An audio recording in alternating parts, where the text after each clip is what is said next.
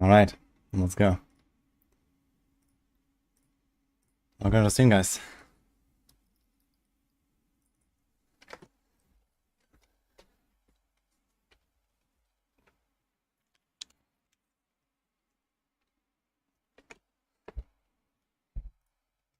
Okay. Morning. How's everyone doing?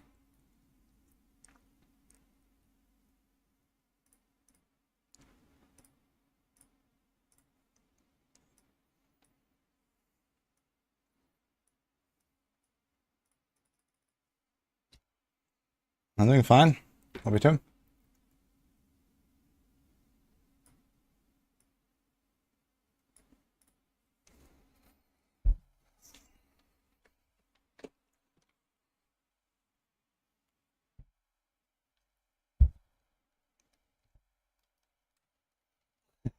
Hi Salvat. Hi Bronze Sage.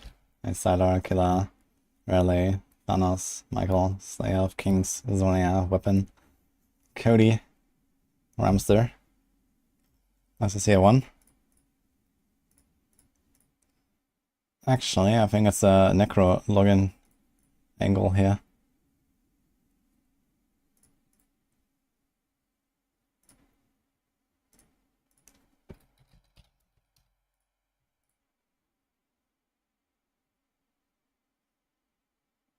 You logged into Barb after your Sorc rip. And now you enjoy immortality, I guess.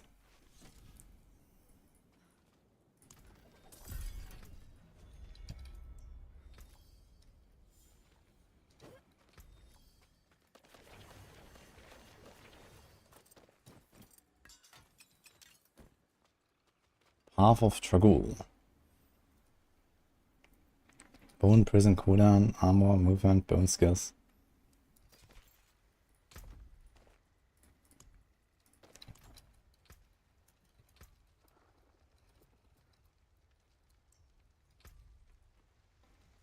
Okay.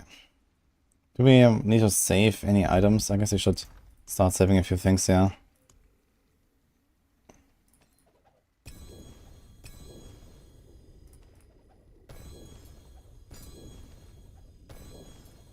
Kinda done with Druid, so... Actually, like a ring like this is probably fine.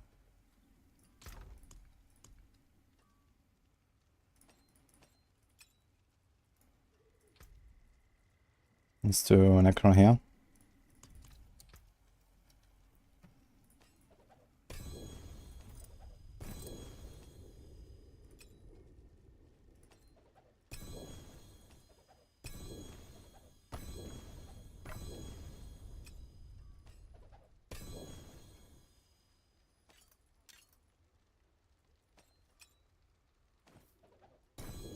I wonder if this plus 2 to defensive skills that you get from the Druid chest is also the same defensive skills from the Sorc. I guess it is, right?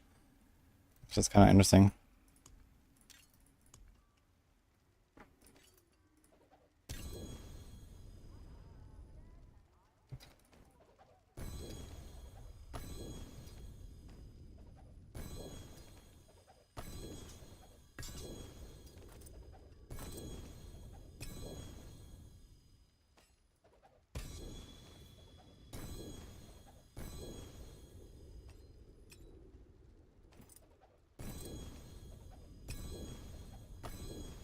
Okay, that should be fine now. Bone Spear. Hi, Jimmy. Hi, Mr. Maxley. Is it the last day of PTR? Almost. I mean, it's gonna go down sometime tomorrow, actually. Here's Hemorrhage. I might want to try some Hemorrhage action. Skeletal Mage Mastery. That's a glove roll.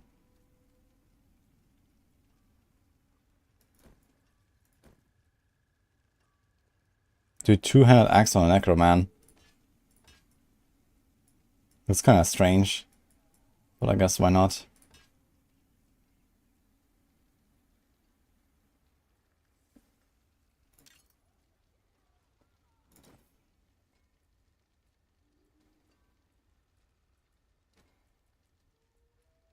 To the Bone Prison. Where was that? I wonder if I'm gonna run some like Bone Prison ranks. It could be something.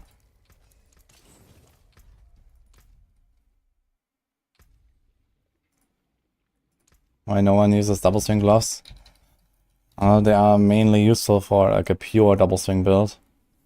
But double swing is kind of outclassed by double swing twisters. So you don't run the gloves.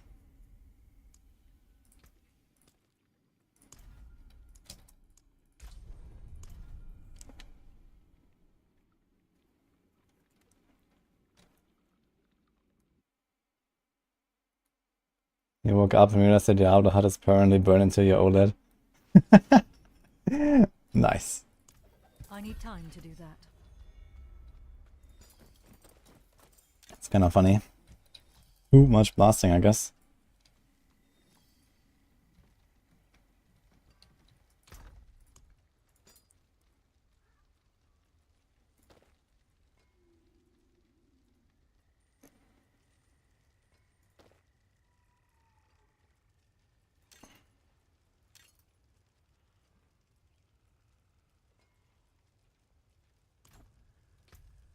There's a scythe. Come back if you need.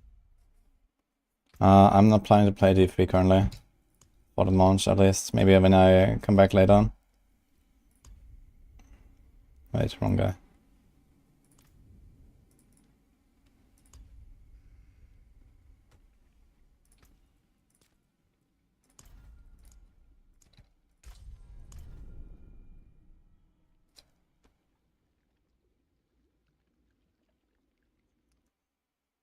Where am I going? I can't say yet.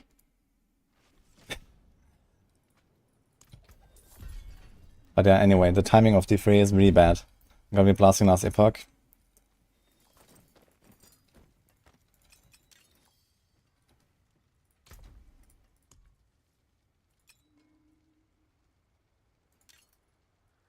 And then we're gonna not have time for D3 basically. But yeah, maybe like later in July I will play it a bit.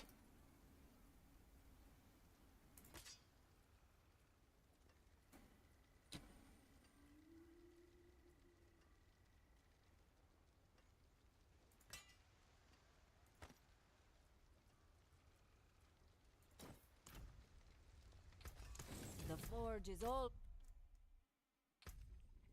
We're cooking. We're gonna do a bit of Bone Spirit today. Wanna see how the new Bone Prison stuff works and so on. And I think after that we are basically through with all the classes with what I wanted to do. So it will be mostly just like more fine-tuning, some more testing on some mechanics maybe that we come up with, or just some rogue builds that I want to try maybe. So that's like a few things.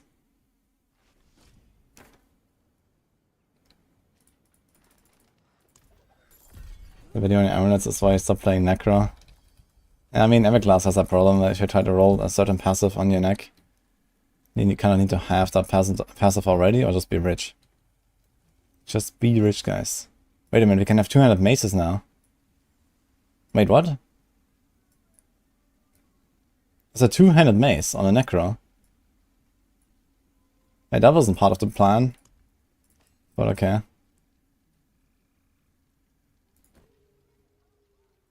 This is not what they told us. They said all swords and axes. Which is kind of weird because they already had all swords.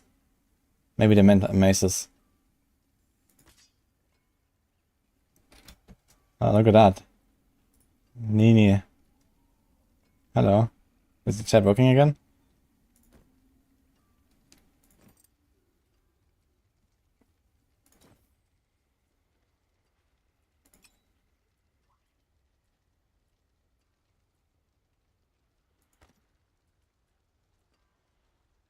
Okay, I think we should be kind of fine. Let's just boost a bit more. Save mats.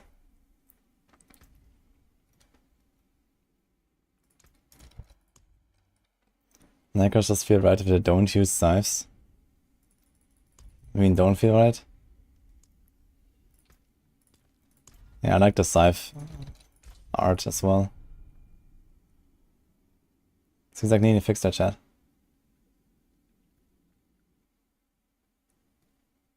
Why do people run CC duration in a Barb build on live server?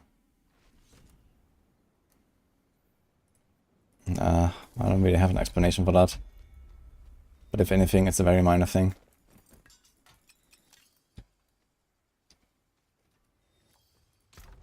Do we ever consider a shield? We don't really consider shields these days, right? For Necros. Druid for terror. Feed reap. Are we gonna try a reap build? Maybe for the rules?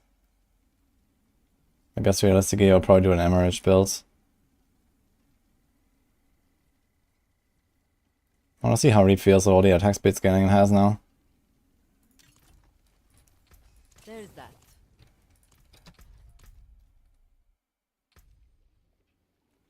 Look at that muscle, 200 mace, sure fits. Agree, man.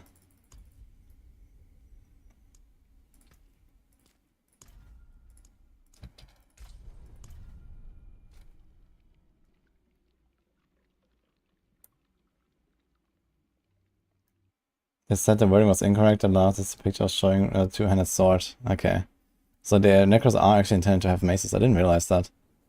I must have missed that in the campfire chat.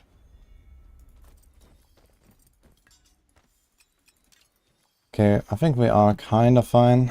Let's just maybe get a few more offense. A better pair of boots like this one. Maybe a weapon or two. And gamble some rings so we can get some resource aspects. Won't be fine. Maybe some ones actually.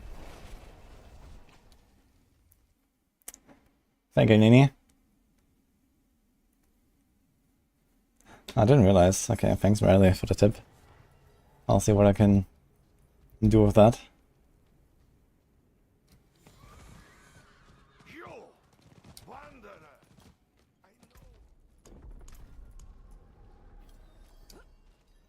Super movement speed with charge sever. Yeah, I need to try that sever thing. I think it's gonna be really cool. Zooming.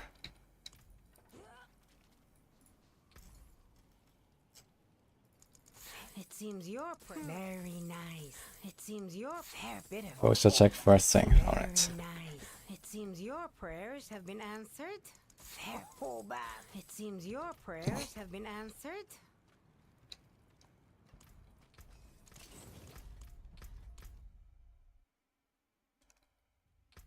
I have to go and do some bosses as well to get some recipes and stuff on this Necro.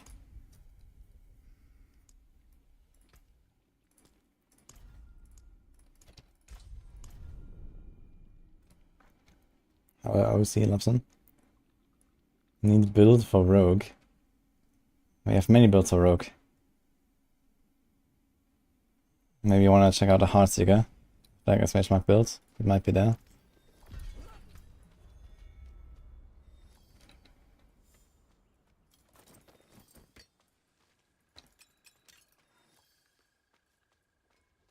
Dude, one-handed mace.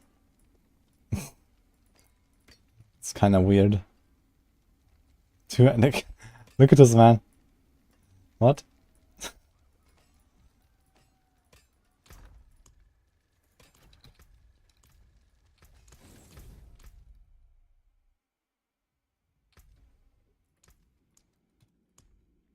They have builds at home.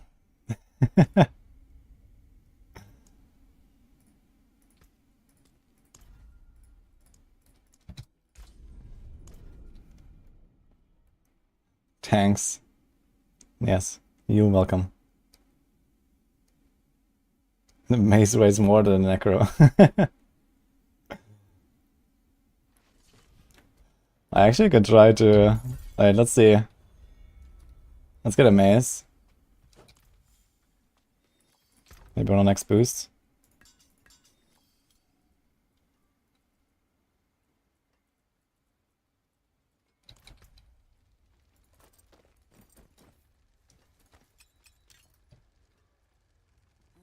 The forge is ready for whatever you need.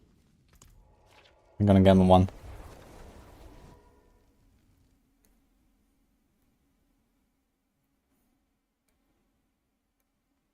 Yeah, no, Beast in the Icelands is really good to get temper recipes, so if anyone still needs them.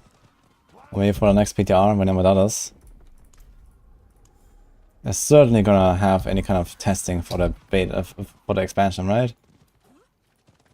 Copium. Let's see.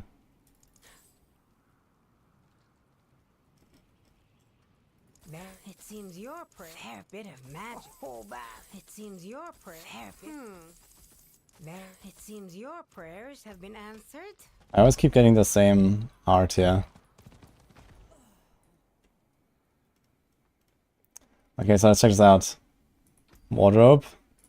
Two-handed mace on a Necro, man. It's weird. I didn't realize that this is an option. What else do we got here? What's a really big one? I'm missing a few from the shop as well, so there's like some options from the shop. She's holding it like really far up. Like, is that normal? It seems very strange. Does the Barb also hold it like this? It looks kind of weird, man. Like these things are really large. But I think they actually made them a bit smaller than on the Barb. I think these look smaller, right? So it doesn't look as ridiculous. But look at this hammer, for example. If a Necro, man, weighs more than a Necro. Oh man, okay. It's kind of strange, but I guess it's fine. Look at that thing, man. Oh, Necro now.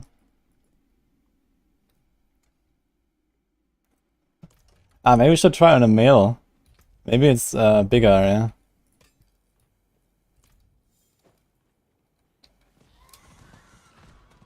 It looks like the staff. Yeah, but Sorcs, sorry, Necros can't have staff, right?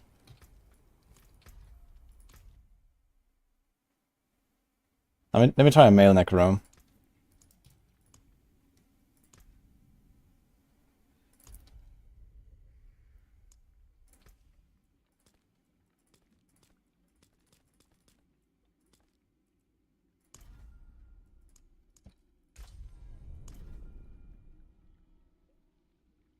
They hold it properly according to weight distribution. Yeah, it does seem like realistic, I guess. But I don't know, I don't remember seeing like, the Barb holding it like this. I need to check that. I guess there's a wardrobe here as well. But we need a mace. Father, bring you luck. It seems until next time. You can't be serious, Tomiris. Morgan's folly Okay, let's try this again. in ruins. Going back is... This isn't like before. This isn't. Make sure we see the bones. Surely you understand that. It's definitely larger. Male Necro's a bit more beefed up. Look how beefy he is with his two-handed mace. I mean, it does make sense to hold it here, I guess. I wonder how it looks in an attack animation. Look at that hammer, man.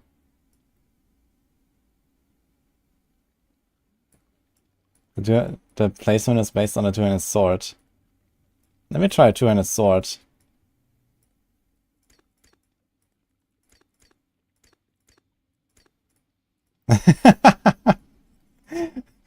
I mean, this looks like solid granite or something, this hammer. What is this?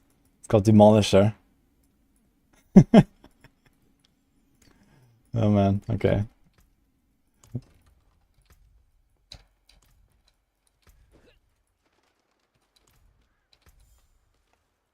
I wanna see actually how he holds the scythe.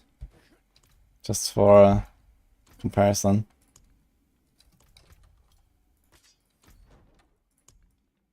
And his size are also pretty large, actually. This thing is actually on the floor. Or right above the floor. This thing is massive. I guess... Yeah, I mean, these sides actually look even bigger, man. So... maybe that's just how it is. I guess it's like some Necro magic. Look at that thing. I never realized they're so large.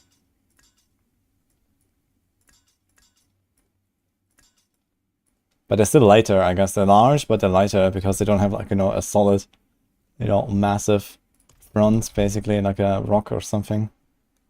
Or block of metal. That's what she said.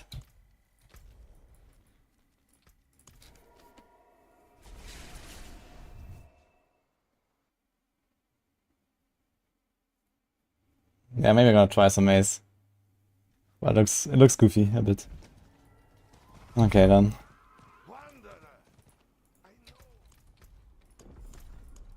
Wait, can you boost the same character again, by the way? I heard that people were boosting the level 100 characters and then lost everything. Maybe I don't have to like redo characters all the time. Maybe I'm stupid. I need more time. Guess we'll find out. I also need space.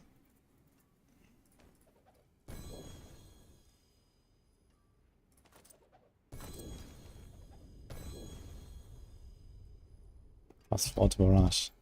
Yes, hurricane boots, man. Maybe I gotta try hurricane actually. Now I think about it. Let's take this stuff and this.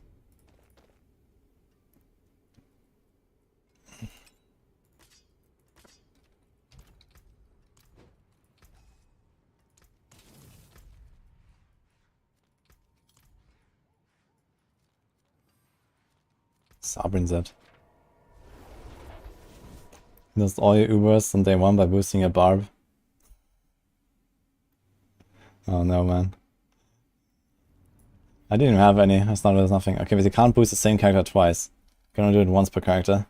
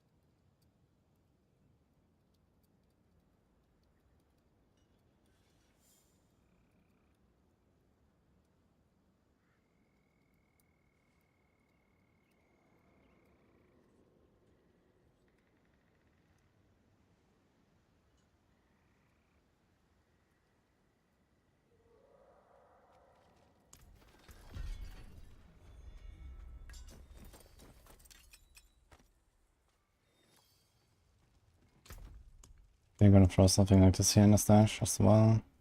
Yo! Triple. Okay.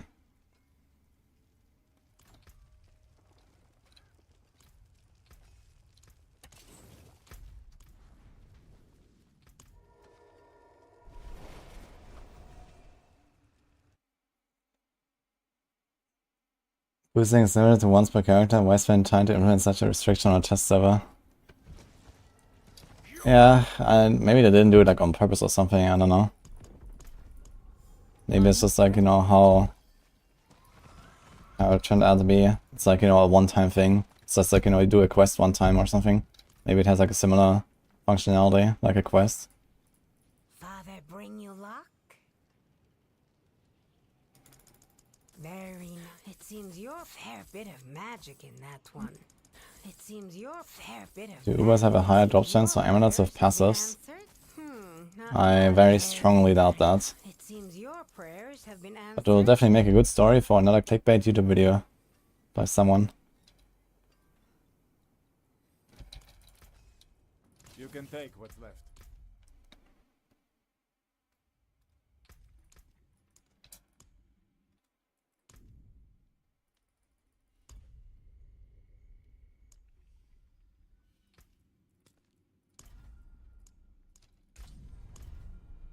Someone needs to put this intentionally. Who knows? Maybe. I didn't mean you necessarily, Riley. But, yeah, I don't think there is really any reason to believe that this is true, to be honest. You know?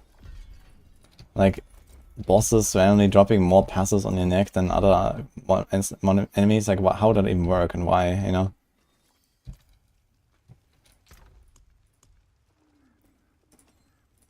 can't really see any reasonable explanation.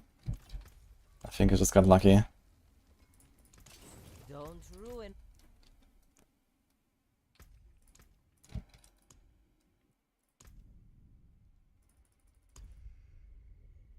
The boss insurance doesn't have Andariel. Oh yeah, we need to add it. I forgot. It's pretty decent. Can do like 1 stagger kills on basically all the 2-minute bosses with a decent setup. That's the best way of getting higher ranked items at 3 or 4 stars. Either you're rich and you buy them, or you play the game.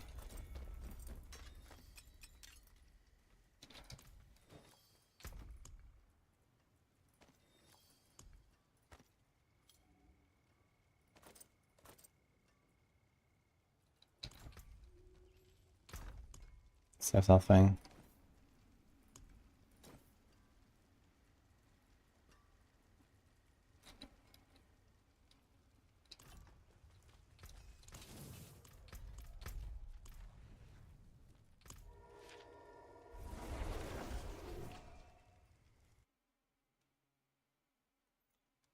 Apophenia is a tendency to perceive a connection or meaningful pattern between unrelated or random things.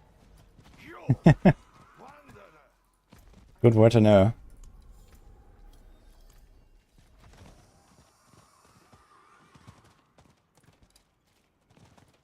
Father, bring you I wonder what our resident Greek expert Nia has to say about this. There. It's not much. Fair bit of magic in that. It seems your there. Whole battle. It seems your prayers have been fair bit of magic in. Fair bit of. Some kind of activity, but also more than other. I mean, just getting more loot helps you to get more greater affixes. And the most loot you can get is in Hell Tides. So people, for example, farm the Blood Maiden, so this is what you can do.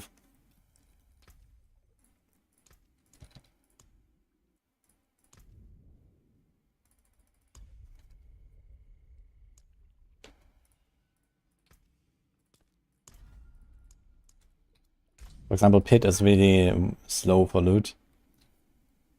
So many bosses are okay. Nightbrenns are really slow for loot, even worse than Pit.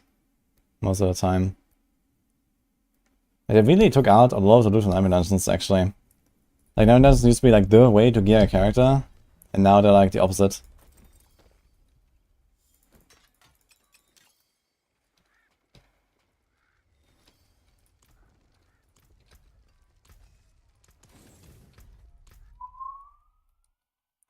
It depends. I mean, okay, if you do like 2-minute pit runs consistently on like 90 plus or something, if you're like Whirlwind Barb, it's okay, I guess.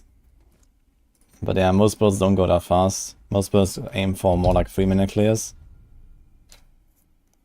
You don't get that much loot, you get like, I don't know, 6, 7 items or something. Like 4 pit runs is usually in inventory, maybe 5. Something like that. And this can be easily like 15 to 20 minutes for most builds. Like, you can get an entire inventory of legendaries in Helltide in like 3 minutes, sometimes.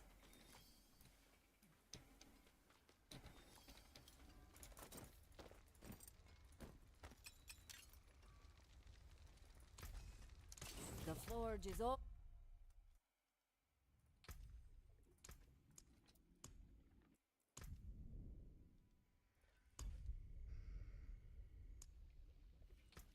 Yeah, but even Whirlwind Barb is not fast enough to make Pit better than like other stuff. I mean, you have the advantage you also get the Pit materials, right? So yeah, if you need iron, then farming the Pit obviously is what you have to do. And then going for a fast build is helpful. But I wouldn't say that everyone is playing Whirlwind Barb, right? I mean, only people that have Tears might, at the very minimum, can play that build.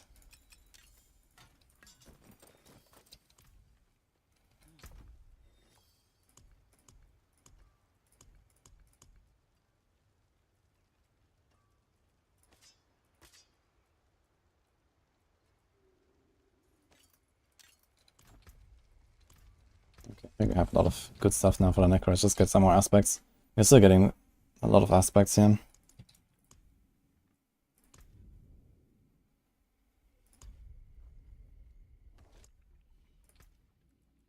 Pulf Druid is only doing speed 80s. Pulf can speed 100s actually. I've been doing that on hardcore on my Druid. Like up to 100 is quite doable with a decent Pulf. In the like sub 3. I'll try Bone Spear. I have no plans on Bone Spear right now. I want to play Bone Spear on live server, but not on a PTR. Like, there's not really any change for it, is there?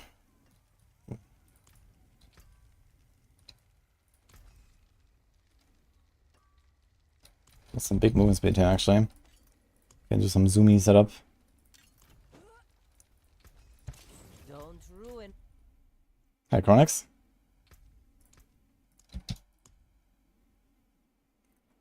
Maxwell, Season 5 PTR Summary Podcast. Well, I have to make sure that we don't conflict with the race that we wanted to do, Chronix. But otherwise...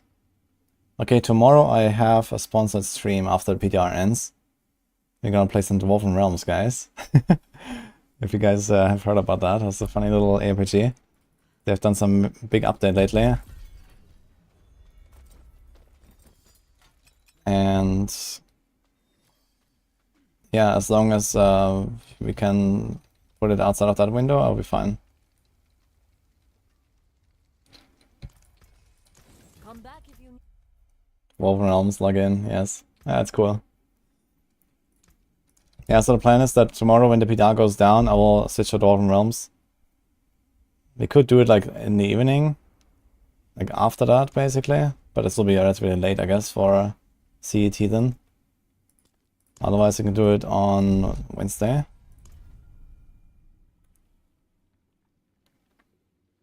Am I a Necro player mostly? Nah, more like leastly. But I do play it. Chronix here as well, Necro guy.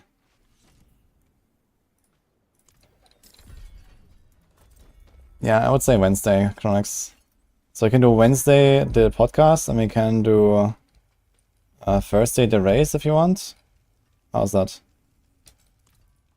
How can I help? Wanna do a nice little hardcore streamer race, guys?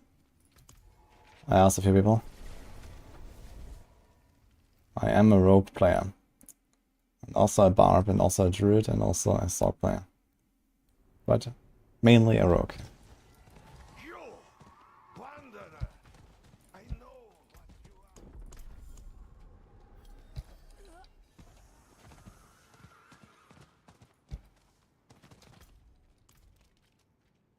Take a chance, wanderer. It seems very nice. It seems very. O'Brien, you have a grandfather, in which unique is most important for Warren Bleed.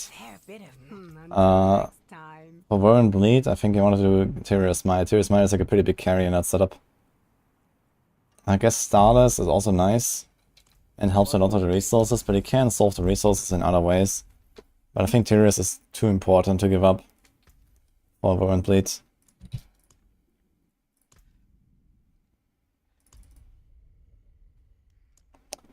Build plan is you're gonna try out the new mobility aspects, and also want to try Bone Spirit mostly, and maybe I'll try some generator stuff and see if we can do something.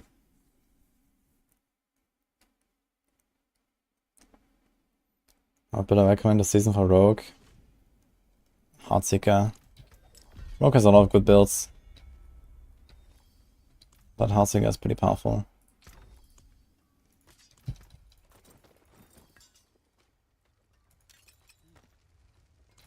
The forge. I can break that down. Okay, let's do like one more, and then we save our obols. And I think we have kind of like a working setup here. Let's go like throw something together and farm beast a little bit.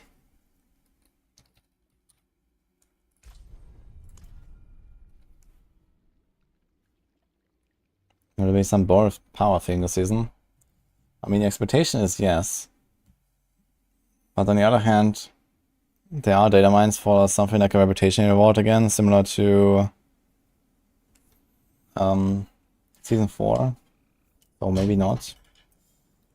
Maybe they're trying some seasons without it. I mean, not like we need any borrowed power currently, to be honest.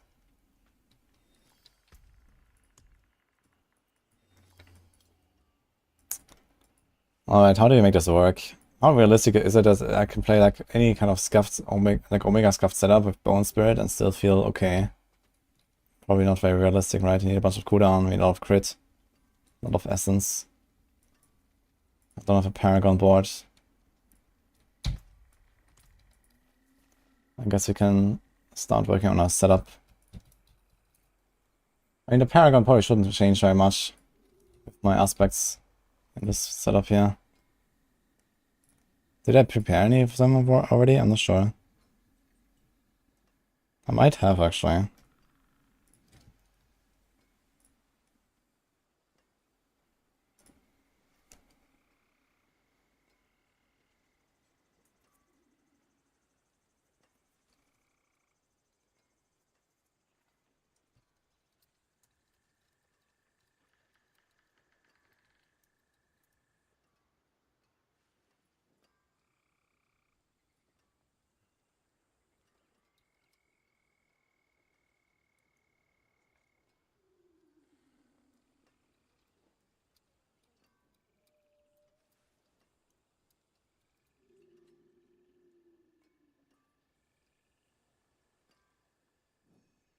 Let me see.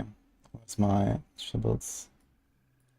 Here we go. So someone was asking about, so here, these are the two rogues I would recommend, by the way, for Season 4 right now.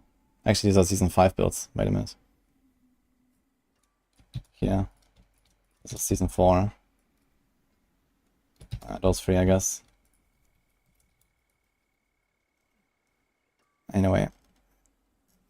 So here we have a Bone Spirit. We have a Bone Spirit planner actually from Season 4. So we could maybe take this one and just adjust it. It shouldn't fundamentally change. I don't have a Necro set up here yet, so let's just take this one and see.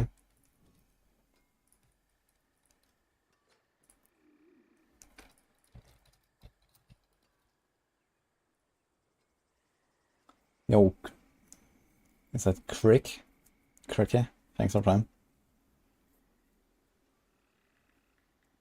Anyone else actually getting 2 more classes in the expansion? I guess only those that are not hyped for a Spiritborn, huh?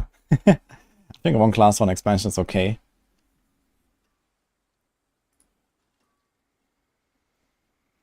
Okay, there's a Juggernaut. So I think first of all we don't want this. There's a Concussive Strikes. I think these days we want to have one of the mobility aspects. What do we have here? Do we take the Creeping Mist? Can now evade during Blood Mist and traveling twice as far. Entering and exiting Blood Mist resets the evade cooldown. So you also have to try if this actually resets all the evade charges or just one. Usually it only resets one if you do a cooldown reset. There's also the Sever stuff. And this build already has Bone Prison. Easy. So that's the Creeping Mist. This thing has Shielding Storm. Swelling Curse. Ah, wait a minute, we actually need the new boots, right? We can't do that. So that's actually a bit problematic here. Path of Tragul.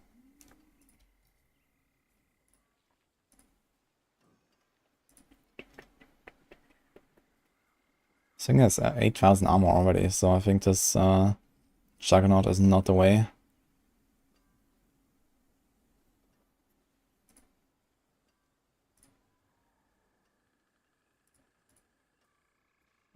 Big cooldown, essence per second.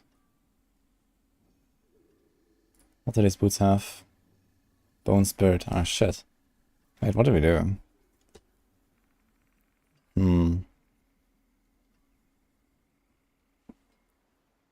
Okay, that's actually... maybe this is actually a bit of a different build. Because we have the Bone Spirit ranks on the boots. I guess that's Bone Skills as well. But this will only go to 5, I guess. It starts at 2. It goes to 4 with 3 Master crits.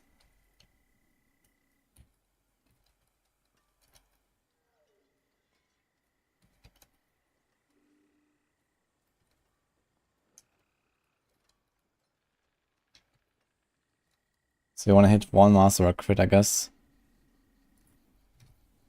Like this. And this. This thing has armor, actually. So that's helpful.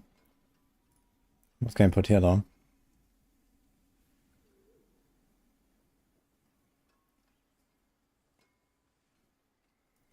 The master and reset grind is brutal.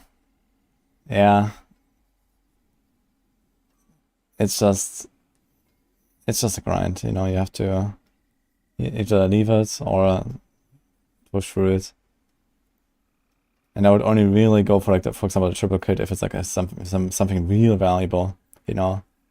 Something like Tyrus Might, maximum all res or something like that. You can try. Tyrus Might also has only 4 options instead of 5, which makes it a lot easier. You can do Prudent Heart or something. That actually is kind of decent these days. Does this have minions? No, we sacrifice everything.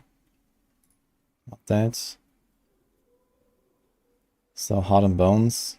It's kind of funny that you can use Heart and Bones just like that without minions on the bar. Weird. Boom, armor is kept.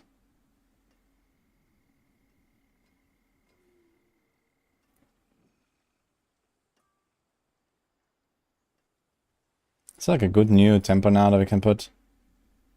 Spiked armor. It's interesting actually. Spiked armor potentially gives us more armor than the percent armor temper, right? And it gives us thorns. Can we do anything without thorns though? It's 5% per point.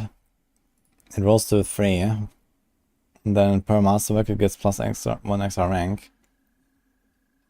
I think it's generally gonna be better off with percent armor.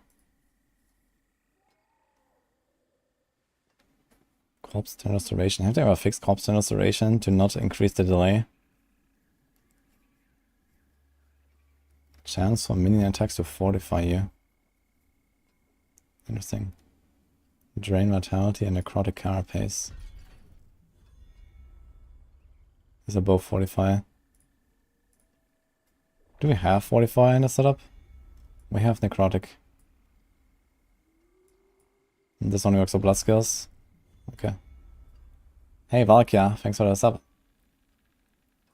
Best class on PTR is the one with the biggest bug. Which is actually Sorc right now. Sorc needs nerfs. You heard it here first.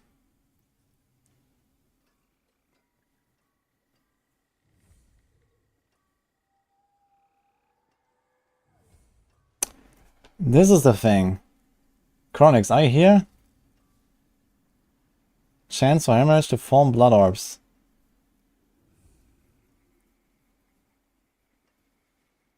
That's what I wanted to do.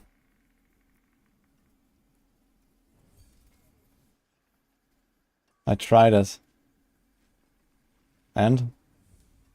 No, Gagalon, thanks for Prime 2. We're not gonna say something about feedback and fixes regarding PTR?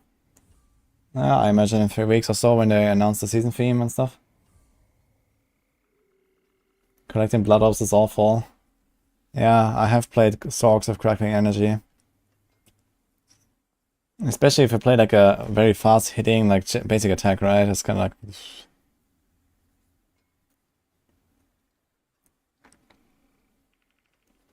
Can I explain how the Sorc bug works? I'm not sure exactly how it works. But it has to do with the Crown of Lucion and the Axel Conduit. It just like stacks infinite damage somehow. Yeah, I mean, I'm making a lot of videos about the PTR currently, and then I'll probably have like some summary video for like the big picture.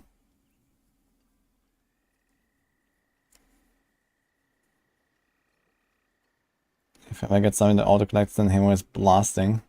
Like how blasting are we talking here, Chronix? I'd like to see a clip. Do you have a clip or something of this build?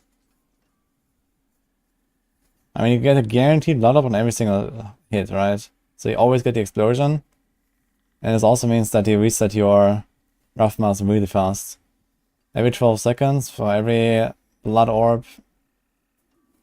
Yeah, okay. Each time your blood orb heals, over heals you for your base life. And a blood orb heals you for 15. I think. And this is increased by healing bonuses, I suppose, so you can have 30% extra. How much healing bonuses can we expect? So we have 15, and then we have... Can we rank up Gruesome Mending? I wonder if you have Gruesome Mending. Is that a temper? No. That'll be kind of wild, okay. And then we have 40% extra healing. Let's say 50 with a bit more willpower. So it's 30% healing per blood orb. So 3 blood orbs give you 1 proc of Rathma. 3 attacks is a minus 2 seconds. That's not really great, to be honest. But I guess still the best option.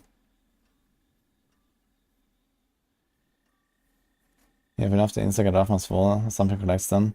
Oh, really? Wait, how do like, can you have multiple tempers and get multiple blood orbs or what? Because chance to do something usually caps at 100.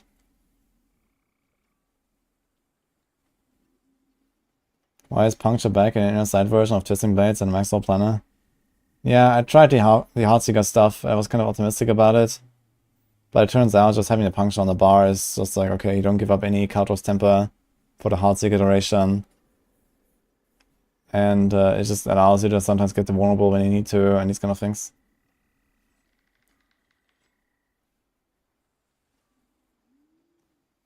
I think that's once allowed to take half standards, the whole screen is full. Okay, but I mean, overpowering for 8 million is not that crazy, I guess, after all. It's a funny idea, but I guess it will need a bit more support in the future to really work. But if there's like some auto collection... So you say crit overpower was 8 million. Wish Shard of Arathale and stuff?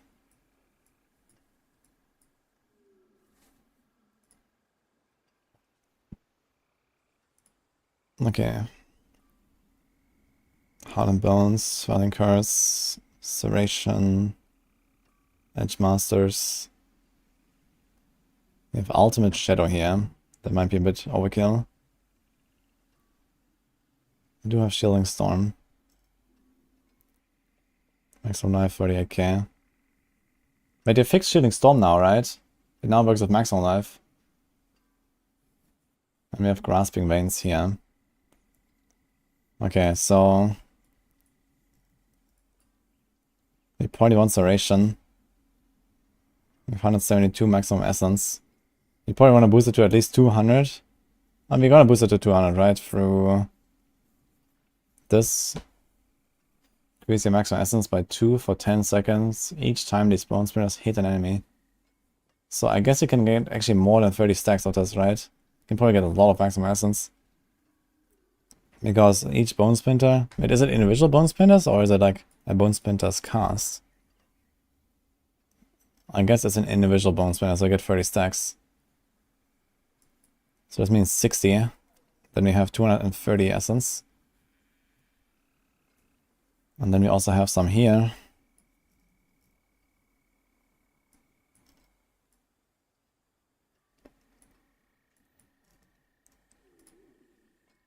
So this is counted, but it's not counted. This is 16 maximum essence. Okay, so get like 250 without Locrans, without Lucian.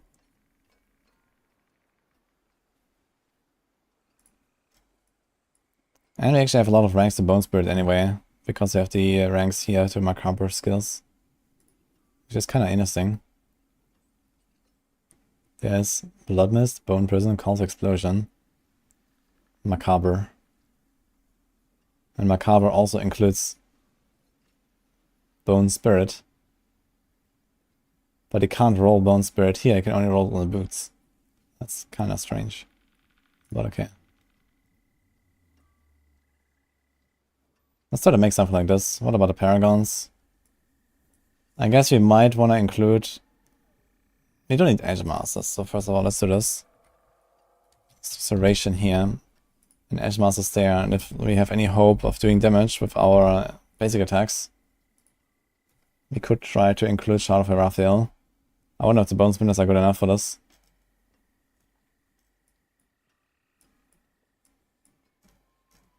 We do have 4 ranks right now. I wonder if this works, but it probably doesn't. It does has vulnerable, which doesn't help us. This is kind of nice. If you don't already have 100% crit. But we basically have to spend 3 points to get a tiny benefit on a bone splitter damage. Probably nothing here. And then sometimes 8 crit. So that doesn't seem really great actually.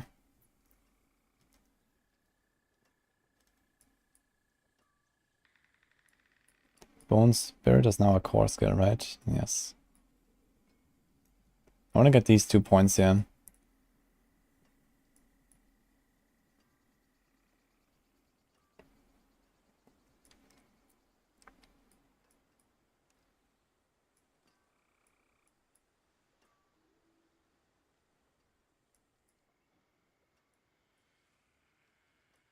Not sure how.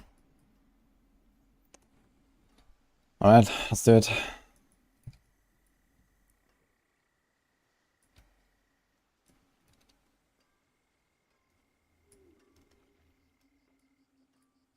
I wish I could enjoy Necro, the class doesn't click. Yeah, Necro is like a bit special with like how the builds work and how you make it fun. But I didn't really think I would enjoy Necro as much as I actually do. So there's that.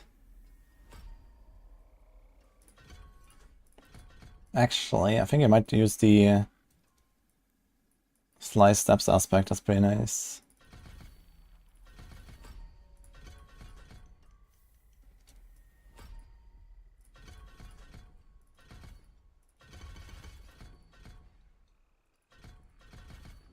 Unaware.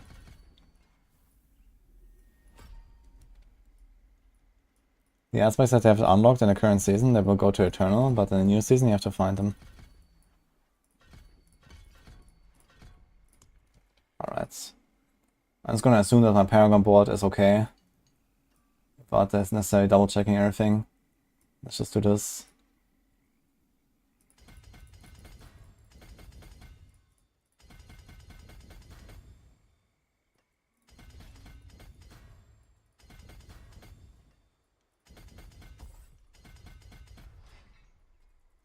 Territorial.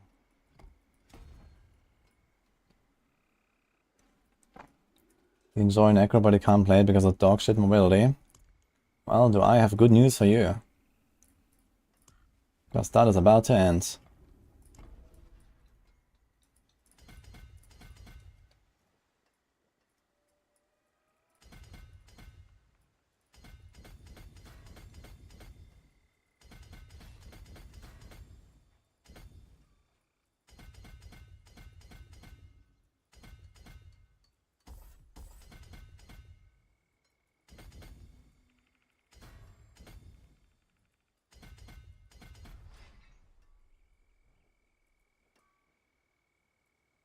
You have main Necro as a fun class, but has huge power gaps. It's kind of interesting, because Necro was very powerful in the past compared to other classes.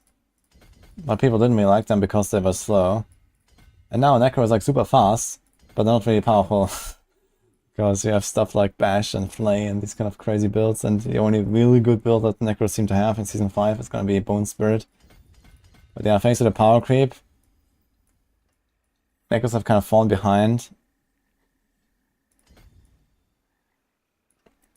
But yeah, back in Season 1, Season 2, they felt really nice. I mean, not Season 2 that much because of the bugged builds of like, you know, 22 combo point rogues and Ball Lightning, but outside of those, Necros were actually pretty good back then. Like, especially Season 1, I felt like they were a really powerful and overlooked class. This is also their first really blasted with Necro as well.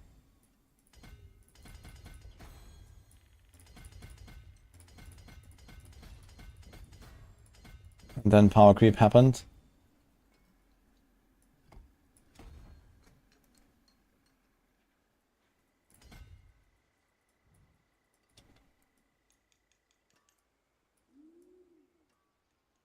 Okay, not Barb. Barb is just overtuned. Yeah, rogues now too, to be honest. They have been giving a lot of power to rogues, but not really fixing the main issues that the class has. Well, they fixed one issue, I guess, with the Dark Shroud changes and the key passive, so I really appreciate that. Like we had only basically 3 key passives, one of which is designed for basically 1 or 2 skills.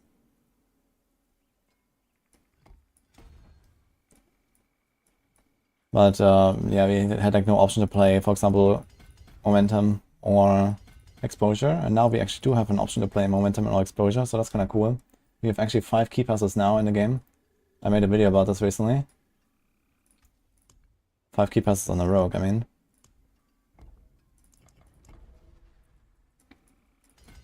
Yeah, and rogues are definitely getting a lot of crazy stuff right now.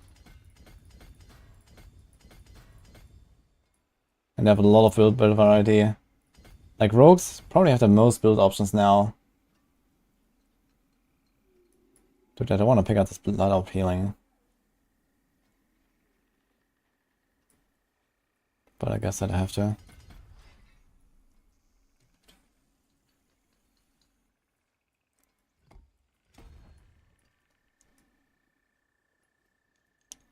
Flesh Eater.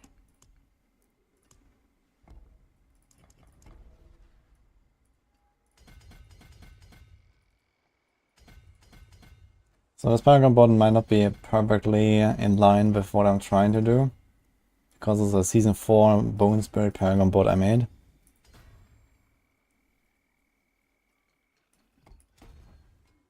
And we didn't really have Bone Prison there, but I already had Bone Prison in my setup actually, in Season 4.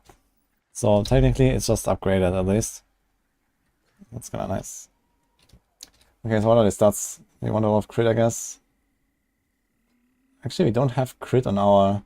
That's interesting, we don't have crit on our rings. We have 45% crit, where's that coming from?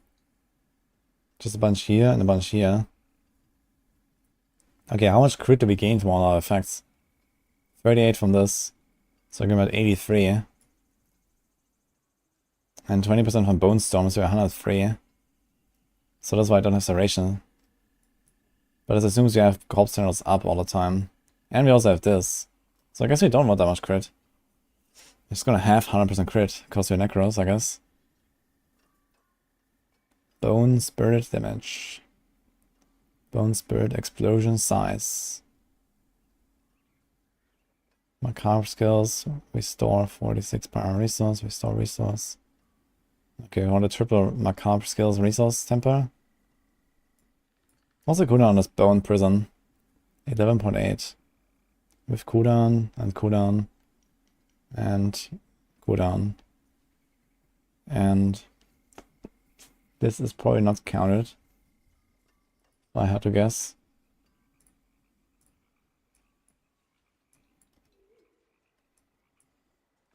Okay. So this is probably more like 8.5 seconds. Or 9. Okay. Which makes enemies vulnerable for 8. Reduce the active cooldowns for each enemy trapped by 3. I think I actually get to the point if Mega invests in a Bone Prison cooldown. Is that a good temper for this? Bone. No. What about here? Bone. There is Bone Prison cooldown. Wow. So we can actually get us down to what is the base on this?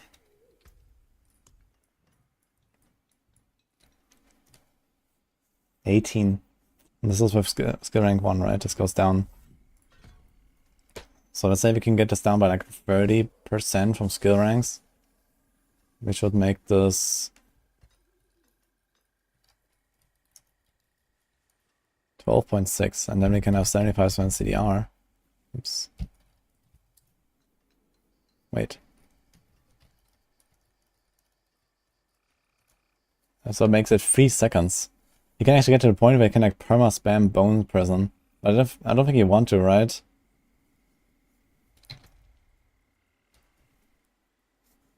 Traps a larger area and fires 26 bones per enemies. So I think you can have only one Bone Prison up at a time, so there's not really an upside to spamming it that much, depending on how long it takes for this effect to finish. There's also a new aspect now for Bone Spirit.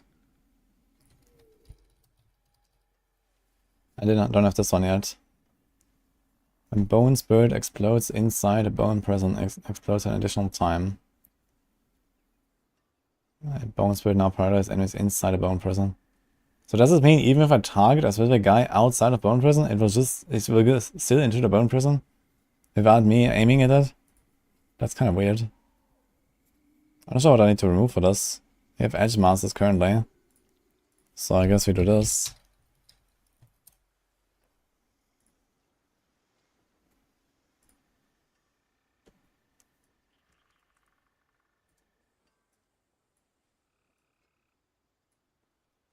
Requiem. Requiem, huh?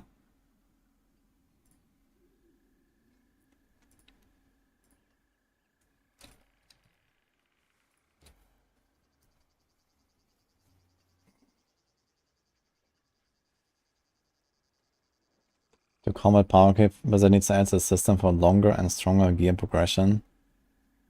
Yeah, we already have really long gear progression. I don't think it needs to be extended, really. But maybe, you know, eventually gonna add more crafting options, like another system behind masterworking, for example, or so. Or something like that. Way to progress our season 4, pit 130, get all the way to pit 200.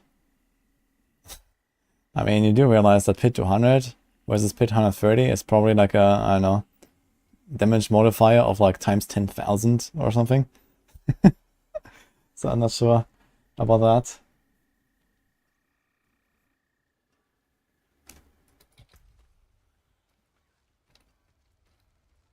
I have Blight. Was Blight actually nerfed? So they wanted to cap Wither. And they nerfed the Blighted aspect, but otherwise, Blight is still really powerful, right? They don't need Blighted ranks anyway.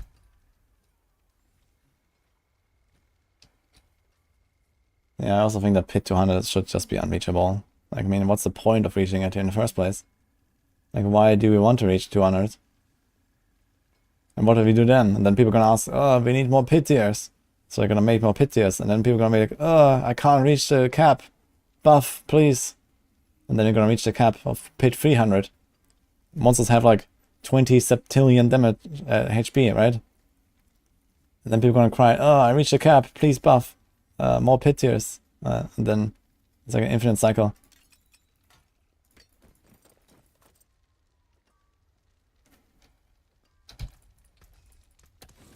The forge is always home. Can I test the Blight build?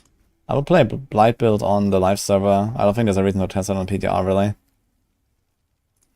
I have a Necro on live server that I want to play Blight with.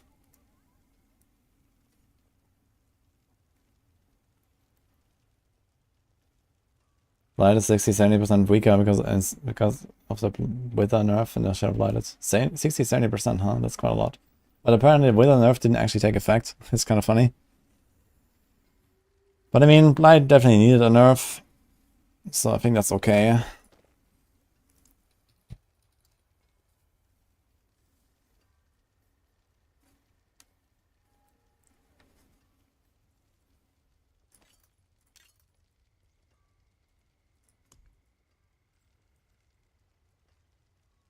Summoning damage.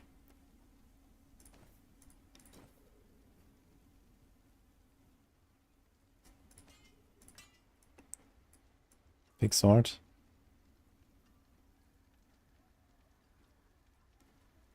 Okay, do we have like good boots or something? Boot. Tested. Yeah, Chronix has probably tested it already on macro. I don't need boots, we need pants.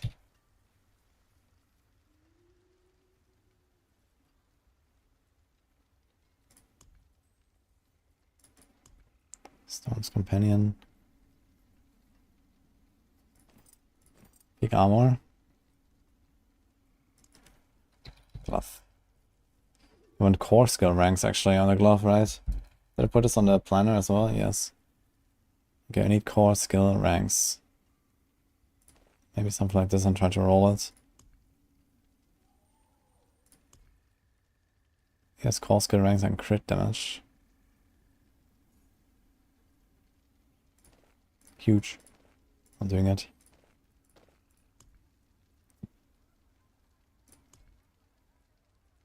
Okay, Helm. With int. You want int, essence, cooldown actually, I think.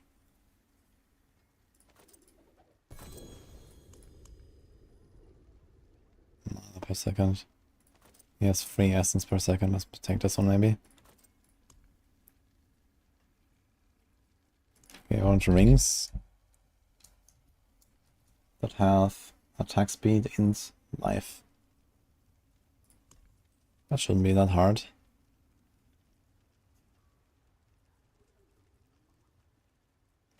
Lots of crit rings here. Yeah, maybe I'll need one of them. Don't think you care about lucky hit really. I mean, attack speed is kind of optional, I think, right now. It's fine. Let's go with a bit of crit to make sure we actually cap out, because my grasping veins aspect might not be maxed. Okay, do we have... We don't have any temper manuals. Fuck. Let's see if we have some aspects at least. So let's do prudent.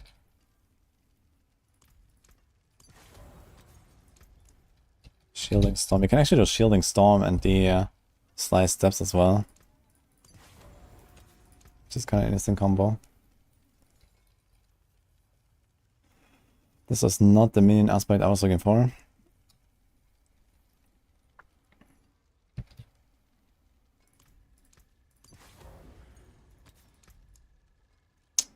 This is also another 200 weapon I was looking for.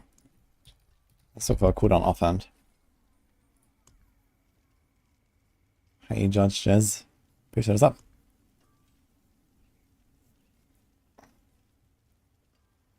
Yes, cooldown. Let's do that. We have a wand. Or a sword. We have no wand whatsoever.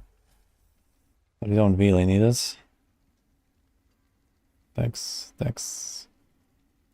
Upping his strength, Dex. Here's an int sword. Okay, so that's a new aspect. Bone Spirit. 16 out of 16. Huge. Okay. Swelling Curse. Ah, but this thing also has extra crit chance. Dude, you have so much crit chance. I wonder if these Bone Spinners really do anything for this build. But I guess we'll find out.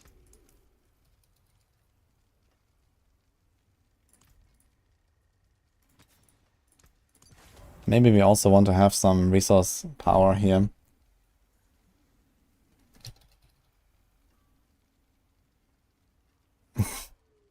Wait, they buffed this thing. Was that 500%? I thought it was like 200 or 300%. Dealing 500% increased damage and generating 6 essence. Dude, you can do so much damage with those bone splinters, man. You have Shard of Raphael, 300% buff. You have this thing, 500%, even 750 if you put it on the neck. And then you have, like, Moonrise. It's also pretty massive, man. Like, what?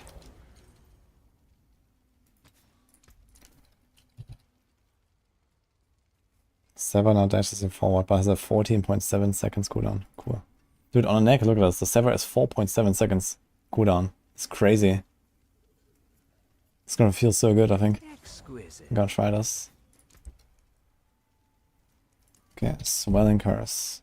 You have that already. Serration. Splendid result. We have kind of the full combo completed. We want diamonds now, but we are capped on res. We have to roll a few things. Hand it over. I actually want to hit the Macabre skills, right? Here we go. I'll keep that as it is for now. I wonder if the chance to restore resources might be useful here.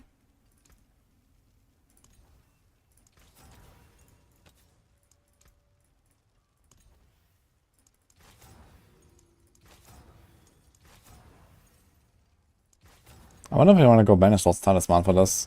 I mean, there's a good chance they're going to buff Banish Lord's Talisman again, I think. I'll keep this for now.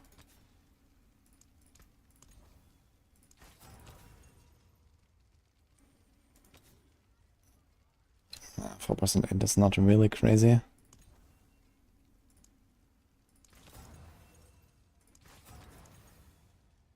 Two to Death's Embrace, that's kinda nice.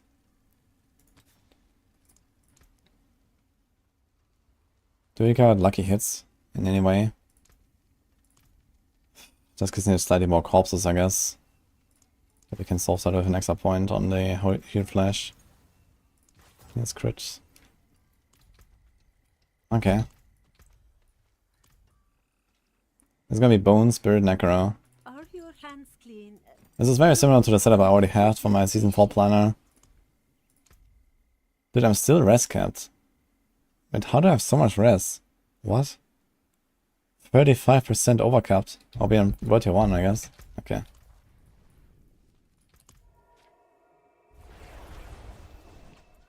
You're rolling a PTR feels so funny because it's free. Yes.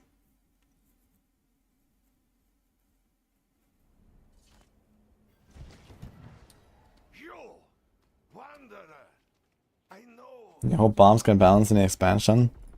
I mean, the expansion is like, you know, a good moment to like, you know, rebalance the entire game, right? Like, you know, just, you can change fundamentally how some classes work, you know, remove certain aspects or uniques or change them that were like maybe too broken and whatever. You know, just generally bring down the numbers a lot.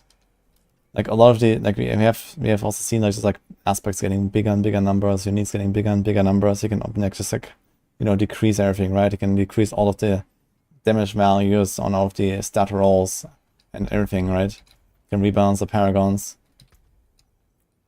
So there's like many options they have in the expansion where people like in the live season, like now, they would just baby rage. But in the expansion, like there's no baby raging. Because you just like create a new baseline.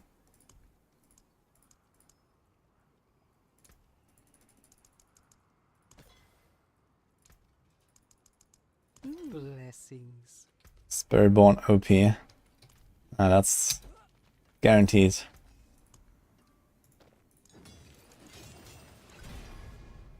Yo. That's my speed. Do you want movement speed on our neck? I think I kind of want movement speed on our neck, so I can temper that at least. Natural motion. Easy. We're actually kind of fast. You don't even have this approach. You could do this for now. You run faster. So my speed is now 166.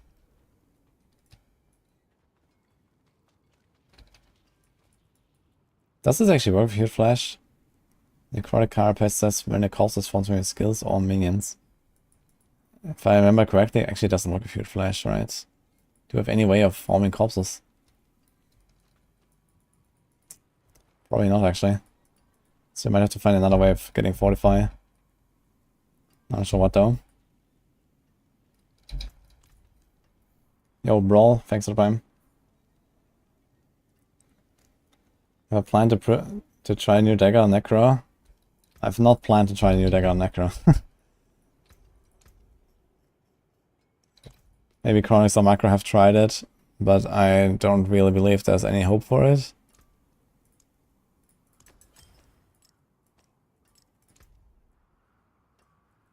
They actually have too much armor. Just this armor. It's a great armor roll. That's it. Okay.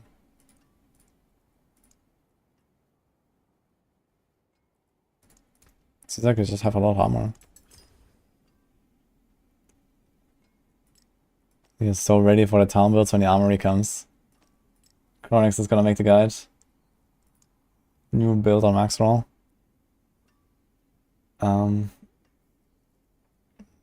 I guess you go for a crit.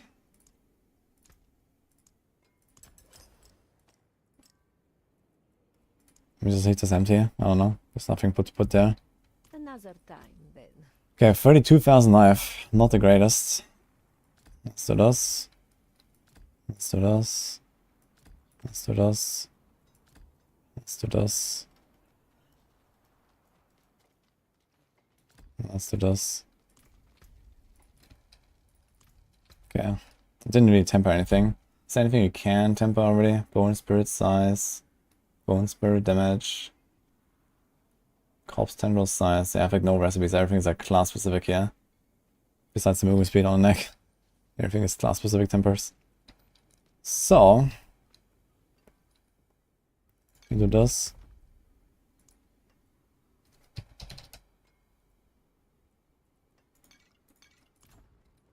So last class you can just use all of these. Actually, we can start with a bunch of Greek Wars. I'm also pretty sure I put some living steel into my character and deleted the character earlier. Unlucky. I have 4 Greek Wars. So I guess BCSS.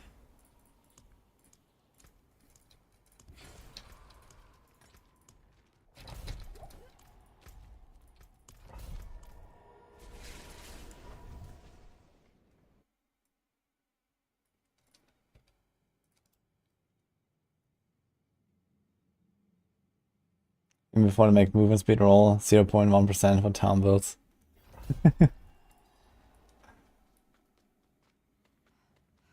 30% chance to do 25k damage seems good, yeah. Oh, my resource like insta filled up, what? Wait, how did I get so much resource? Okay, we need to sacrifice some shit as well. We can do... Wait. The crit? We have more crit now. Those are res, I guess. Essence generation and maximum essence by 20. Wait, they changed this to essence generation now. Increase damage to vulnerable. Do you want this actually? You don't really care about resource generation though, right? I'm not ready yet. Summoning finesse. What do we do? I mean, I think it's mostly one-tapping stuff, so let's just go with this one now. Maybe later we're gonna change it to the one. He has crit. Okay, the resources are insane. Dude, I don't even have the tempers. It's crazy. Resources just go brr. I'm not ready yet.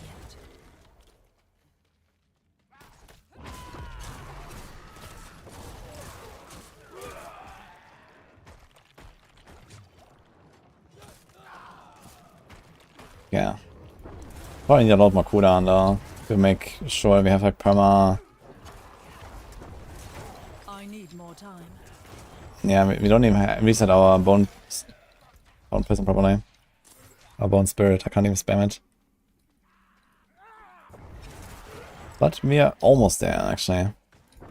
We only have 7 cooldown on the helm and 7.5 here. And that's it, we don't even have anything here. We have not masterworked this at all. That's fairly easy.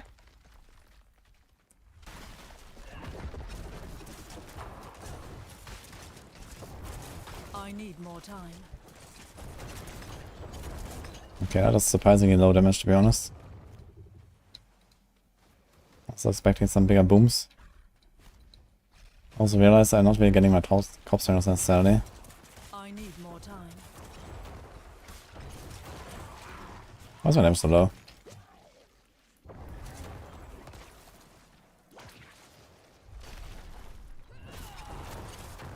I'm not ready yet. How much additive damage do I have? I mean, most of it is coming from the tempers, I suppose. So right now we have 50 all damage. If that is even additive, actually. Yeah, 50. I'm not ready yet.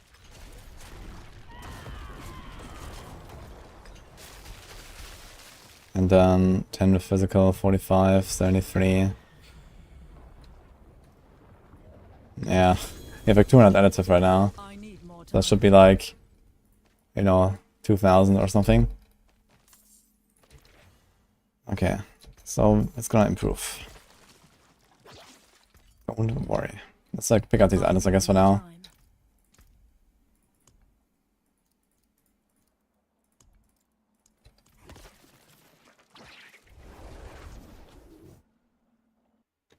You have a spare crown? No, I don't, unfortunately.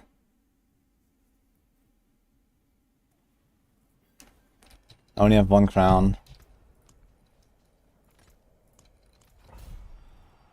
Well, actually, let me double check. I'll check. Maybe I found another one. I have found a few uniques now, think about it.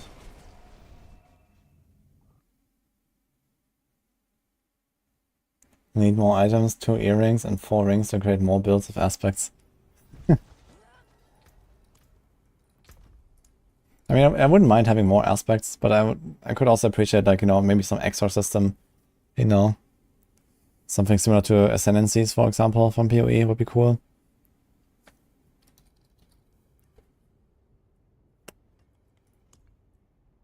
It's not the kind of ground that we're looking for. Yeah, sorry, I don't have one.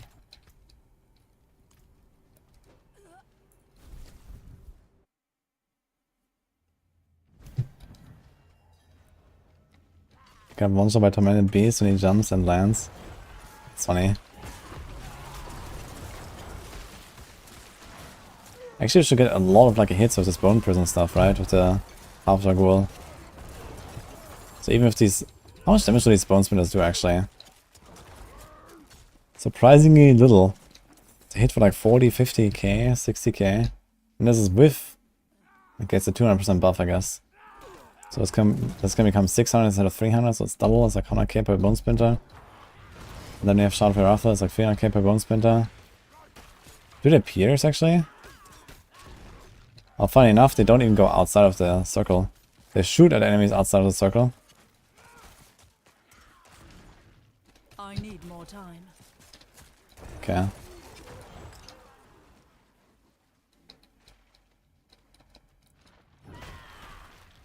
No, just shoot randomly in the middle. Oh.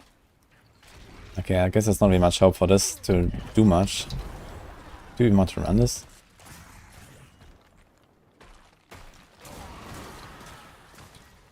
I guess it gives you the spirit.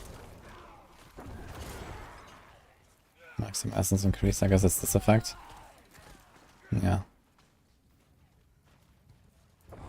And the nice thing about it is you can kill some small stuff without actually pressing a bone spirit. I previously only had like 1 skill to do that. I need more time. But these bone spirits do nothing compared to the bone prison itself.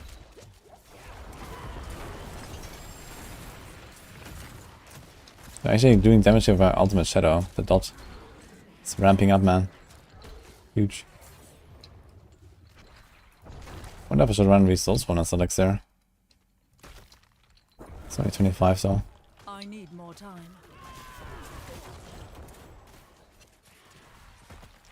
Hello, Raven Honey.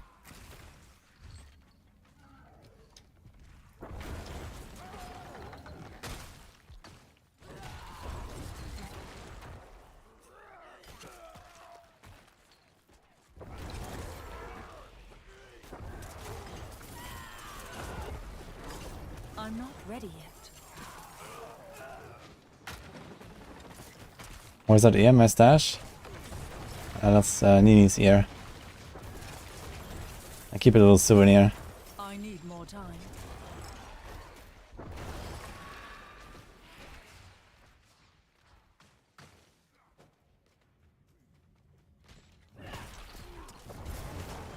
I need more time.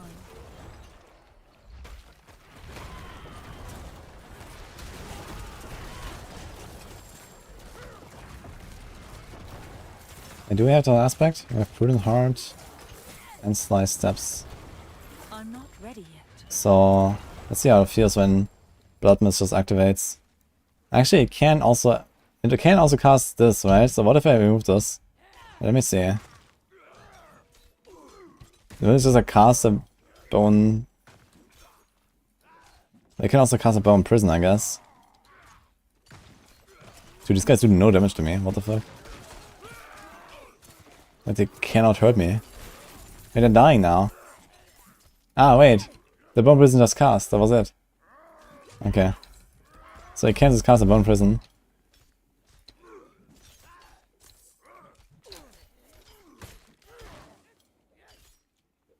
I send it to WSD Gaming. On this build, I don't really...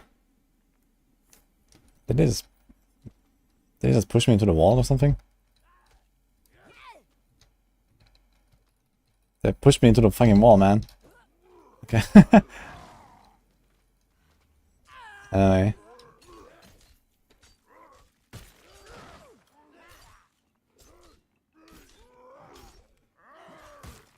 I see them proc a Bone Spirit from the slice steps. Here. It's a macabre skill.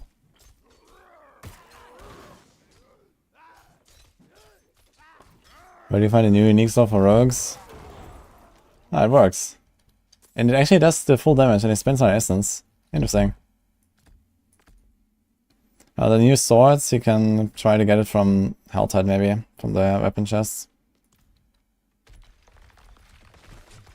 Now what if I cast a Bone Prison first? See what I'm kind of... No, he's not gonna become...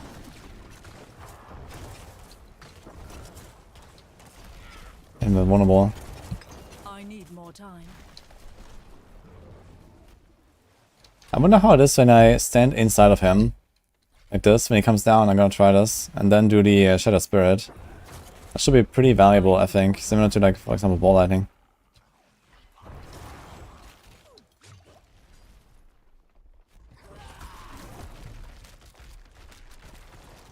I'm not ready yet. I'm frozen, dude.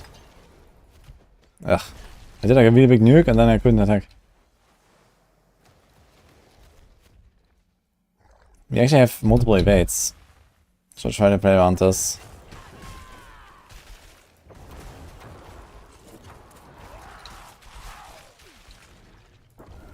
Need more damage, man.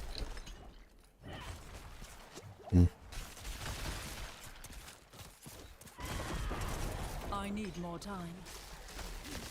It's kind of hard to evade exactly on top of him. And you get a bit of a feel for it.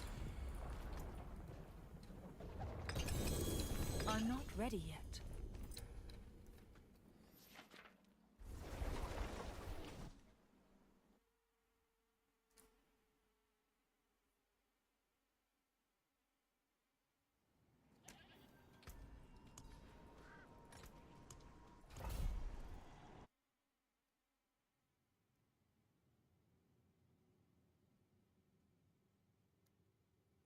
Question about Andy's Sorc, if I understand correctly, you need 25 cents, so the roll in Andy's and Elixir is enough. No, the Elixir is already included in that calculation. So usually you want to hit 24% attack speed from your gear. You get 45 flurry, 15 elixir, 15 close quarters, that's 75 you get from those basic effects. In cap 1. And then you get 24% more, you get 99% in cap 1. Then you have a bunch of stuff in cap 2, which is rapid aspect, 30. And then close quarters, 15 again. Close quarters is split between 15 cap 1, 15 cap 2. And this puts you to 122. Sorry, 144. And 144 with 2 daggers is the breakpoint you want to hit on Andy. I need more time.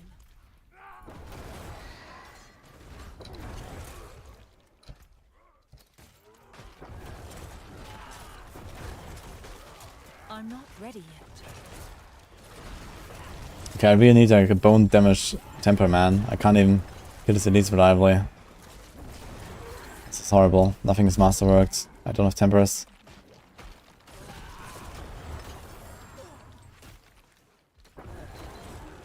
Can't cast my skill.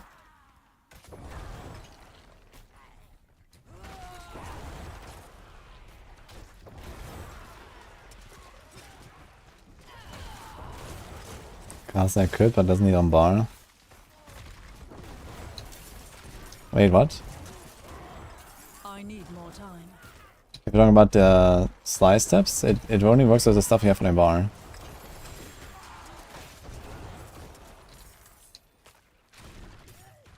Ah, here, Emerald Form Blood Orbs.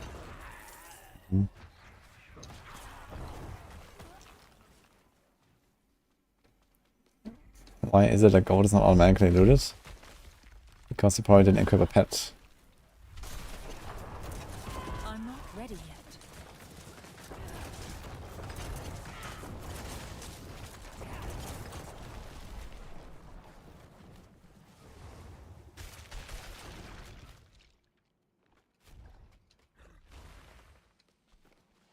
Ah, you're tired that it's too slow. I need Okay. more time. I mean, if you have a build that goes so fast, I mean, okay, you might lose out on a bit of gold or something, but that's what it is. And the pet only goes so fast. I'm not ready yet.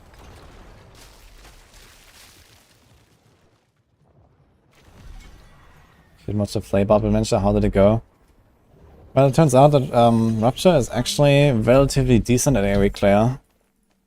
It gives us like some nice AoE capacity with the third blade, because it can spam Rupture in big packs. And it multiplies its damage by the amount of targets that you rip out the blade from. So if you stack them up tightly with Steel Grasp, for example, or Gore Slayer or something like that, then Rupture is really powerful. But it does 0 damage on the boss, like nothing. So you have to combine it with Flay to do boss damage. And then you're basically just playing a Flay Barb again with a little bit more Rupturing than usual. Which I guess in the highest tiers basically just becomes a normal Flay Barb again. Because even when you have like rather large packs, Flay easily outperforms it. At least on like elite damage and stuff. So I think this whole Rupture stuff is not really working out because Flay is too powerful. Flay would need a nerf to bring them a bit closer together. Flay is too powerful in general anyway.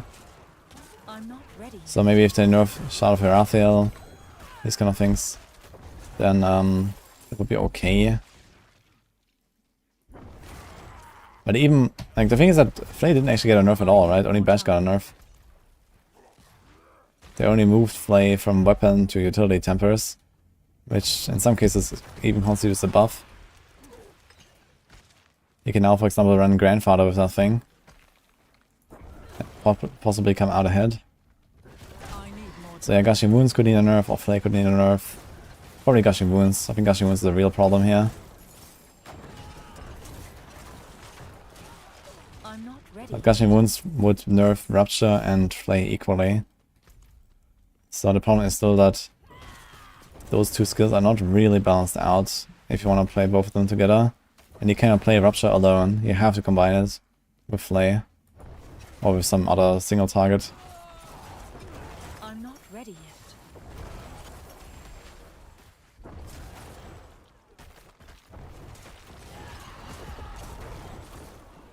I'm not ready yet. Yeah, I would nerf Whirlwind, which is actually a pretty good thing too, I think. Like, Gushing Wounds in general is just like way overtuned. I need more time. We also have the other problem that for some reason Berserk Ripping can apply dots from non-skill effects, right?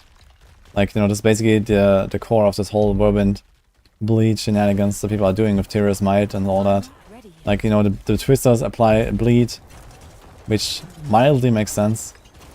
But Tyrus Might applying a bleed doesn't make sense. And then there's also stuff, like any flat damage item effect can become a bleed through Berserk Ripping. And then scale off Gushing Wounds. Which is just stupid. Like even Rakanov boots that do a fire damage explosion produce a bleed around you. Like, holy. And this means that all these item effects always have to be balanced around Barbs.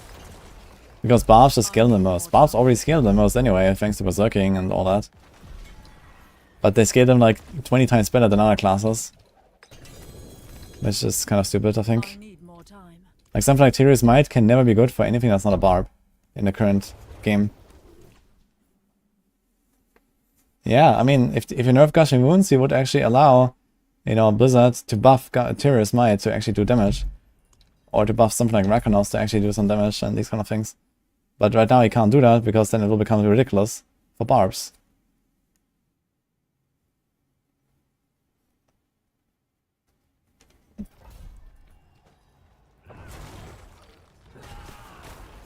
I mean, it already is ridiculous, but you know. More time.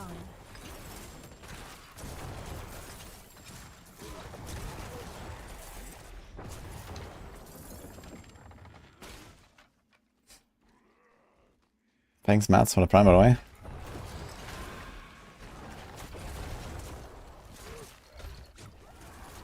Surprised I haven't seen a perma charge Ragnarok Barb. I mean, why would you do that? When you can just like hold down right click and whirl.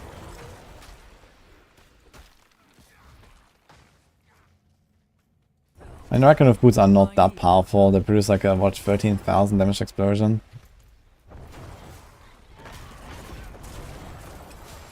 And the other from 60 to 100 with Nightmare Dungeons. I'm not ready yet. Do I like coffee? Ah, sometimes. I'm not ready yet.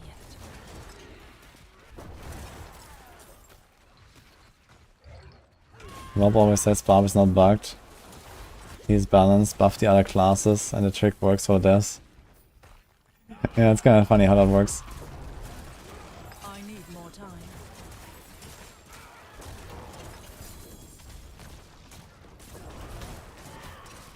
Kind of surprising how strong Rogue is currently, considering how often I give feedback about nerfing stuff. Ready yet. I mean, I also give feedback about buffing stuff.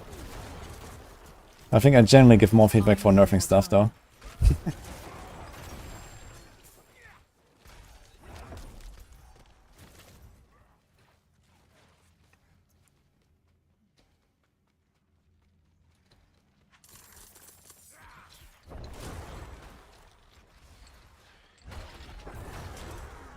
Buff pen shot, lol.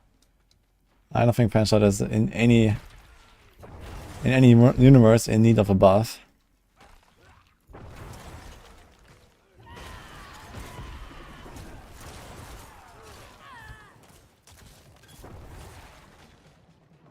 Rake power came from nowhere, that was just perfectly mid for so long.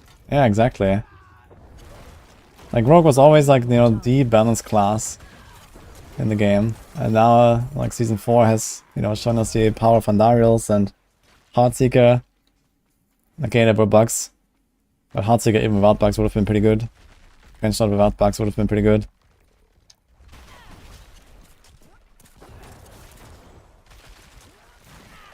Oh my god, these knockbacks. I'm not ready yet. I keep forgetting, I need to do Bone Prison and then get a double hit. Forgot about this. Pencil will be nutty. Pencil will be ridiculous. Also with the Umber Crux, you get like 2 extra targets. I also noticed that Trickshot aspect is actually really shitty if you play with Victimize. Because you get AoE clear anyway. And the Trickshot aspect actually doesn't actually produce side shots from every single target. It's more like 2 or 3 targets in most pulls, even if you hit like 20 targets. Because it seems to have like some next hit delay or some cooldown or something. Why does it say that skill is not ready? Oh, it's my left click. Actually, should we do this maybe? Actually, we should do this potentially. Left click, curse.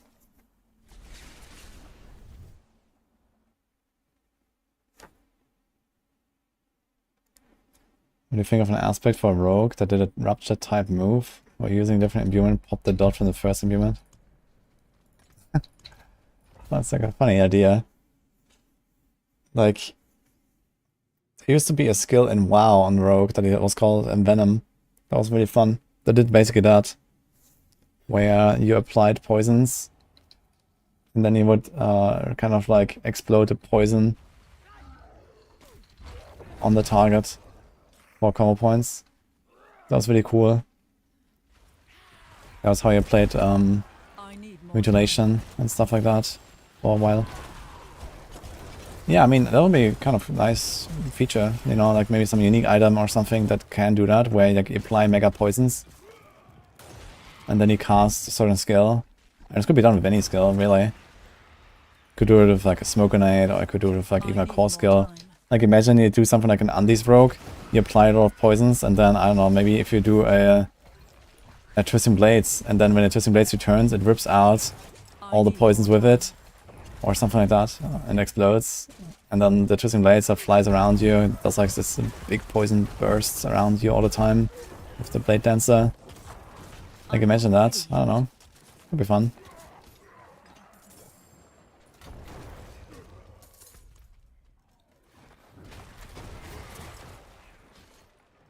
Icy and Toxic Alchemist. Yeah, Icy and Toxic Alchemist. Icy Alchemist was relatively good in Season 3, but now we have Tempers for that purpose, and we don't really run Shadow Imbuement anymore. Toxic Alchemist is generally kind of weak, I think. Especially now that you can get easy access to poisons from above Poison Trap, and Smoke Grenade even can give us poisons now. So Toxic Alchemist is not really useful, but I guess it's a separate way of applying at least a utility poison to an enemy. The thing is that utility poisons, I mean, they have become better now with Alchemical Advantage buff, right? So you want to have, like, every build on Rogue will have some poison in the build. So I mean, either Toxic Alchemist, or Poison Trap, or the Smoke Grenade, or Poison Imbuement. But it's basically not going to be any Rogue build that doesn't have any poison, I guess. There might be some, you know. Not every build really needs that much attack speed, and not every build really wants any lucky hit. So I guess there will be builds without Alchemical Advantage. Oh, we hit him again. Funny.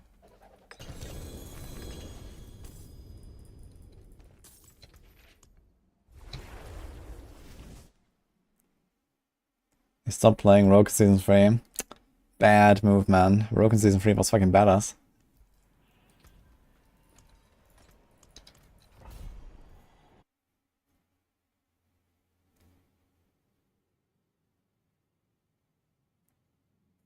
What do you think about the Rogue thing with the Execute might actually be intended as Lucky Luciano claims? I think Lucky Luciano is high on copium. In that case. And quite a lot of it. I need more time. I mean, not only is it completely busted, but it's also not doing what the tooltip says. Because number one, Execute usually refers to execute an injured target below 35% HP. And number two, the tooltip in the game says non-elites only, but it also kills elites. So it is bugged in two separate ways, actually, I would say. I'm not ready yet.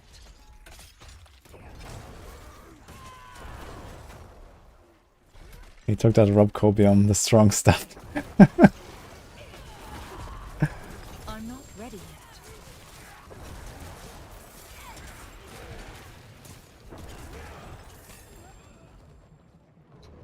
yet. And no boss damage. Yeah, I really don't like the redesign of the Exploit Weakness, man. Honestly, I think it should just make Exploit Weakness what it was. Like, this mechanic, it doesn't even, like, the thing is that I actually hate when it procs. Like, last time I was playing Rain of Arrows, I was trying to do like Rain of Arrows, and then I cast my ultimate, right? And then Exploit Weakness procs, the entire screen dies, and then I'm just sitting there, and then I watch my 4 Rain of Arrows waves kind of like going into nowhere. Like, man, it actually feels terrible. Like, I don't want this. Not ready yet. It's stupid.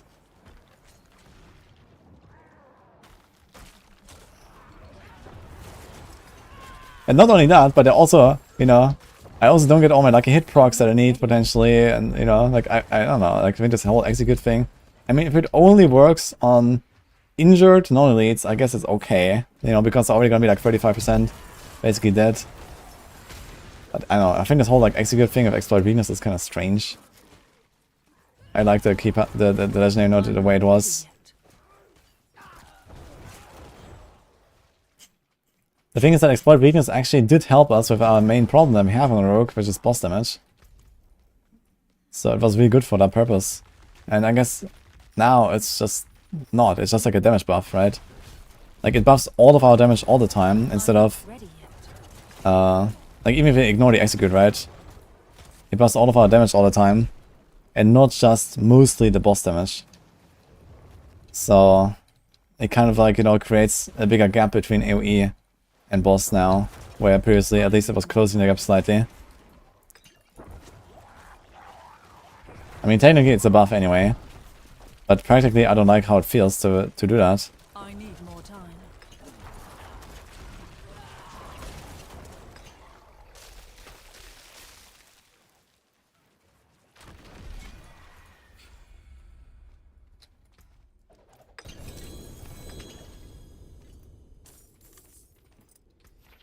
Okay, we have 4 more sigils, I think.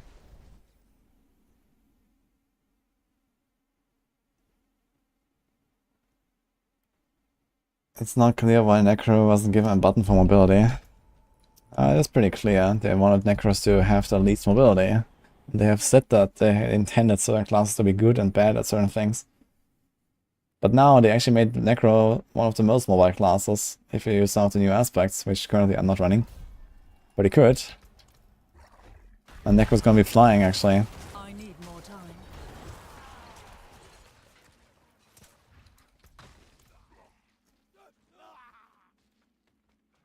Yeah, I'll try the Sarah thing.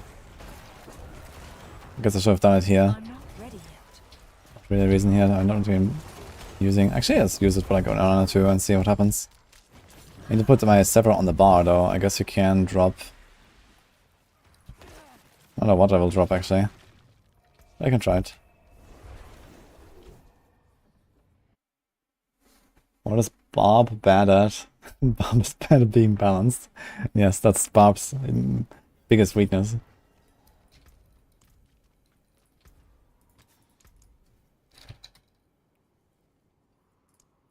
Yo! Perfect. Okay, 4.7 cooldown. Let's go. So, I removed grasping range, which is kind of a big loss. Let's remove blood mist actually. We don't need blood mist. So we can do this here.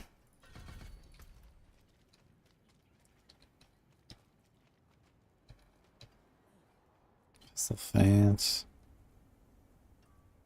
Howl from below. There's no way I'm gonna make a build of that right now, right?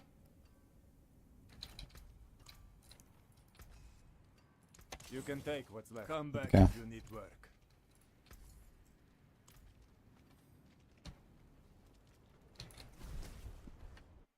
Expansion, give Barb true range attack, weapon throw. Yeah, I think range Barb is definitely a thing that you should add in the expansion. You know, I can do like a ranged basic, a ranged core. I need more time. Weapon throw is definitely something that's missing here. Yo. This goes really far, man. Look at that. Okay. It looks kind of weird actually, because you are the skeleton. Look, it has the skeleton animation from Sever. And then you transform. I'm not ready yet. Looks a bit funky.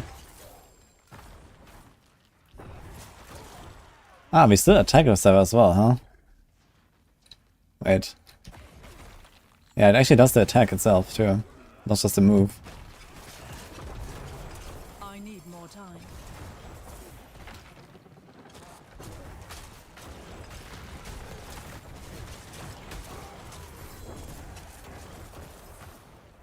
Goes really far, man. Has a bit of a delay. I guess if more attack speed would feel better. It would be nice if like there was a slighter short delay. Like, yeah, like I can't move for like half a second or so.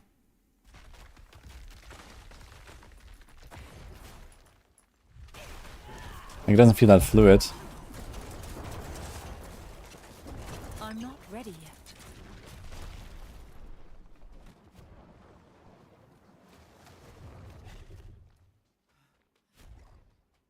Thanks, the weapon's not for weapon throw. Oh no. I need What have you done? I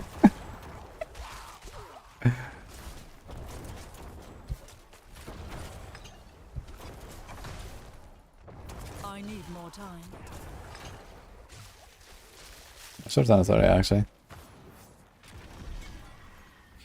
Yeah, I think the Sever aspect, if it didn't have this attack animation at the end, I wonder if I'm actually immune in this animation. Because I'm transformed, right? I need more time. I don't even see my health bar on me. So I might actually be immune in this. I'm gonna try this. Let's see. Yeah, we'll test this. If they did a ranged Barb, what would they throw that fits the class fantasy? Well, I can just make it like javelins or something like that. I don't know. Throw rocks, I guess. I mean, in D3 we have the boulder toss. But yeah, I would go with like... I mean, really cool would be if it was like an animation that was depending on the weapon you're wearing. But if not, I mean, you can make like some standard, I don't know, weapon, like a throwing spear or something. The good father creators Barb where his weapons return back to him. Where's Throwbob? He was just like discussing maybe new skills in the expansion. I think Throwbob is definitely likely. That's like a new theme. Okay, let's see what happens. Oh, you do take damage. In some way. So it doesn't have immunity frames.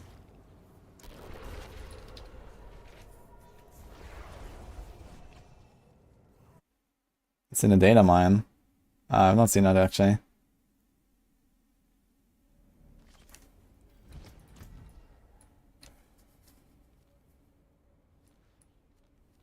I was going to make a video about like, you know, ideas and wish list or so for like new skill themes they could add to all the classes. So one thing is definitely I'd like to see is like ranged Barb. And then maybe some fire rogue or so. I mean, they already just gave us, like, I was actually expecting something like a grenade core skill or so. But now we actually have that with smoke grenade, I guess. So we don't really need another one. So maybe another melee skill. And then, who knows, maybe a new replacement for Shadow Clone or like a new ultimate in general. And then maybe another key passive or two for every class would be cool too. Necros, I really like a poison theme, you know, like a poison nova, maybe as an ultimate. Poison dagger, this kind of stuff. From Diablo 2, there's a lot of stuff they can bring back with like adding up, opening up like poison theme. Maybe you can also do like some fire Barb. Like Barb is exclusively physical right now, but it does have a few fire things. Well, maybe they could also do some fire stuff for Barbs. And then we have like Fire Druid. I would really like Fire Druid. Like Armageddon, Volcano, these kind of things. You can make like a whole line of skills with fire for druids. Bring back some of the D2 stuff as well, I think. I need more time.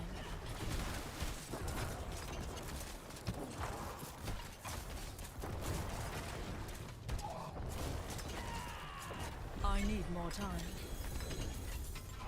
Leafy multi-shot. Yeah, I mean, Barrage is way too close to multi-shot, and it's getting closer and closer with every patch. I don't think they're gonna make a multi-shot. Yeah, lightning could be a potential theme for rogues as well, I think. Instead of fire, they could do lightning.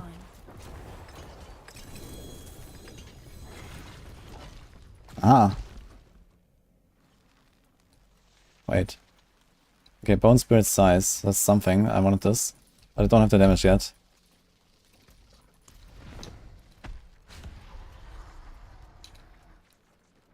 Entire ground gets covered by fire tramples. Yeah, I think fire or lightning as rogue. Both would be options. Like a lightning imbue or fire imbue. And then like, you know, some kind of like grenade skill. Like a second grenade skill, I don't know. Or maybe some ultimate. Or like also like some kind of like device theme maybe. Like maybe you can do like something like a turret. Like a bit like a sentry for example or so. Okay, we got Bone Finesse. I think we're still missing the resource temper, but everything else we got now. Bone armor. Personally, I didn't really like the bone armor meta in Diablo 3. It's just like every single build, always the same. I don't know, maybe they have to balance it properly. Okay, we're out of mats now. Do have some more Sean. We need Project Diablo 4. Like okay. I want to replicate Wand of Woe, explosive blast build of Rakonov boots, but not enough CDR. Actually, it does help you with doing that. If you're playing like a Sorc, you can do a Meteor build. Meteor casts are actually considered cooldowns with the helm. And if you cast a Meteor like once or twice per second with enough cooldown, then you get Rakonov explosions all the time. The problem is those Rakonov explosions are just like not really that powerful. But I guess it kind of goes in the direction of what you just explained with Wand of Woe.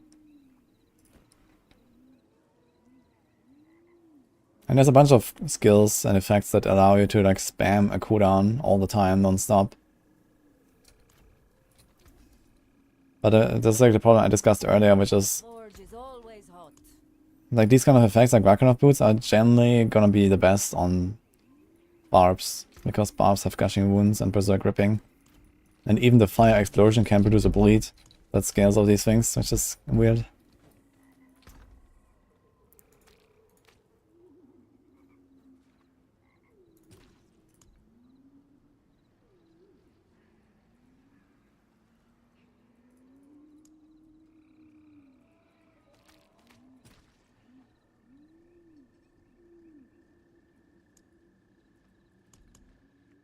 What? Where's the bones? Ah, it's got femur. Okay. You're gonna have another podcast on Wednesday, turns out. New skills: Familiar, Throw Weapon, Riposte, Death's Onslaught, and Stone Burst.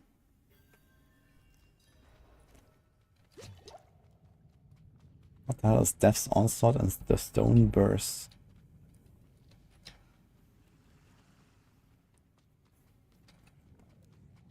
And the rest I can kind of imagine something. Wait, for what is that? Is that all the classes or what?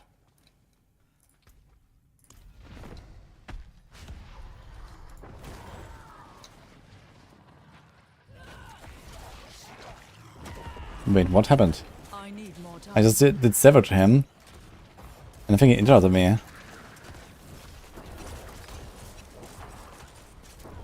Sorc, Barb, Rogue, Necro, Druid. Wait, they only get one skill?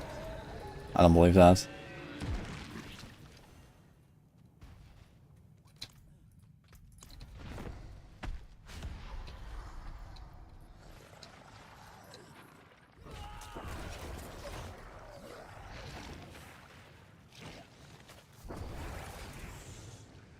Okay, my bone spirit is not attacking the guy.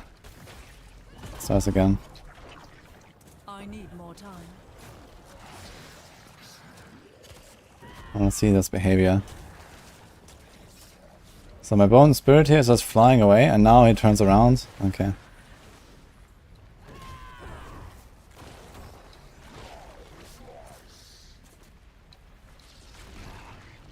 I'm not ready yet.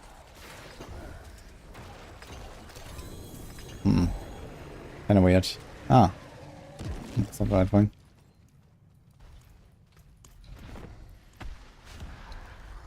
Data mine was 8 months ago.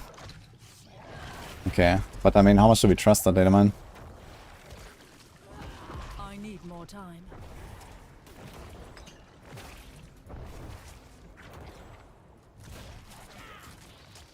This guy just moves out of our bone prison, man. No fucks.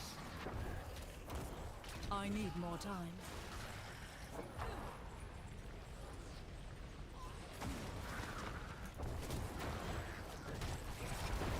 I need more time. It's a no minion build, man.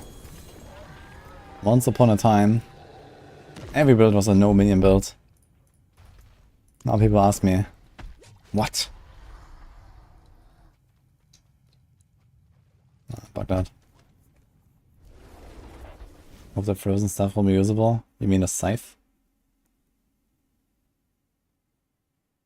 The data mine is reader from the technical alpha, but it's old data. Okay. And if that was 8 months ago, that's basically a 1 year pre-launch. Basically like right after the 4 launch, right? Interesting. So it sounds like they're not actually adding like new elemental themes to any class, if that's true. Like no fire or lightning rogue, no fire barb, no poison necro, no fire druid. I was also hoping for something like an arcane sorc or something. And like, you know, 1 basic, 1 core, 1 alt, 1 mastery skill. You know, for each of those elements or something. But apparently not. I'm not ready. I'm gonna make my wish list anyway. Because that's what I really want.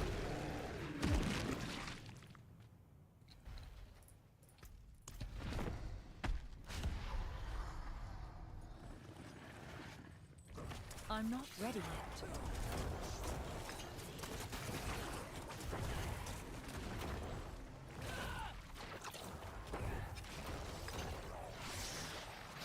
need more time.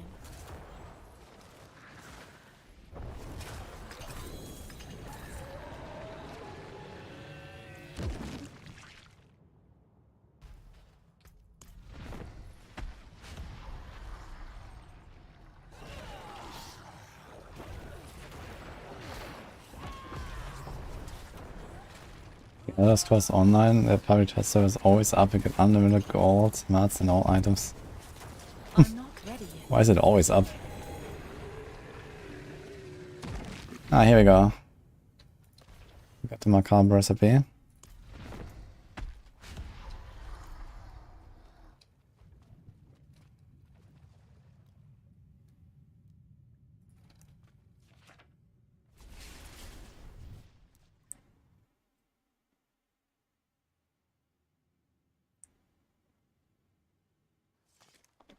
Barb range should be an axe throw.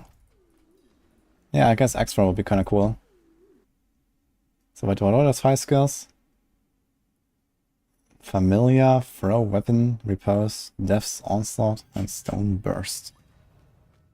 Okay.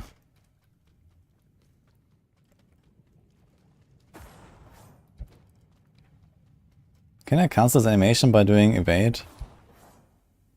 Oh, we can. Well, we don't really cancel the animation, but we're doing evade anyway. It's kind of funny, actually. Look. I mean, that goes fucking far. Look. It's like the entire room. It's like further than teleport. And there's only 1/3 of the cooldown.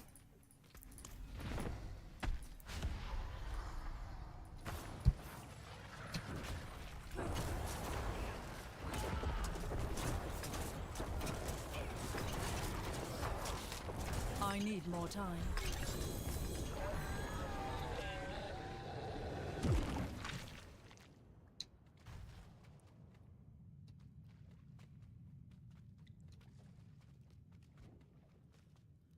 Don't need more skills, but more ways to customize them. Yeah, I mean, something like a 3rd option for every skill, or maybe even like a 3rd row of options would be even better, I guess. Right? That'd be nice as well.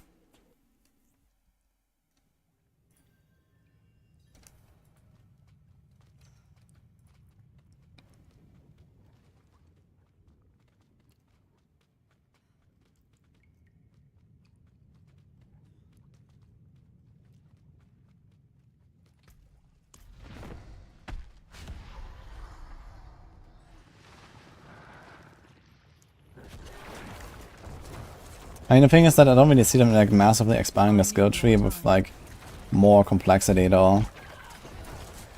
I think like a 3rd row of upgrades would be okay. Like here, adding like another round. But maybe this will branch out to, like maybe like both of them can like branch out to the same option, and then one has like the other option here or something. Or something like that.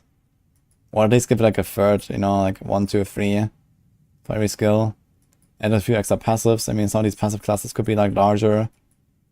Like, you know, there's only 4 darkness passives, there's only 4 bone passives, you know. Add like 1 more here, 1 more here, 1 more here, and here, and here. You know, just give it like everyone like 10 more different passives. A 3rd option everywhere. And then like, you know, 2, 3, 4 new skills. And I think this could actually go somewhere.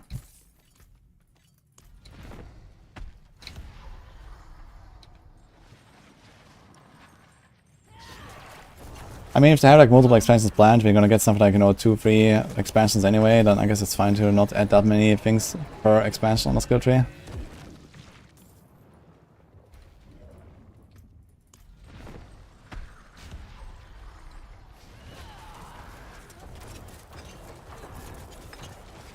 I need more time.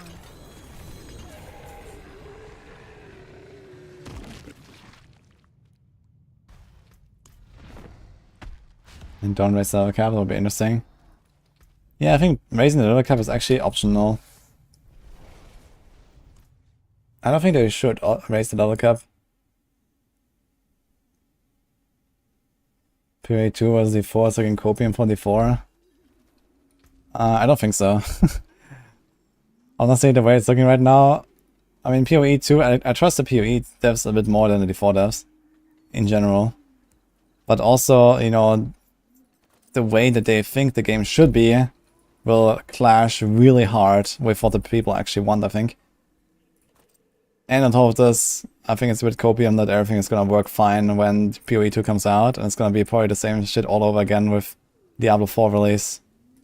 With like lots of emergency patches, the first season's sucking ass, endgame feeling unfinished. Not as unfinished as D4 launch, I guess. D4 is kind of bad in that regard, but yeah, I think like PoE 2 after 1 year will see kind of similar improvements to D4 after 1 year. This is what I expect.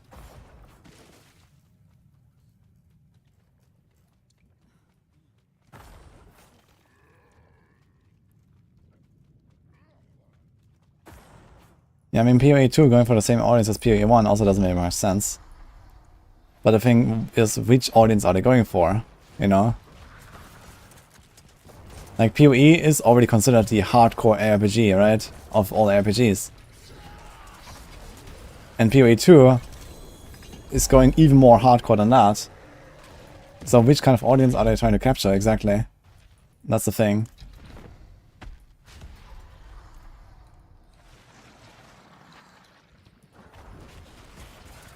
I'm not ready yet.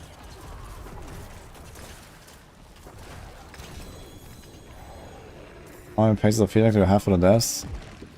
I'm not writing pages of feedback usually. I just give feedback whenever. But I did actually spend like half an hour earlier writing rogue feedback. I need more time.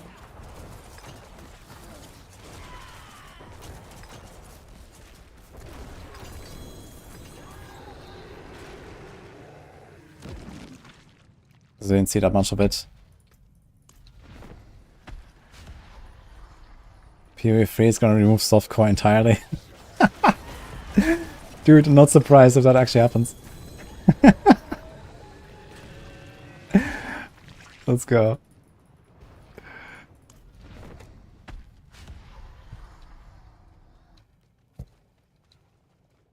You expect the expansion to dump some things down, skill trees and Paragon. How do you dump down the skill tree though? I mean, I wouldn't mind like smaller Paragon boards and less points. This doesn't necessarily have to come with dumping down though. But I really wouldn't mind if you only get like half the Paragon points, for example, and the boards are just like, you know, maybe not 19 by 19, but they're like, I don't know, maybe 12 by 12 or so, for example. And you have shorter paths, less points. More kind of like impactful choices even, potentially.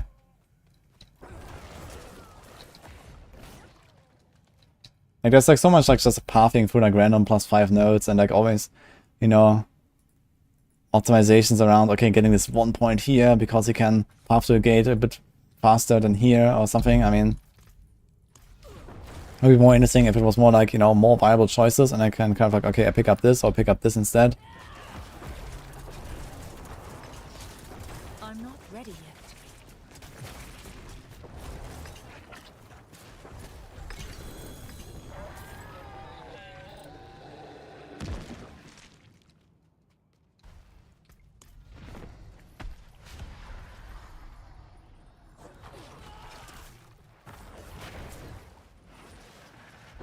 I need more time.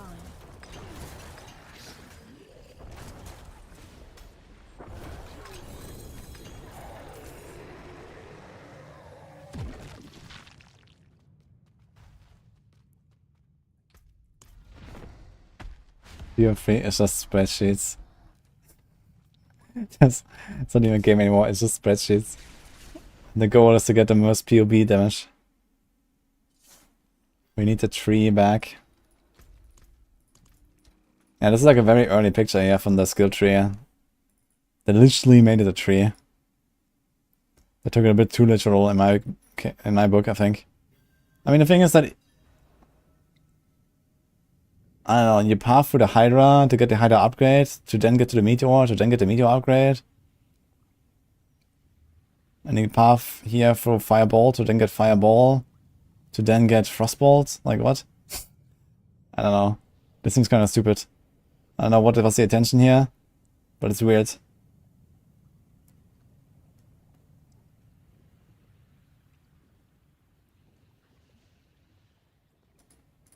Good thing that is not in the game, I think.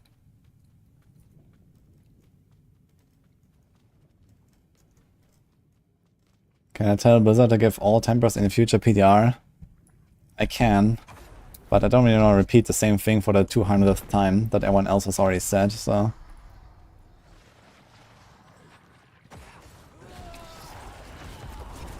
I'm not ready yet.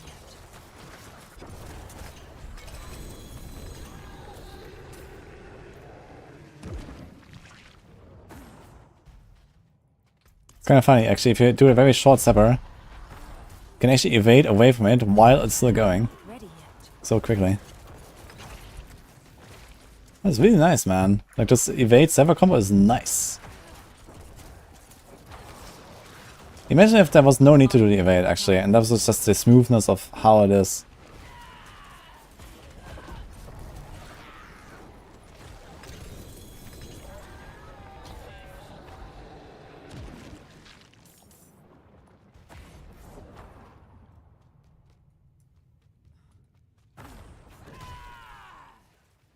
Yeah, for some reason, evade can be used like very quickly after using a skill. I guess that's like to actually make it like useful as a dodge tool. You can like animation cancel it.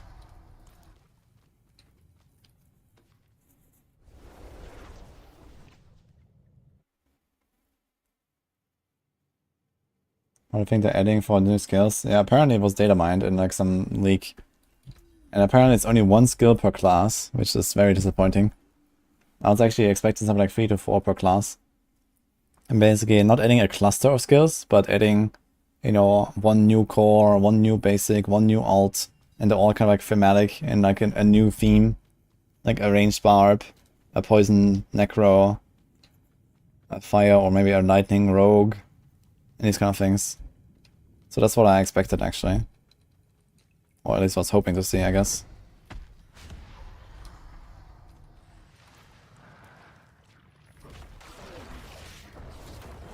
I'm not ready yet. Fire Druid, man. Imagine Fire Druid with Armageddon again and Volcano. Or like the rolling thing. I mean, you have the boulder, I guess, for the rolling thing. But not really, right? No one plays boulder that way, so. But yeah. You paid $80 for a Tiger Mount. That's correct. And of course, you know, the ability to play a game that gets regular updates every few months. Plus a new class, plus a new continent. Plus, you know, a bunch of other features.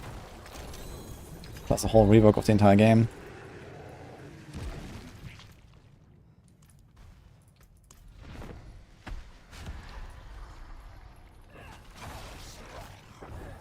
Yeah, I think stuff like Lightning Hydra, I think this could become like unique items or so.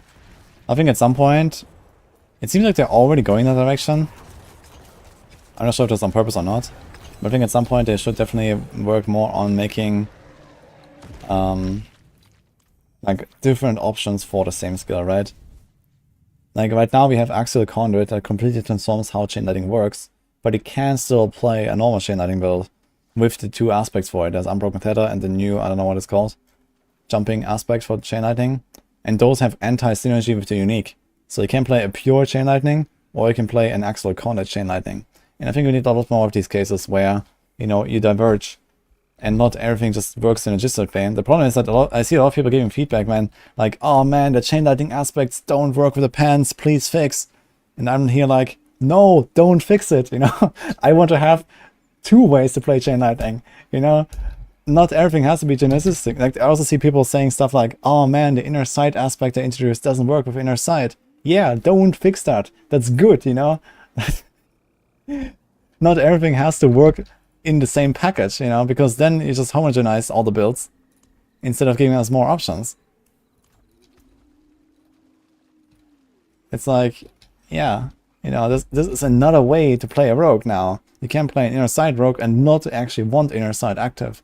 You can play with true sight aspect and do a lot of damage to one target before your inner sight procs. And that actually opens up some new strategies and some new build combos potentially. So this is actually the cool part about it. That it doesn't work with inner sight. The forge is ready for whatever you need.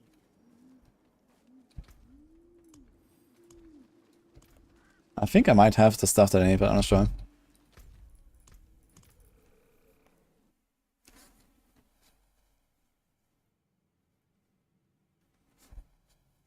Druid is not really that good, it's just crit damage bonus, not a multiplier. Well, then that's just a bug. Because it should be obviously a multiplier for how restrictive it is. And also, I think it does say X. If it's not even multiplying damage, then that's just a bug. Because aspects are generally multiplicative. I'm not ready yet. But yeah, I mean, Druid aspect is really powerful, right? It's like the most powerful aspect that exists generically for like every single class, I think. It's 200% extra damage on a crit on a crossbow. That's a lot of damage. Now, it does prevent you from combining it with combo points, but it does also open up some other stuff. Like, I can already imagine some scenarios where you would want that. Maybe not for like the typical builds, but you know, for some stuff. If you really want to go and one-shot something out of stealth in PvP without doing combo points first, you walk around, the inner sight thing triggers on the guy, you walk up to him stealth, kapow. I mean, there are some things like that.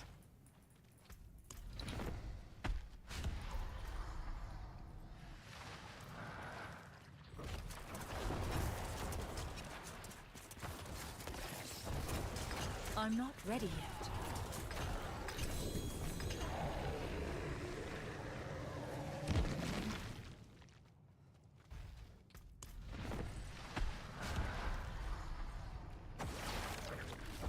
This means multiply the crit damage bonus, not the actual damage. No, it should multiply all of your damage when you crit. That's what inner sight aspect does. Or it should do, at least. It shouldn't just multiply your additive crit damage. For some reason, Grandfather does both. So Grandfather multiplies your additive sheet damage to then a scale of gushing wounds, for example. But it also doubles your damage from a crit, which is kind of hilarious. And I'm not sure if those two things actually work together. I wonder if it's just like Blizzard Math in the tooltip. I've never tried that. Does anyone know that? Does Grandfather actually double dip in some way?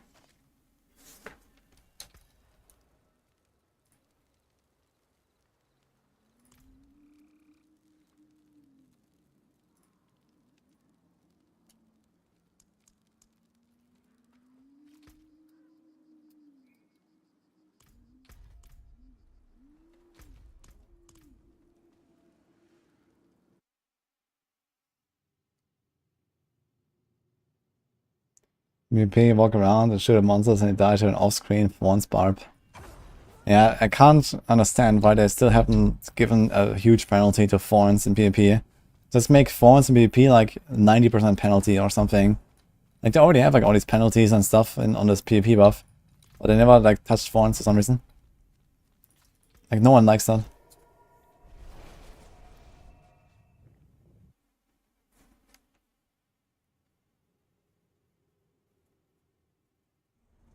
When you have multiple crit damage multipliers, do you take additive or multiplicative here? I guess it depends on case by case. Which one are you referring to?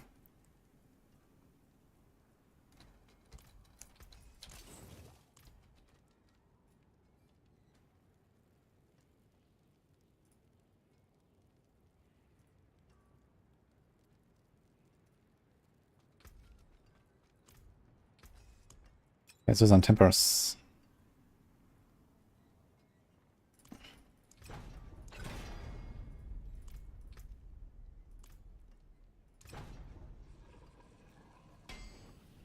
They have zero care for PvP. Yeah, I understand that. You know, no one really cares about PvP. But it would be extremely easy to do, you know, a few tweaks to the PvP buff in a zone and make people a little bit happier, no? Like, I don't really see why they wouldn't do that.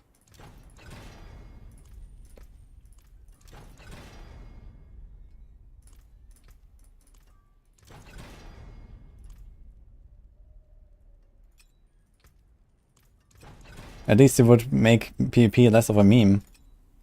And people would like a game overall more. And think that you're competent devs. But currently that's not happening. Even if we don't really care about PvP and, you know, there's not a huge player base for it. But part of the reason why there's not a huge player base for PvP is also that PvP is just shit. And they could do some small tweaks and make it much better. And they already have a really good system in place to make those kind of small tweaks. But they're not using it.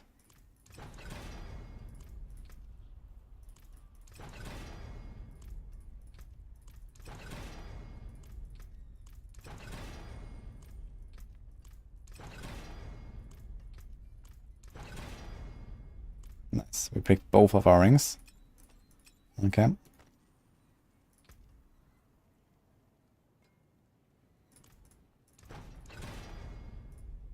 Oh, Bone Storm duration. Do we actually want that? Because realistically, yes, even. I don't know, how realistic is it we have Perma Bone Storm and it has a 50-second cooldown? Like PvP is good for whispers. Yep.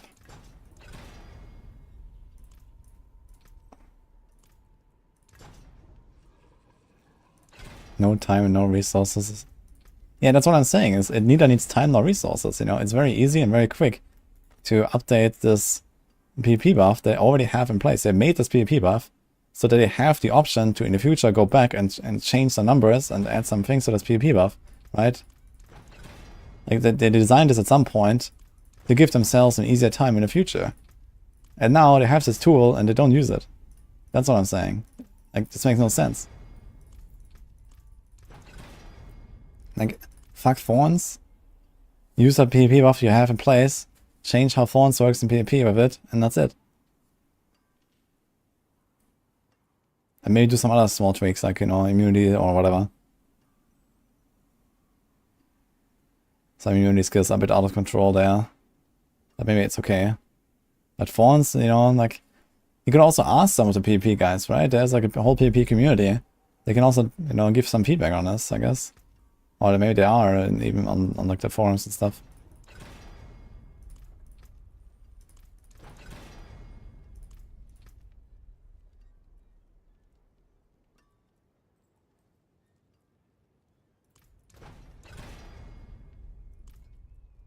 Curse size.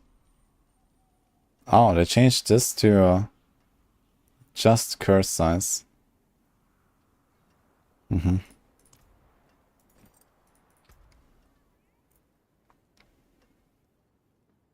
Actually, I realized there's plus 30% blood orb healing, I just noticed. So you can actually temper this like 4 times. Master it up a bit. Get like 200% blood orb healing. And we calculated earlier. Yeah, this would actually give you like roughly a full life per blood orb. Wait a minute.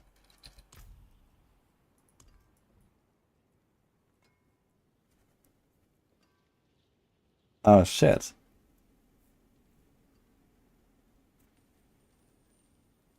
So you can actually get like Rathma's Vigor overpower on every single attack.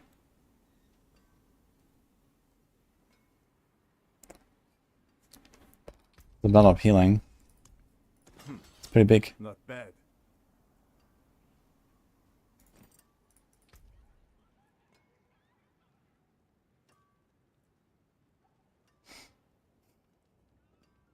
I guess I could try something like a left click, right click, Hemo Blood Surge build, or Hemo Bloodlands. The problem is with Bloodlands, I mean there's Bloodlands duration, which actually helps to make the combo work. Problem is the boss damage is kind of low on Bloodlands and on Blood Surge. So I guess until that is fixed, not really that great. But I do like the chance of Hemorrhage to perform a Blood Orb, have 100%, and then do Blood Orb healing. You can heal for like, I don't know, 30,000 or so per Blood Orb. Breaks, the forge is hot. Get like minus 6 seconds every time you collect one. You can push this further to the point where it's like, for example, minus 10 or minus 12 even. And literally just spam.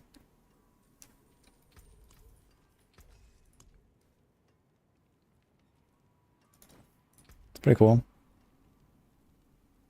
Definitely something to keep an eye on here.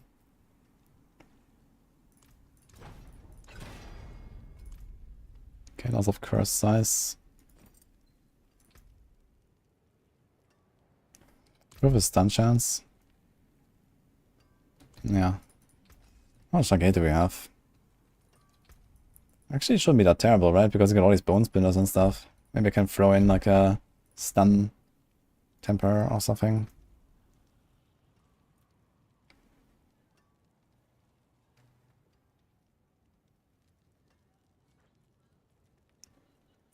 I didn't pay attention, but I think I was not actually getting any fortify, right?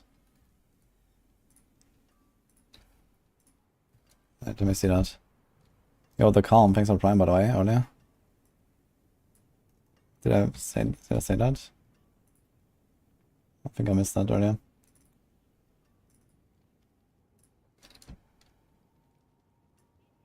Yes, that's Barb's. Okay. Wait, I do have fortify.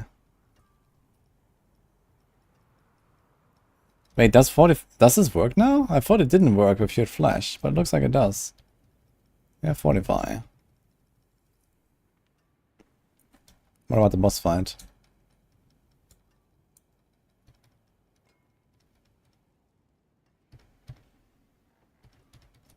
Not really great fortify, but it is fortify. We get one more point here and one more point there. It will probably be pretty consistent. But I don't have points. Well, we have those.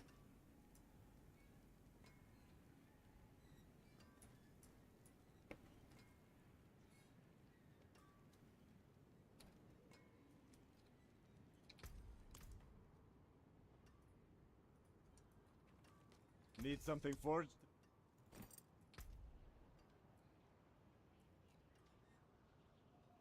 You can also temper it.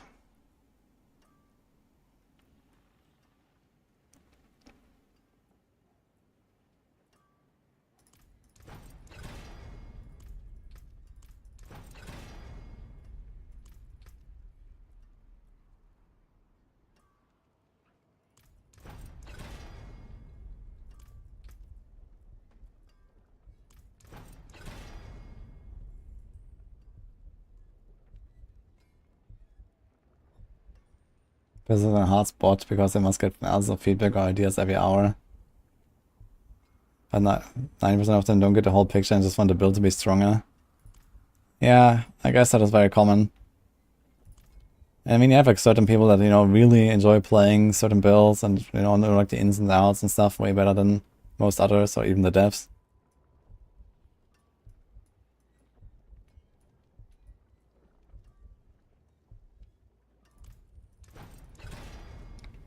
Just how it is.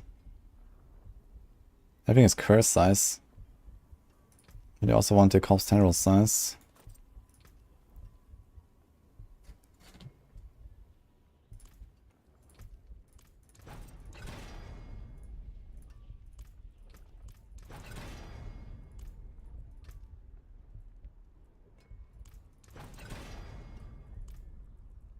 Dude.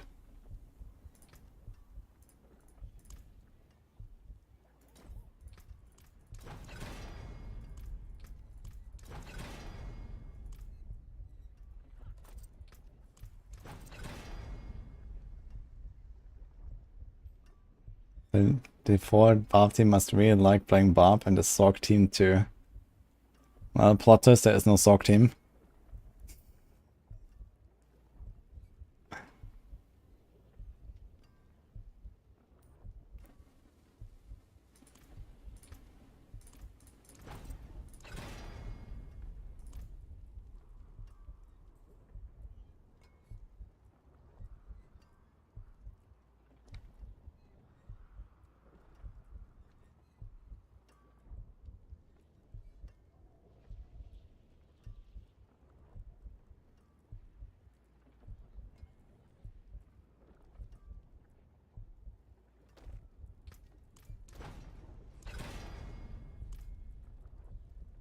Come back if you need work.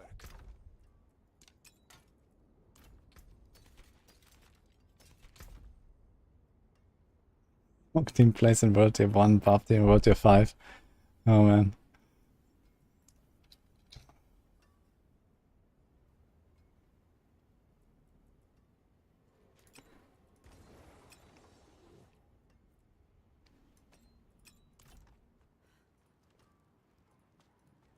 Sorc is fun if there's no Barbs to compare to. That's true, actually. If you ignore the class balance, Sorc's actually kind of fun to play most of the time.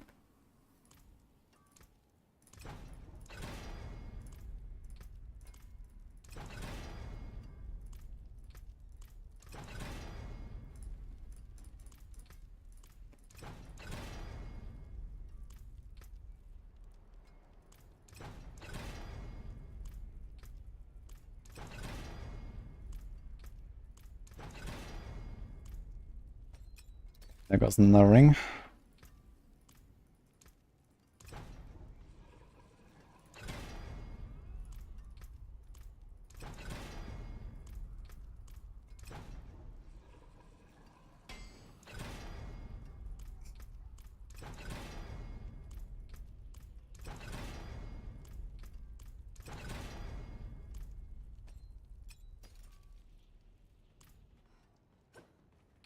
Ugh, okay.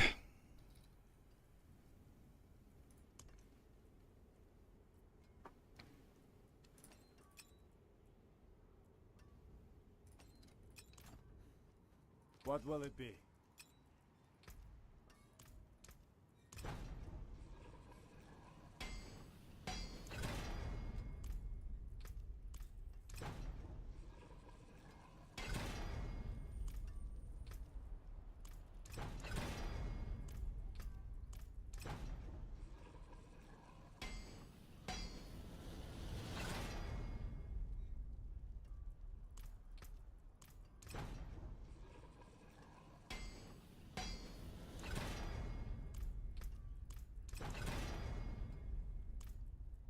Woohoo, we did one ring. Okay.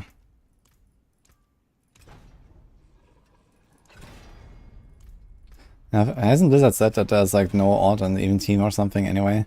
That's kind of weird because it's kind of the opposite of what they explained to us, right? They told us that, okay, one team's working on this season, one team's working on that season. I guess it might not necessarily be the same people working on, you know, only every second season.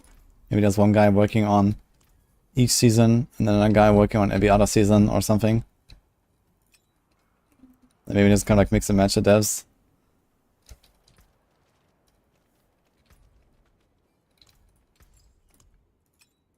May the light keep you.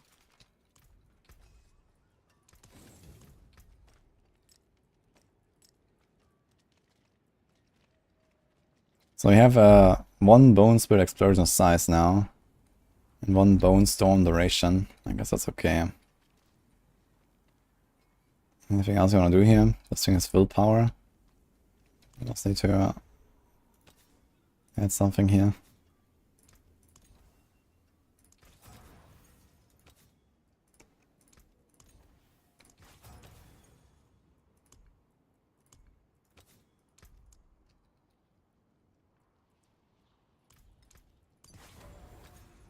Okay, we have Incineration, Imprisoned Spirit, Swallowing Curse. If the Reaper is gonna be Grasping Veins. Which aspect was this? Ultimate Shadow. Yeah, I'm not sure about the Ultimate Shadow, but it will make us kind of tanky.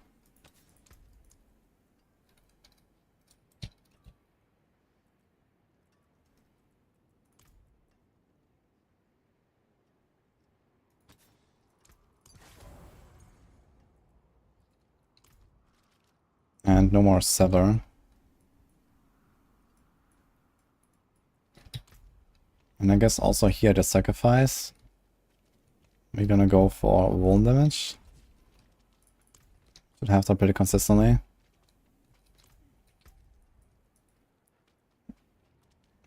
Now it would be kind of interesting if this actually works. There's a chance to make enemies vulnerable.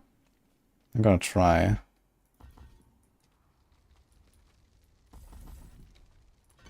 And basically it will only cost us 1 point anyway, since we have the repeat that we don't use.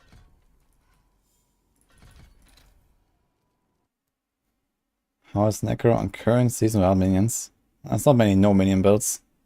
I guess Bone Spirit and Blight are both no minion builds.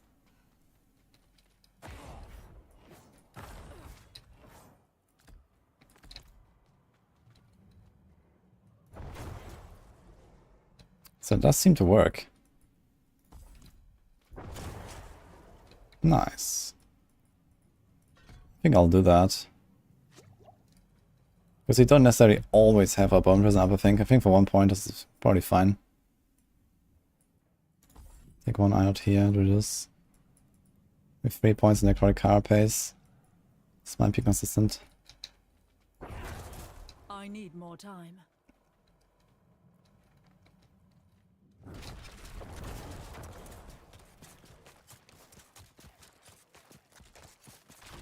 Not really any corpses spawning here. What about this?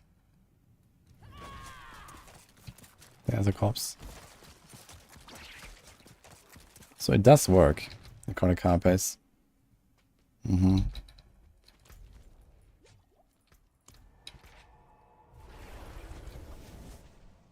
PTR is over in 26 hours and 14 minutes probably.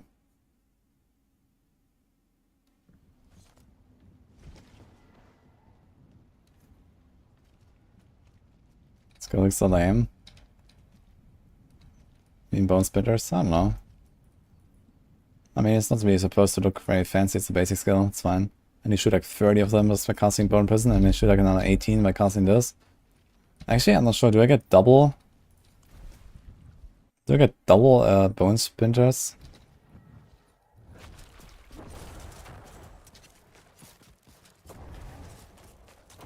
No, just in double explosion, okay.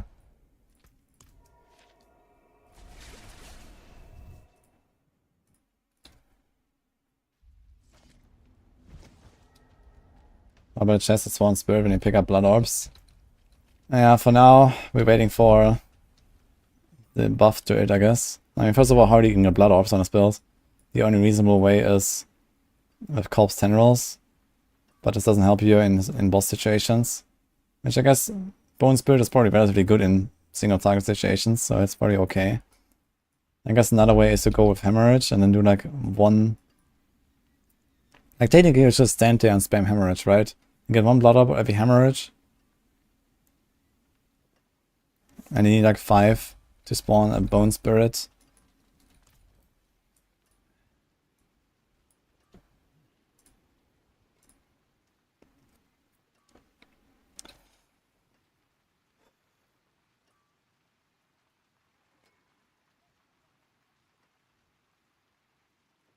Dealing bonus damage based on your current life percent.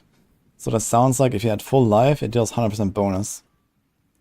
The question is, does it even consume your essence? I mean, this could be another, like an alternative way of playing a Bone Spirit build where you don't cast it. You just left click and gives you the resources that you need.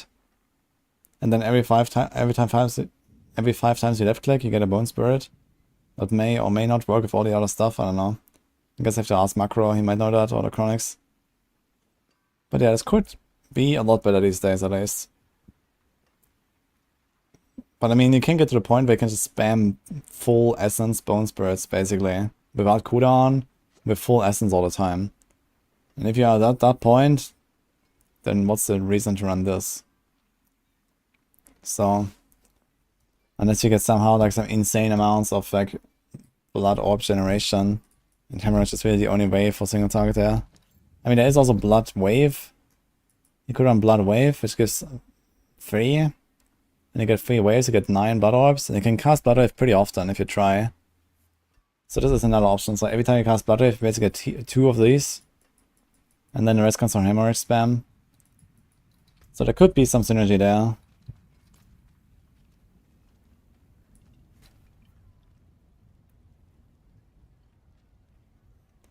Put on Andarius and Starlight for Insta Essence Regen.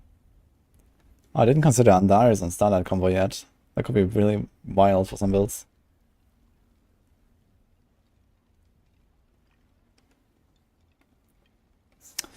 Yeah, I mean, you basically just reset Bone Spirit with itself. Like, at some point of good gear, you will just reset it. It's like 10.3 seconds right now.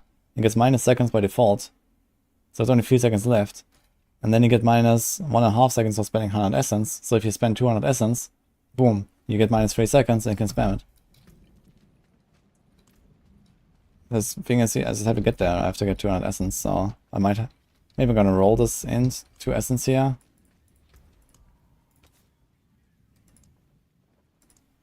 Or maybe the essence per second. First roll is 4 essence per second. Let's see if we can get maximum essence here. Let's see what happens.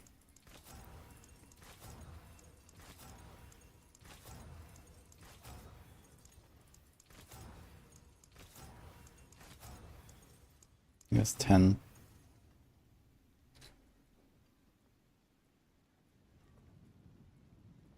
May your road be filled with wonders. Cooldown, very nice. Corpse tenor size, insane.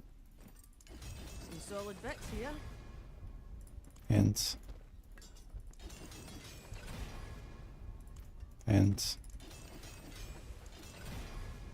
cooldown, nice. There's a good one. Probably want to hit the Macabre restore, but more movement. 175 move speed, man. We're zooming. Alright, let's see what happens. I don't know. Let's just open a Nightmare dungeon, I suppose. TB Rogue is back in Season 4 mid-season patch already, but yes.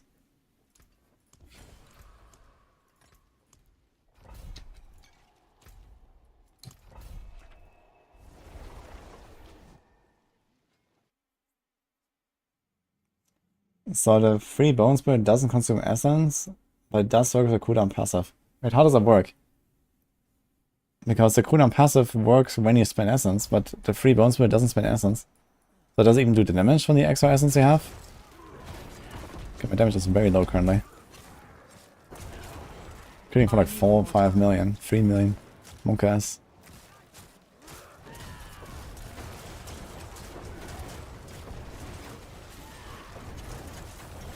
But the resource gain works at least, so that's nice. Just need to pump those numbers up.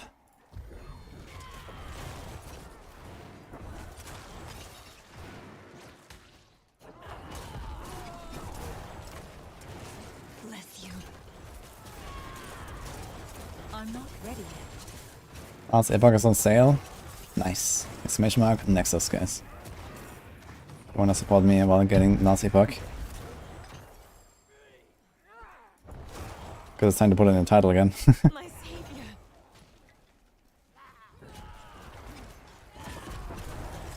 Yeah. Need more time. The discount should apply there too.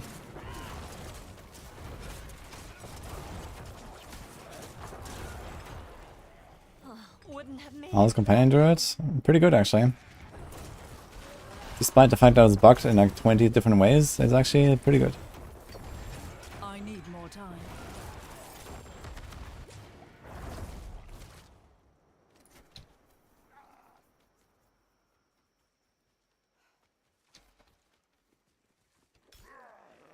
Like H-Chance one of the worst affixes. I mean, it depends on the builds. Wait, what is going on? What? I need more time. What happened in this dungeon? Oh. Bamboozled, man. Okay. I need more time.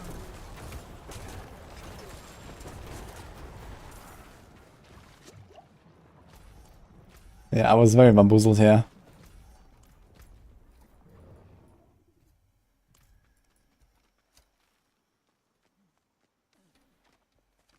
It's unclear how it will be, because bugs will maybe be fixed. Okay, so the bugs that Companion Druid has mostly make it weaker than it should be and not stronger. Besides, there's like a Poison Creeper bug where sometimes Poison Creeper just does like a trillion damage for no reason. But outside of that, I mean, if you play without that thing, look at the power, the build is pretty solid. And yeah, if bugs are fixed, it might become even better. Like, most importantly, what is bugged about Companion Druid right now is that you get werewolf tags, and you get storm tags and nature magic tags for your companions, like your wolves. But literally nothing that interacts with those tags works for the wolves. So, no Thunderstruck node, for example. No, like, you know, werewolf damage from your glyph or from your temper. No werewolf attack speed. Even though they are literally werewolves. And they get the tag. Like, all these things do not work. So I'm not sure how much we would gain from this, because right now we just, like, you know, use those options for, you know, other things. But there might be some, you know, optimizations you can do if those tags were working properly. You could also use, for example, the Defiance passive, right? Nature magic skills deal extra damage against elites. So this is not working. All these kind of things. So you could maybe pick up some more passive points there and get a bit more damage by wolves and these kind of things. So yeah, if they fix it, it's gonna become even better. But I think right now it's still looking pretty solid. Also, I have no damage. I'm not sure what I'm gonna do here with this build. I expected a lot more power. I have to change something.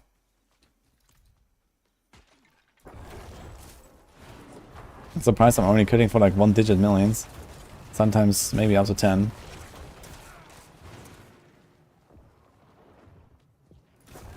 Season 5 balance roulette. You get a bug that makes you meta, or a bug that makes you F tier. Yeah, I mean, that's kind of how the game went every season anyway. But I guess it's a bit more extreme this season.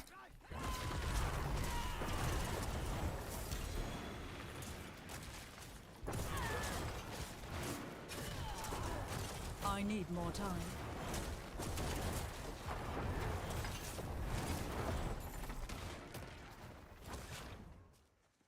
I'm gonna ask if cold damage or time exists, if Blizzard is dot. Yeah, Blizzard is a dot apparently. Like we discussed this in another day. So it's like the only instance of a cold dot. Which is kind of funny because there's not even a word for it in the game. Because there's like a strict terminology for every elemental damage type and every elemental's dot damage type. There's fire damage that is hit, and then there's burning damage that is dot. And then there is, you know, shadow damage that is hit, and shadow damage over time that is dot. So sometimes they just have shitty names for it.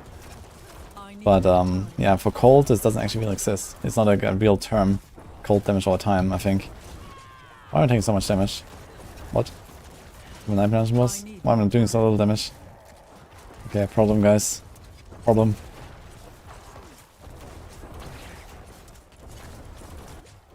I'm not ready yet.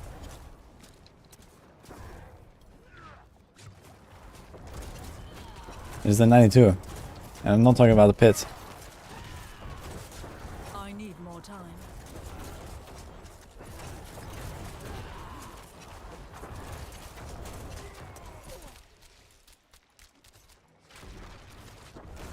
Wait, even this guy is bugged? Wait, I want to see this actually. I'm gonna test. I didn't reset him. Even the capstone bosses. Okay, that's hilarious. Okay.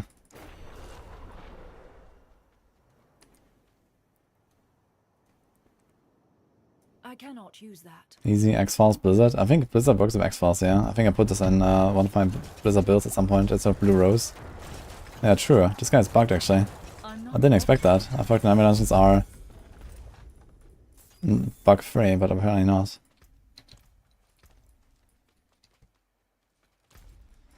Woohoo! We can enter the pits.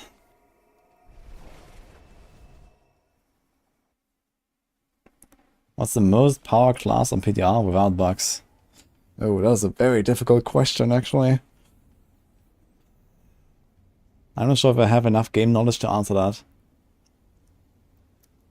And that tells you something.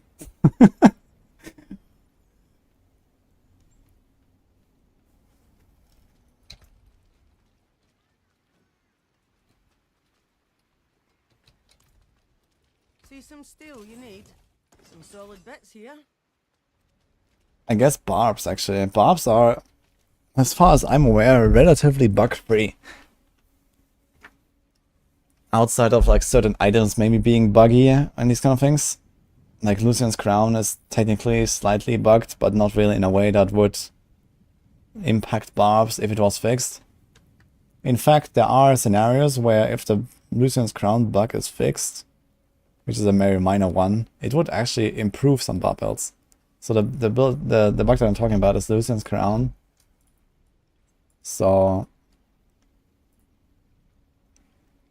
this gain resource cost per stack does not apply 5 times, it only applies 4 times. So that is technically, you know, a buggy scenario for Barbs, but a very, very mild one. And there are builds where I actually want to spend as much resource as possible, so this actually hinders them. For example, the Deathblow Barb build I was making would potentially be stronger by spending more. It would actually be stronger by spending more resources. You want to try to spend more, as much as possible, because you scale with spending resources on some builds. So it's actually better if that is bugged. But, or if that is fixed, I mean. But yeah, otherwise I don't really know if there's like any real big bugs on Barbs. I think Barbs are actually, at least the meta builds, are relatively bug free as far as I know. So Barbs are by far the strongest if you fix all bugs. Because right now there are some bugs that lift up some of the other classes, like rogues for example, benefit from various bugs. Barbs don't really do that, I think. So the balancing is actually even further off than it seems.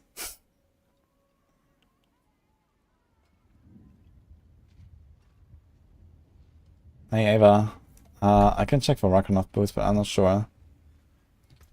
Maybe I have one.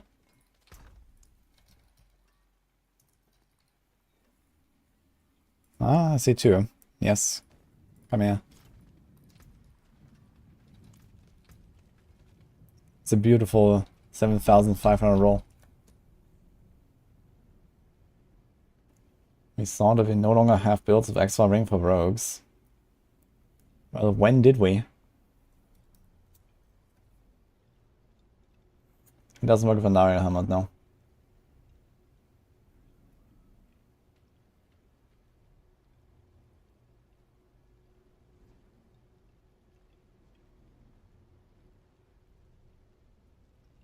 I'm just testing meta Necro builds. Mostly testing Bone Spirit. Most of the other builds probably didn't really change much, to be honest, on Necro, so I want to do some more Necro action on a live server after the PTR.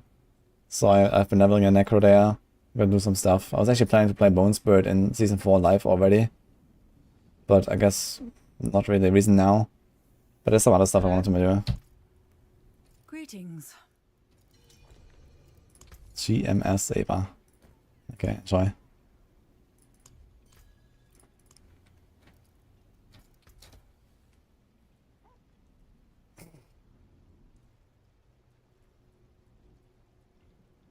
Greetings.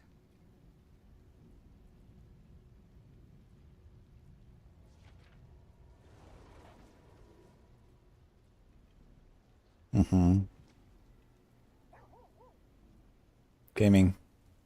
Okay. Alright. I don't really have high hopes right now for my setup. My setup is really scuffed and I definitely have to make some changes. I'm not sure if I need the essence per second. Maybe essence per second is kind of irrelevant here, because I get so much flat resources every time you cast Bone Spirit. I mean, I assume this is also a build that actually scales quite a lot with gear, though. My gear sucks, so that's another thing. I have like no ranks. How many ranks do I have? 14, okay. I guess it's not that terrible. I could be like 22 or something. My essence could be higher, my restore could be higher. There's like some other stuff I can change here. I have control glyph, corporal. Maybe I should not run control glyph. Maybe I would run another offensive glyph at least. We also have essence glyph here, kind of stacked up. We have territorial, undaunted. I can do sacrificial, for example, 10% damage instead of maybe control. There's overpower and blood orb healing. Now let's use this. And so is this. And there's no glyph here. That is supposed to be sacrificial, actually. For some reason I never put something there. So that's neat. This gives us res and bone damage at least.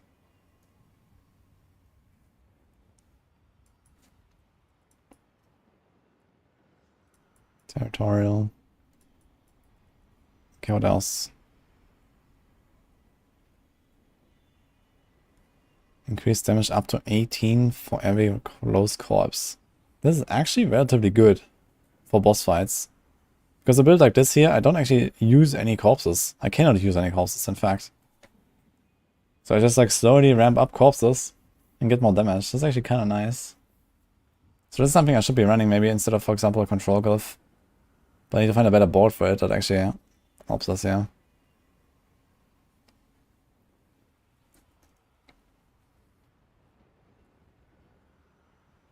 This is Amplify, but they have like so many boards that have like shitty nodes that I don't want to buff. This has minion nodes. I don't need to buff this either. This also has golem nodes. You don't want to buff that. Like Necro has like a severe lack of like universally good boards, man. Like everything is pointless here. So basically the only boards where we can put a buffing glyph is here. Actually, we could try this. We can move territorial to control and put the corpse thing there. We don't really need the armor, but we get at least the damage there.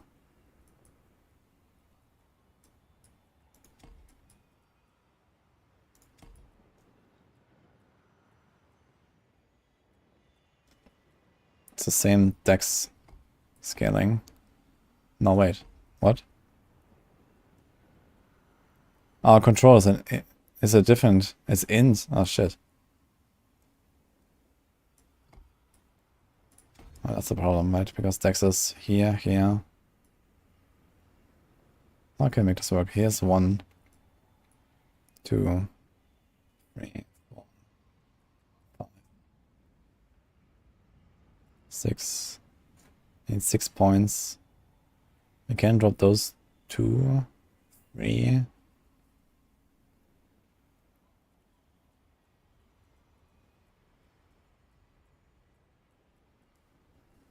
Mm-hmm.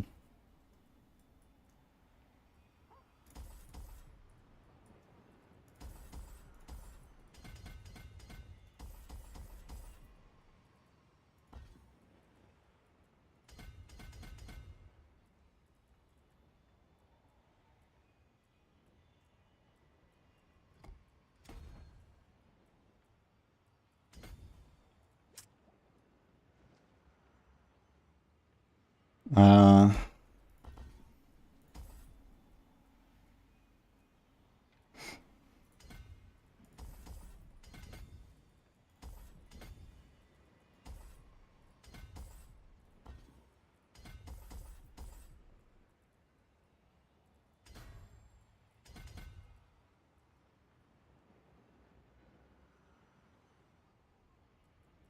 That is some weird layout.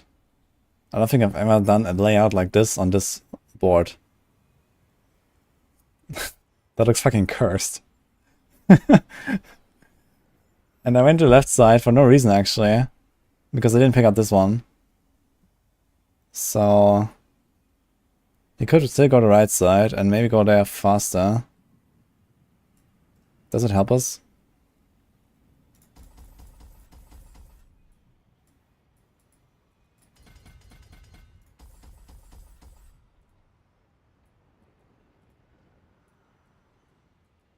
I don't think it actually changes anything. It's the same points. And the only thing you can do is this. And this. No, it's the same amount of points anyway. I guess we can skip the strength.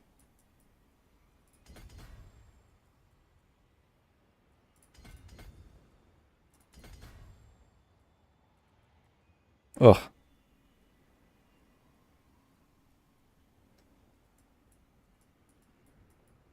Need 1 dex node.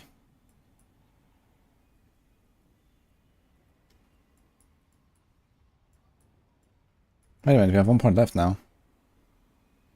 Also, I have too much int. What happened? Did I save points? Copium? No, I have these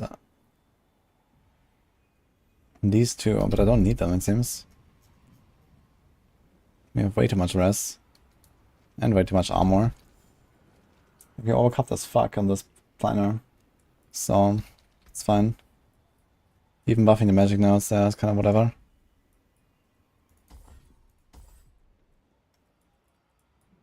More points. Can do this. Maybe can get this down too.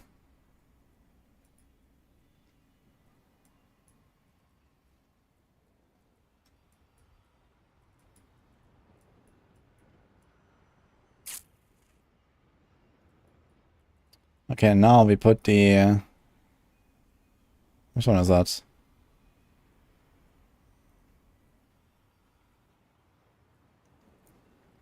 Gravekeeper. 25 additive and a bit of armor and a bit of int. Okay. And it's up to 18% damage. I mean, it's quite a lot of damage, this glyph. For like a long boss fight where it starts stacking up corpses. So maybe we actually want to try to get a third point here. So the movement, we put it here. Should also give us a bit more consistent fortify.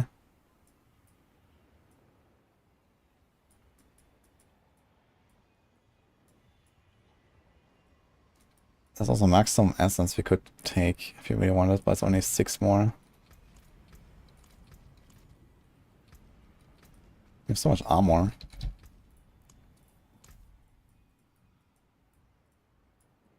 Okay, now we have Undaunted for the DR. Then we have Damage Glyph, Damage Glyph, Damage Glyph, Damage Glyph, well, and DR Glyph, I guess, and more Damage Glyph. So we have 2 DR Glyphs and 4 Damage Glyphs. Is there any other Damage Glyphs? There's Amplify that we could do instead of DR. That is potentially an option, but we have like no board we can really buff anything. Healing received.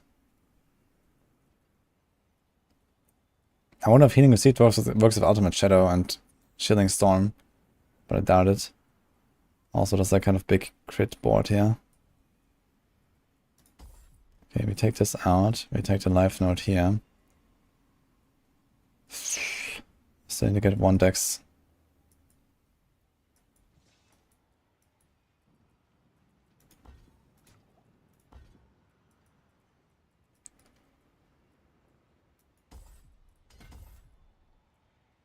Don't think we need the 1 essence on kill there, to be honest. Not sure why this is a thing.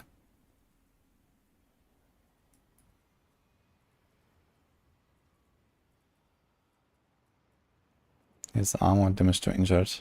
This could potentially also be like a magic buffing glyph or so, but okay.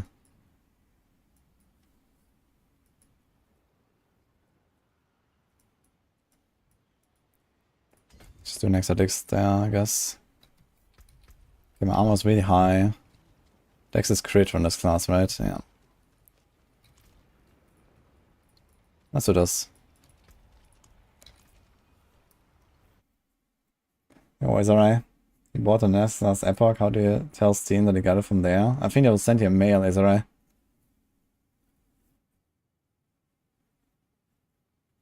I know a lot of people did it with the Nexus store, and I mean Nexus store is a pretty established thing, so if there's any problem, then I guess you can also contact them.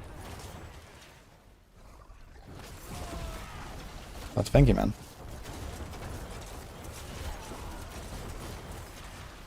Okay, we're going for like 10 million hits now.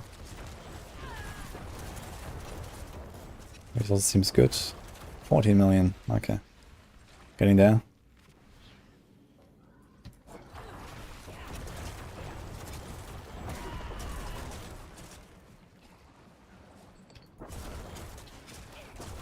I'm not ready yet. You're happy in rolling that, in knowing that not rolling Fidget is normal. Yeah, it is not normal to roll it. I mean, I already knew that, you know, there are weights, but we didn't know like how bad they were. Turns out they're really bad.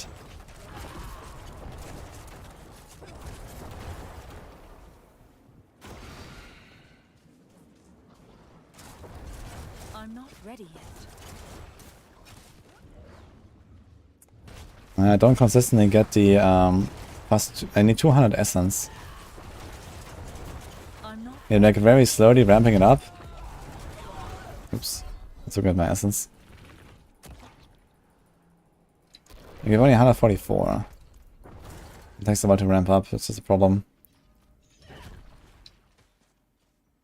168, 170, 172. Wait, what? He just shoots the bone spinners on me. What the fuck?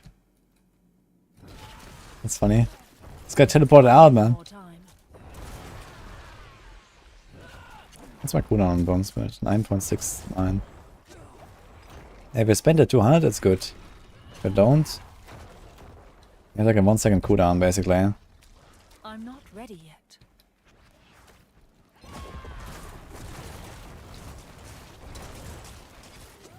Okay, it's alright. Let me know if you can't fix that.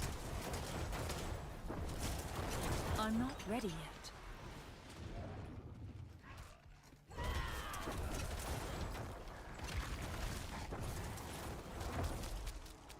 I'm not ready yet.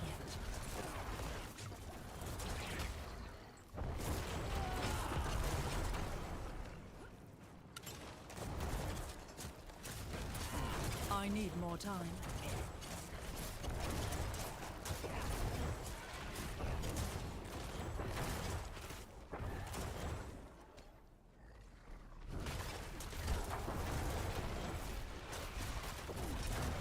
I'm not ready yet.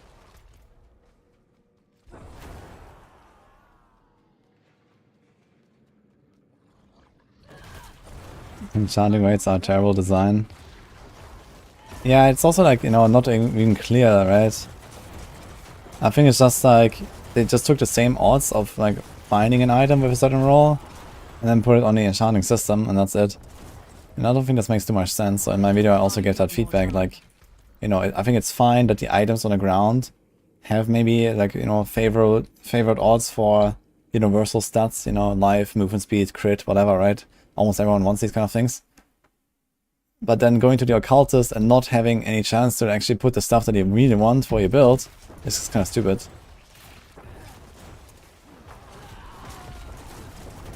I'm not ready yet.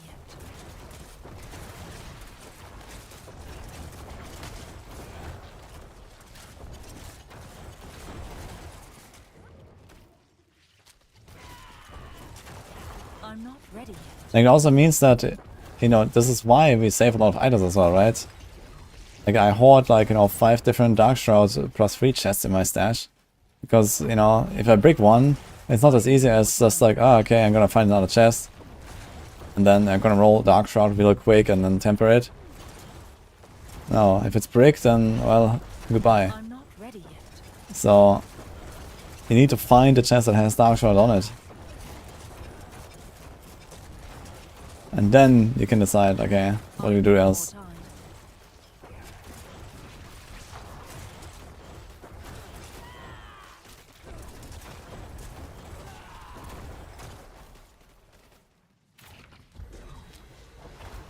I wonder if I'm doing something majorly wrong here. More time. I was kind of expecting like 10 times this damage. I guess you can try the same setup with like a Starless and a Lucian's Crown. Just see what happens. They include a low crown just for the lulz. And I guess then we're pumping.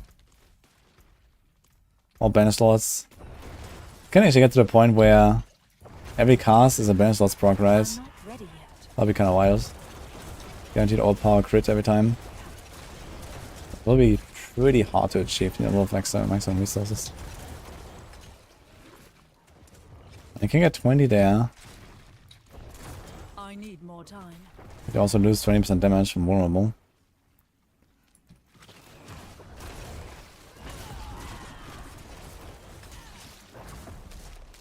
I'm not ready yet.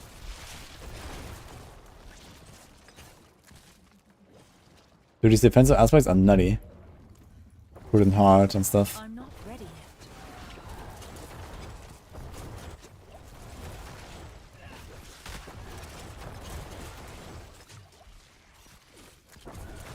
Okay, the saw was pretty good compared to the first. This is Bone Spirit build.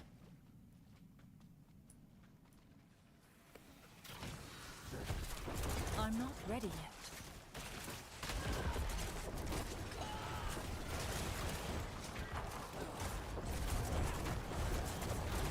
I'm not ready yet. Seems like in AoE I can easily keep up my Bone Storm, but try a little bit. Or at least the barriers. I'm not ready yet.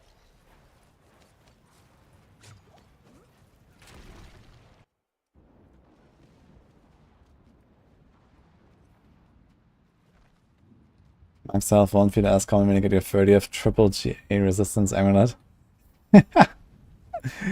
Oh man, why did I put the option to roll multiple resistance on one item, man? Holy. There's not even a single build I can imagine that would want that even. Like, there's like 3 classes in a game that don't even want resistance on a gear most of the time.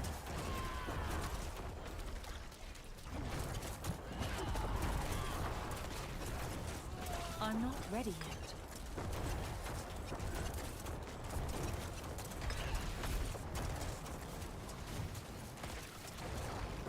I need more time.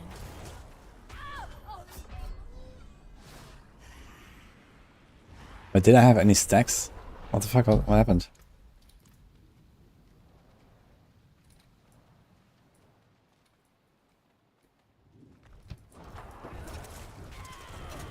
I'm not ready yet. That's a bit surprising.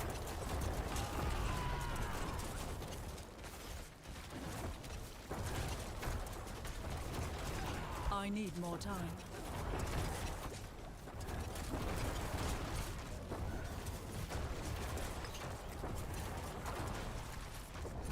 Oh, my bone prison tanked the Elias projectiles. Wow, that's nice.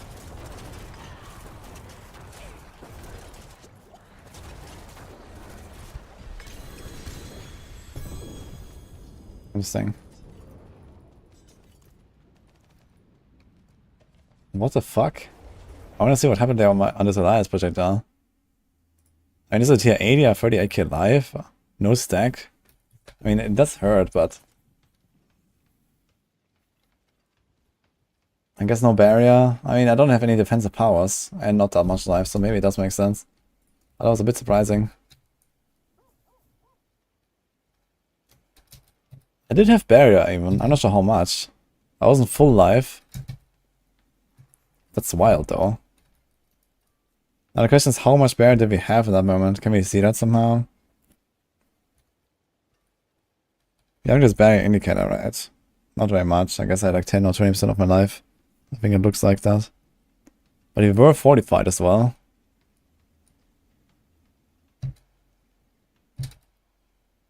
No stack. Nothing. Bone Stone just fell off.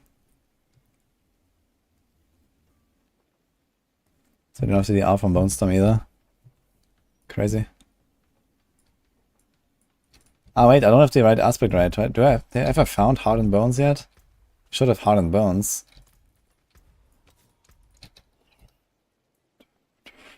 Yay, 11%. Well.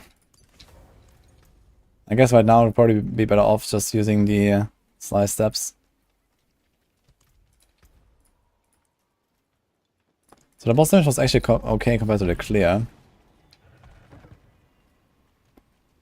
I wonder how it feels if I go with a resource elixir. To actually kind of imitate a bit better gear.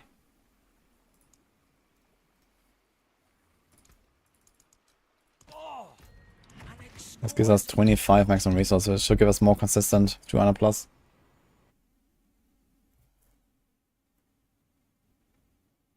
Hi, Orthodoxy. You want to compare and contrast the build of proven good version of Spirit Bomb builds? There's one which hits 4 to 6 billion per bomb. That's pretty good, yeah. But I don't have a link in my YouTube chat, so if you posted it, I can't see it. Try to break the link.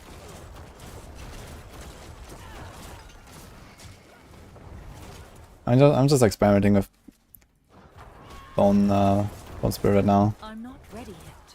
And 4 to 6 billion per hit, that probably means low current, Lucian, and so on. I mean, if I just pop on these items, they all have maximum resource and scale the damage higher, and so on.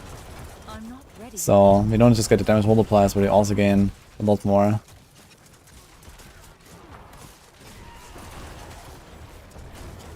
I need more time. can see what happens when I equip these items.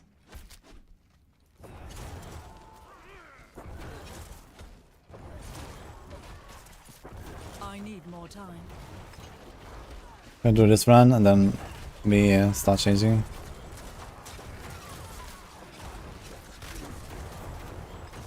Oh, that was a nice 30 million. I'm not ready yet.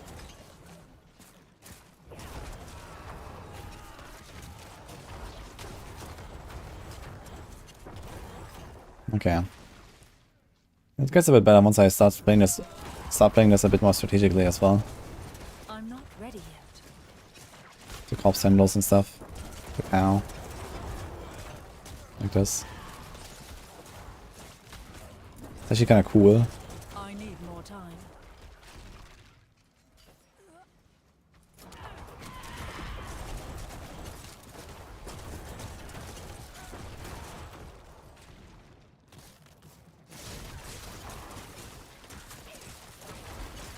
I need more time.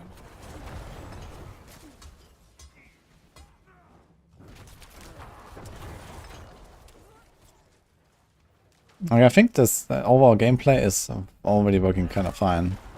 What I got here. Just need better gear at the uniques. That wouldn't really change anything for this, right? You probably don't need ultimate shadow. This can shadow just be like extra damage aspect as well. I guess it's kind of unnecessary. But ultimate shadow is really useful.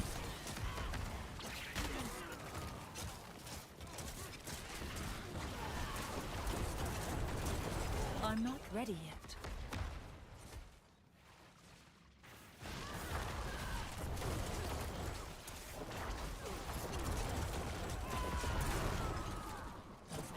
Okay. Yeah, I'm getting better at this.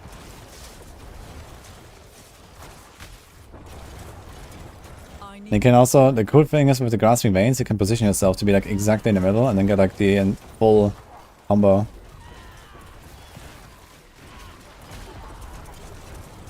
I need more time.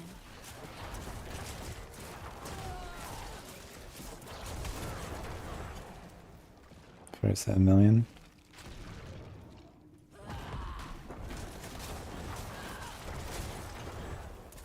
I really liked having grasping veins without sacrilegious soul.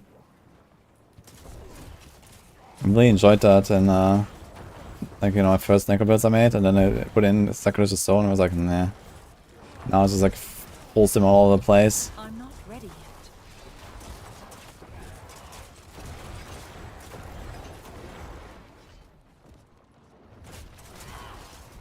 I need more time. I'm excited for expansion. Hell yeah.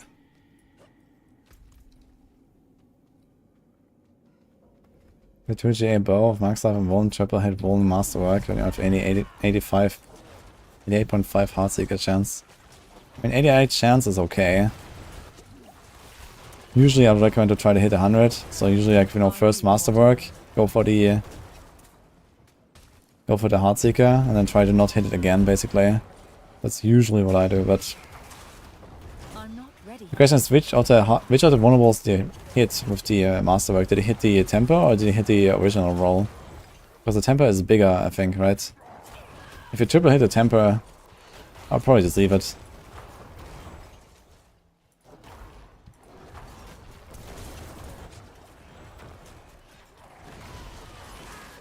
I'm not ready yet.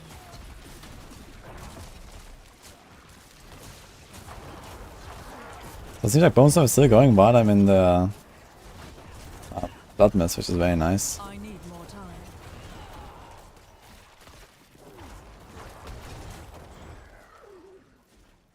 This is temporal.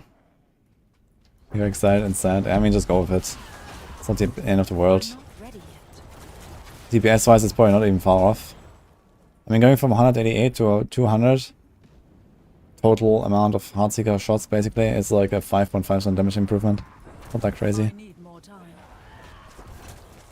And he probably get a kind of comparable amount, maybe slightly less from the vulnerable, so you mostly miss out a bit on lucky hits and stuff. I need more time.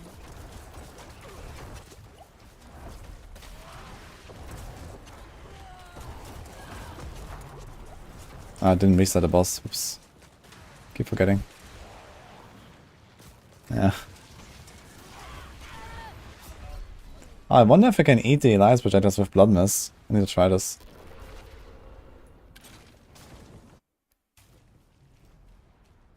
Mage Barb uses materials.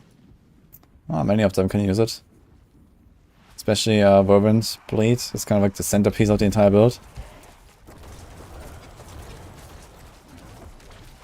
Oh nice, he can do this. That's cool. Okay.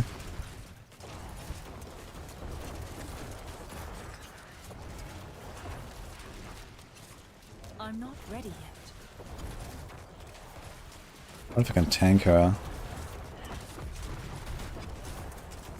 Oh, the Bone Prison protects me from the tornadoes. Now that's cool.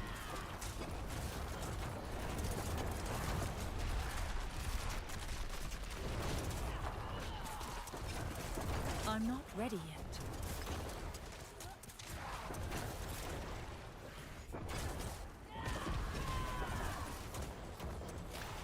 I really like the playstyle of this actually. Trying to stand on the boss and then do like the big booms. Okay, that was fine for now. Then we're gonna try 90 as well. I wanna try this a bit more first before we switch setup.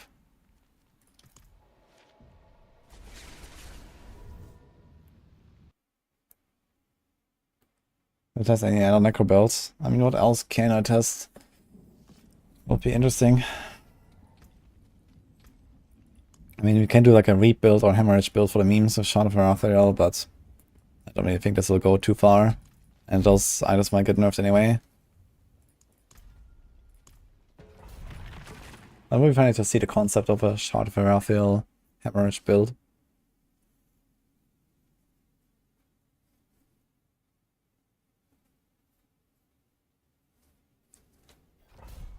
Can't do anything with your gold because of no... Can't do anything with your character because of no gold. Yeah, everyone is complaining about gold. I mean, Inferno Nodes is kind of supposed to fix that, right? Next season, so... Or at least give you another way to get gold. And there might also be other fixes coming for gold, right? Like, for example, I think a lot of people will be unhappy, especially now that I made this video, with like how occultist revoting works. So if you don't have to spend like $1 billion or $2 billion gold on occultist sometimes, then this will also help a lot. I need more time.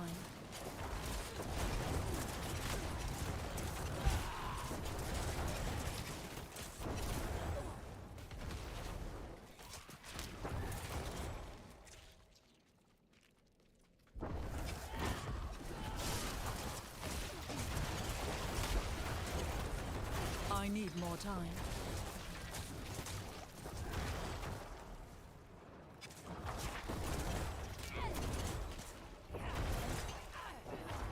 I'm not ready yet.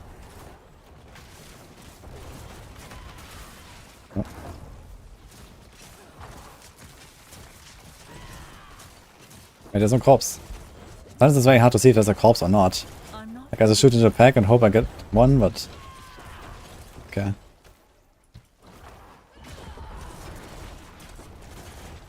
It's actually really fun to play this build. I like this build. I need more time. It's not really super fast, but it has like this cool tactical gameplay. I'm not ready yet.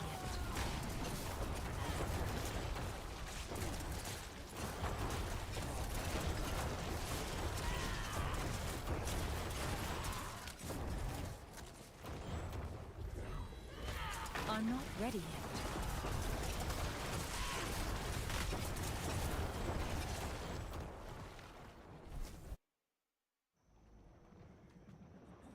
Remember Autobot gameplay when it hard Necro.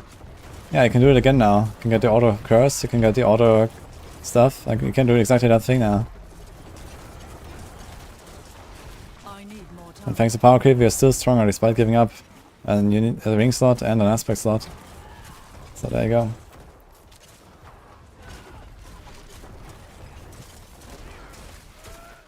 I need more time.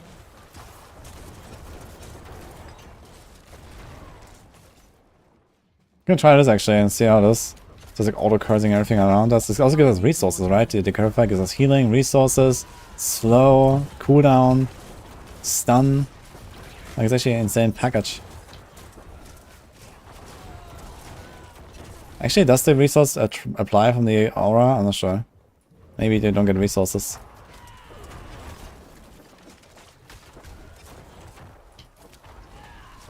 I'm not ready yet.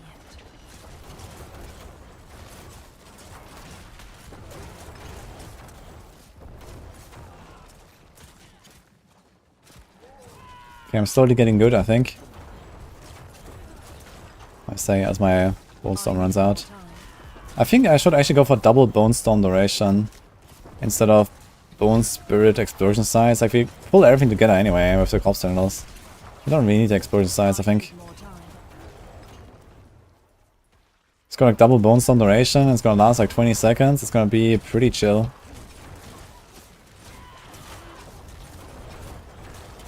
I need more time. I think I should always do corpse tendrils and then Bone Prison.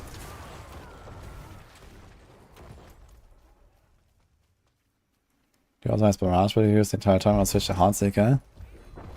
Oh well, Heartseeker is very powerful. Barrage is tough to go to the same level. I need more time. But Barrage is also okay.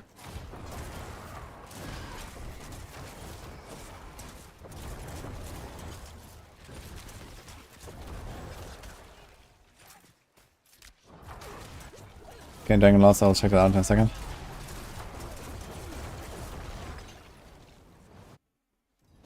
That's a Bone Spirit build. I think somebody would call it Spirit Bomb. Oh, god. Yeah, 31 million opal. I mean, this is also, you know, shit items and stuff. It's gonna go a lot higher. You can probably get like times 10 or so. This build scales a lot with good gear. Dude, he pushed me through the wall to the other side.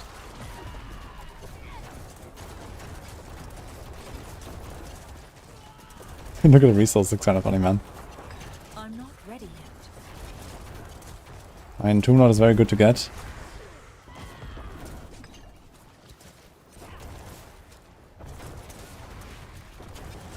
I'm not What? The tornadoes exploded outside and hit me, man. Okay. Ah, they also hit the Bone Prison. Man, that's so good.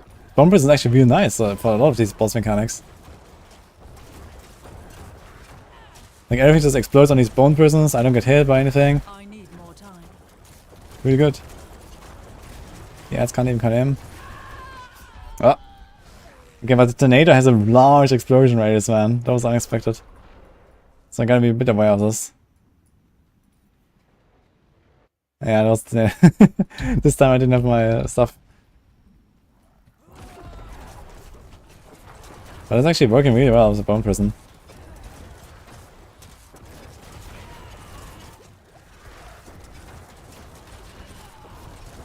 I need more time.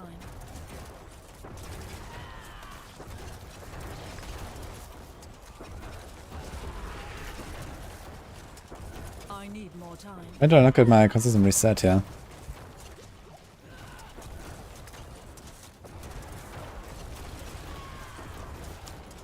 We are spending 200 spirit. How not getting the reset for the I'm not ready yet. strange. I should get instant cooldown reset. Sometimes it happens and sometimes it doesn't. Okay. Okay. Ah, Stormblade is alright.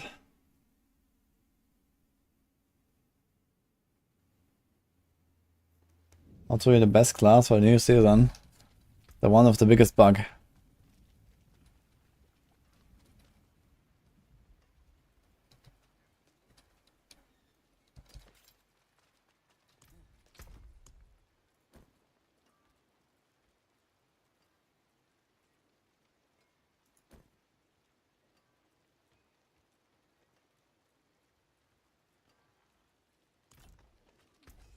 Better than starting from Okay, nothing. so let's do it. I have no idea where my crown is. You need to press another cooldown skill to trigger the cooldown reset. So I need to cast Bone... like Bone Spirit, and then like Bone Prison, and then Bone Spirit, and then Blood Mist, and then Bone Spirit, and then... like, I don't even have enough cooldowns for that, I guess. Wait, why do I have to trigger this with another skill? Is that bugged or what?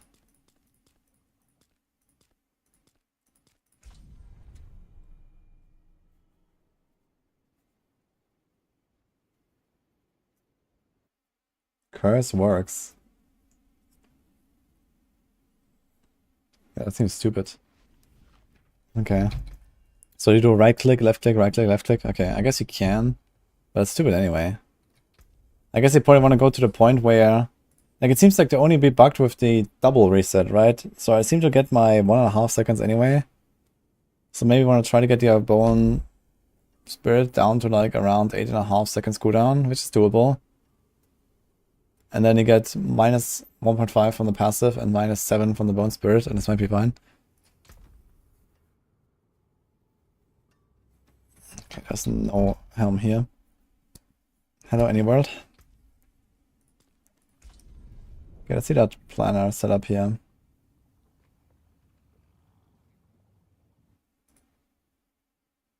Bone Spirit Endgame Pit. And the video in action, let's see this. Oh, it's a Rob video.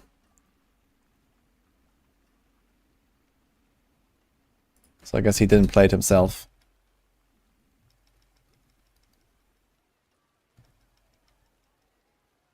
Under 40. 1.9. Okay.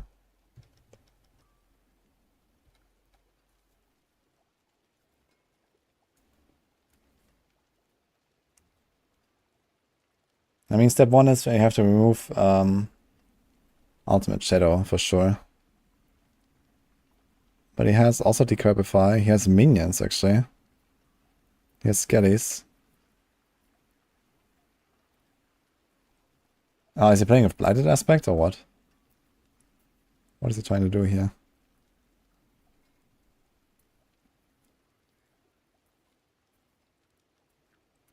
And he does not use Bone Storm at all. So he's gonna be very classy for sure.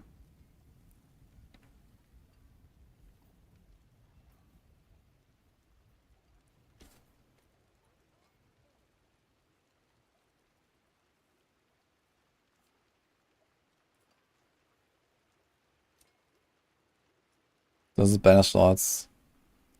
Ah, he's using... oh wait, this is Torment. Wait, what? I thought he's using the one that gives you extra essence per minion. Ah, here, this one. Requiem. Yeah, this makes sense. So he could do that. So at least have the Skellies. Here's the Blood Gatherers. This. Blood Moon Breaches. Blood Moon Breaches is getting buffed to 100% now as well. Count the minion. Ossified, Sacrificial. So wait a minute, he's running Sacrificial with only the Golem Sacrifice. That's insane, actually. Really? He's not actually running Shattered Spirit or any of the Bone Spirit passives.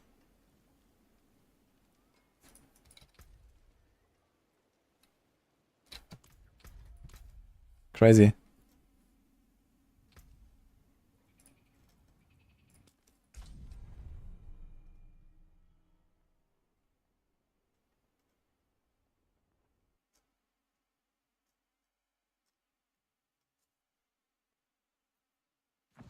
Okay, so basically you cannot really do a minionless build. So I guess this is probably like why they made these boots as well, right? To allow you to potentially make like a minionless build. Where the fuck is my Lucian's crown? What? On the Sorc?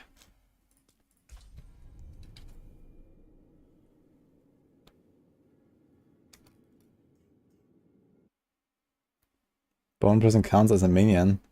Oh no. Wait, they haven't changed that?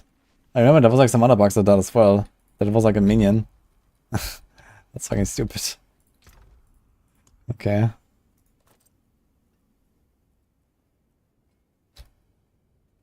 We found our crown.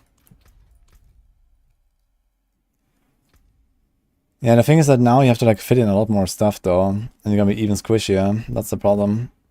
Like if you make this like a season 5 build, then we have Lokran instead of Banished Lords. Which also means we don't need to hit a 275 breakpoint. We don't have to go all the way to 275. We can get away with less.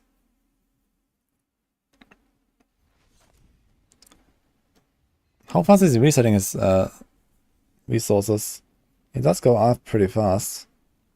The burn is surprisingly fast. But I guess he does have the Torment aspect, which is 170% regen. And you can multiply this with your rolls. So that's quite a lot. So I guess he just like straight up just regens like 70 or 80 per second or something. 140 is pretty good.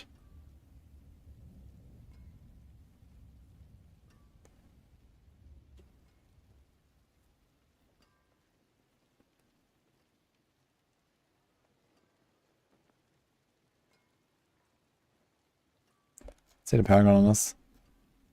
Where's the Paragon?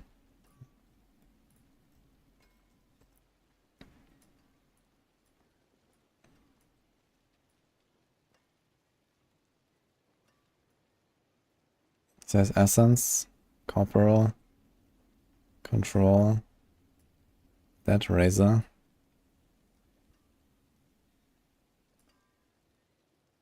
Gravekeeper, Amplify, Dominate.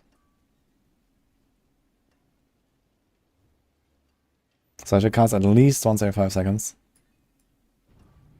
I guess you don't actually have to go to 275. You can also do a left click, right? You can get to like 260 and then cast a Decrepify to get to 275. How much does it cost? 10, 265, I guess. It's probably okay. So it's 0 defensive glyphs. Yeah, this is a very glass cannon. Where do I go back?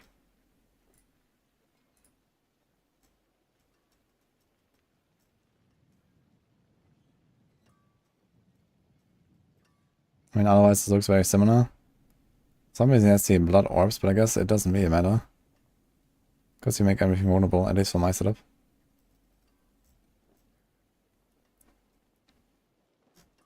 Okay. I'm not sure if I like the idea too much though.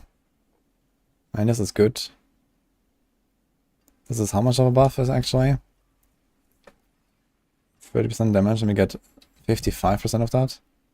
70% of that. So it's 21% damage buff. Relatively strong for a utility slot. And heals. We do have DR and life on this thing, which is also not bad. Plus the big damage buff. So yeah, maybe the Banished Lords combo, especially if Banished Lords Talisman is getting buffed and Loken's getting nerfed, is probably still the way. But they have to find a way to get to 275 resources.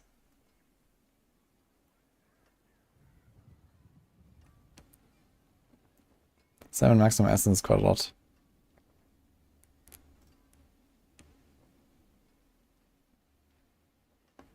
So what is he doing? Reapers for the corpses.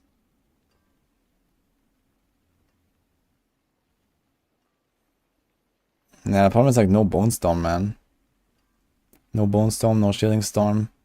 But I guess Shielding Storm is only good if you have Ultimate Shadow. It's not really good without. This really surprised me in Sacrificial Aspect. But I guess he's gonna do this now and it's just gonna be buffed. Like, this is way better than Sacrificial could ever be.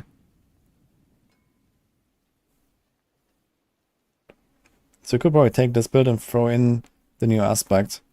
And kind of play the same thing.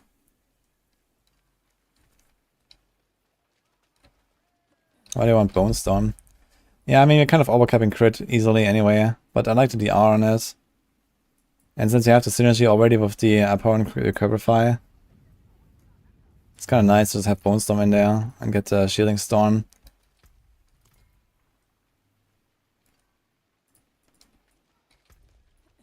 But maybe I'm like too focused on AoZ meta, and it's not really necessary anymore.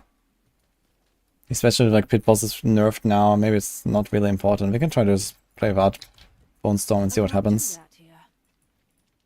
If I can live.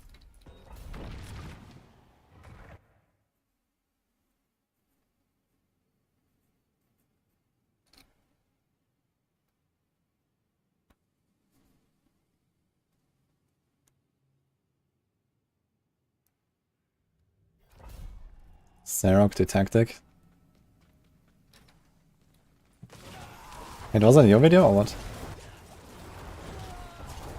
I need more time.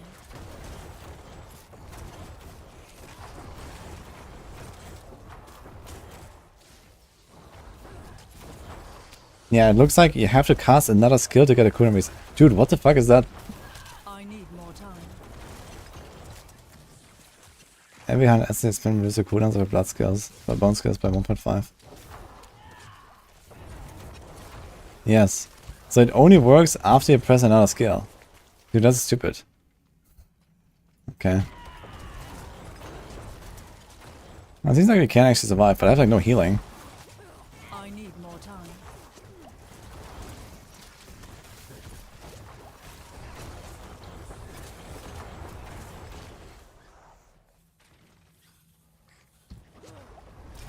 Yeah, they need to fix this, man. This is stupid. Very annoying. I'm not ready yet. I mean, you might be able to live, but man, it does not feel comfy, I gotta say.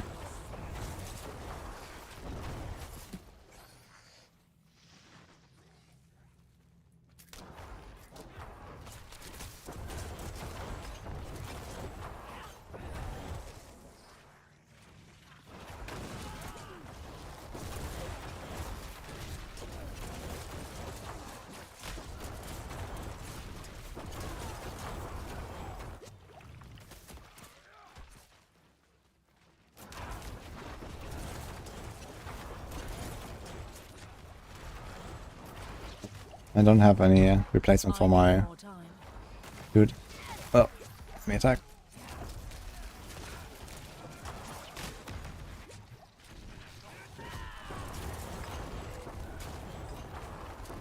Okay. Yeah, the Shielded Storm can be replaced now or something, but I guess in this case it would be the pants. I'm not ready yet. Getting succeed so much.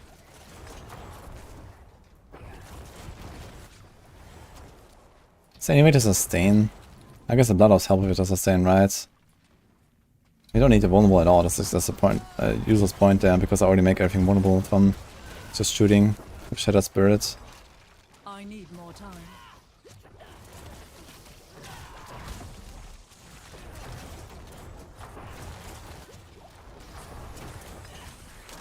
I need more time. Need more time.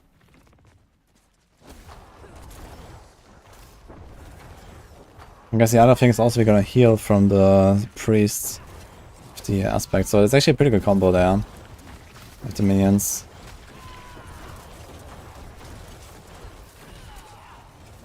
I'm not ready yet.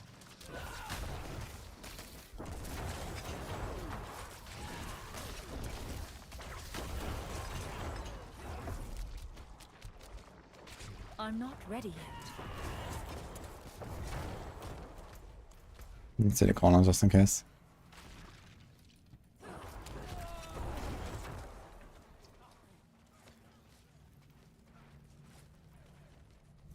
Yeah, prison also has one true. So 8 seconds. Yeah, Blood Orbs would actually be kind of noticeable healing, I think, with Corpse Handles, because just putting together like this. Okay, I will try to switch to something like that, maybe without the minions and see what happens. I want to see like how the Blood Orbs will go. Remove Ultimate Shadow. Put Requiem. I'm gonna keep the Shattered Spirit for now. Ready yet. Because in the Advantages you also get extra tempers. You can... not really right, he's gonna put like Resource Generation Temper probably. So triple Resource Generation Temper or double.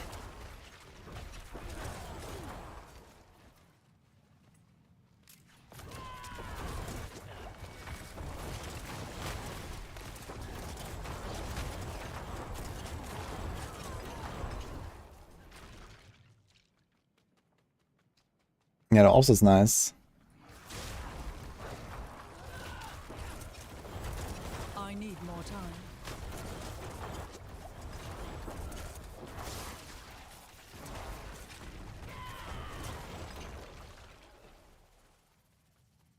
Thanks, Jess. I don't know some dabei. I didn't today.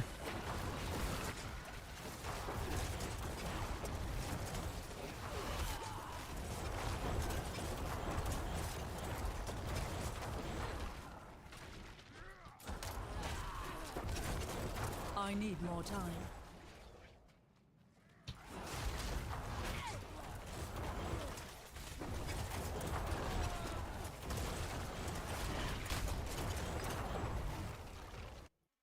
Okay, we actually kind of went through this. Okay, we're only 32k life. No power here. Basically no power here. Shitty heart and bones here. So we would actually be quite a lot stronger. And then we don't have the blood orbs. But it's only a 90, so we're still gonna get a lot more damage. We could run a 40 to the elixir though. I need more time.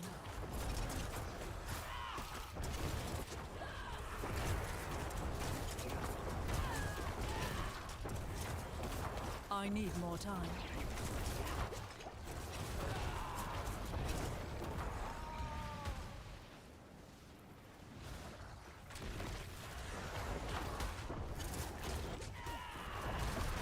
I'm not ready yet.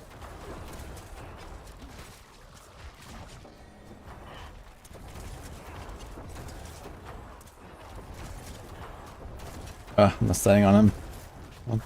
I guess one advantage is that you don't need to stand on him without the Shattered Spirit. It's very hard to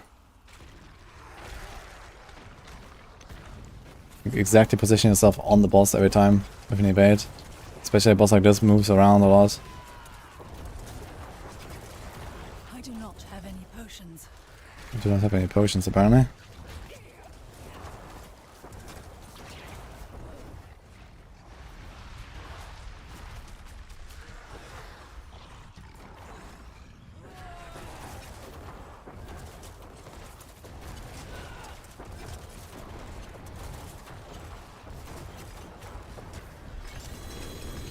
Okay, okay.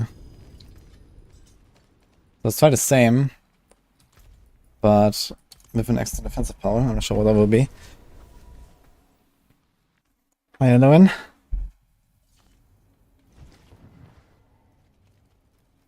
It's interesting to see Bone Prison being used. Yeah, Bone Prison is actually a useful tool now.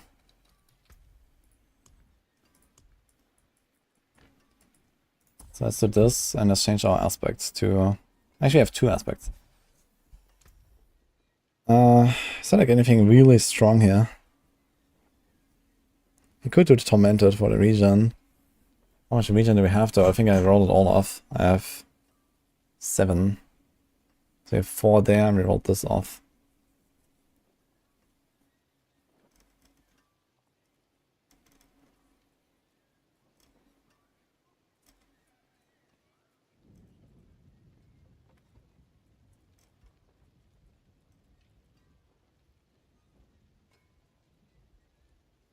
You have no active minions, the damage increase applies to you and you lose 7 essence per second.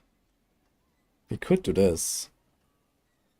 If I had a bit more regen, so that at least I don't go down to 0. It's 45% damage bonus, that's pretty big. Only 7 essence loss per second, that's not really that big.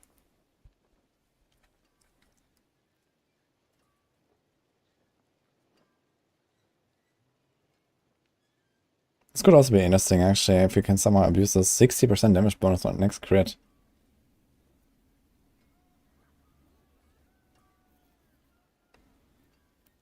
If we somehow manage to heal 100% of our life. That is a lot of healing though. Not sure how we'll do that.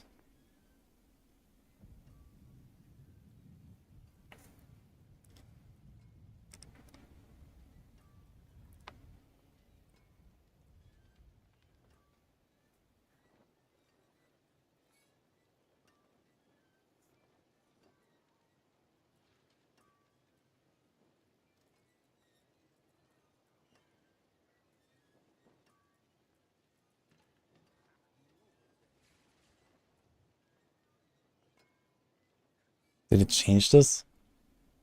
8 corpses for up to 12.5 seconds. Wasn't it like 1 per corpse? What's that number now? Each corpse is 1.5625 seconds. What the fuck?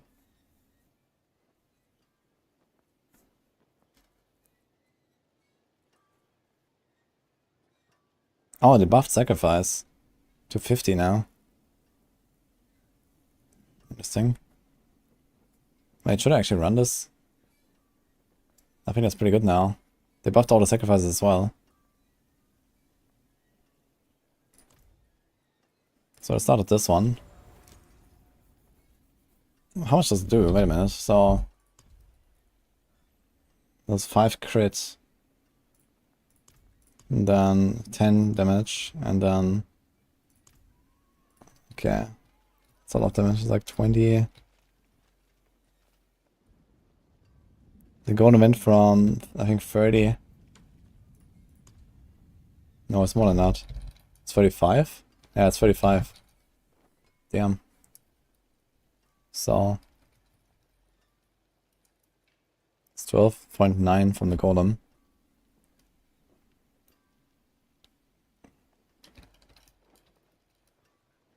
Yeah, Sacrificial Aspect is really strong now, actually.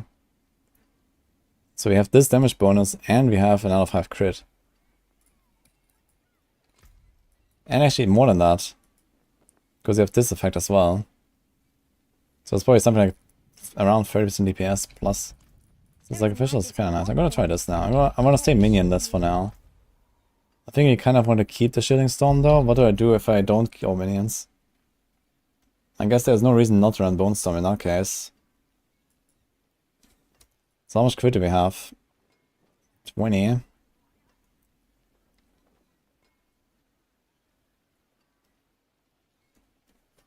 For each 30 essence you have on cast. So let's say we have like 6 procs of this, like 1.8 crit, and not very much.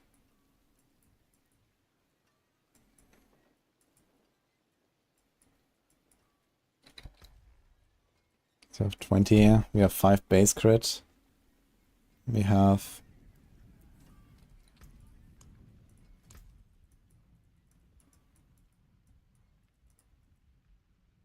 Let's just maximum essence. But you also have 17 crit here, up to 30 actually. They nerfed this, right?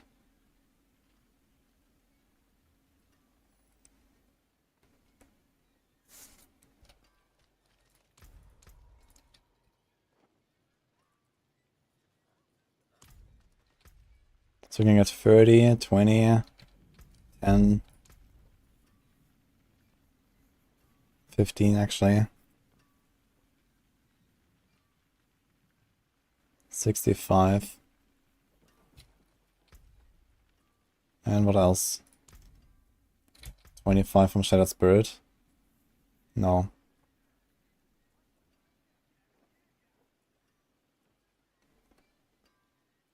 Wait, which one is it? Sweating Curse. So we had 90. So you only like 1 roll, but you actually have 3 rolls. Quite a lot of crit here. So it's kind of overkill. I think even without Bone Storm we're currently capped. So it's kind of scuffed. Let's put Bone Storm back. And see how this feels with the damage and also with the survivability now. Without Ultimate Shadow. And we also have the Blood Orbs now. I wonder if I can do something else besides this.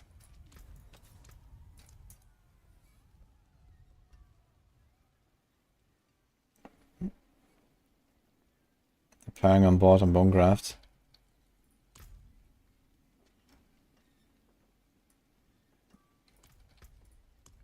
Wait, does it give you a flat crit chance?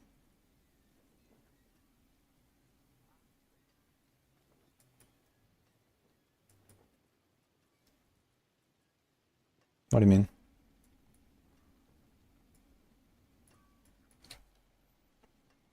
Yeah, that's the last class I'm playing right now on a PTR.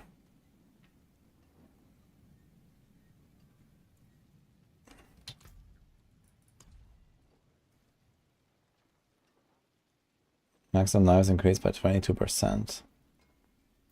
But they lose the ability to summon a golem. That's actually a lot of life. You're right. So it's 15, now that's 30. 30% life from sacrificing a golem. And golem is probably usually played with a 30% absorb. Which I guess is slightly better.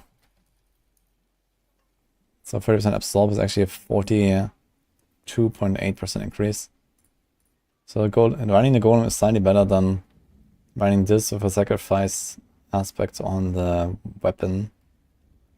But it's not bad to put that. If you don't have like a super powerful aspect for your build, would be nice. Could be good for all power builds.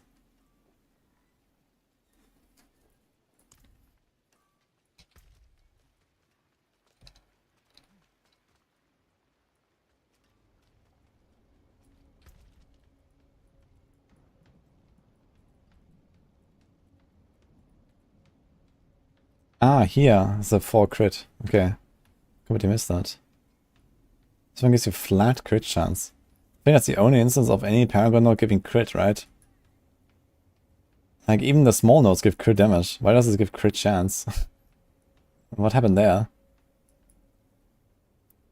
It's kind of weird.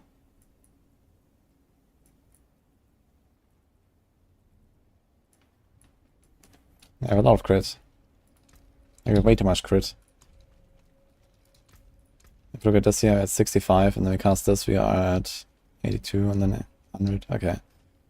Yeah, it is what it is. Let's go try this now.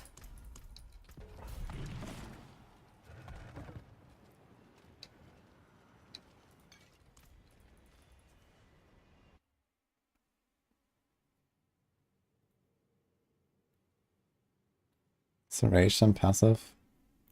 Yeah, I'm not actually investing into Serration. But I guess you can, like if you get to the point where you have like 200 plus essence, that's actually good. I could take out 2 points somewhere and do that. I have the movement speed, for example, right now. I can do this.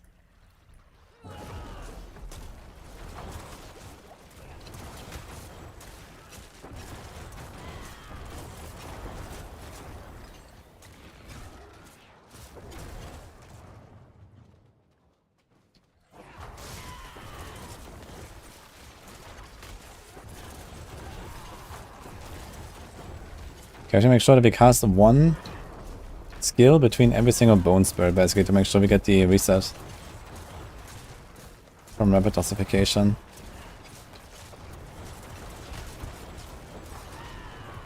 Not more than one skill. I say Healing Storm without Ultimate Shadow is really weak, man, despite the fixes, I guess. Actually, it gives you like a false sense of security.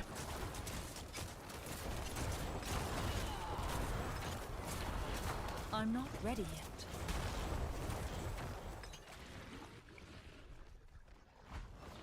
So I would like the others worth coming back to him. Absolutely. This 4 has been great.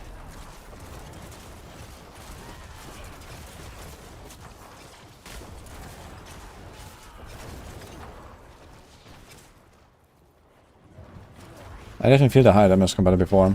Gonna honest it on boss 2, I think.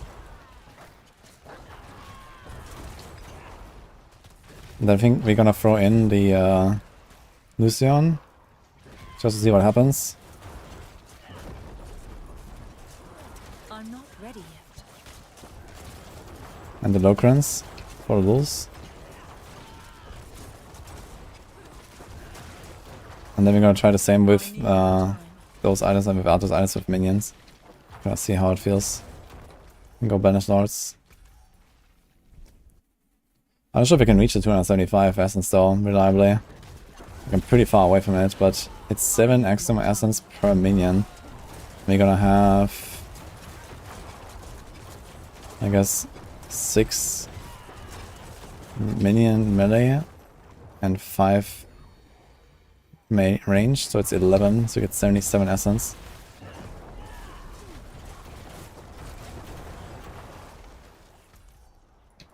And then the bone prison apparently is 1, 2, 3, 4, 5, 6, 7, 8.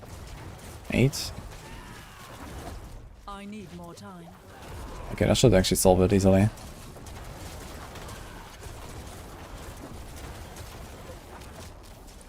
The thing is, would it still work if they fix the bone prison to not be a minion?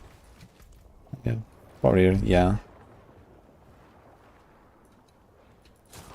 It's 10 for bone prison. I need more It time. would be a lot more inconvenient though. Without the bone prison. I mean, the bone prison is just a bug, I guess. This is not supposed to count as a minion, I guess.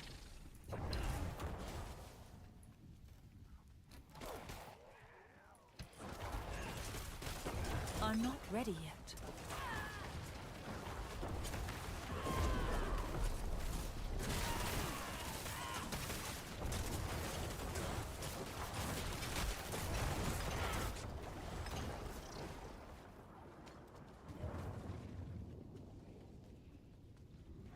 It's been explaining how good the boots are to each.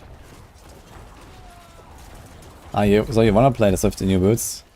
Instead of the Occult Minion? I Yeah, I need guess. more time. I mean, Occult Minion is 4 minions, that's 28. And here you can get up to 60. So yeah, I guess it's just better to have these boots, right? They also have pretty decent stats. You don't really need like any important temper or anything on the boots. So I guess the boots are actually an upgrade. As long as you kind of keep out the buff. The thing is that you see the stacks go down here. So the stacks have individual timers. So basically you have to constantly cast these. You don't really get the maximum bonus most of the time here. I need more time. Unless you hit many targets. Let's see on the boss how many stacks I'm gonna have from the boots. You can see the stacks there.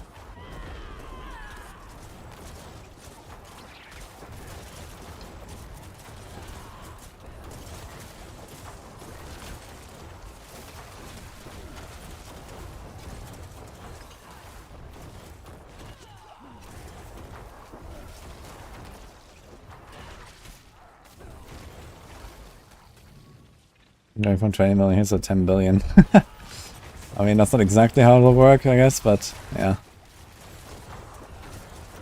And all powers a 50% increase, bunch more additive. We already have a good bunch of additive though. But I guess we can maybe open up our offensive tempers for something else. I'm not sure if there's something different here that we could put on offensive tempers. For example, there might be like bone crit and these kind of things, right? So that might actually make the scaling even better, or maybe some other pretty important stuff. Yeah, we have 30 stacks actually, even on single target. That's very good.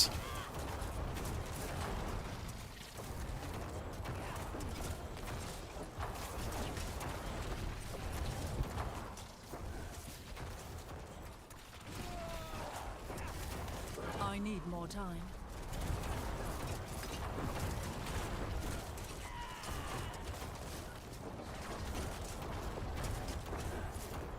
It's actually wild that you can run through your own bone prison, man, just like that. I'm not ready yet. Crazy.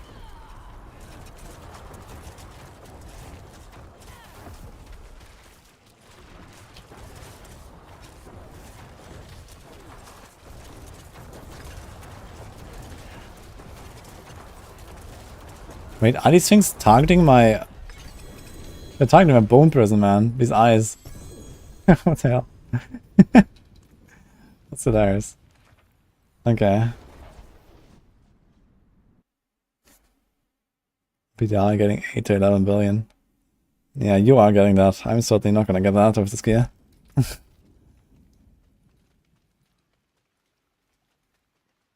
Let me check the tempers. What's there? So if you don't go for any percent damage tempers, what can we do? Here's bone crit chance. You can just go for more bone crit chance, for example. I mean, the bone spirit tempers are also really good, though. They have a lot of additive.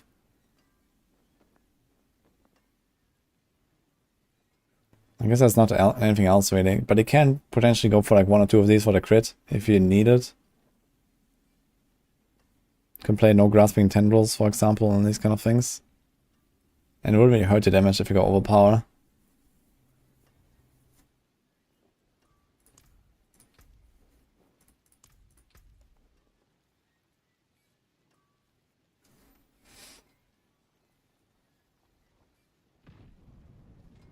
But I'm running as Bone Spirit. This build requires planning and a strat. Yeah, I really like the active gameplay of this build. That's really nice.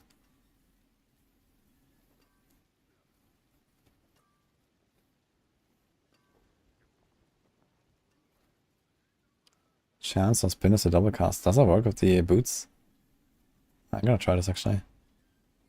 So no, I mean right now I was going for Bone Storm duration. But if you don't actually have to Bone Storm, then I guess you can do that.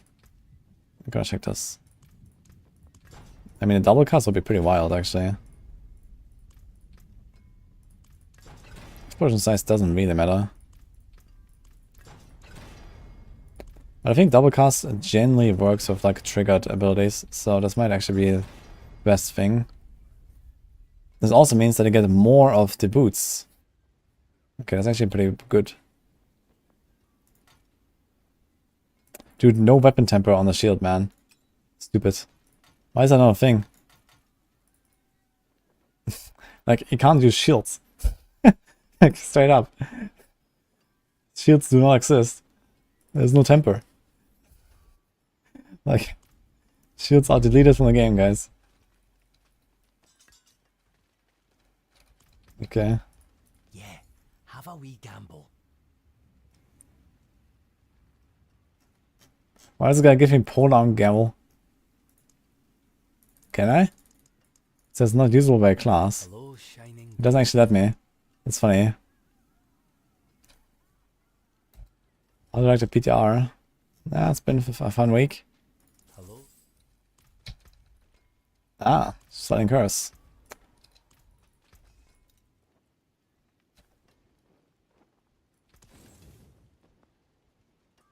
You can also have maximum resource on the offhand. We might want to do that. But for now.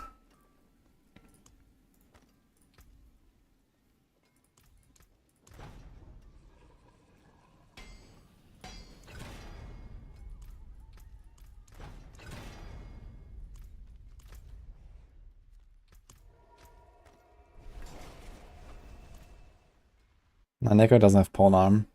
Maybe they considered giving Necros polearms, and this is why it's there in the gamble window. It's funny that I can't even buy it. Well, from a casual point of view. Yeah, I mean, a lot of people enjoy the game, both the casuals and the blasters right now.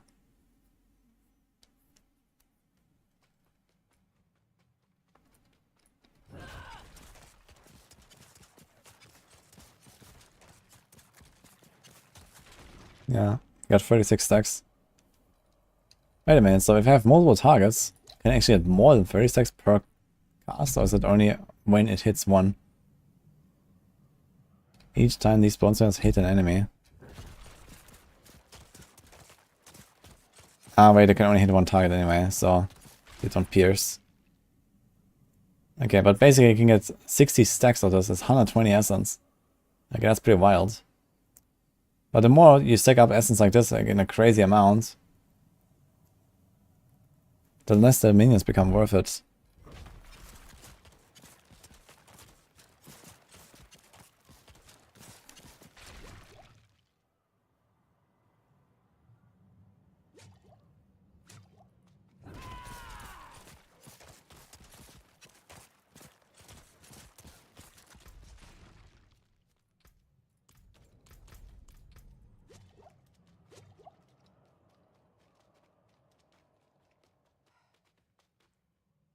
Yeah, you have to go for the bone splitter stuff then.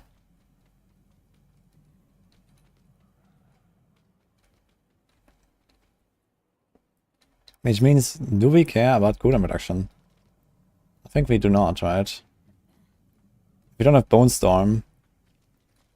And we reset our other cooldowns anyway all the time. There's actually no reason to go for cooldown. We don't even need a little helm. We don't need it here. Let's go maximum resource. Don't even go crit.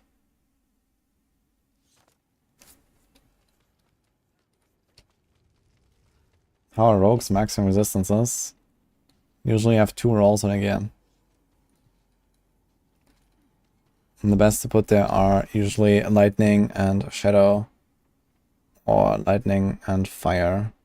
Depending on which Paragon bolts you have. Because you usually get a bit of cold and a bit of poison from your Paragons, and then sometimes a bit of shadow.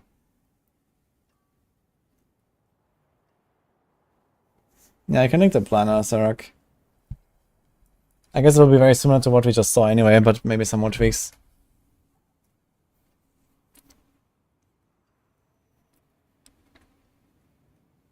I would be too opposed to plays with minions.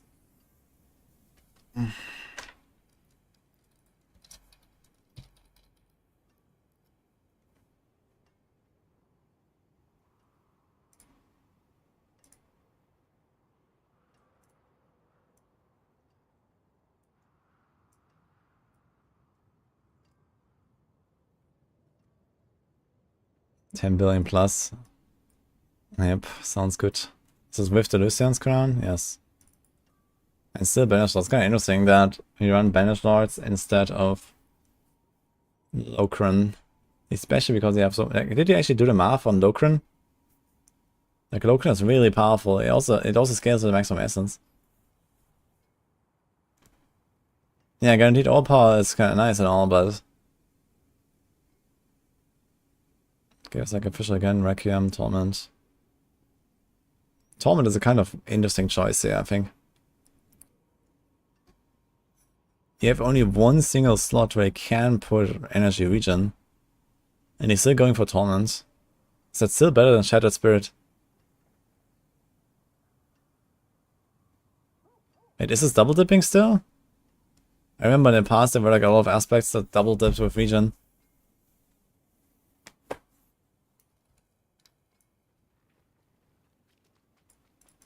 I wanna try this.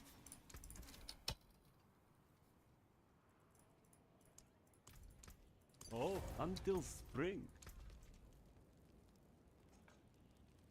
You have 7.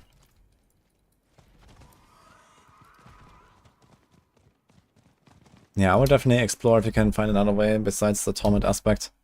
And I think it's also the more you stack up maximum essence, the worse it becomes basically. Because you have to wait longer and longer to actually regen it up.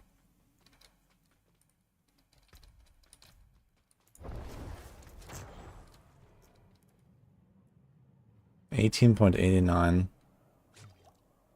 That kind of checks out. What's my torment? 170. Wait a minute.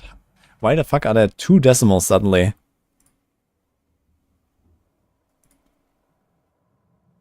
$7.0. Wait, why does it display decimals for Necros, but not for the other classes? Or did it just add decimals? Wait, I need to check this now. When was the last time we had no decimals on the region?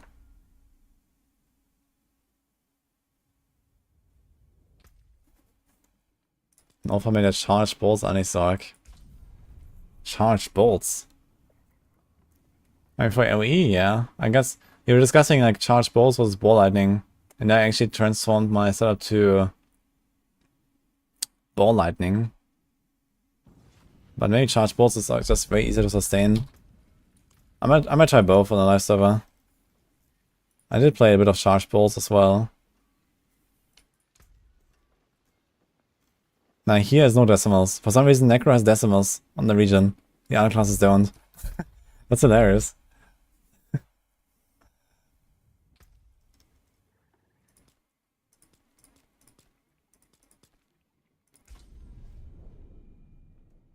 It's working pretty damn often. It should be very comparable to Chain Lightning on single target, but better in AoE, I think, charge bolts. With the downside that you have to be in melee range, and the upside that you get the 25% DR all the time, even without unstable.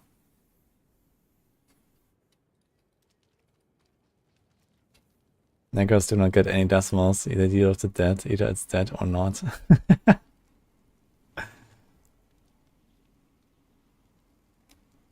Oh, Translock is that chest. A runic mail, apparently.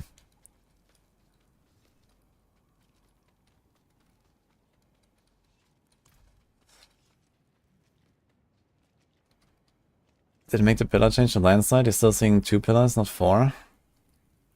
I think it's like 2 on each side. Actually, I'm not sure how that works exactly. I didn't pay attention to it. But landslide is pumping really hard. Yeah, this has like a very interesting... It's like a 3D transmog, actually. Because it, like, you know, empties your belly. Kinda cool.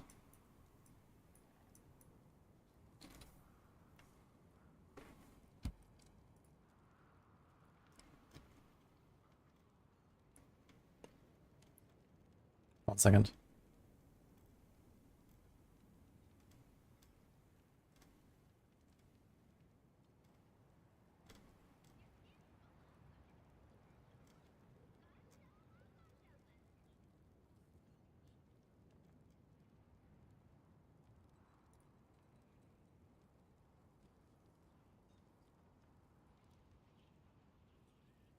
Hope the fix the characters love to actually spend resource. Wait, does it not work with Lucian's crown and stuff, or what do you mean exactly? Or you want to still spend resources so you can do ancestral guidance? Yeah, I mean you have to decide between ancestral guidance and gloves. And I think that's okay. Like it doesn't really feel like the gloves are really worth it to me. Like I've been trying with and without, but it's also not like they suck completely. So if you play with them, I think that's still okay.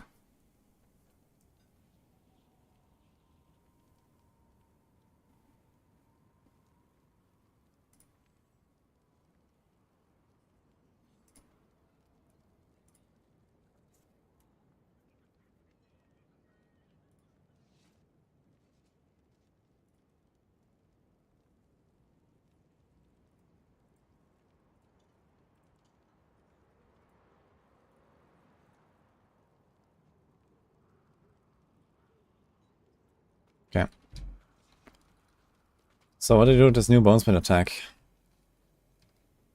I guess it's a Bone Spirit damage. Keep the resource thing.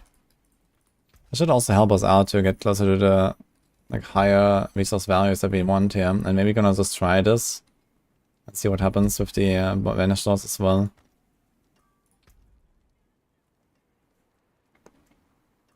I want an offensive tempo actually for Bone.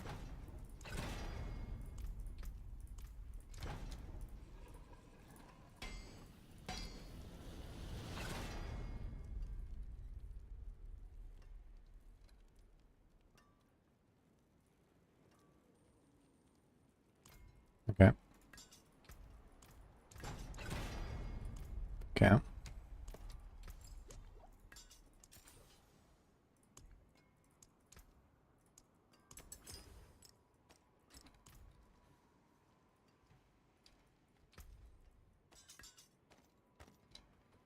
Save this here for later. Maybe we're gonna need this.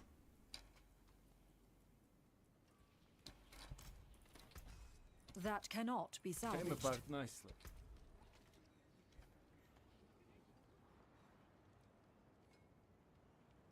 I have gloves with lower damage that works with passive and skillity. Breaking legendary notes is not intuitive. I think that's actually what the unique should do though. You know, the uniques, like this is like a very generic unique, right? If you're talking about the Cataclysm Glove, it's a very generic unique. Technically you can use it for any Druid build. But it does make you think about your setup, and that does make you think about, do you want to change something? And now you cannot run Ancestral Guidance anymore. And I actually think that's really good. I think that actually makes them very exciting, because they do make you change your setup. Banish Thoughts about to change your life forever. So can I squeeze that in just like that? So I have Torment right now. I'm still running Shattered Spirit. I want to see how it feels if I go Banish Thoughts and Shattered Spirit.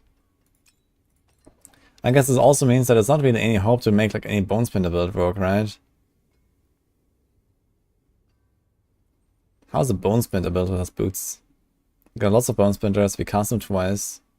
Can do a Moonrise. I need to try this at some point maybe.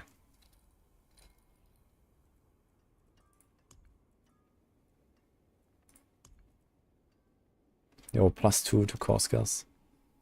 Has resource generation, which is actually helpful for this. So no grasping veins.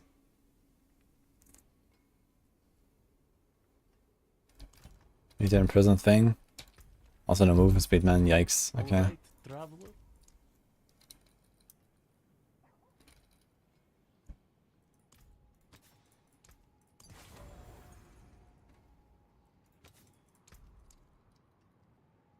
Maybe we can get away without the grasping.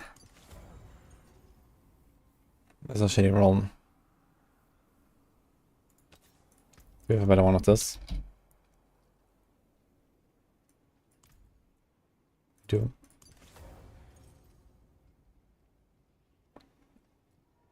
So yeah, I guess this is where you would put Requiem if you go with minions. Now, do I hit 275? I don't think I'm gonna hit 275. Let's say I have 40 stacks of this, that's 80 extra. Need something forged?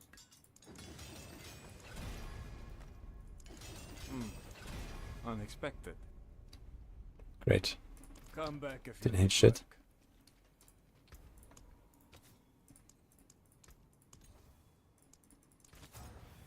I guess you can take all part damage if you want.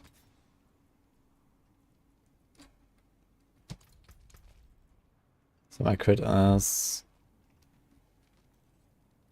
60 still. 80. Acceleration. 84 with the Paragon.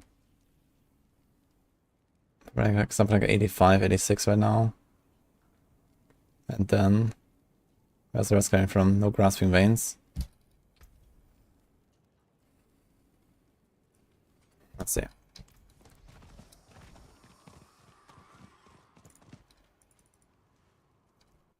The maximum pit I've beaten in season 4.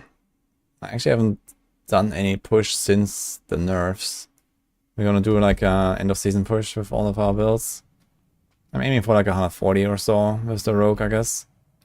Maybe Barb too.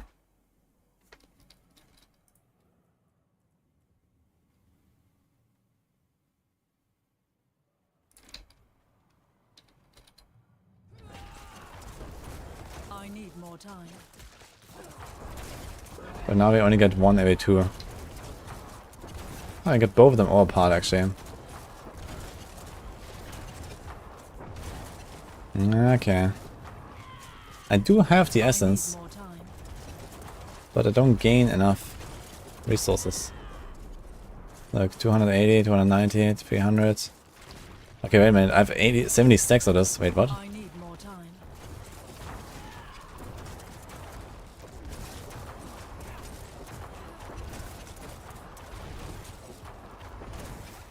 What happens if I put a Locron?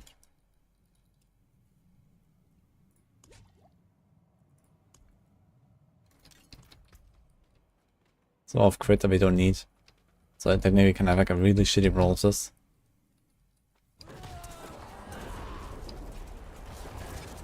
I'm not 11, 20, 30. The Locron is slightly balanced, man.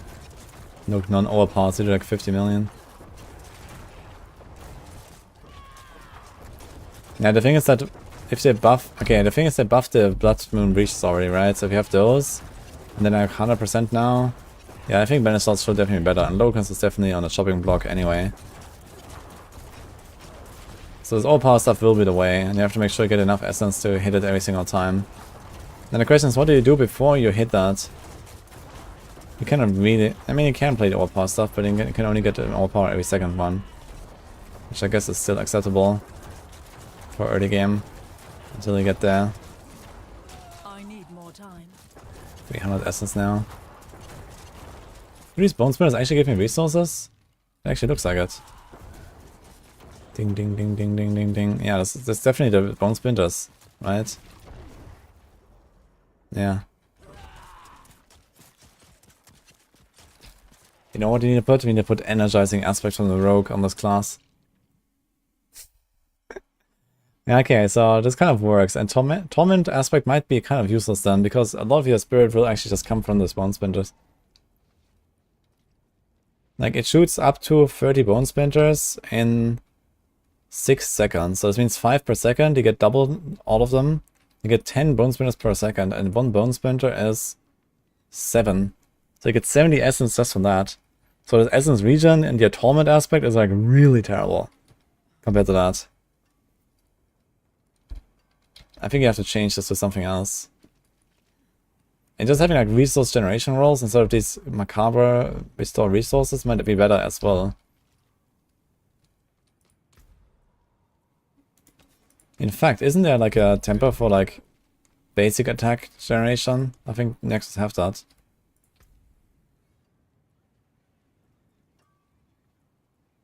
Here, there's 25% basic attack resource generation. So if you master this, it's like more like 35-ish, maybe 40 with 1 crit or something. So they should multiply as well. So those two things will double the resource you gain. So you gain something like 140 essence per second from just your bone splinters. I mean, that's all you need. Plus whatever you get from, like, you know, willpower, resource gen, and whatever.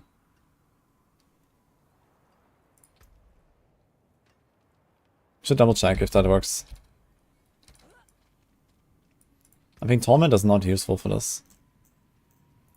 Or at least not required. Not much, is it? Father bless. What do you need?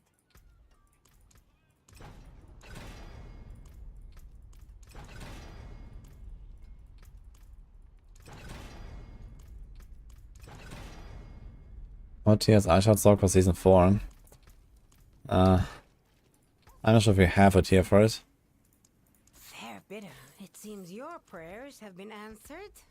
I mean, Need something it's forged? probably like somewhere in C or something, if I had to guess. I've not really heard of anyone playing Ice Shards, to be honest.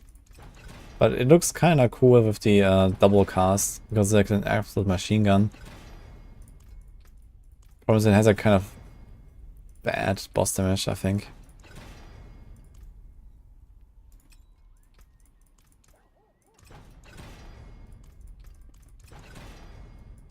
Okay. Just put like some random.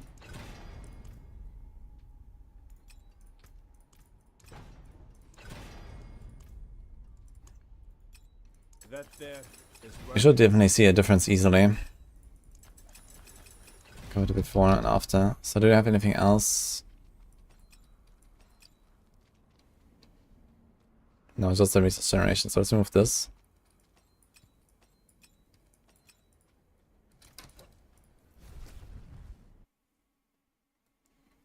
Yeah, Bone Spirit cast sides works with Bone Prison Boots, yes.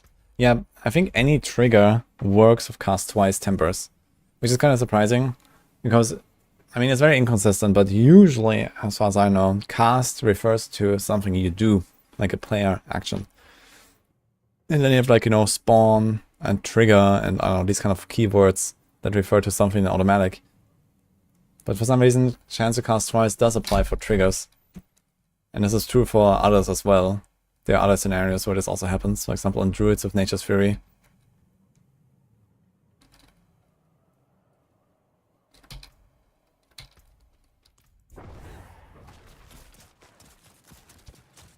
I guess we can... Actually, we can just check how much resource we have after it's done, right? It's got to like almost half. Don't need to time it. I think it should be very obvious. We should get to probably like 2/3 or 3/4 if I cut those two rings. This is 28.8 basic and this is 25. So multiplied with each other, that should be 1.6 or so.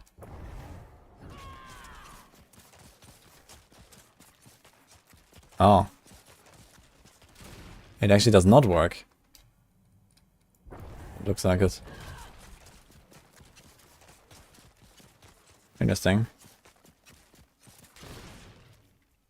Yeah, it doesn't seem like it's helping.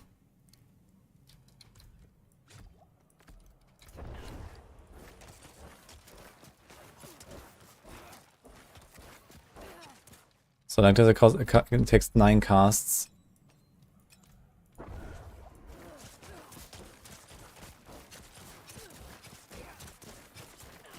And like this, what? This was 10 casts. I mean, I do have a bit of regen. Let's do it with regen.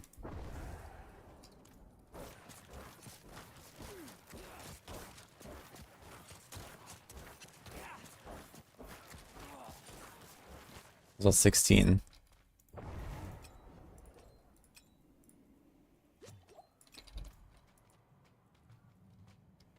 I need more time. Thanks on a Sorc video. All will be good. I mean, all will be good is somewhat optimistic currently, but I mean, I do expect some pretty heavy Sorc buffs. But this tech with the slice steps aspect is actually really good. So that's definitely something. Yeah, so this does not work.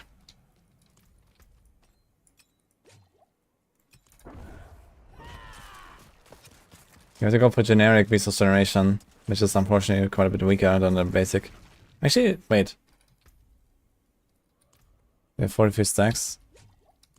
Okay, let's wait for the stacks to expire.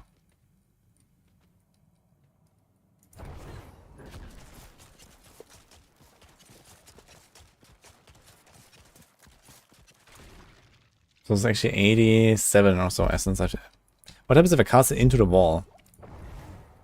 Like more into the wall. Yeah, they're actually missing. Keck. Look. Alright.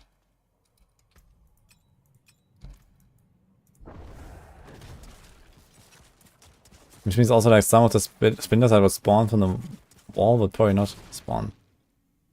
It seems like I am getting more essence. But am I getting the expected amount more?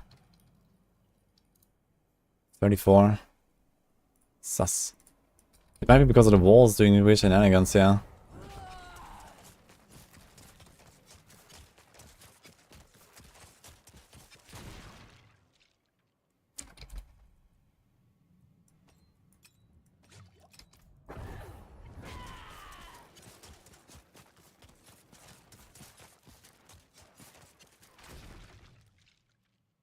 Actually, it does seem to work.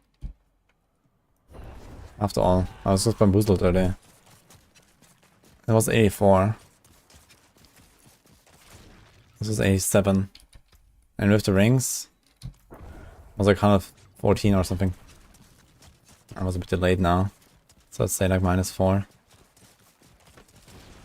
Yeah, this was 118, 119. But it doesn't really check out. Like, I don't get it. There's 25 and there's 28.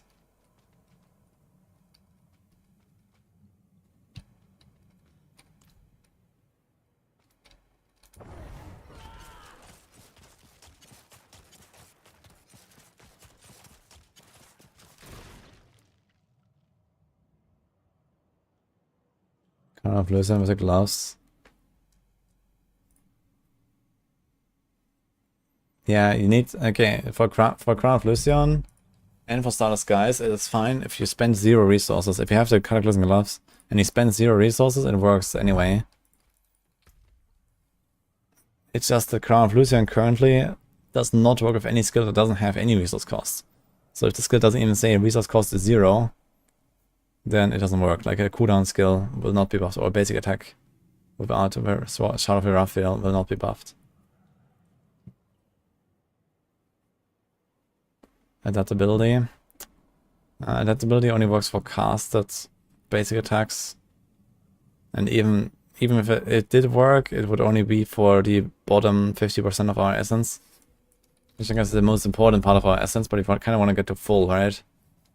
So it looks like basic resource generation does work, but it doesn't really give me the expected number, which is weird. What if I do only 1 ring?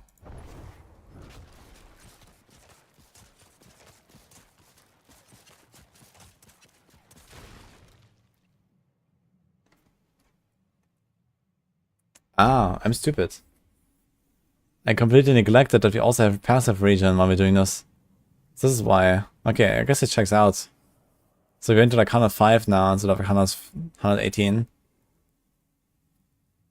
And 105 was like roughly 15 more than no ring. Another ring is like another roughly 15 more. So it actually does check out. It's just like I completely ignored that we also region. So if I just like... Okay, how long does it last? 6 seconds. So if I just like subtract 4 seconds of region, let's say 25 from each of the results. So it's 93. That's 15. Yeah, now we're getting much closer to what you would expect. Now the question is basic resource generation still better than? Or do we include some region?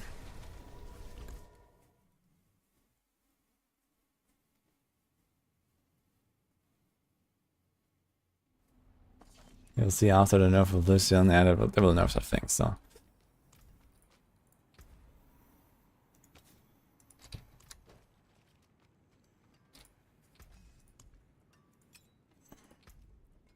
I mean, there is resource generation while wielding a scythe. which is relatively powerful. We could just wear a scythe, which doesn't really help us much. But I mean, we only really gain a tiny bit of crit damage, that doesn't really matter. So we could do this. A scythe is the same attack speed, right? 1.1. Take a chance, wanderer. Fair bit of magic in Yeah, it's the that. same attack speed. So we could just do this instead of a sword. And then use the scythe tempers. Those tempers are bugged? Really? Oh man. Okay, now the question though. Would it still be better to go for Macabre skills, restore resource? It's 21. Masterworked up a little bit. That is, I don't know, 30 without any crits. Let's say 35, 70. So you get 70 flat. Multiplied with a little bit of extra willpower. So something like 80. So you get 80 flat, basically, with this. Versus... This is 25 basic. Let's say 40-ish. Multiply with each other. It's like pretty much times 2. Let's say times 2. So if we shoot 60 bone splinters over 6 seconds, that probably means in those 6 seconds we want to do roughly 3 casts, I guess. 1 every 2 seconds, which is already somewhat slow, but okay. Let's say 1 cast every 2 seconds on average. So those 60 splinters give us 7. And then double. And then a bit more again. Like 15 more. So almost 1,000 essence.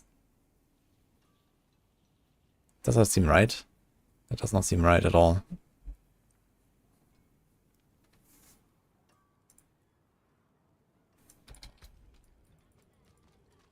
At least not from what I just saw.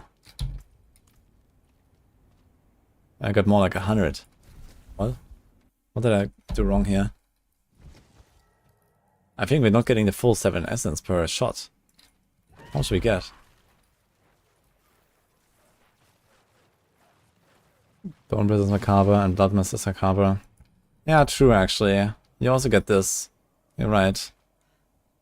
I was only thinking about Bone Spirit, but it's not just spamming Bone Spirit, you also have this. Yeah, okay, actually I just realized these Bone Spirits do not give you the full value. It's like way less. It's more like 1 or 2 or something. Maybe they give you like a third of 7. So like 2.33. But even that, 2.33 times 60. Even without any essence bonuses, if I get 60 shots. Okay, right now I'm not getting 60 shots. I'm getting like 45. You have 29, 29. So I get 60% more of 25. So how much is that? You get 40 shots. Let's say times 2 for 33. Like actually kind of checks out. 93. Although we have basic resource generation, let's remove this. It doesn't seem like it's giving you even a third of the value. It might be even less. It just generates 7 essence and it gives you less. Actually, I think what it does is it gives you just 2. It does increase your maximum essence by 2, and I think it gives you 2. That might be what's happening here. This says 80.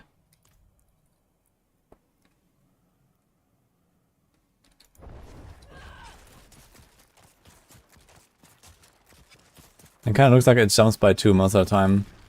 Yeah, I think that kind of checks out here. We got 40 hits. We ended with like 90 essence. Our region, I mean, it's still not really checking out. Our region should be around 18 in that time. More like 20, because I have a bit of a delay with the cast.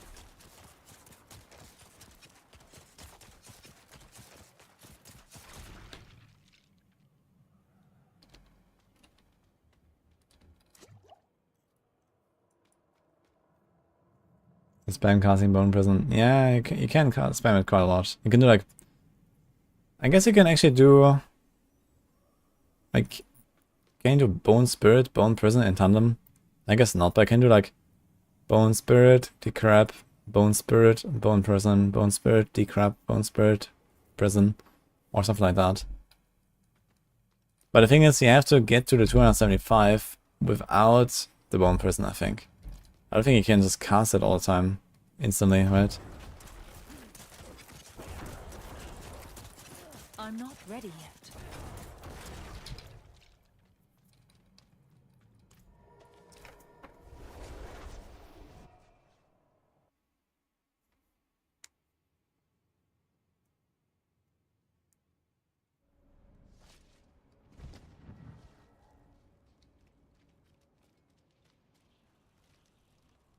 Hello, 024 XP, by the way. Nice to have you here. Very nice. Okay, I'm gonna try these Scythe Tempers real quick, just to see what happens. Until next time.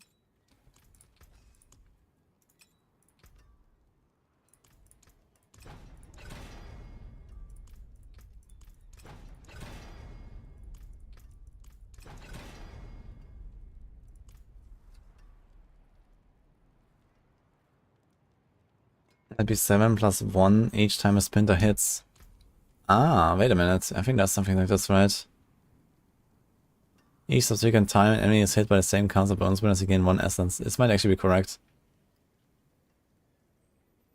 Alright. Which I guess would kind of do what the skill says. Father bless. I see it. So it doesn't cast it like 60 times, right? It'll be kind of wild. The resources.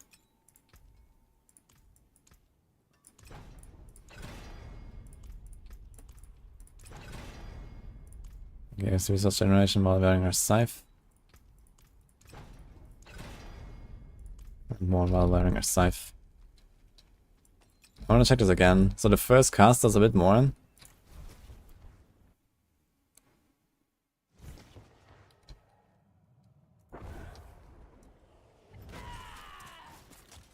It doesn't really look like the original cast gave me 7. Or like the first hit gave me 7 or so. But I guess this is just a 1. So if you look at the numbers and let's say assume 1. So you have 40 hits. Times 1. Times, you have a little bit of extra from like regen and stuff, right? It's like 46. And then we have 3 essence per second. Again. With our resource generation, and then this was like 7 seconds. So it actually kind of checks out, I guess.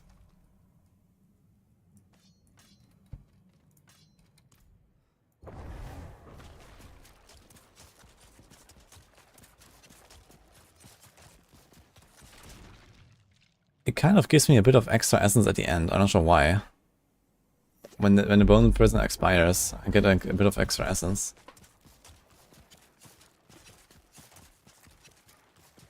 Yeah, I jumped from like 55 to 75. Where's that coming from?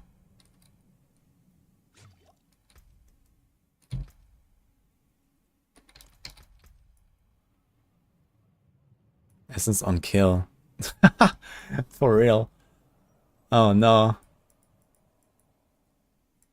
Oh no. So I actually want to take this, I guess. Wait. I'm gonna remove this. I'm gonna remove this.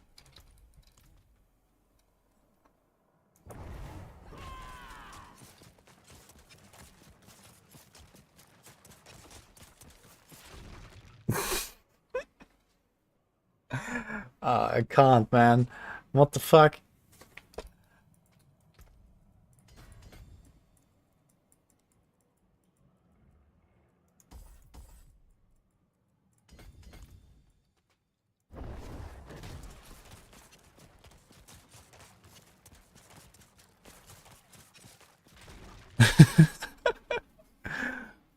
Yeah, this counts as a kill. And I'm not even getting all of them.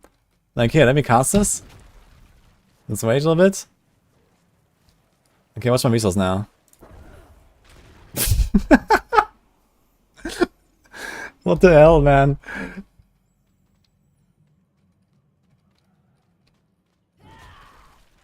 I just get like 50. Does it happen when I cast it again while it's active? It probably happens when I recast it, right?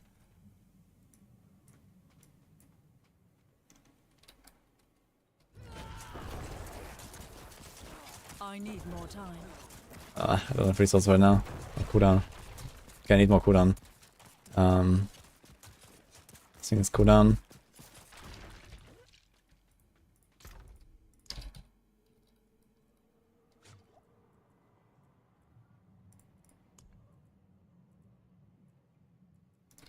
This thing has cooldown. Okay, now we have 9.15.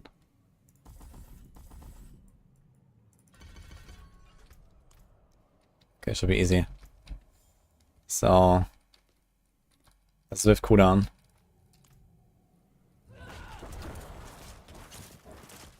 I'm not ready yet. So if we cast it, it actually works if a recast, man. You saw it? You can watch it.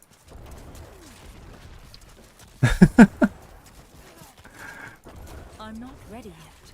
Yeah, it just jumps, boom, plus 50. Wait, what is going on?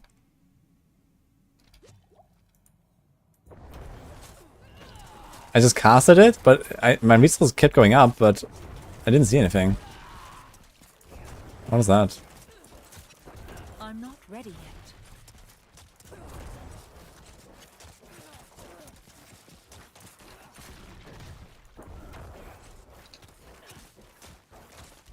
I need more time. Yeah, recasting it also works, man. It kills them, you get the spirit on kill, and then you get a new one. You can just like spam it over and over. And you're gonna combine it with the macabre skills, restore resources. So now we do this, this, this, this. I need more time. That's insane. Who came up with that? I'm not ready yet. This class, dude. Okay. Been like this since release. All Necro are giving essence on kill. They fix it for skellies. And so wait, when you resummoned your skellies, you also got essence on kill? Oh my god, man. That's insane. Okay. Yeah, for some reason Bone Prison recasting, not even recasting, just having it expire is a kill. You can probably proc other on-kill effects as well. I mean, there's not many of them in the game that I can think of. But at some point we're gonna get those. That's hilarious.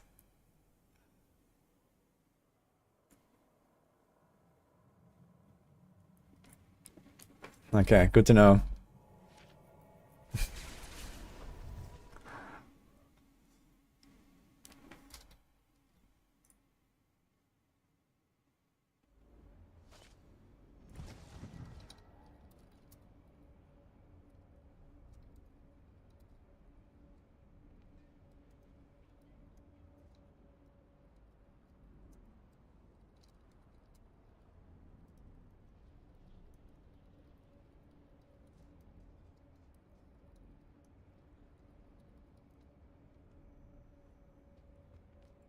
They used to drop Angel Breath.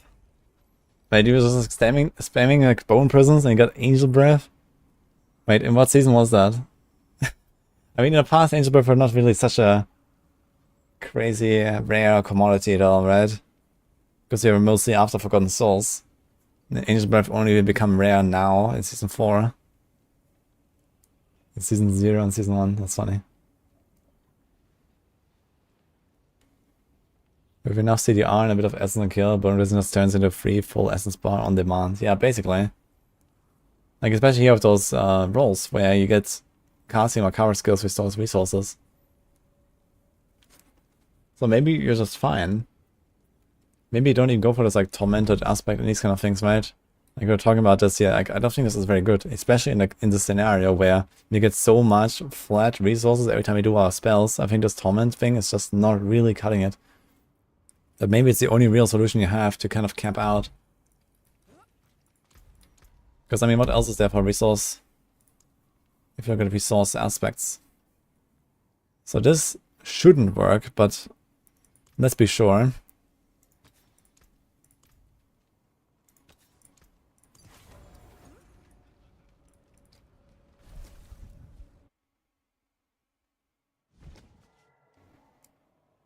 Including Lucian can get 37 ranks of Bone Spirit. 7 from Helm, 7 from Chest, 7 from Gloves, 8 on Feet. That's incorrect though, the uniques don't scale like the legendaries. You're gonna get a bit less from the helm and the boots. I mean, you also wouldn't put it on neck, I guess. Unless, okay, if we're talking about banish laws, right? This would also... Can you get it free? I'm not sure if you can get free. No, you cannot. You can only get to 2.7, so you cannot get more than this. Oh, actually, wait a minute. It starts at 1.4. 1 is 1.4, so... It might actually work. Yeah, you can get free from the neck. Not running unique boots. Okay, if you're not running unique boots, then you can get 8 actually, right? Yeah. But the same with the chest. The chest is... The chest has macabre skills, right? Yes. So 7 on the chest. Yeah, pretty good.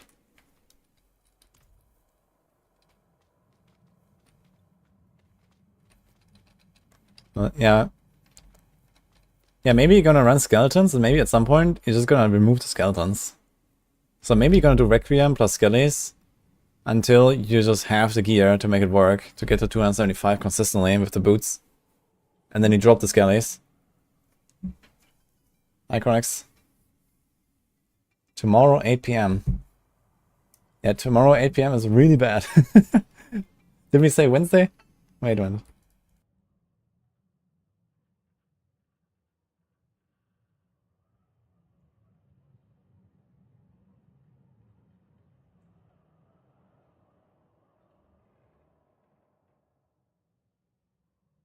Give me 1 minute, guys.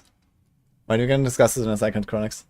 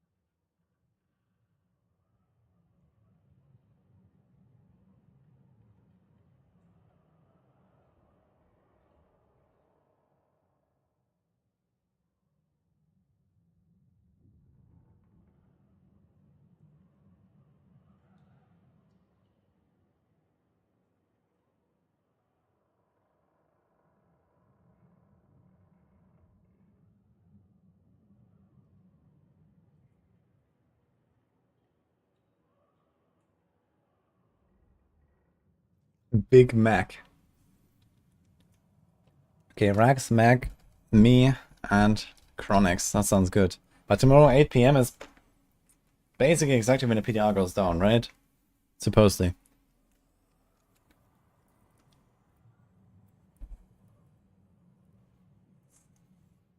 Wait, are we doing Wednesday or not?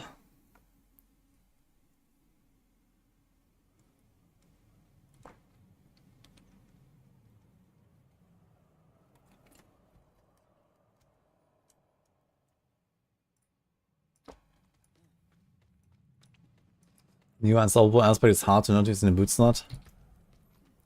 The unstoppable aspect.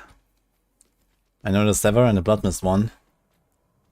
Which is the golem thing. What else? Yes, tomorrow I have a sponsor. I don't want to do the podcast tomorrow, unless you want to do it later. I would be up for doing it after that. But that might be, you know, too late for some people. I'm not sure. But, like, if you want to be here later, then tomorrow is fine.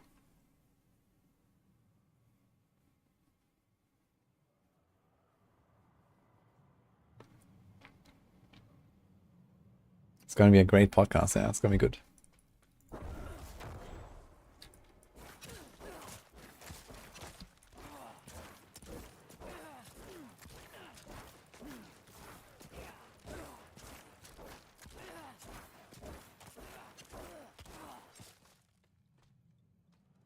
Okay, all good, Chronix. Actually, let me catch up on the channel, but the channel says nothing. Just Chronix made a group in Discord. Okay. Okay, I wanted to test. What was it that I wanted to test?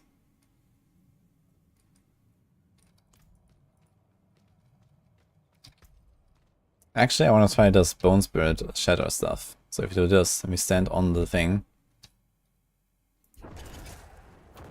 Boom. I'm not ready yet.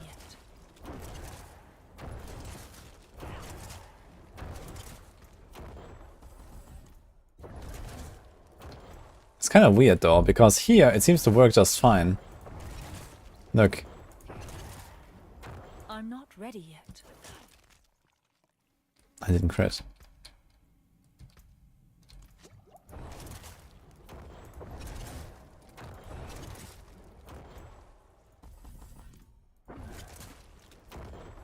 So why is it so clunky sometimes?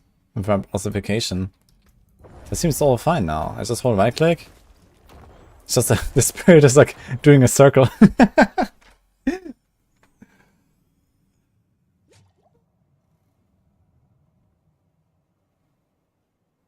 Some bosses drop the new uniques. Yeah, Greg drops the ones that you get from boosting, so it doesn't really help anyone. Otherwise, it's just Infernal Hordes and Helltide chests, I guess. Or maybe get lucky in the pit. Yeah, I think I probably still want to try to do like Shattered Spirit. Like, even if I don't do optimal Shattered Spirit, right? Even if I do this, how much is that? I hit with like at least a third of the Shattered Spirits, right? And a third is still 6 of them. Generating 6 essence per enemy hit. That's 36. I think that's more what you get out of Tormented. And you also have extra lucky hits that may or may not happen to do anything. I guess I wanted to clarify.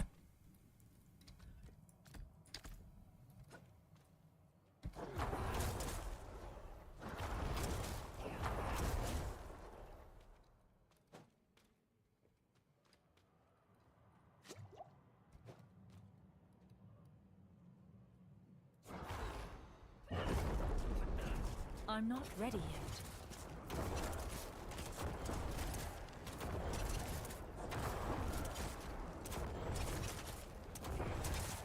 These things have like a hit. Let's wait for the curse to expire. How long is it? 10 seconds.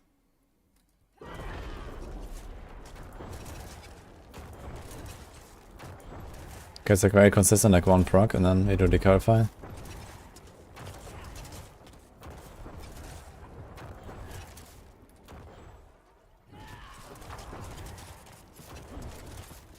I need more time.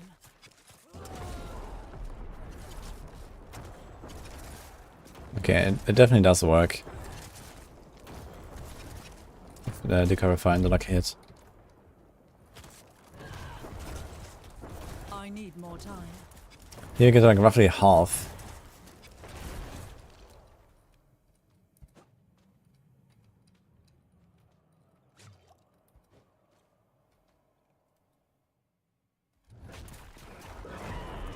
And here you get to full. Looks beautiful actually with the Resource Bardic. I'm kind of surprised, like why is it going up like this? Why is it not like instant up? I mean, am I not hitting in the same moment with all of them? It's a bit sus.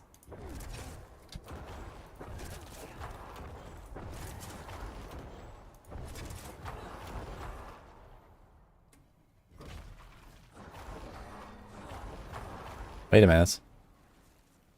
What? Look at my Bones Prison cooldown. What?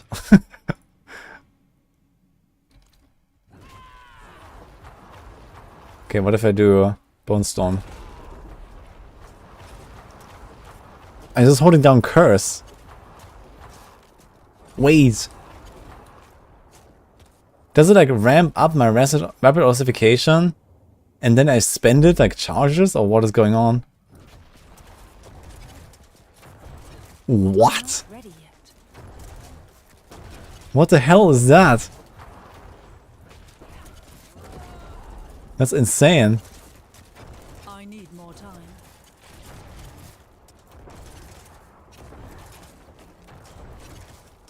What? Look at that bone storm now. Ding ding ding ding ding ding ding. What? That was insane.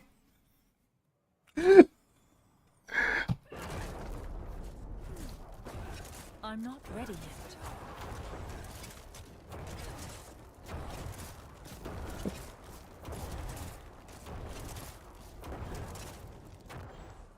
Can you do this with left click? No. But if they crapify, look, ding ding ding. Ding ding ding ding. Oh my god, man.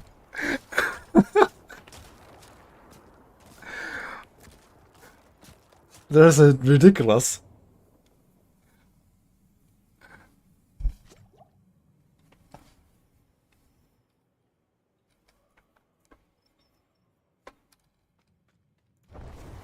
You're right, it's in a spiral.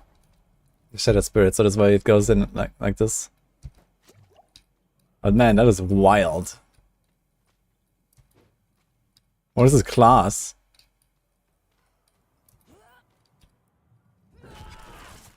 I need more time.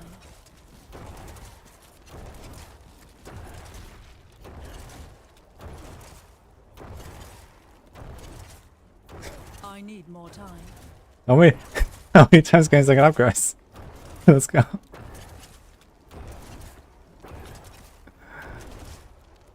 I'm not ready yet. Macro really needs to have Macro come on and do a deep dive. Yeah, I would need it. I'm not. Dude, I'm fucking blown, mind blown, man.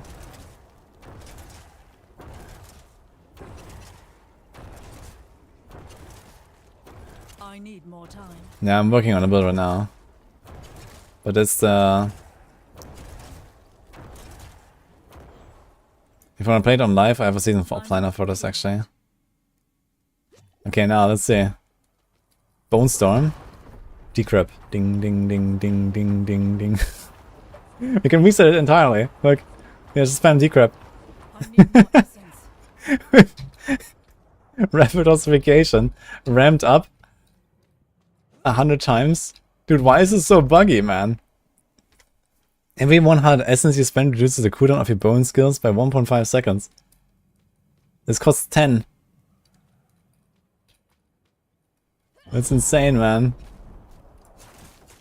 I'm not ready yet. And then you just spam decryptify. Look, you just ramp it up. Every time you cast Bone Spirit, you ramp up like 200 essence, 300 essence spent. But it doesn't actually give you the cooldown. It just gives you a hidden charge of and rapid ossifications like proc. And then you need to spend any essence and you get it.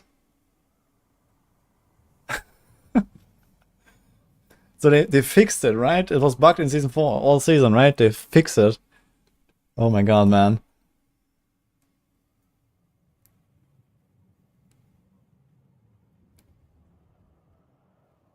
Okay. Another funny Necro bug.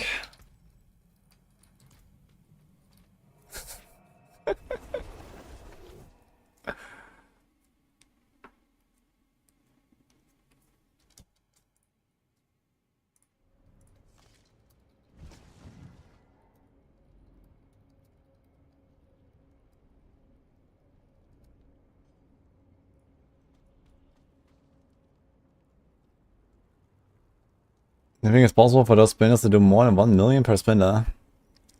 Oh, easily. And we're getting bash up to 1 billion. We can definitely get bone spinners up to 1 million.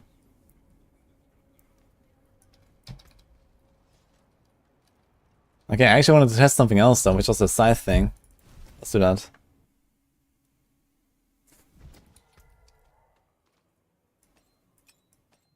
So people said that this scythe regeneration is buggy.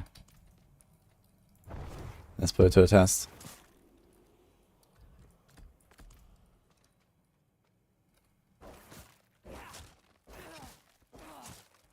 Because I can get... Let's try to hit him with only one, I guess.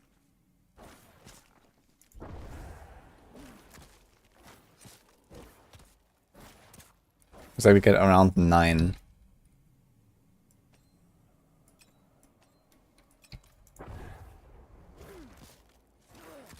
It does look like more. Like, clearly more. Looks like 13. It seems to be working. Yeah, this works. Someone said this was buggy. It's not buggy. But maybe it's buggy in some other ways. So maybe this works if I attack with a scythe. But what if I, for example, do the Shadow Spirit? I guess this might be more interesting. It's not into base. Yeah, it doesn't have to add to base. Like, what's the point? It's just resource generation. It's like global resource generation with the condition you have a scythe. That's it. So we can try the boots if you want and see what happens. So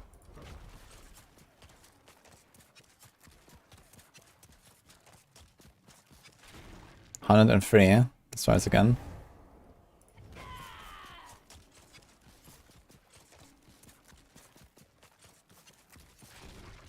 Four. Okay, so seems fine. Let's remove this.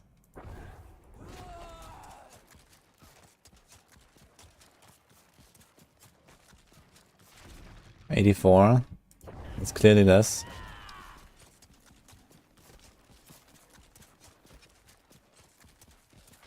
$84 again. Yeah, this works. It's fine. This is good.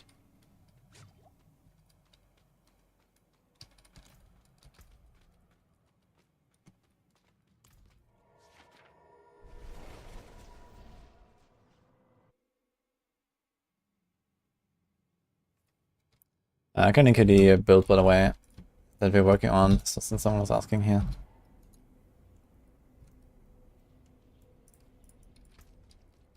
Now the question is, do we want to use this resource generation while building a scythe? I guess you would not run this over macabre skills, grant flat resource, right? Especially because the bone person can give you, and even the even the volupness can give you the procs. So I think you still go for the macabre skills, no matter what.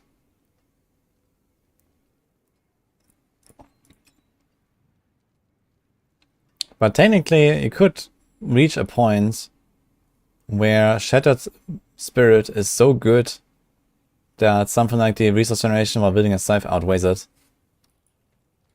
In fact, it would be interesting if the basic resource generation actually works with the Shattered Spirit. I have not tried that. This has to be one of the buggiest games that is working at least somewhat. Yes. That's a good way to put it. Somehow it's still kind of working. But not the way you expect. Okay, so I guess we stand here.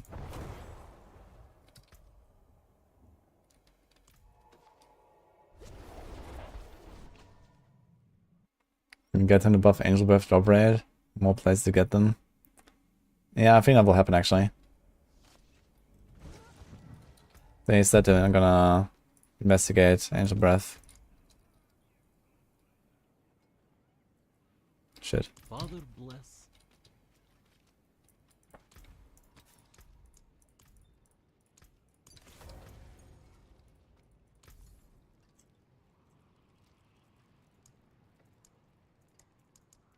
It seems your prayers have been answered. Oh, fare thee well. Okay, we have to do Shadow Spirit here, and then we have to swap the ring.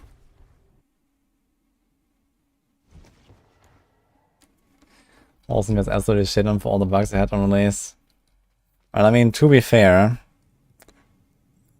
I played Wolsen for 2 weeks, and we had an exclamation mark Wolsen command on my stream. That was not more than a counter of how many times the command was used. And a kek W. And we used that every time I crashed. And at the end of those 2 weeks, I think we're at 1,100 kek Ws or so. So that didn't happen in Diablo 4 at least.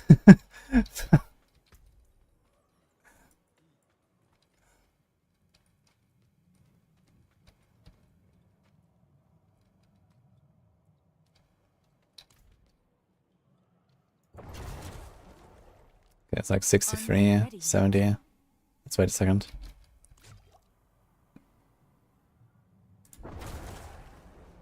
Okay, it seems like 63 pretty much exactly. Let's do...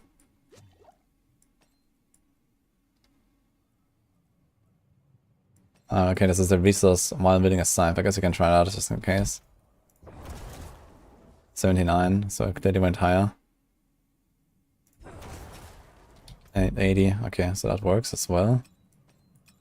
I wanted to try the basic resource generation though, and also adaptability here, as realized.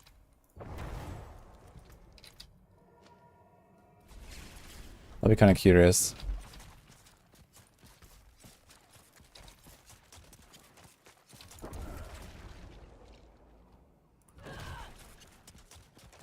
Seems like adaptability doesn't really give us free of our primary resource per cast. This requires a cast. Like even the damage buff does not work if it's not a cast. Like damage buff does not apply here.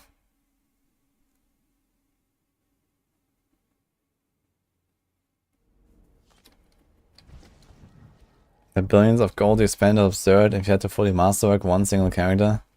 Are you talking about fully masterwork get to 12, or talking about fully masterwork getting like, you know, 3 out of 3 hits everywhere? I think the expectation should not be that you hit 3 out of 3 the perfect stats on every single slot. You just go with what you get, and in some cases where it's like some really valuable thing, you can try a bit harder, I think. So this is like my recommendation at least. And I think that's okay. Like just masterworking your stuff to 12 out of 12 everywhere is not very costly. You farm the pit for like 10 to 20 hours, depending on what tier and what build and how good you are and how fast. And you get everything to 12. And then you can still decide, okay, do you want to try hard on some 1 or 2 items maybe or something.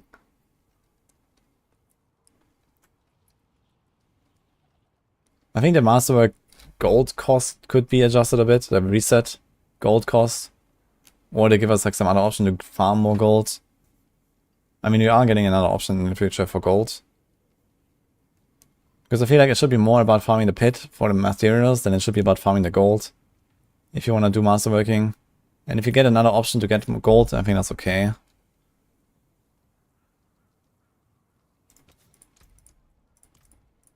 Oh, you've caught a rare one.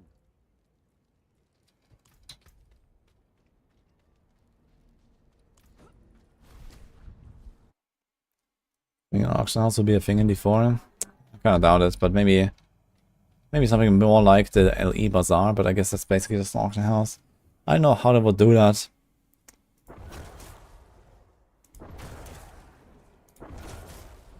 I need more time. Actually, it seems like quite a lot here. 84, 85, 84, okay. Let's move this, let's move this.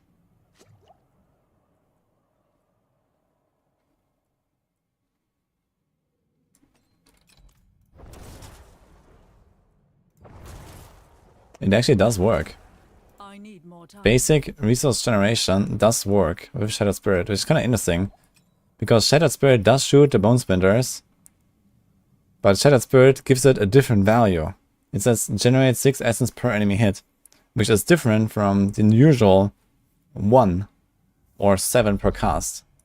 Right? It's like a special value they added there, but it works. So this gives you 7 on cast and 1 per enemy hit. And this gives you a 6 per enemy hit. And it actually multiplies with the basic resource generation.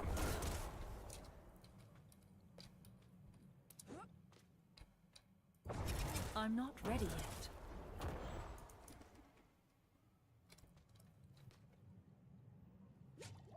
He sold the emerald for 22 billion. Okay.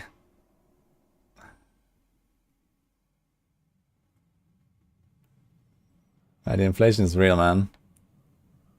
People also slowly start messaging me for my items in hardcore.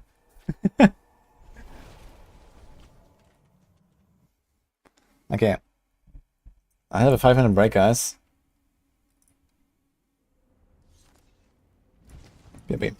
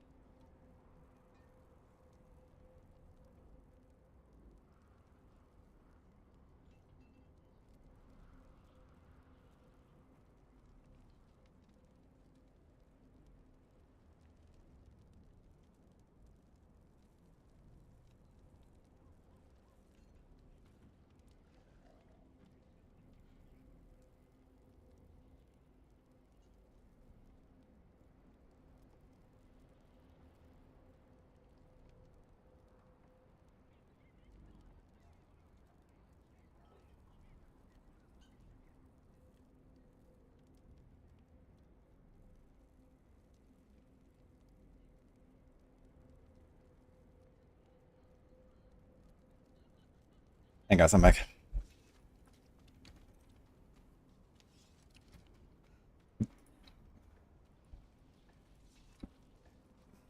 The kids are fighting again.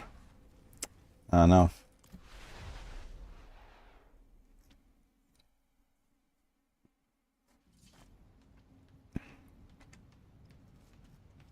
Thank you.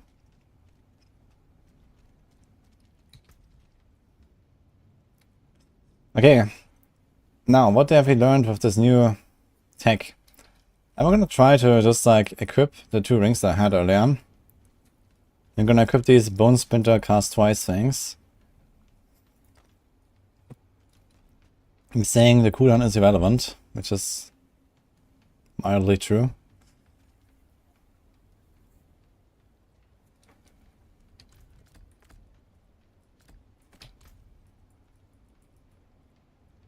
So that works.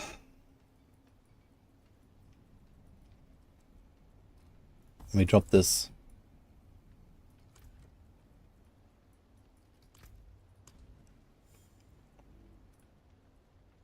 Now what do we go for?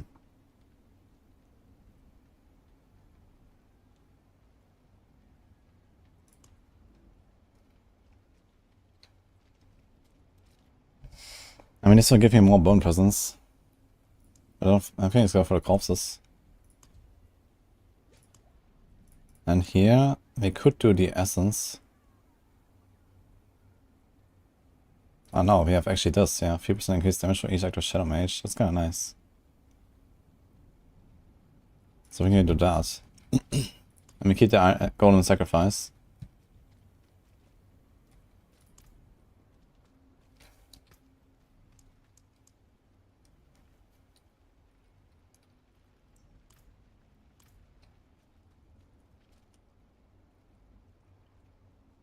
Barrage Dog will be good in Season 5.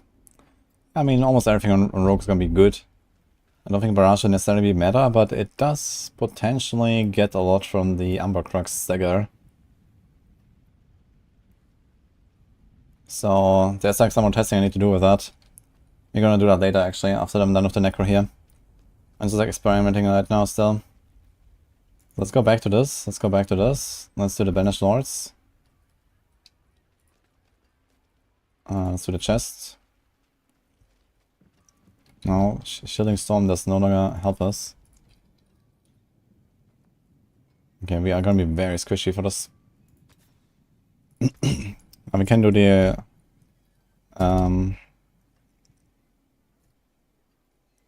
Priest, what is that thing called? Blood Getters. Impeccable. We need a defensive power though.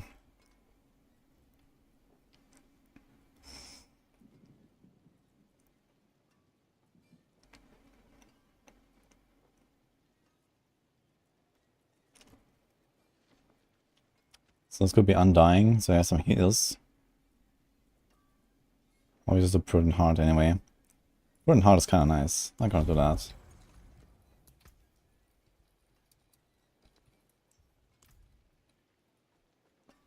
The blight inside the bone prison aspect is way too tiny for the new boots. Wait, it doesn't give you like the full size. Oh yeah, right. Wait, does the boots make it large? Or how does it work actually? Is the bone prison larger because of the boots? Okay, what's that kinda cam? Quickening Fog, Exploit, Frigid, Malice.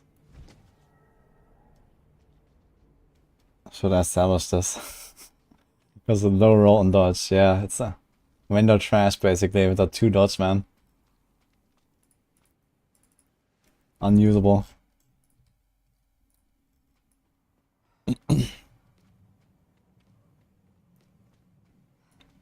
Spit on it before he salvage.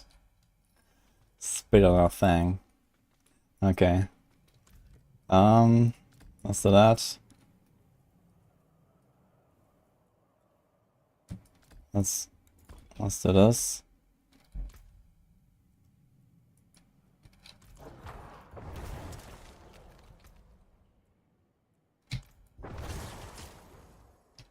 I need more time. What did I want to do now? Fuck. What did I come here for? I was just discussing defensive powers. Then we had this. I got this.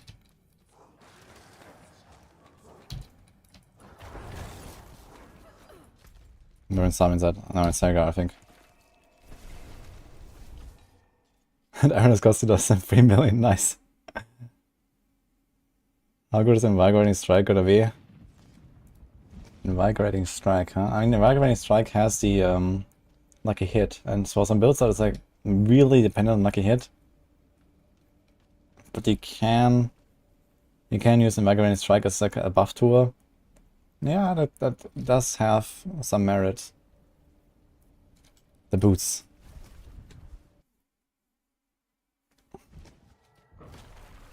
It does seem very large. Is it because of the boots?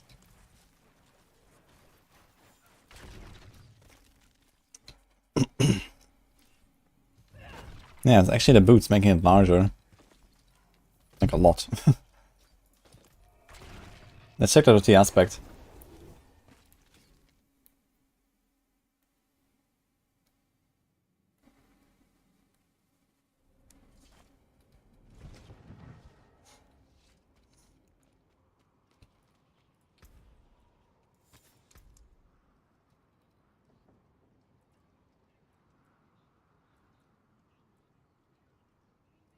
Okay, let's see this. Oh, until spring. This is the plunging darkness aspect that spawns a blight in a bone prison. Oh, it looks cute.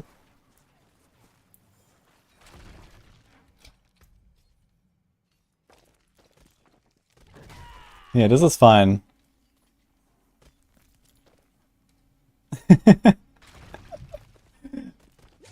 How cute. I need more time. And then...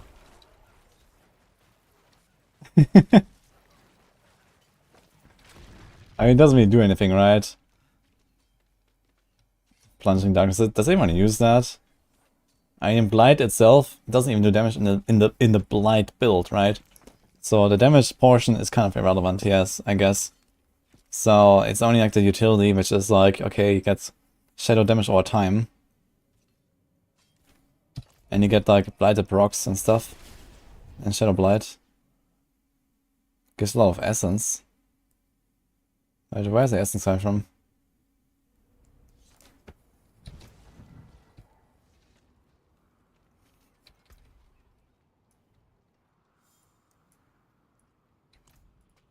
I think you're talking about this here, right? Do I have a Requiem actually?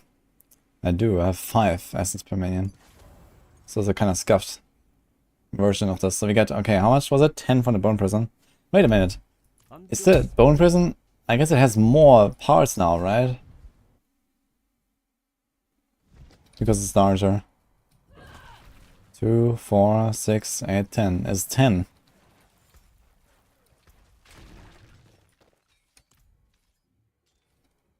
I need more time.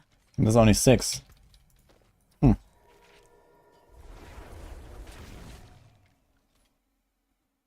That larger Bone Prison is really useful. Because sometimes the pools are too large to fit into the small Bone Prison. Even with Grasping Veins, it can be kind of tough. And also, like, against the bosses, it's really nice.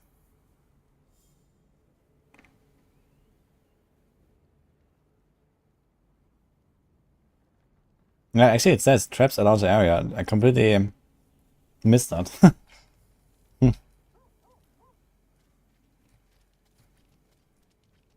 Okay.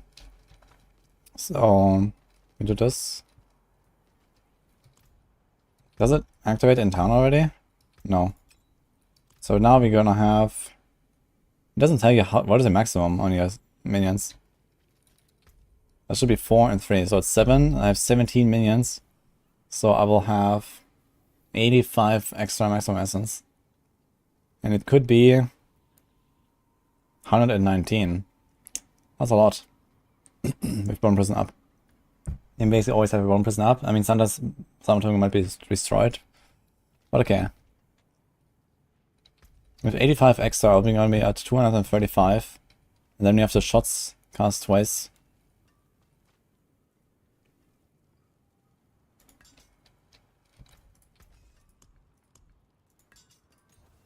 That there is worth the coin.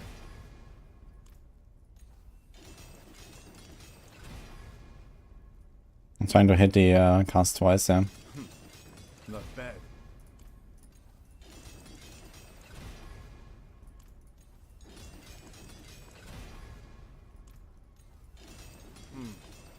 Unexpected.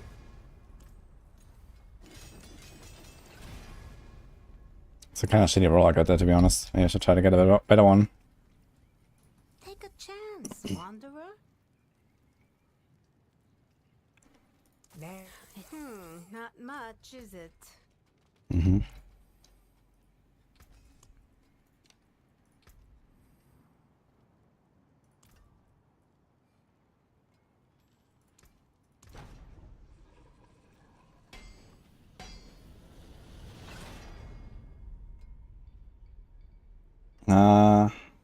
Pando.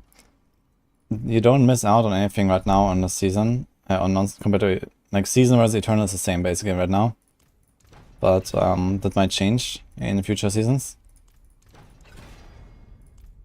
However, the game is so massively different that there's barely a reason to continue your old character. They also made leveling much faster. So all of your old gear is worthless.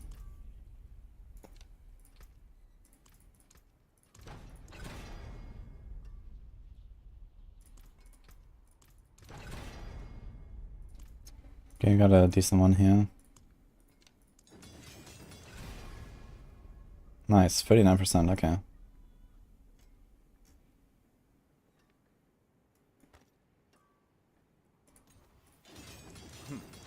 Not bad.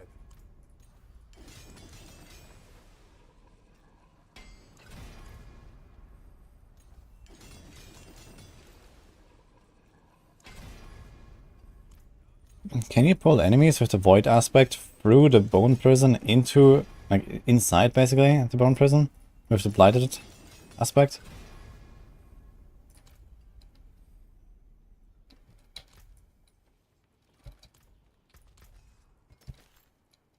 That's good salvage. Yes. Interesting. How big is the pull?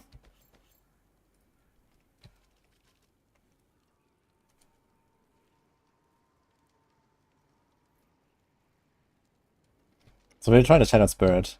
Banish Swords. We got 2 times Macabre skills, Grand Resource.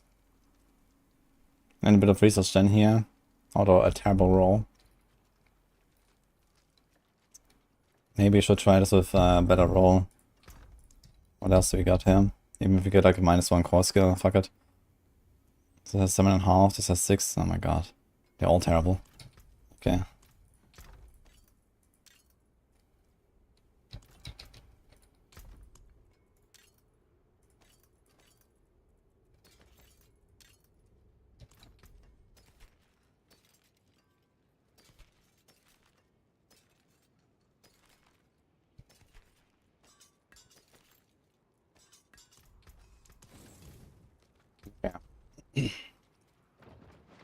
Yeah, I wish I had a bit of like defensive aspects here.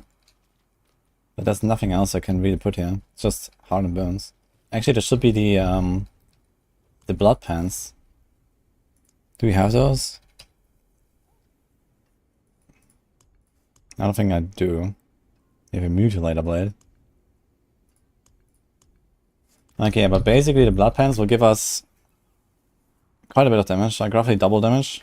A bit more even, because it also has the amplify ranks. So you're probably gonna get 2 or 3 amplify ranks. It's like 10-ish%, and then you have 100% from the blood pants itself. So you basically have to imagine our damage is doubled. And we don't really lose on the defensive power because there's nothing. So we just need to make sure we have armor somewhere. Maybe not even that. Maybe you're fine with like a good pair of boots and like a % armor roll.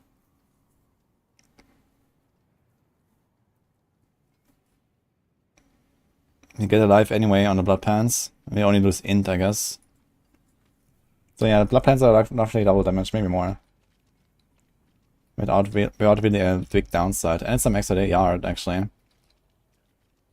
So they are really good.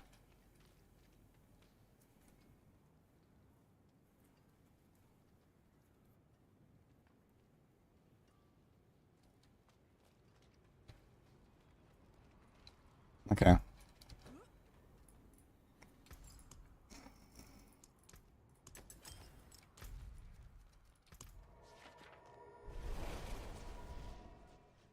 It is possible to play without a level without playing the story, yes. If you make a seasonal character, you can skip the story, or if you have done the story once, I think you can also skip it on any character, even on Eternal.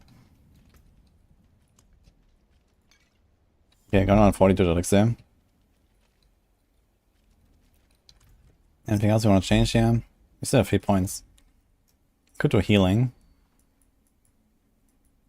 What else could we do?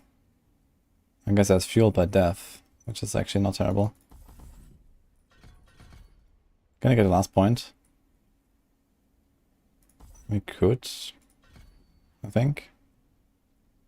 We are consuming some corpses. I'm not sure how long it will take to stack up the corpses, but it might be fine. We also get corpses from our guys, right? They actually don't need us at all. Maybe 1. I'm gonna keep 1. And get a speed. No, also don't need this actually.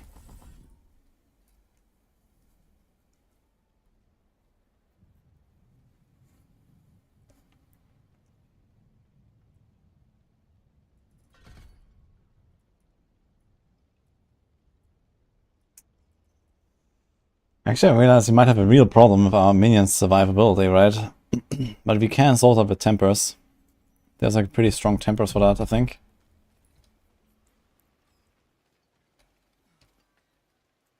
Yeah, I don't think we need that, really. Like, instead of like a random dodge tempo or some shit, I can just do the minion DR. It's really powerful. Yeah, 30% damage reduction for your minions. You can actually get up to 66 if you really want. That's kind of funny.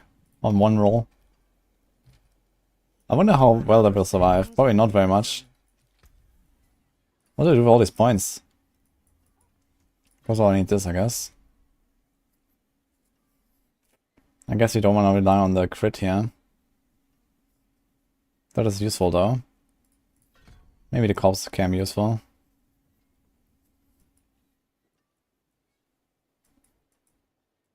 We could do maximum essence, yeah. We can do this. Or extra points in Bone Prison. This could be nice too, actually. Or even the Serration. This should actually kind of kick in really hard now.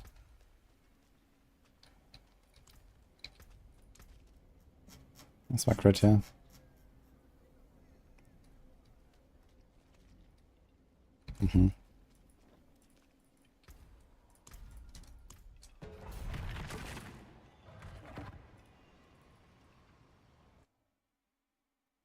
And I can just Scarlet Warrior as well.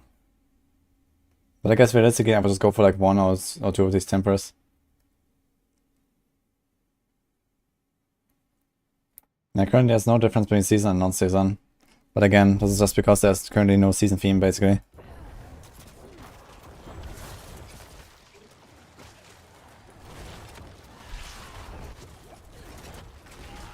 I'm not ready yet.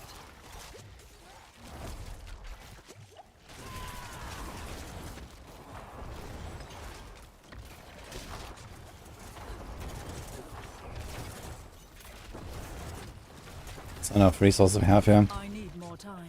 Need to try with a resource potion. 268, man, so close.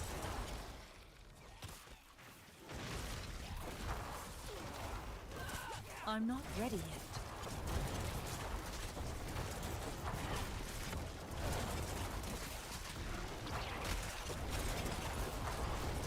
$90 million, 100 million. Okay. Looks nice.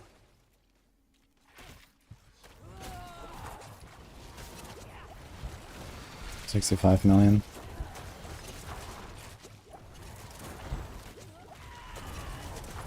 I need more time.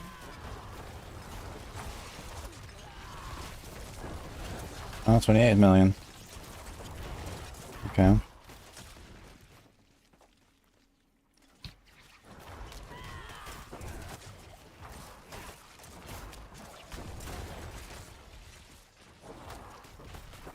I need more time. It looks like even the corpse terminals can pull straight through the bone prison. It's pretty nice. Hi Bruce. I'm doing a lot of stuff here. How's it going on? I'm not ready yet. Had some interesting discoveries on the Necro today. About funny bugs and features.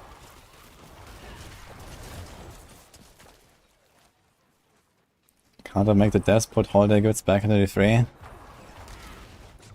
Yeah, as their boss, I can just tell them, you know, hey guys, do it. And they have to follow it, of course. I need more time. Put the holiday gifts in the middle of the summer, guys. People really like the Christmas presents.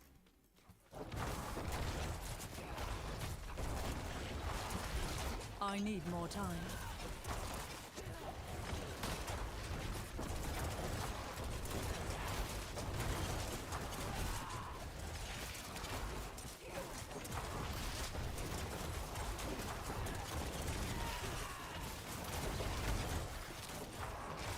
I need more time.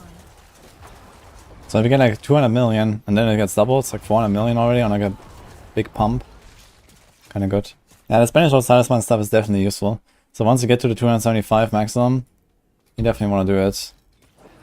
The question is, how scuffed can your gear be, and it still works. Turns out it can be pretty scuffed as long as you have Requiem, and worst case, early on you could run with the +4 minions. This gives you another 28. Nah, shit. Let's start it. Hi, imprisoned. This build seems slow. I mean, every build seems kind of slow right now, because they increased how much progression you need in the pit to spawn the boss. But yeah, I mean, this is not really what we're trying to do here. We're not trying to be fast, we're trying to make the strongest build. If we want to go fast on Necro, we play something else.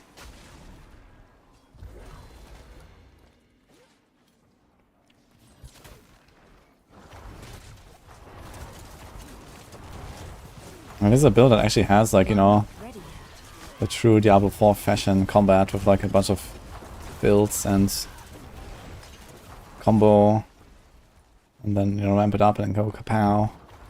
Feels really nice. It's really fun to play this.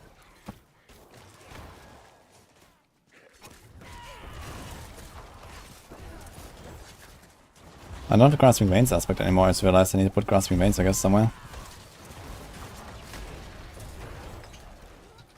What do you have though? Serration. It's only up to 40% damage. Grasping Veins.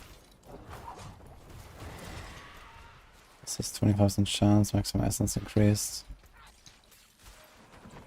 For each enemy hit for 15 seconds. I wonder if this bonus resets every time I cast. Or how does that work? There's another thing actually, which is that if I have minion damage reduction, it will probably give damage reduction to my bone prisons, right? Like they will just like not die. It's pretty wild as well.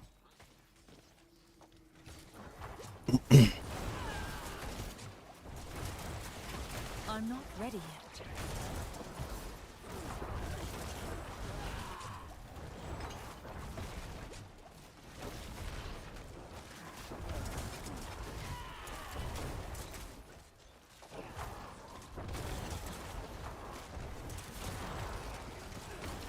I can try to retempo and see if I can hit the minion damage reduction to see the difference. Can Necromancer do the 140 plus pits? Shadow minions. 140? Nah, probably doable. I know 140 has been done with Bone Spirit. I think the minions should be pretty close to that at least.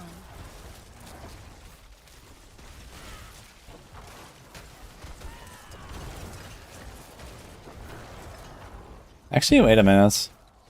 Can we do something with like Starlight aspect and the healing from the priest? Healing from the priest is nutty.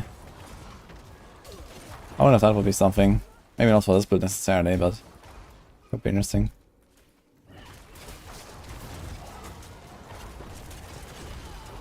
I'm not ready yet.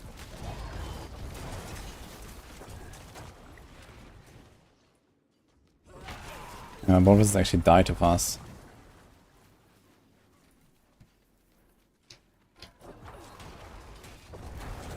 I've seen PTR video. I don't think I have. I only watched the other video earlier. Briefly.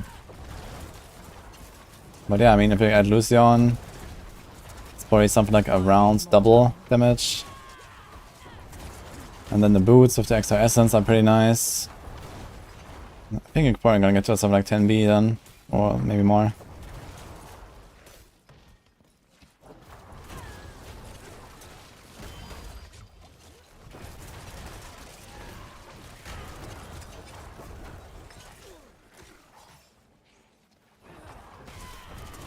I need more time.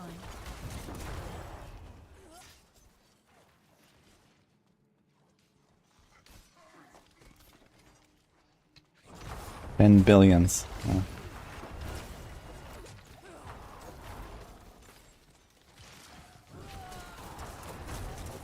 I'm not ready yet. I got 11. Yeah, okay.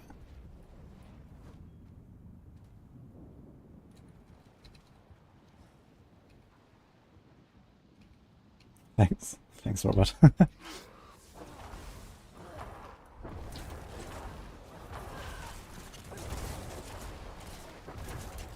Oh, shoot.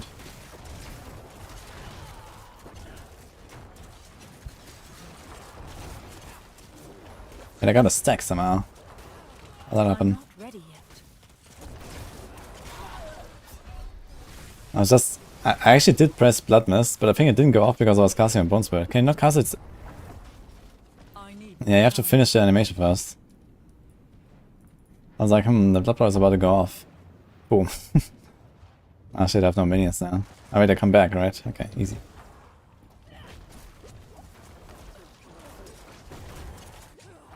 Dude, I feel fucking squishy now. Holy.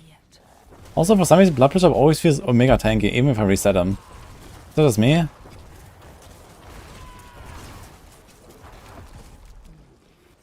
No, we're dead. Ah, okay. For some reason, this one didn't hit me. This one did. What? I wonder if the Bone Prison actually counts as line of sight for these things. Let's see it again. Can be a slight delay with the Blood Mist. It's kinda hard to stand exactly on him. I'm not ready yet. This is moving around all the time, and then he also shoots you with the shadow stuff. So that's dangerous.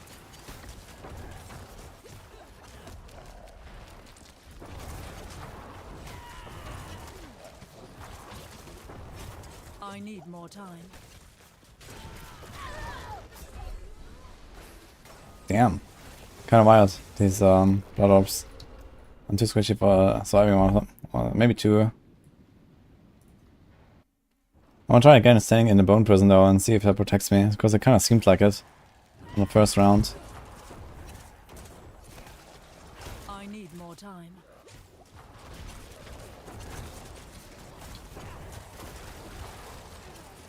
It's killing my minions.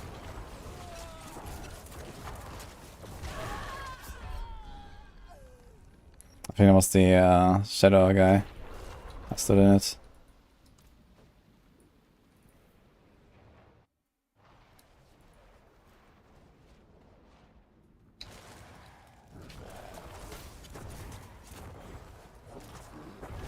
But I mean, compared to what I was doing before, it's actually kind of interestingly that's slower. I cleared like a 90 in like, I don't know, 5 minutes I think earlier. And here I reached the boss after like 7. Okay, let's do this. He's just chilling in my Bone Prison. No, he's just throwing out him. Dude, it's actually wild. They don't even explode at the same time, right? They explode at different times. I actually get one shot by one of Blood Boys. What's going on? Without a stack. Kinda wanna restart, try another boss. But yeah, Blood Boy is terrible, man. I guess I have to go and kill the Blood Boils. Then try to find like the short moment where you can extend inside of him and nuke. The problem is also I just don't have enough resource and resource gen to consistently get my banish slots. Oh, wait. Reset. Let's try 100. And resourcefulness. That will surely go well. It's like 25k life.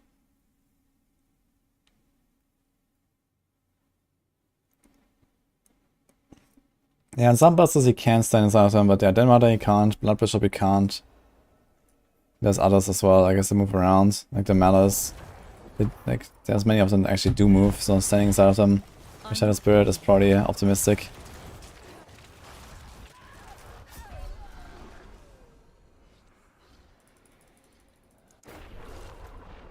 So you don't start the... Okay, it's actually weird. So you start the boss fight, when you go into the boss room you have full minions. But you don't start the pit with full minions. That's actually really weird. What do you do as a minion build if you don't have minions when you go in? I'm not ready yet. Like, what the hell? What do you do? You have to go out of town and summon them or what?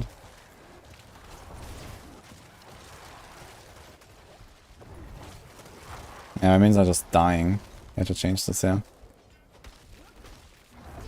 I need more time. I got killed by a soul shot. Okay, so I go out and change my temper.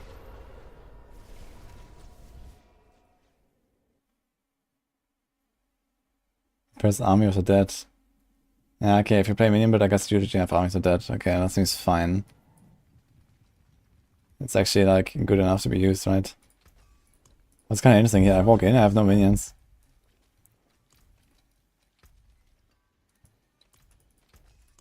Okay.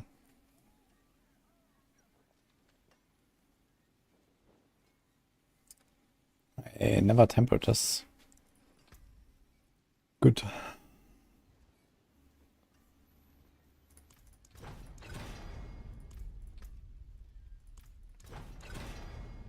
Okay, 24 DR. More there than I thought. I have 2 tempers on this one, that's how we hit one.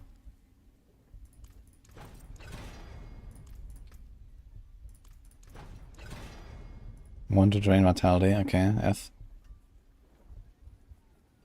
And here's Necrotic Carapace. We're gonna say Copium. Chance on minion attacks to fortify you. That's probably better than Necrotic Carapace now that I think about it, actually. So you probably just go for one of these and you're chilling. So we take this out. And we do what? Can you do this? Every 8 seconds he has got an additional 6%. Yeah. Can do the healing. We only need 27 DR now for our minions, we need more. I kinda wanna keep this thing. I cannot do anything here. This is ditch. We don't have any other slots, so we have to do the helm. Let's see if we find another helm with cooldown.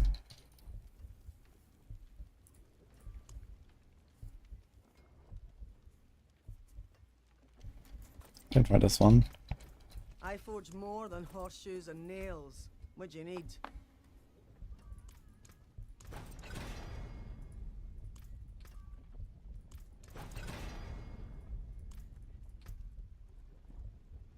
Corpse tendrils size.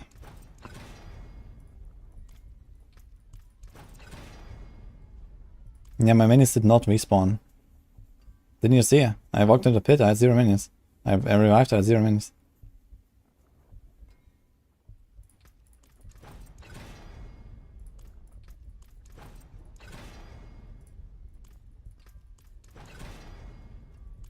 Okay, last one, give me something. Magic is neither good nor evil. How may I help you?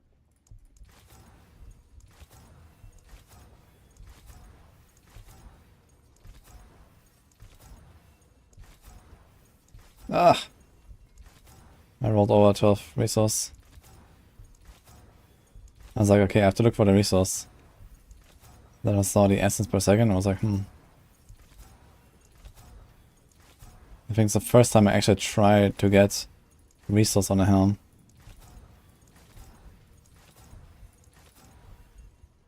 It's 8. Oh, he rolled over it again. 6. 13. Easy. Okay. There's a good one. Use it Also well. a bit more life now.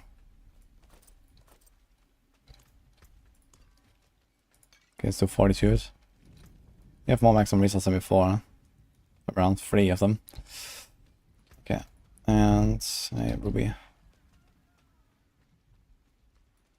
Bloodhouse Heal Bone Prison. There is power in these stones. Yeah, I guess anything that applies to minions also applies to those, right? Maybe it would actually be at the point where we would go for the card leaderboard and we actually buff the damage reduction for minions. I mean, so much damage reduction for minions. So this is actually useful since I'm tempering this on my gear right now. We can put like an amplify glyph, for example, which I currently don't have. Which buffs magic nodes. Or even better, there's like maybe a rare buffing. Do we have a rare buffing glyph? Yeah, we have Gravekeeper right now that buffs rare nodes. Which you have on the starting board. So you put Amplify here, you put a Gravekeeper on the Cult Leader.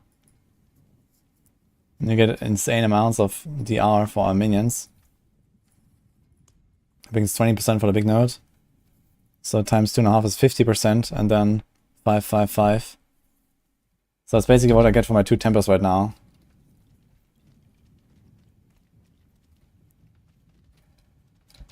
Yeah, it's really good.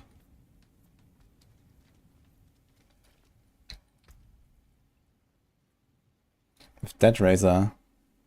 Yeah, we can do Dead Razor as well. But it's only 100% bonus. But it also applies to the small nodes, I guess. So that works too. So get 40% and then 10, 10, 10. So which one is more?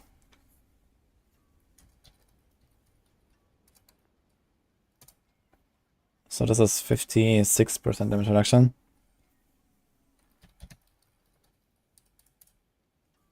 And this is... Sorry, 46 I said. Wait, did I do this correctly? Yeah. 56. And 57. Okay, so it's almost the same actually. Dead Razor versus... Minimum damage, minions deal damage to an enemy, that enemies take increased damage up to 15%. Okay, 15% is pretty legit actually. That's pretty good. Helps out, especially for the boss. Okay, so Dead Razor is really good for this. I agree.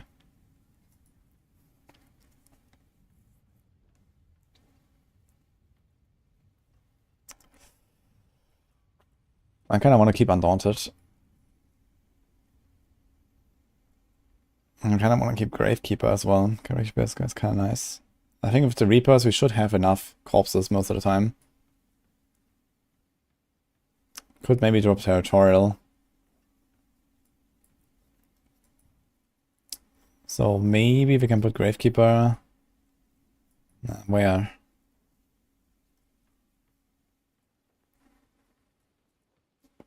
And honestly, there's not that much there besides a bit of life. But it is life. We definitely keep this board. So healing received, damage of 45, so that's kinda alright. Although added to damage is not really important anymore.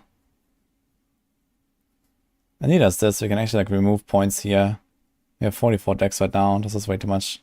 We can remove this entire part. And this. This is 1, 2, 3. It's minus 19. So this would be... yeah, this will be 27 then. Or 25. 1, 2, 3, 4, 5.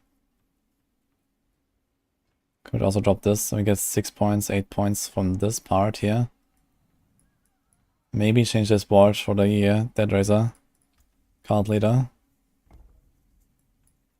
It's like any other life, that's like minion stuff, right? So many boards that have life here.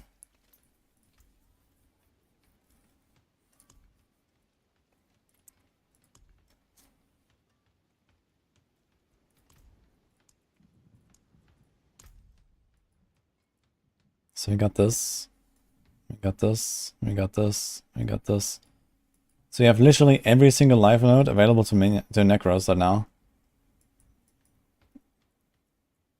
We could drop this board actually. I mean, the rest is not required for me. And this will also not be really useful. I think at this point we get to the point where we just don't have good slots for all these like magic and rare buffing glyphs.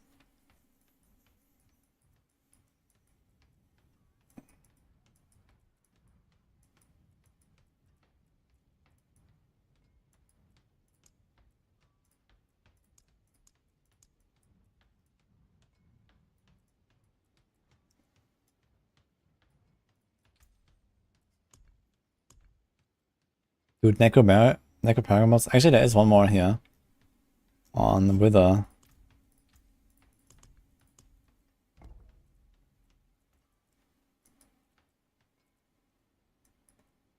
Okay, it's like on the worst side though. Super terrible. So it's like only if you actually take this node. No way we're gonna do this.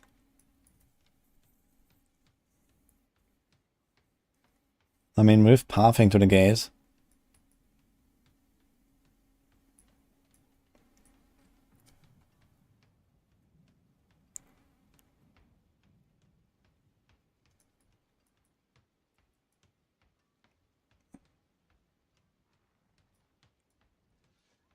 Okay, what happens if we cut all of this out? Here, we go up to the gate. That's 2, 4, 6, 7, 8, 10, 12, 14.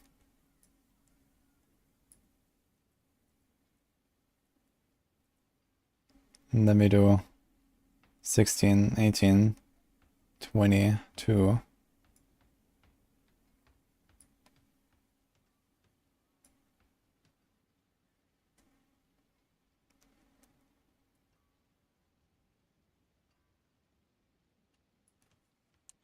And we remove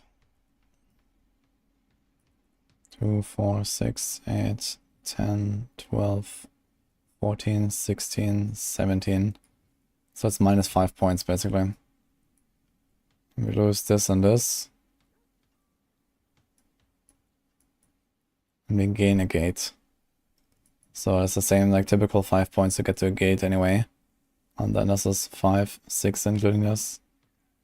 7 travel points basically, and then we get 3 life nodes. Yeah, there's like no way we're gonna just path in there to take the life. So it's just bullshit.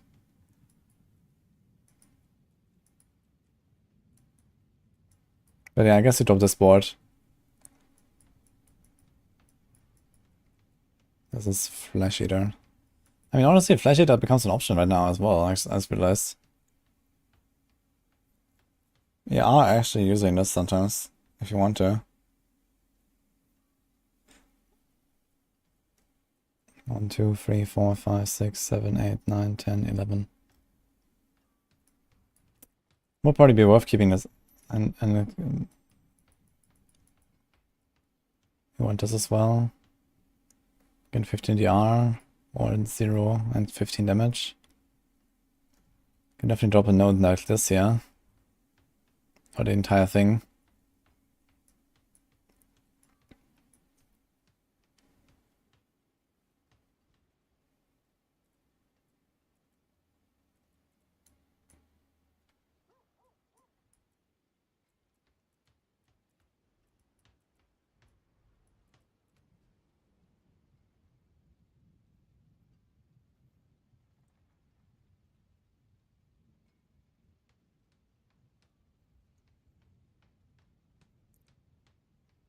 There are 3 streamers using D3 tags, they all play D4. Wait, what tags exactly, Eugene? Do you have the planner for your board? I guess it will be probably similar to what I just described. We might have to drop... Like, I'm not sure if like Flesh Eater is worth it. I mean, sometimes it will proc. We are casting Corpse Tendrils. Wait a minute, does it even proc from Corpse Tendrils? Because I'm not even consuming a corpse, right? I guess it doesn't even work from Corpse Tendrils. Yeah, only from the minions.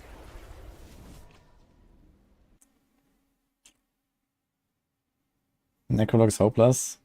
Nah, that's not true. Necro is very strong. At least this build is very strong. And the minion build is still around. Blight build is still around, but nerfed it a bit. Necro's looking alright, at least at those builds. Yeah, I wanna see this myself, just to make sure.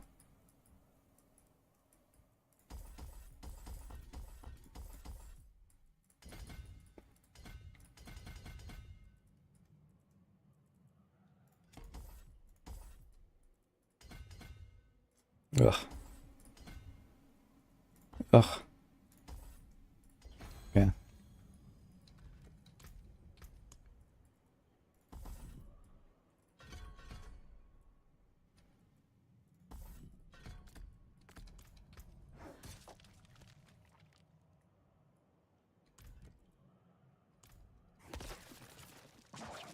Is that counter?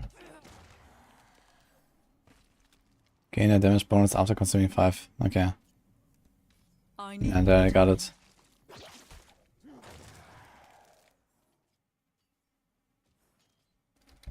Okay.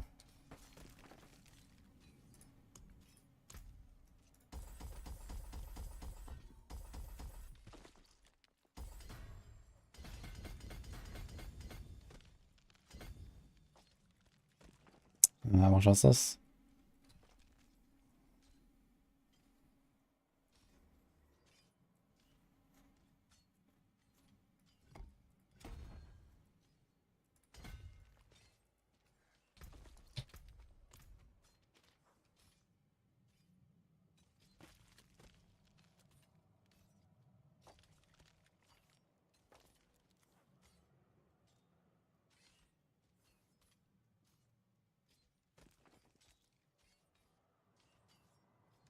We're doing this build here. I guess. This is the planner.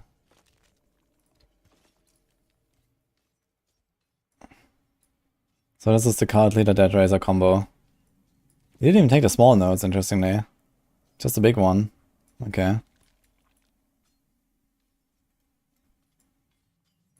This plan is a bit laggy. And he did take Flesh Eater.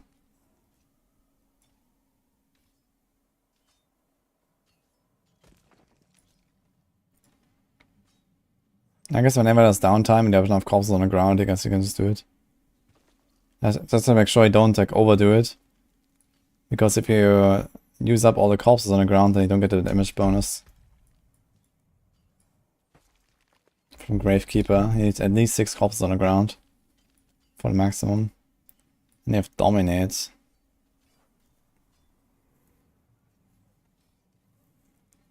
I guess for push it makes sense to run Dominate if you do like multiple hits.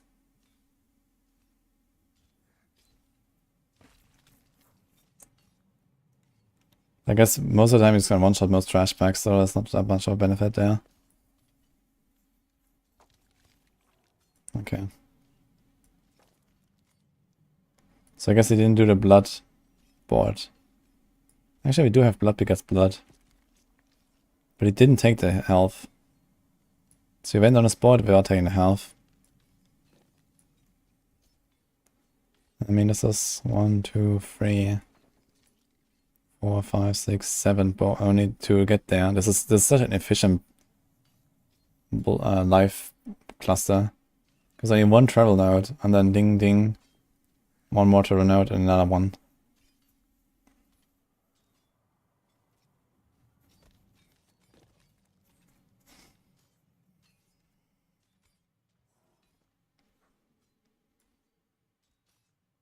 I wonder if we can actually like somehow path through this side, take this and go out there. Instead of going up, but I think going up is always faster. I tried this on Rogue board as well, on the No Witness board, it's the same layout.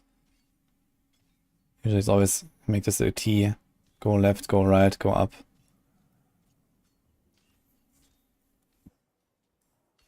Because even though this is like 1, 2, 3, 4, 5. Instead of 1, 2, 3. We're probably gonna be here anyway. 4.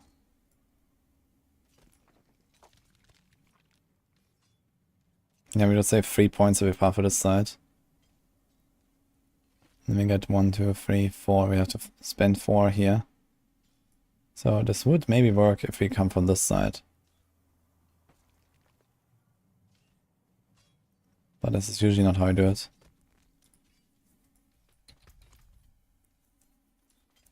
Okay, let's see what happens to our minions first of all when I do this.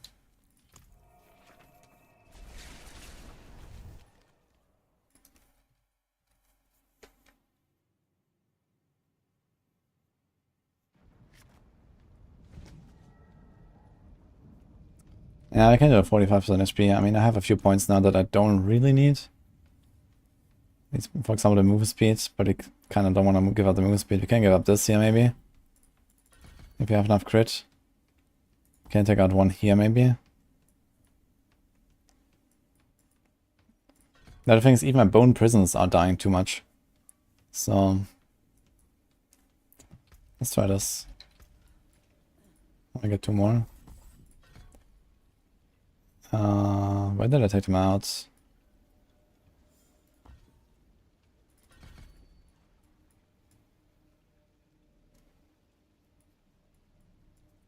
What about our mages? Maybe want to buff them 1 as well.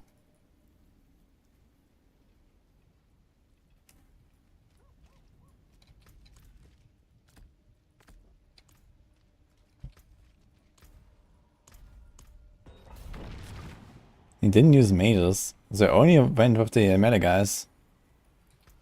That's surprising. I mean, get 20% damage here. 420 essence. I mean, there's a synergy here between Torment and this one, I guess. But I guess we realistically want this. But you already get 3% extra per mage. And we have 3 of them, right? So it's 9% extra. Instead of 20. We don't have any sacrifice bonuses anymore. Also, I'm missing aspects.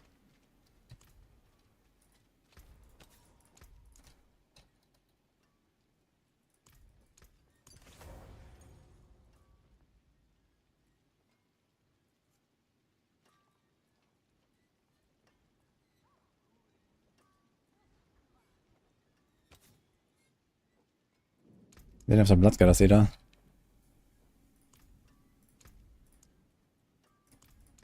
Masterful work. My magics await your return.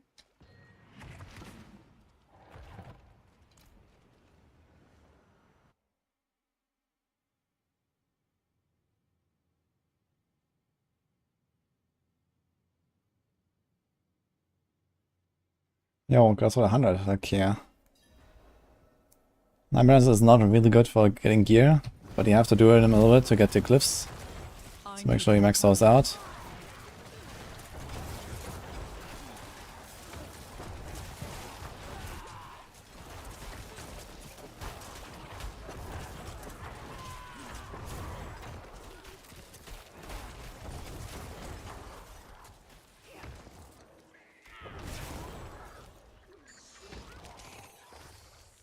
I need speed.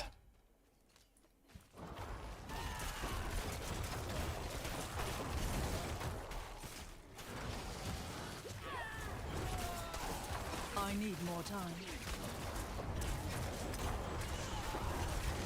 I mean, like one tapping elites though on this tier with the combo. Just have to remember to cast all these minion things now.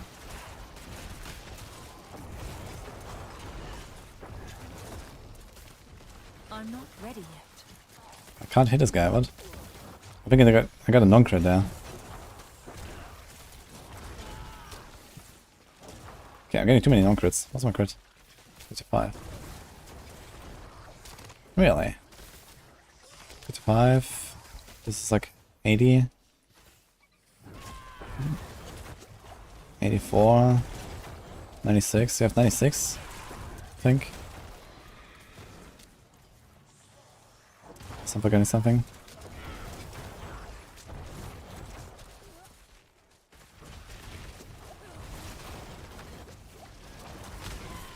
Okay, seems like my minions live now, which is very good. So instead of the tempers, I could also do some shenanigans with our... More time.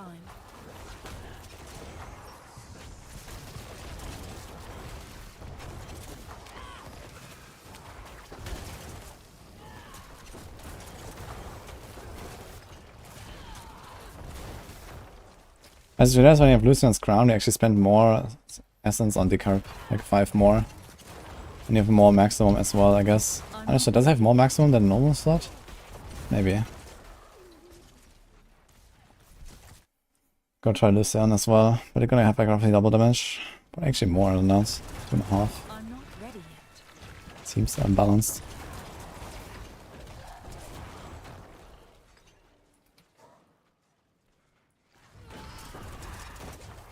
Oh, what?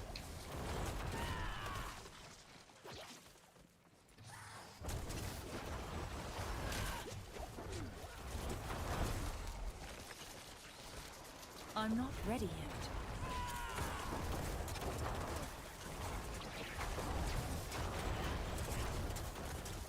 Really get life. Yeah, it's kind of hard to decide between 42 elixir and the essence elixir. Essence elixir would actually give me like the more consistent, like 275, I think. But without 42 elixir, I might just die to random bullshit too much. I'm not ready yet.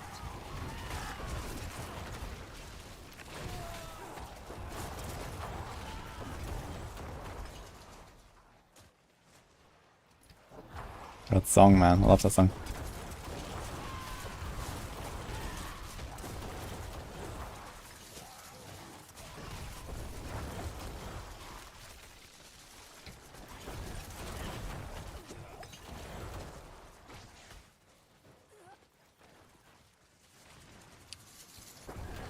Why rogue are shit about damage?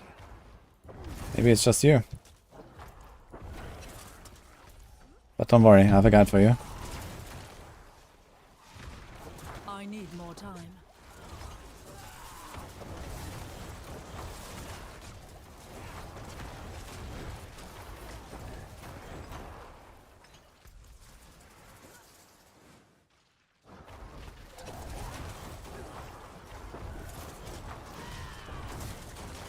I'm not ready yet.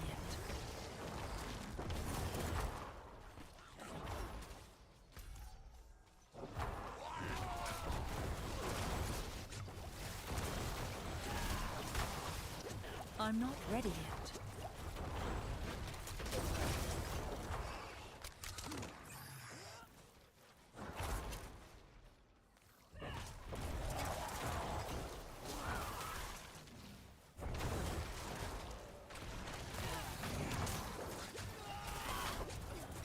I'm not ready yet.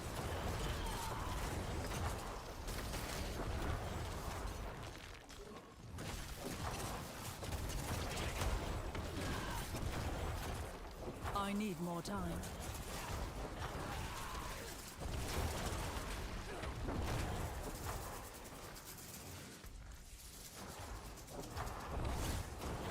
Maybe it's a barb, everything's shit damage. Nah, not really. I guess in the highest levels of pushing, Rogue beats Barb currently, actually. Ready yet. On live server. But maybe he's looking at, you know, PTR builds and all that stuff. I need more time. Yeah.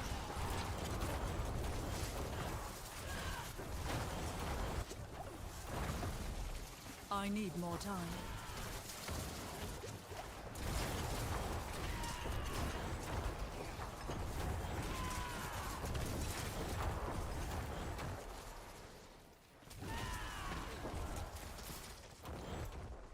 Uh-oh.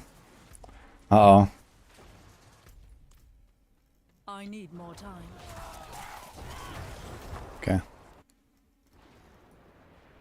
Ah, Barrage is okay if I put.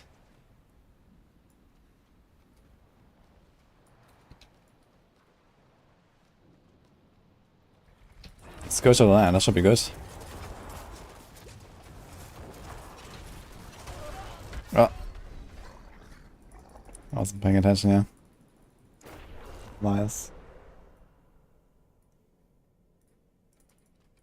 Where are we? Still kind of squishy, man. I need to check if there's like any other defensive power I don't have yet. Necro that I could put actually. I'm not ready yet.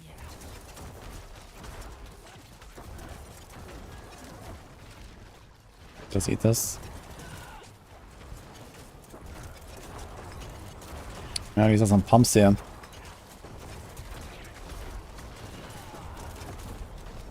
I'm not ready yet.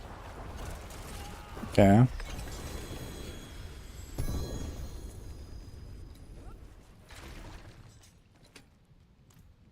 I'm getting somewhere.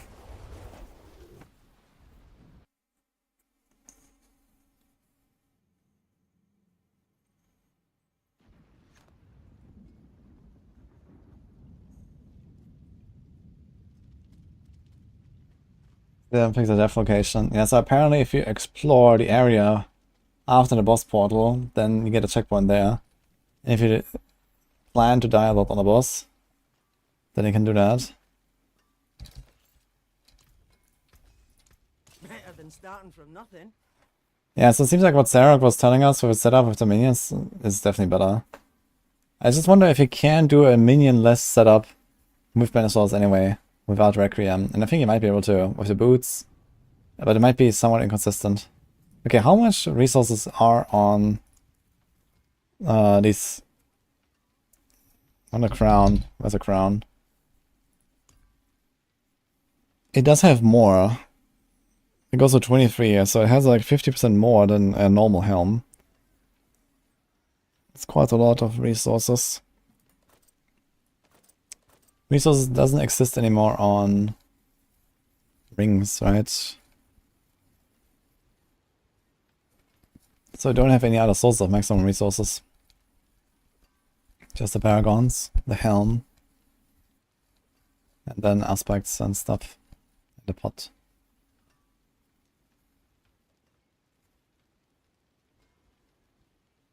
You don't like having no corpses? I mean, you will get corpses from Hued Flesh. I was doing this earlier. I was doing Hued Flesh and I was like generating the corpses and it was enough. Because you just need to slowly generate them on the boss. And then you have 6 corpses for the Gravekeeper. Yeah, often also has it, true. But the thing is, the potion is kind of a shitty thing to run when you could be running 42 elixir, so you kind of want to make sure you don't need the potion for it. Also, it will just kind of turn off your build if you ever want to not run a potion, right? If you want to just play without potion. This won't be possible, really. But yeah, I guess you don't, so...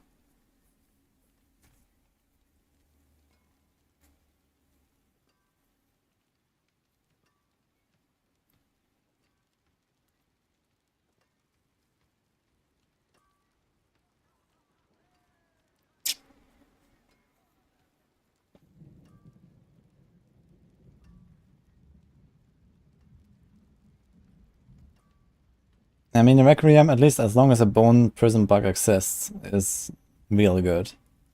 The question is, would we still try to do this if the bone prison bug was not a thing? I guess the build would actually change quite a bit, right? Because then you have to fuel your resources somehow differently. You get less maximum resources, you get less from the essence on kill and so on. Yo, who's that King Dirty Thunderblade? Okay, damn me.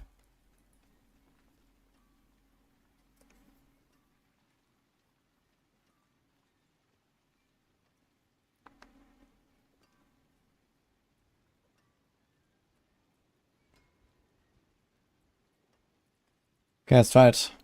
Let's do this. So I have to do a cast every 4 seconds. That's just easy enough. And you have a bit more maximum now. We're at 154 without anything.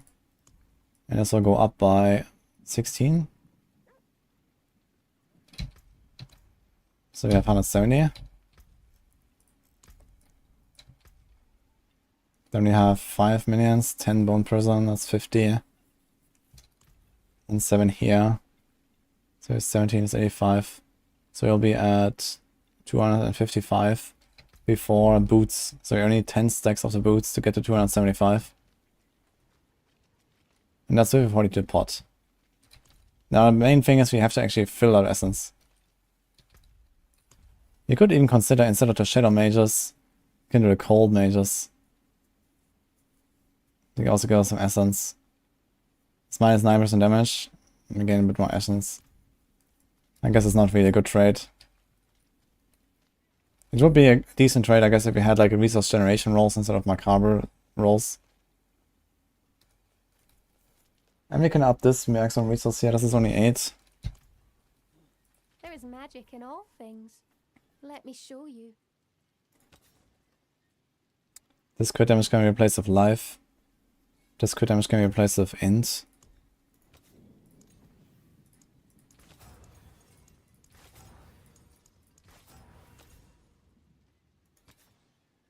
It's also crit damage. Greater crit damage even.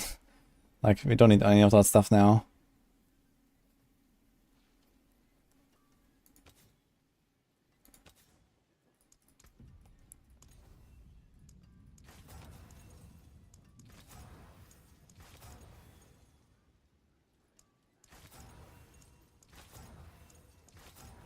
It was cooldown. Kind of time to just pick cooldown. Wait a minute, we have essence on kill.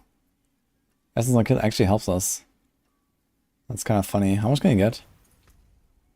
2. I guess if we go to 3 with master working, right? So this would actually give us like 3, 20, 22 essence, 23 essence. Just for having 1 essence on kill roll. No, but even more, like 30, 35 essence. It's actually kind of wild. So just by having 3 essence on kill rolls without masterwork crits, we can actually get 100 essence every bone prison. But it's only on bone prison casts, which you don't do every single time.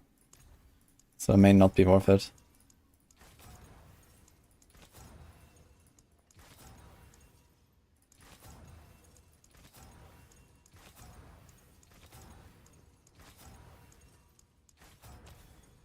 Okay, we have 12 now. Let's see if we can get a bit more. Seems like maximum resource actually rolls pretty often. That's 13.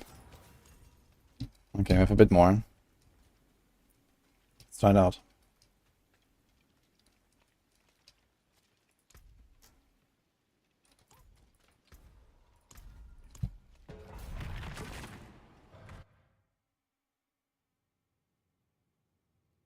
Can run only 4 Reapers and no Potion.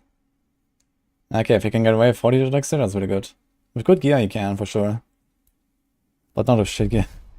Like, I have 15 instead of 23, and this can be masterworked way higher and stuff. You can get like 40 from the helm alone or something.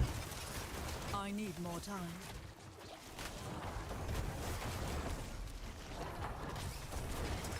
Okay, that was a 236. Getting there.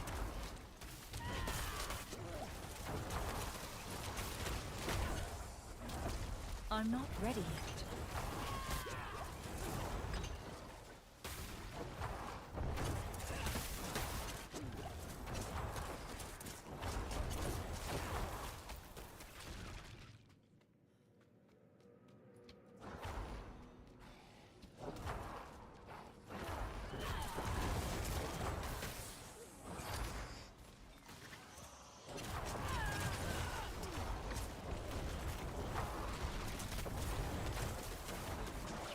I need more time.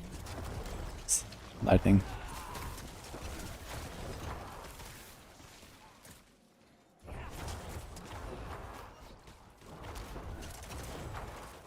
I need more time.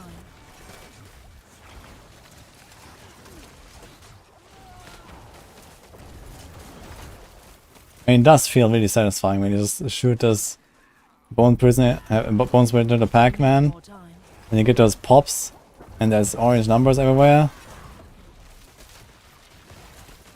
feels good, man. Bam. Like, it's just fun to play this build, man. I need more time.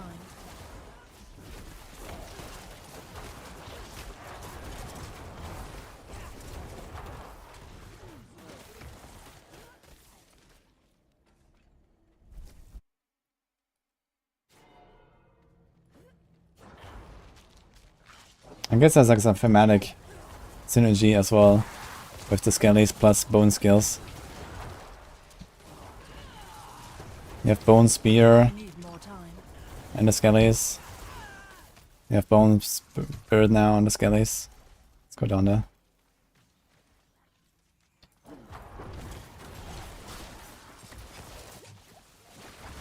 I'm not ready yet.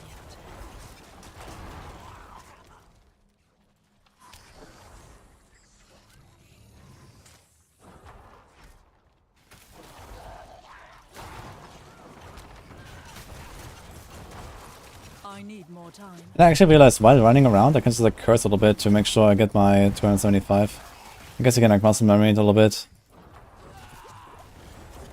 Once you play this build for like a few days, I think you're gonna kind of understand when you have to cast how many curses. I'm not ready yet.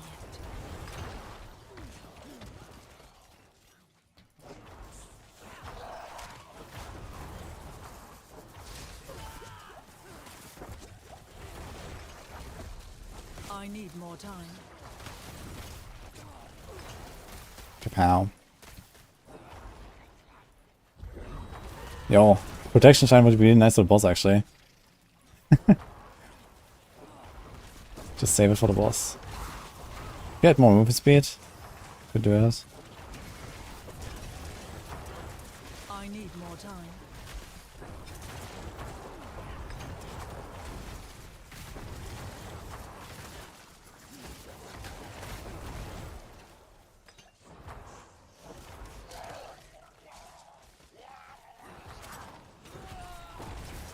I need more time.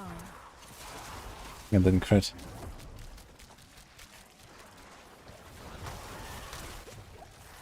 I have to be kind of careful though. Every time I go into Blood Mist and I stay the entire 3 seconds, I almost lose my Lucian buff. Potentially I do sometimes.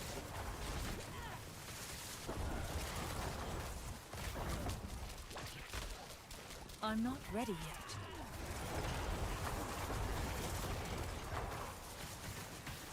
I think our bone prisons actually die sometimes. Which is a bit surprising.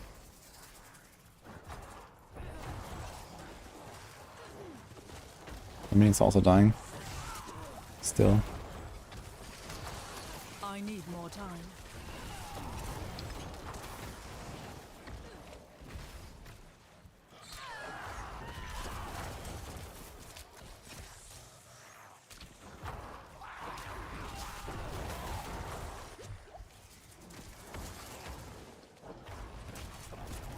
So I think I want to go for the Paragon bot and probably still I'm not ready yet. one of the tempers maybe, but I guess that's fine. Just to make sure your minions live. Or maybe just cast the skellies more often. I'm not ready yet.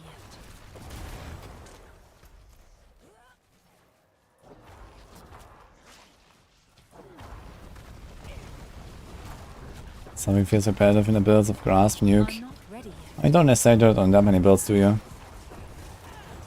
I guess the Grasping Veins aspect is the biggest problem there.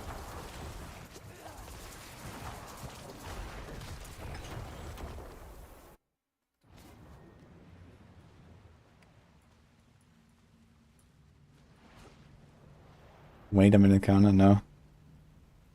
Necromanian viable and Necromanian is really strong. It's been in season 4 already.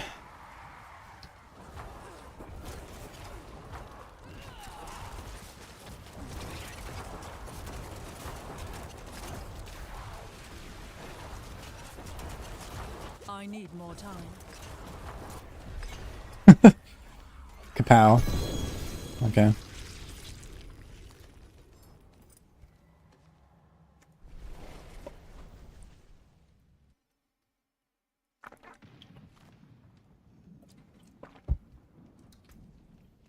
Yes, try a 110.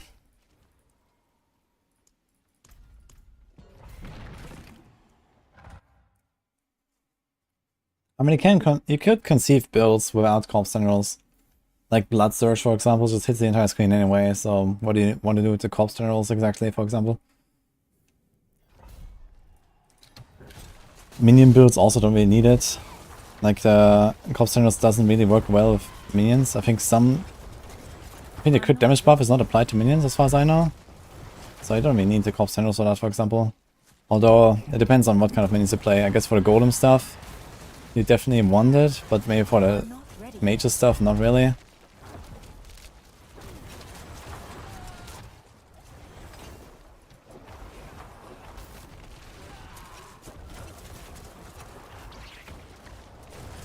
I'm not ready yet.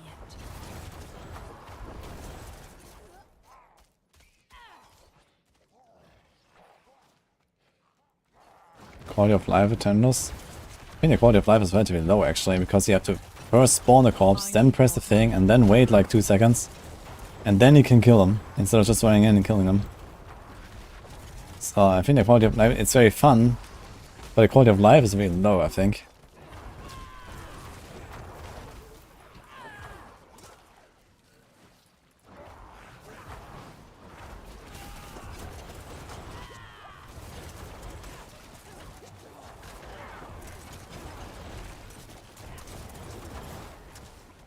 Pow.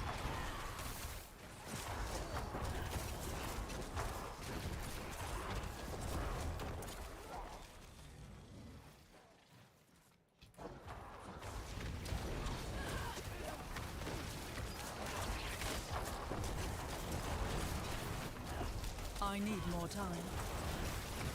Cool part is you can still spend resources while you have the channeling.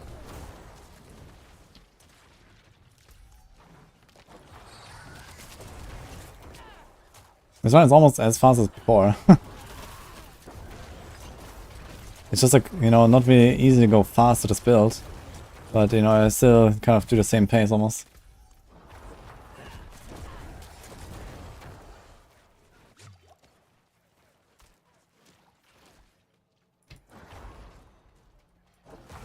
Minions can shed a corpse. Yeah, but I mean, only 15% chance, right? I have 4 of them. So on average, they all have to attack twice for me to even get a corpse.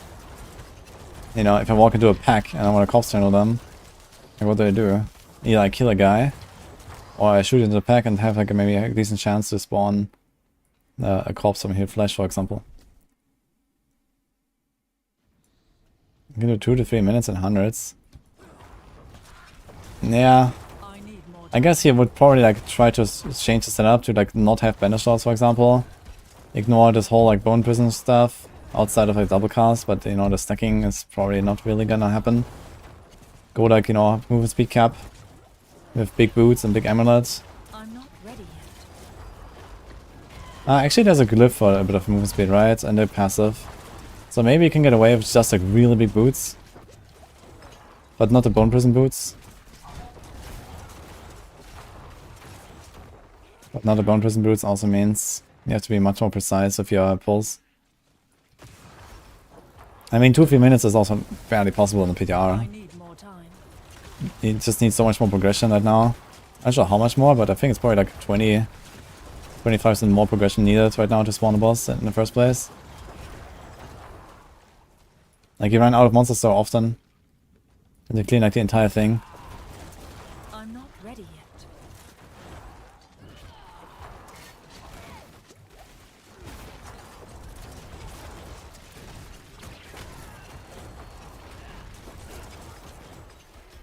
I'm not ready yet.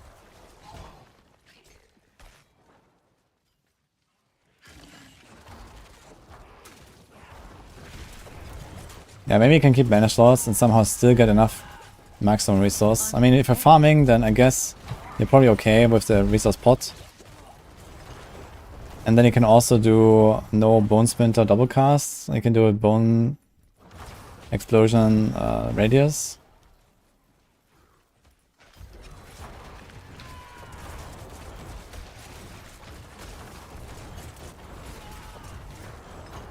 I need more time. Yeah, that should actually be pretty good. And then the small bone prison doesn't matter too much, as long as you hit a target that's inside. It should still explode to everything around it with the extra radius.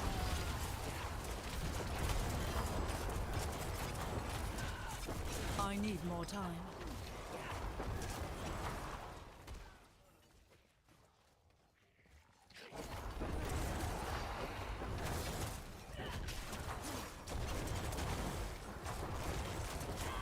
Where's that coming from, Crucible?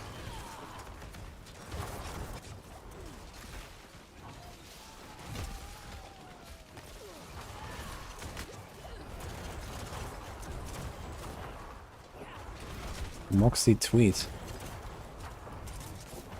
I'm not ready yet. Well, the answer is no. But don't worry.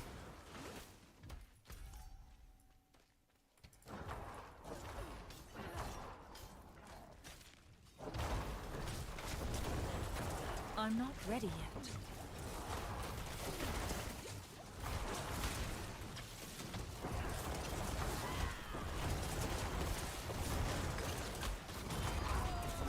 Yeah, build is super fun. It's probably gonna be the strongest build of Necros next season anyway, so it's really hard to go very fast. I need more time. But the Abstract is really cool combo. Different abilities. Blood Mist can also be helpful. Blood Mist actually has become a much better skill than in the past. In the past I never ran with Blood Mist. Even on hardcore I felt like it was kind of wasted. It's a sea hack again. Well, let's see. Looks like it's gonna be sea hack again. I need more time.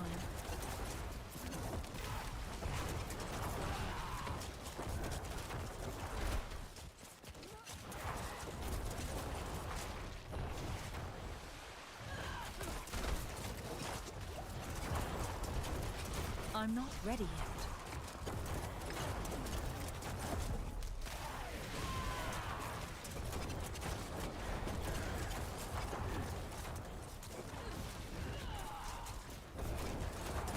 I'm not ready yet.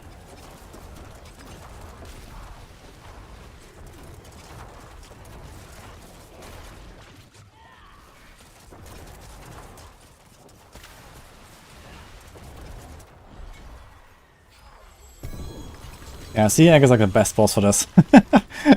Like it's really easy to evade into her and then like get with the full shotgun. She doesn't move at all, she doesn't really do anything.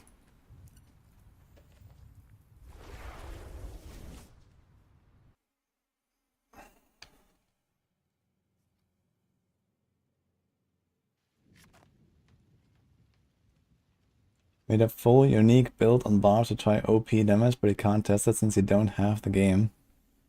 What? So you're playing on Game Pass or something, or they can't play the PTR now?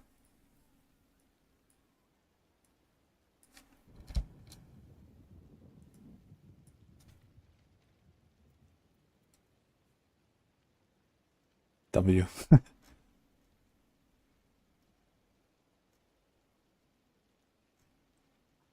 I mostly got married, actually, this weekend.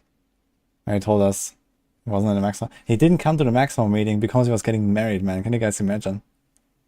What a casual. Ah, well.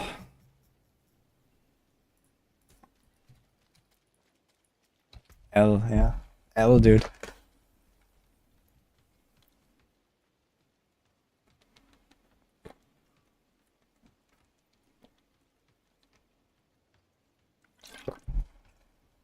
He went on to get married just to avoid the meeting.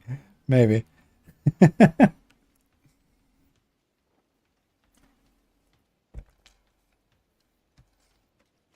Okay, should I try like a speedier version of this? So no boots. We do pot. And we go for the size. Size matters. Do I have tempers left? I can YOLO. Try to reroll this. It has shitty bone splinter roll anyway. So what can go wrong? We got the same roll of Bone Spinners again. Bone Spear. And we got a perfect roll of Bone Spinners. Oh well. Use it well.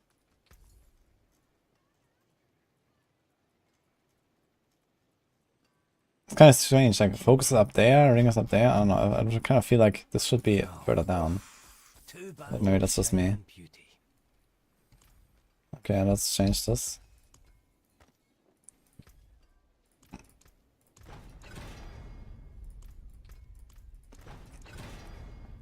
Pity system, smile.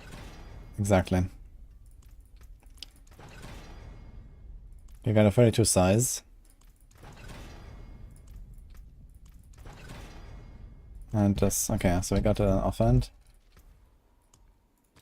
It's kind of nice how easy it is now to tempo your stuff. What about some essence on kill? If you want to go fast anyway.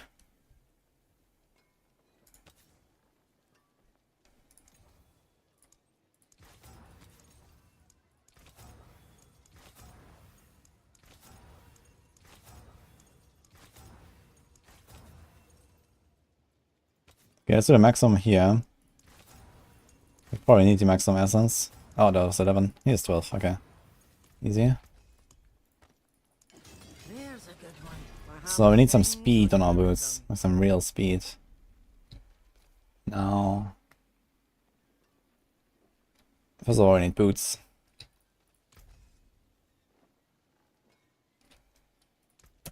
What's left, you ask? I guess we do some regen here as well. So movement, resource, we need the armor probably. Barely actually. We don't need the armor, I think. This has evade charges. Okay, there's one thing I need to try, which is what happens to the evade power. Creeping mist.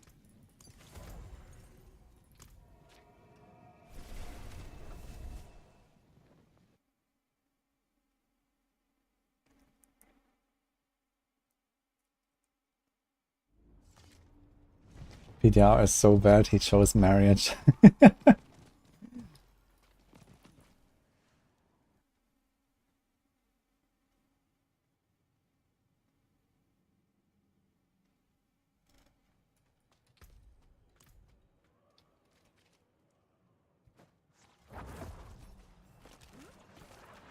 Oh, wait, you can do multiple evades while... Oh my god. You can do multiple evades while in the blood mist. With the evade charges. Okay, that's actually sick. And it resets all of your charges when you come out. It's even crazier than I thought it would be. That's insane. So I can do this, this, and then think... Look, he's just flying. What? He's just flying off, man. Into nowhere. Wait, let me do this again. Watch.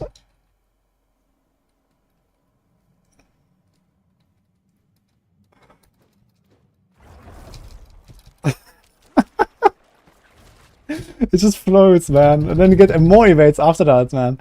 It's crazy. Wow. This is so good, man. This is even better than I thought it would be. This is insane. And then reset the blood mist a little bit. You can reset this. There are some effects for that. Like, skill at all powers reduces the cooldown. You can just have cooldown reduction. You can have the rebirth. You can have the rapid ossification. Crazy. Look.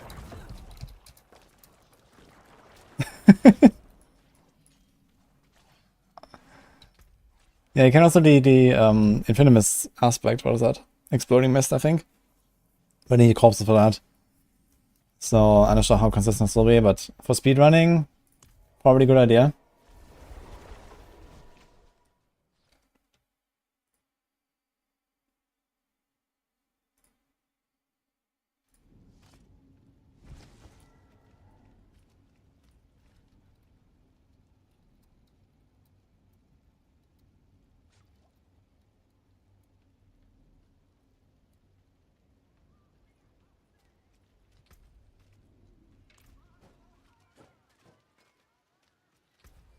Okay, we have to roll movement now.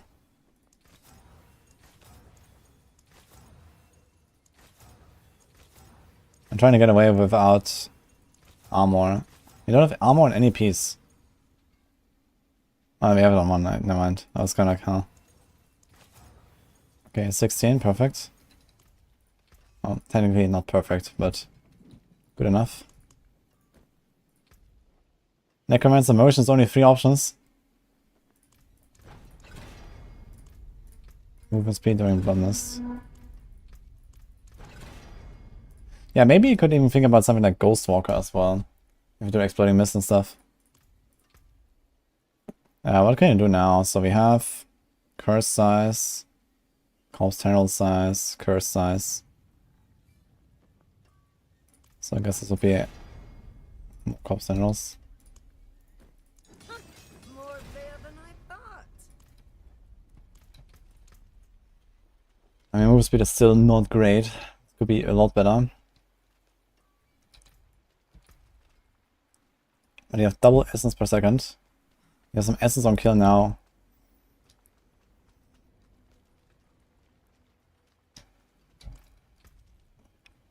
And we need swelling curse. Impeccable.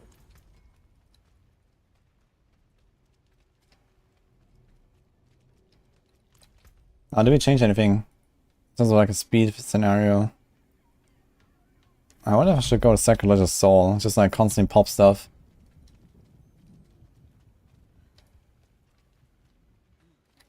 Sacrilegious Soul doesn't have cooldown though, right? But I think it does have max on resources.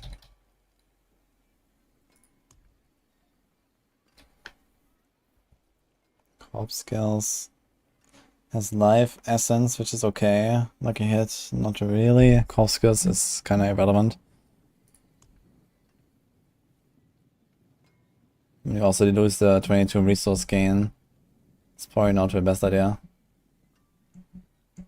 Yeah, it is nice. But is it nice enough?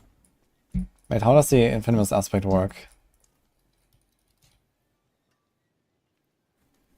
Wait, what is it called? Explosive mist. But mist triggers cause explosion. When blasting explosions, it cooldown is reduced by 0.6. 0.6. Did it nerf this? Or was it 0.5 in the past? So the thing is that probably most of the time I will use a blood mist to move towards a pack and not while I'm blasting, basically. Maybe I can do it, you know, click it, explode stuff, and move away from the pack that is already dead.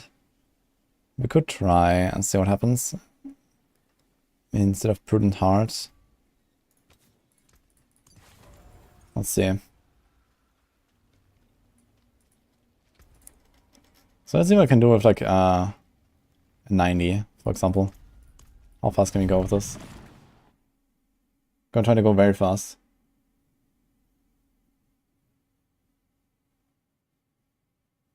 Let's turn Blood Mist into mobility skill. Good question. Probably not. Doesn't say mobility. I'm not ready yet.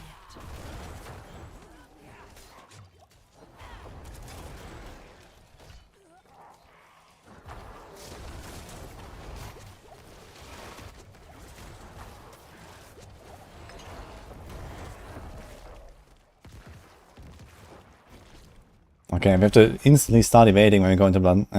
Okay, this exploding mist is not really working, I think. It's just clunky as hell. Gotta say.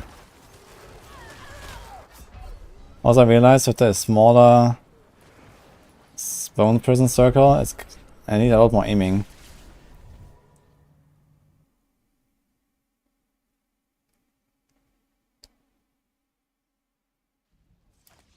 Does I invite Moxie in the end to try Spiritborn to Druid gamers?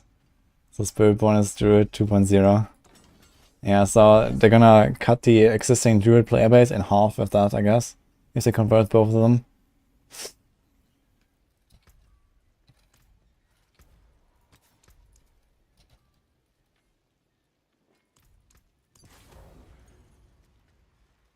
Then there's Boiler and Dathmos left.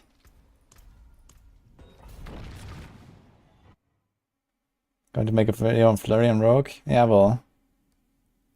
But I also want to test a bit more. Explosive Missile is a trap. Yeah, I don't like it. I actually just removed it. This works relatively well though. Need some minions though.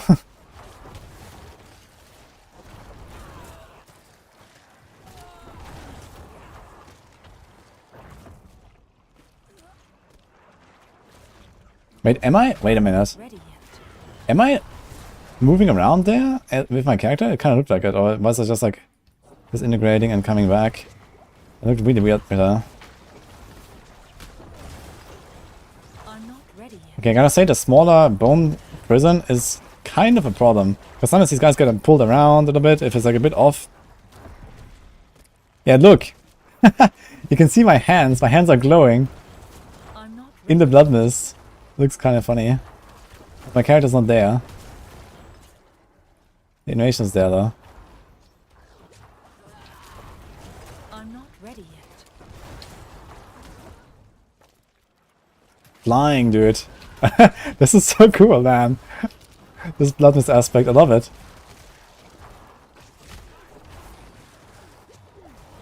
I need more time. And then just go here and kill a pack. And then again, ding, ding, ding. Let's go there. This is such a good aspect, man.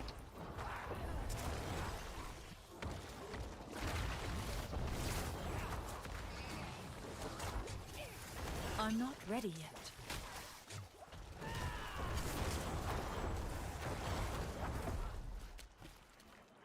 Cool, channeling, let's go.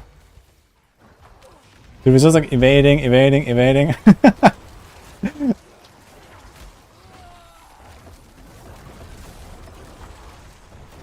I'm not ready yet.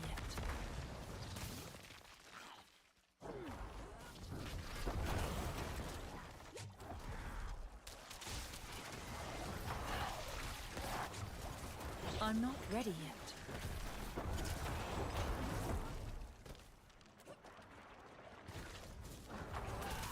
Really cool.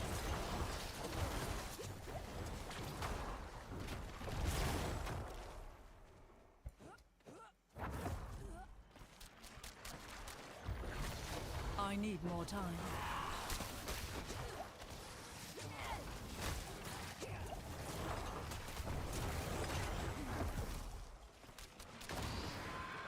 And the thing is, you always come out and have your evades ready.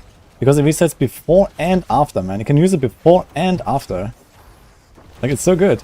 I need more time.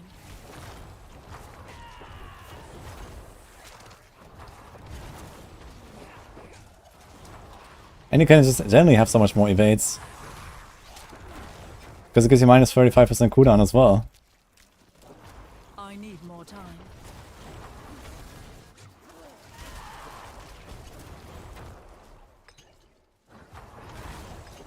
Okay, hard to go 3 minutes, but on PTR, remember, on PTR we need a lot more resources. Not resources, progression, I mean, Need more time. to spawn the boss. You need to basically full clear the entire thing. I'm actually gonna run out of monsters again. Is this clearable? Wait a minute. I've cleared the entire thing. Previous one is dead. F.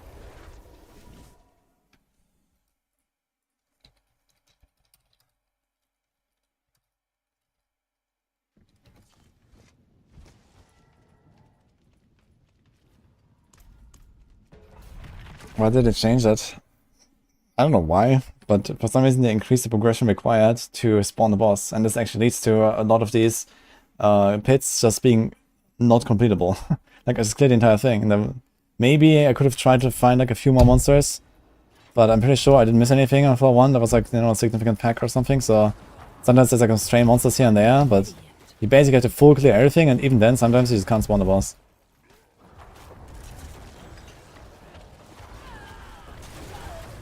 So it's kind of stupid. So now, do we get our minions or not? No. Okay, so you always have no minions. So this means if you're playing a minion Necro and you die like this, then you have no minions and you need to wait for your army of the dead to come back. That's kind of funny. I'm not ready yet.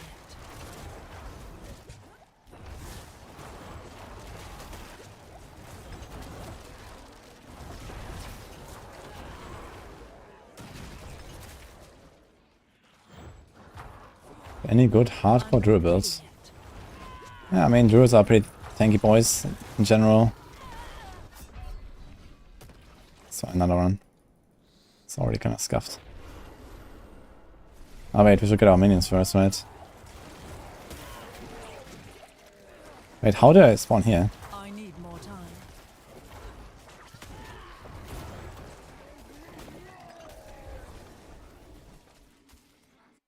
I'm not sure if there's like any Druid builds that are generally better or worse for hardcore. I mean, in Season 5 it would definitely be like a very good hardcore class. Druids are beefy. But I guess in Season 4 we don't really have the option to like include unstopables that easily. Maybe with Metamorphosis on your boots. This is how I did it, for example, on Polarized, which worked out really well. Polarized is a pretty good build, I guess. If they can play in hardcore.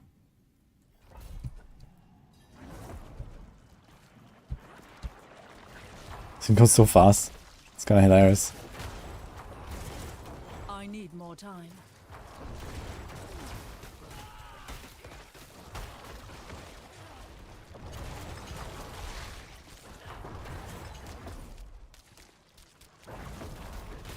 I'm not ready yet.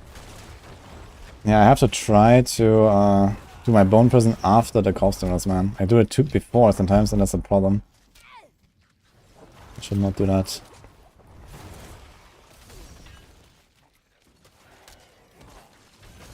So cast the corpse tunnels and then pull them into it. Yeah, like this. Seems way better.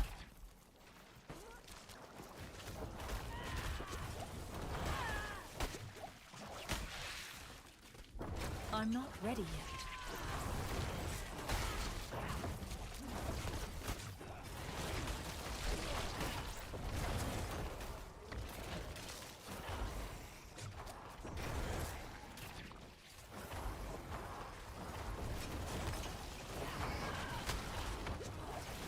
Yeah, that seems better.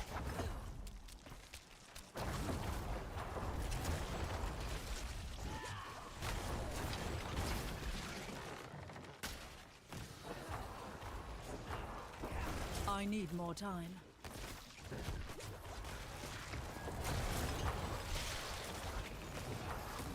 Now this guy teleports in. Whoa! That's a lot of explosions. Looks hilarious. All at once. Don't worry, Blobs could tank it. Just press challenging shout, they're fine.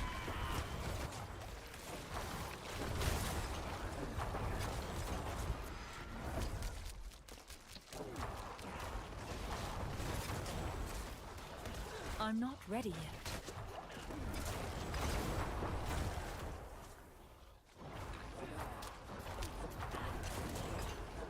He's like expansion equals all players playing a new class. I mean, that's not really what happens.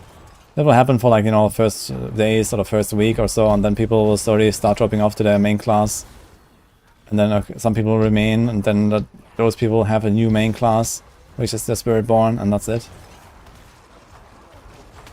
You know, everyone has their main, and you know.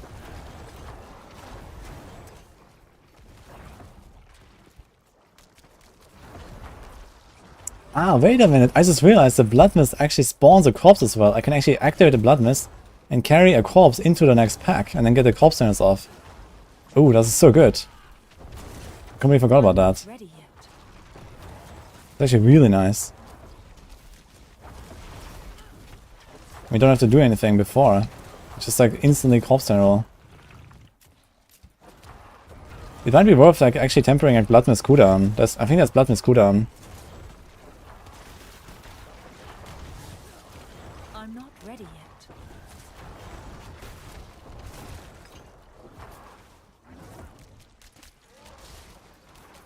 Yeah, corpse generals? Let's I go. need more time.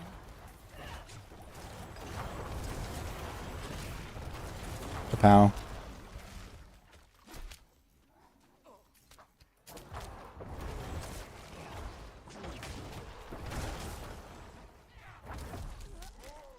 And fly. And we fly. Oh man. This is so much fun, man, this aspect.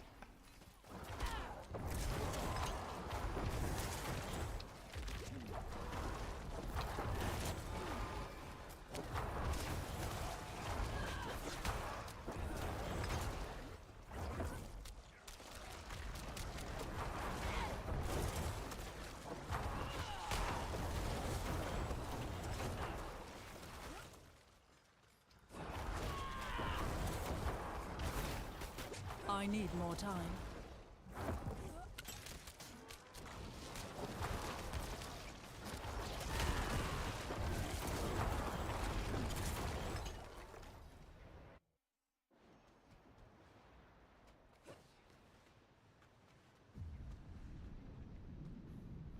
Kill something, tender everything, prisoner it, nuke it, and move on. Yeah, basically like that.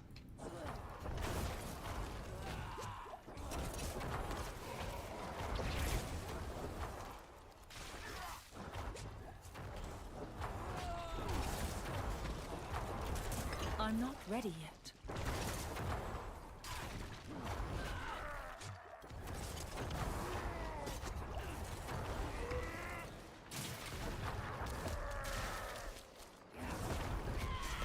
I need more time.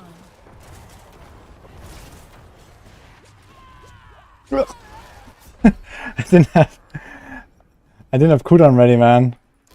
Ugh. It's trying too hard to stand on top of him. I cannot use that. Now, so you have to learn like the boss patterns a little bit, like to understand, okay, which ones can you try to stand on top of and which ones not. This guy, for example, moves away from me, which is a bit annoying. Wait, I didn't get a... Wait, I didn't have a crit. This is why. I'm not ready yet. This guy actually does a surprising amount of damage. Just his auto attacks.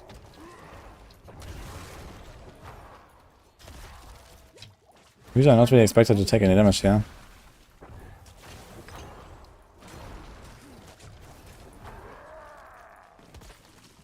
I'm not getting crits again. I'm not What? ready yet.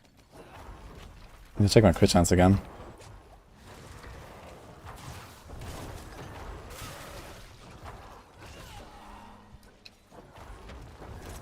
I'm not ready yet. Again, no crit. Did it change an item that has crit chance? Did it remove crit chance somewhere? I don't think so. I think it's got Omega unlucky like 3 times. I think I should be at 96 crit or 97.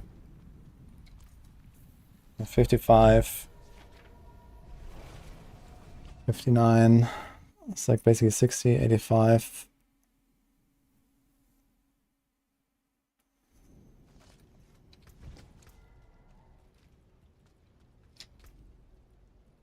Maybe I'm forgetting something.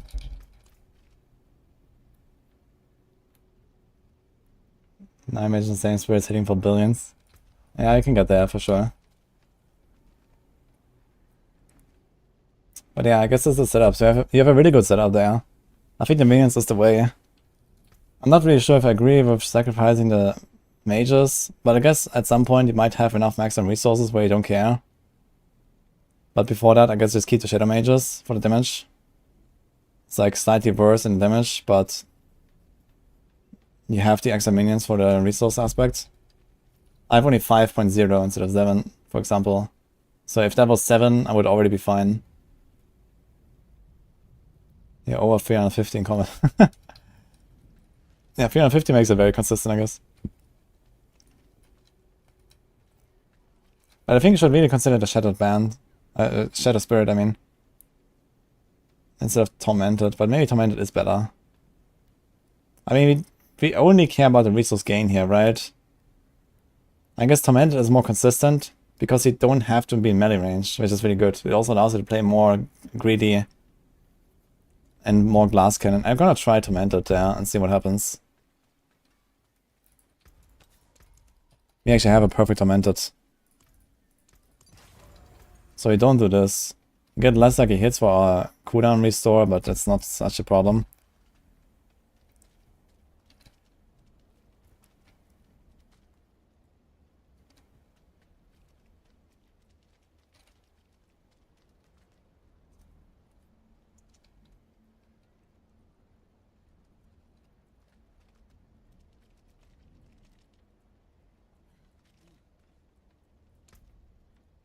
Oh shit, wait a minute.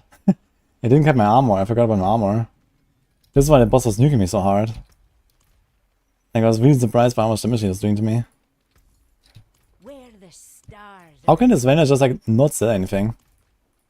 No items left to purchase.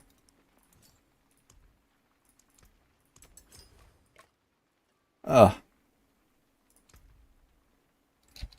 Any armor? Actually, I think we have a...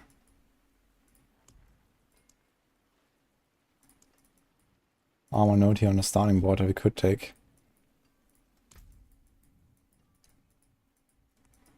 Here. But it's only buffs rare nodes, there's actually 2 of them.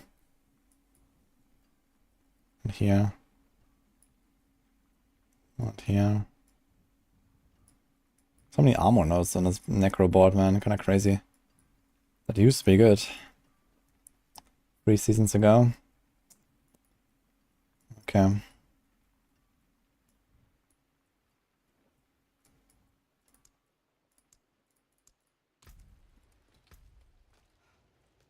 Maybe just say it's fine. Whatever.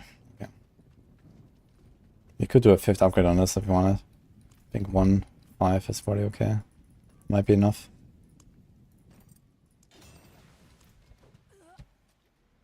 Yeah, we can do spiked armor as well. Oh, they buffed it to 5. Wasn't it 3 in the past?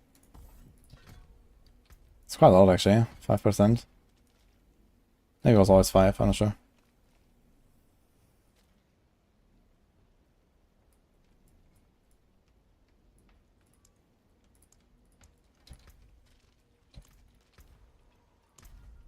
How to go faster?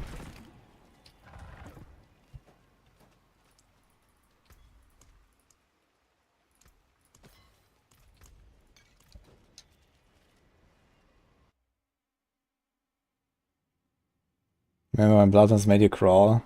How far we've come, yeah.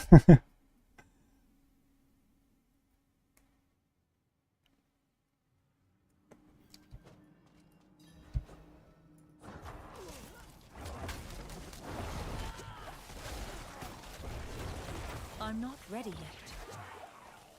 Where did my bone prison go? Like I cast it, it went on cooldown, but where is it? Kinda strange sometimes. I need more time.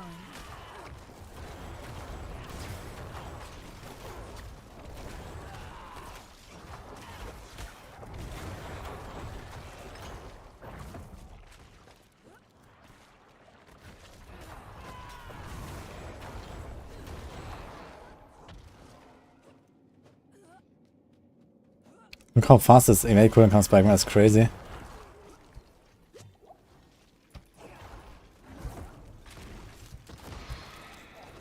I think you can actually interrupt the evade while it's going and then go into another direction. You can actually go around the corners and stuff. You just try this again.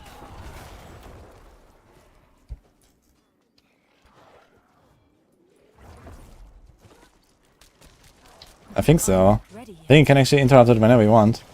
Mid-animation.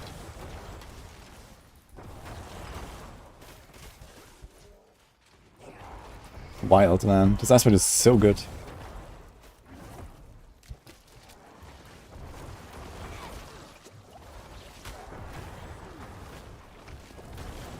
I need more time. I'm not getting enough regen here with the Tormented. Shadow Spirit was definitely more helpful for clear, I think. Because he more easily hits a lot of stuff.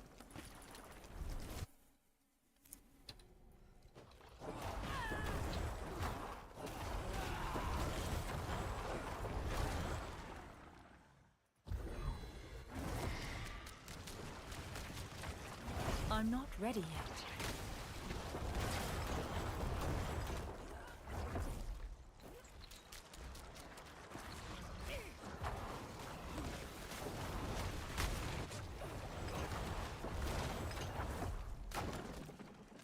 Yeah, if I wasn't so afraid of like not having enough monsters to clear the pit, I could go a lot faster. Like, you know, skip these little like guys here in the corner and stuff.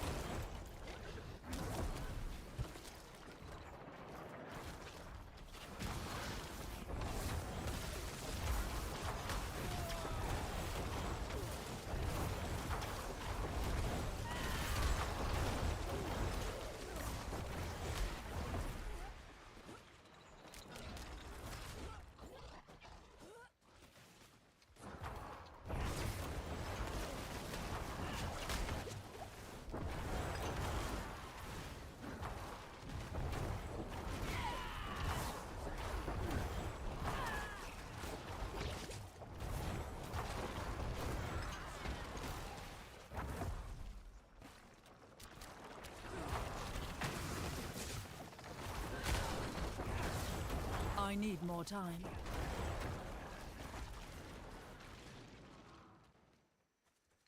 For the boss in sub 2 minutes. Let's go. Pretty OP. Yeah, not being forced to stand on top of the boss is definitely helpful, because some bosses you just can't do it, and it's also very dangerous. So while this strat is kind of nice, it's also somewhat impractical. At least for certain bosses. I guess on some bosses will be fine. I'm not If ready. you only fight Seed Hack, for Seed Hack it's fine. Fish for Seed Hack, guys. Said no one ever.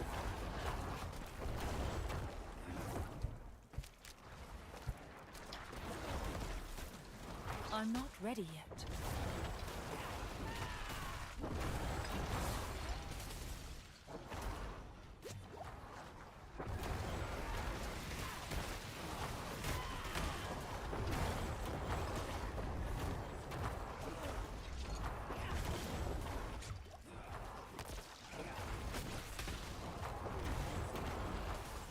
Where's this guy come from? More time.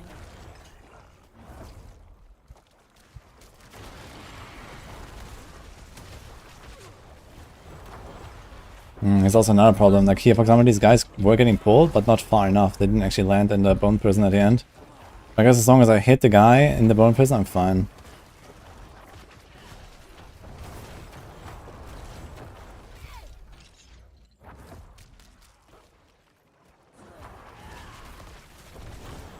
I'm not ready yet. Still 5 minute man, and I'm trying to go fast. Sneak it good a little bit, and then you're fine, I think. Ah, he's our friend again. I need more time. There's no reason now at all to stay close to him, right?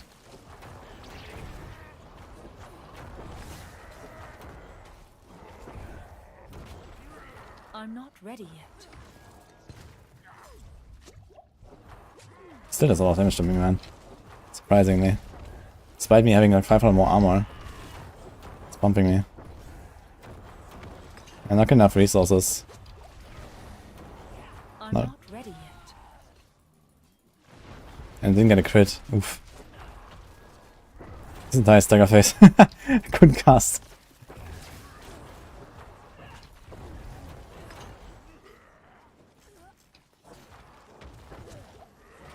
I'm not ready yet.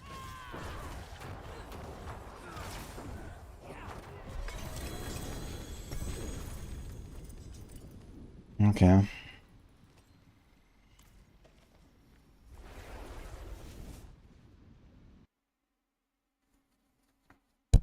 Oh.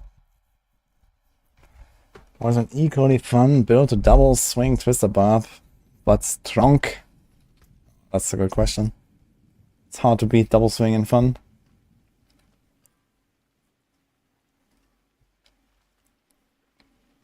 I guess since you're playing a Barb already, maybe just try to play Bash.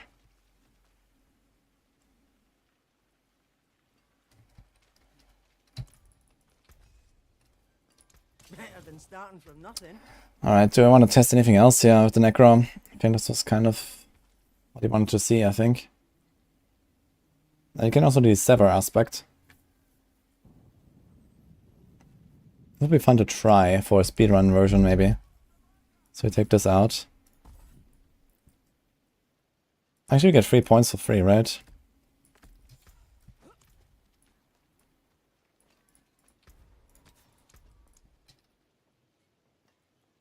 It's just clunky and not fun.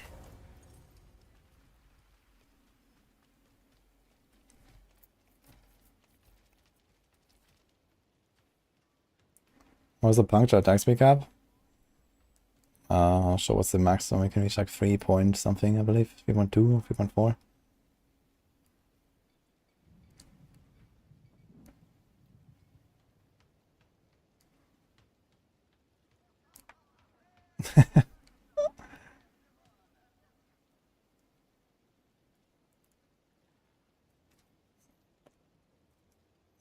I have not talked about it yet, Trev, but thank you.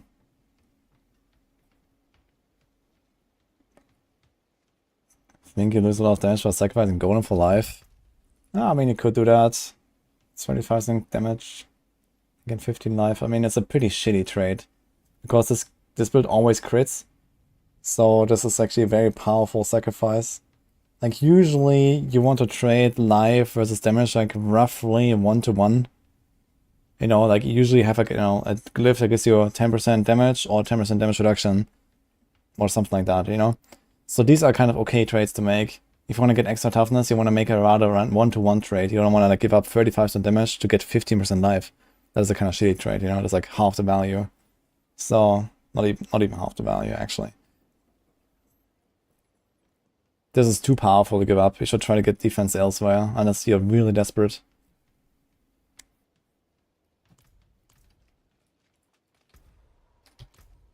Okay, we have a 7 seconds reap cooldown now as mobility skill.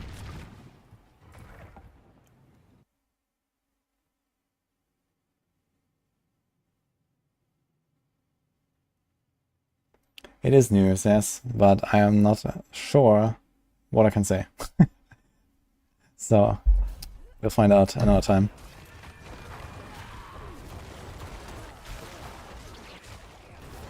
I need more time.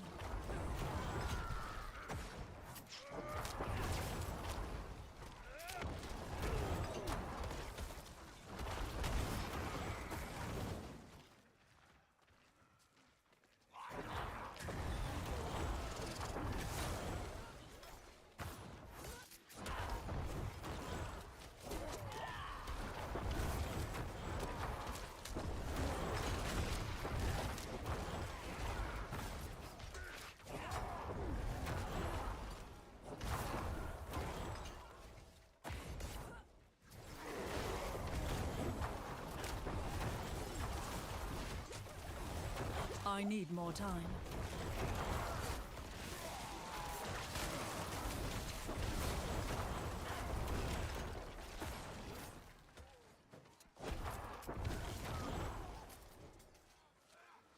Yeah, the 7 mobility aspect is really fun, man. I think it's a pretty genius, you know, I need more time. way of making a mobility like aspect and skill. Instead of designing a new skill, like it also kind of feels very necromancer-like, you know, with the sever. It's really cool. I need more time. It's really fun. You just fly. And they can still like make it more utility if they want, right? They can like change how sever works. Maybe you get something a skill upgrade or some other like, you know, power that works with it that you can combine to like add more effects to this. But yeah, it's really nice, man. You have the evade thing and you have the sever thing now. Like, it's just flying. I'm gonna put this in every single build now, I think.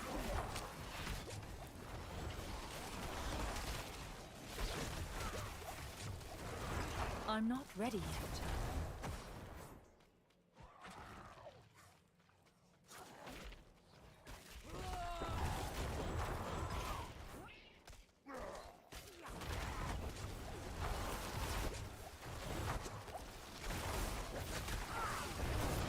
I need more time.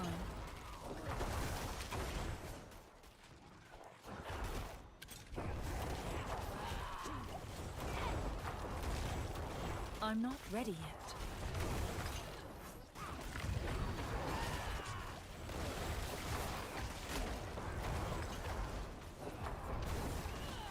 I'm not ready yet. Some portions.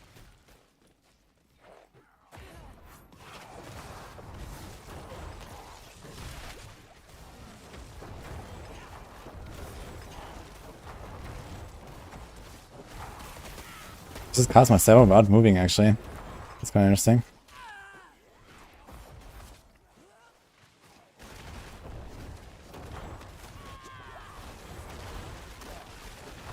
I'm not ready yet.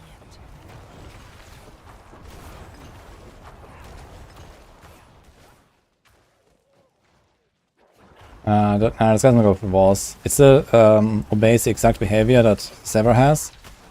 So you can shoot it into walls, you can shoot it into obstacles and stuff.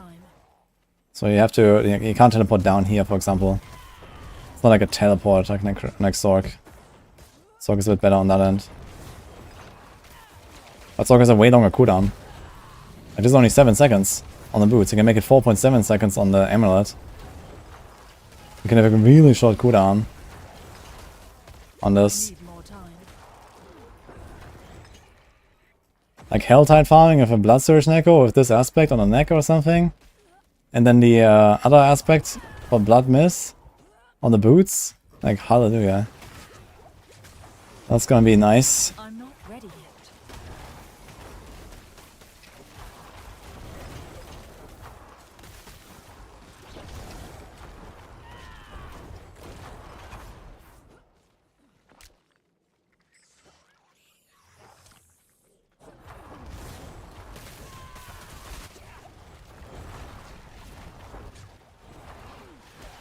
I need more time.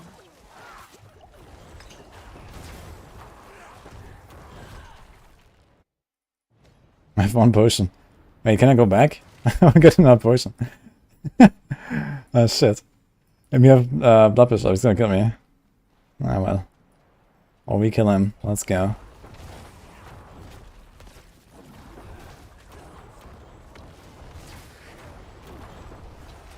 I'm not ready yet.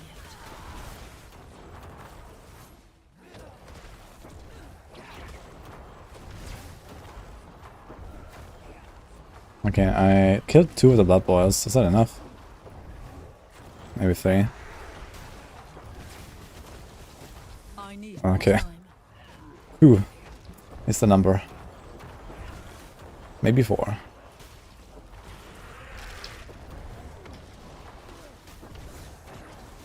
Why is this guy dying so slowly compared to before?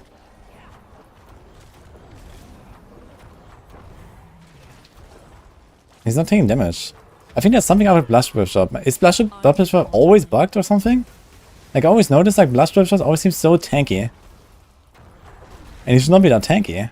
I think he can't get rid of his bug or something. Like he just has the bugged HP every time or so. Is it just me? I cannot cast. Yeah, he has a lot more health. He's like a lot tanky. I would have killed another boss already. I couldn't cast my Bone Spirit. For what reason?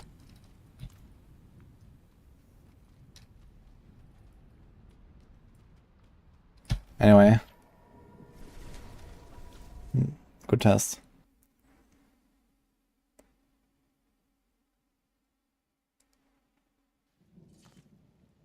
It's a pity desecrated ground when boots as an aspect. I mean, you can still run the Sever thing and the desecrated ground if you put the Sever thing on the neck, right? But the mobility only going on 2 different slots is kind of rough, I guess. Maybe in the future they would open that up. Maybe you could put mobility aspect somewhere else. Maybe the pants as well, for example, you know. Imagine pants could have utility, defense, and mobility. I think pants would be an acceptable slot. Like fantasy-wise, to put mobility as well.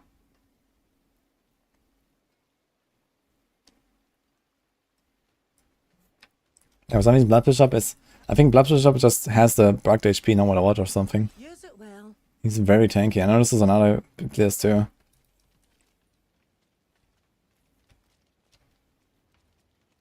So Shaney got fired. I've not heard anything about that. I would be surprised.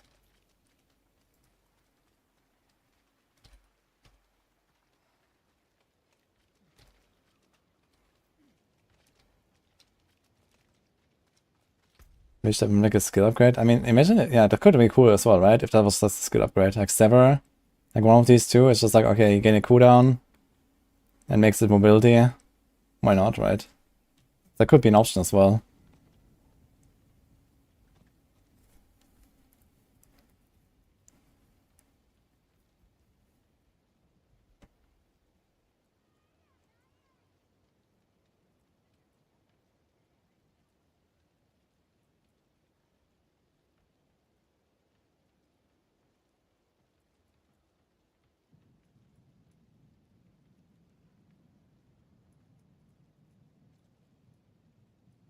I have 3 points here. I didn't actually distribute them anywhere. I guess I can do something like this.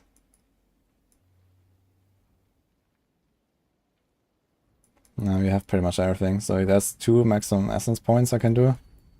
And 1 healing, for example. The 6 maximum essence might actually help me sometimes. But the problem remains, I don't actually regenerate enough. Even with Torment aspect. I don't actually fill my resources. Which is kind of problematic. So 13.95. And then with the aspect I go to like 40 per second. The cast itself is like 45 for me, or 50 maybe. So in 1 second with the cast I get like around 100. And then what? You know, then it's just like the Bone Prison, but it's not every cast. Yeah. Use Starlight. Yeah, but I mean, we need healing for that. How do you heal? And I mean, Starlight is not enough. Starlight is only 40 resource. Like, that's like 1 second of regen for 20% health healing.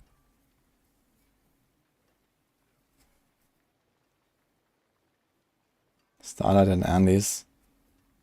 We could try Andarius and see what happens. Okay, I'll try that. The question is, does that work against level 200 monsters? That's important. So I'm gonna straight up just go into a tier 100 for this.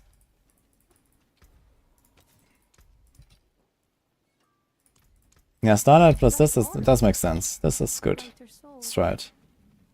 In that case, I'm gonna move this Essence on Kill there. And I have no more Lucian, but let's go with our Chagul stuff again. And we have the Chance of Bone Splinters.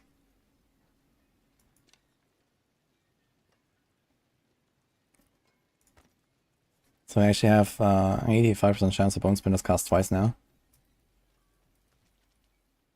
Okay, this could be interesting. And the healing will also be helpful because I actually do need healing to some degree. So Andarius could be useful for that. Unfortunately, we don't have any synergies of poison, right? Okay. Also have too much armor now. Way too much armor.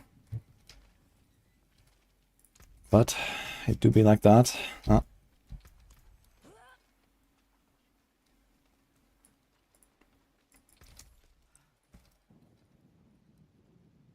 Well, guys, the meme keeps on giving. Just slapping on dial on it.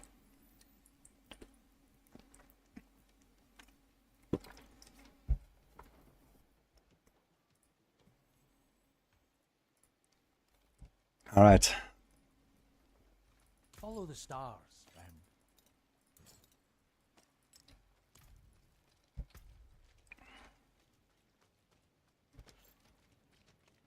What do we give up here?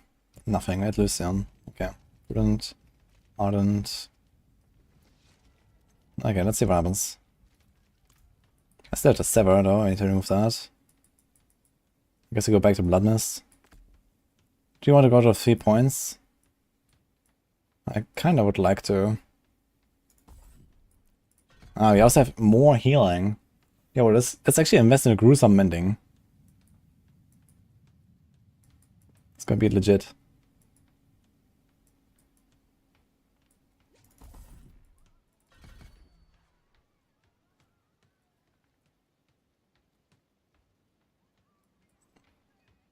There is a solution in PvP against Barbs. The solution to one-shot to yourself from thorns. Okay. Yeah, I guess we don't care that much. I don't want to waste 3 points just to get some corpses sometimes. We already get corpses from our minions. It's nice to have the consistency in the corpses. And it's also nice to get a cooldown reduction, to be honest. I should get it. We can remove this here, I guess, for a test run. That's fine.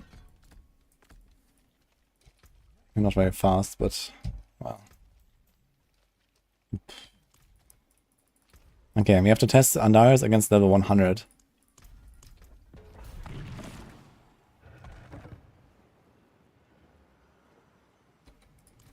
because the Andari's lifesteal scales down with a higher monster level in your fight.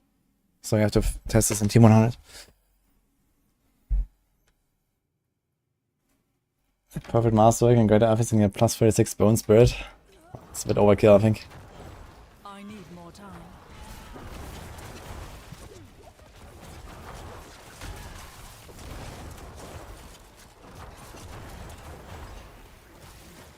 I have 0 minions, man.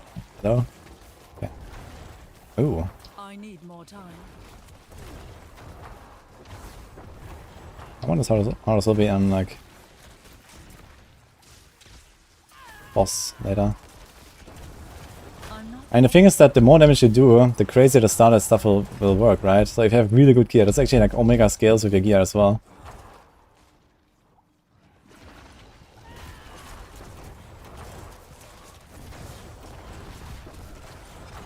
I'm not ready yet.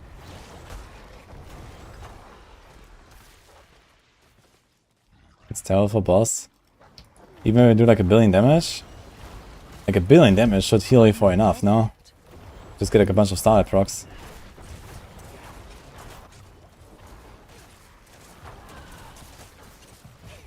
I'm not ready yet.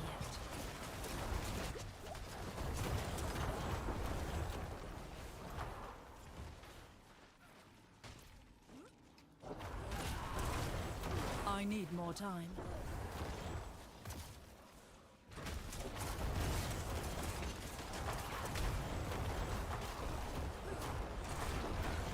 Claptrap.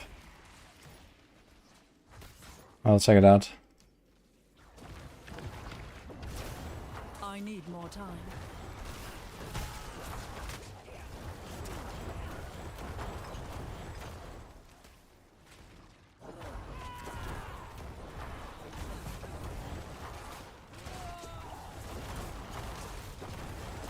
I guess at this point you could also, for I need example, more time.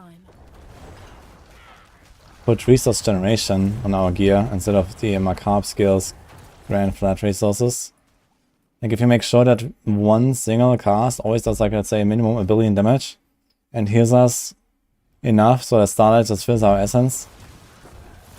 I'm not ready yet. Might be better off doing that.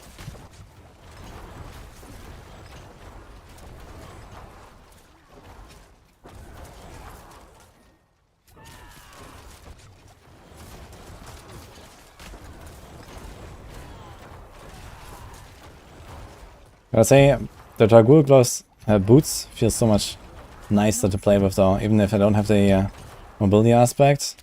It just makes the flow in combat much better. I get a more consistent 275.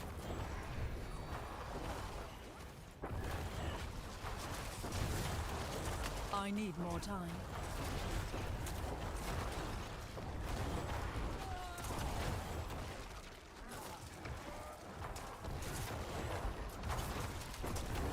I need more time.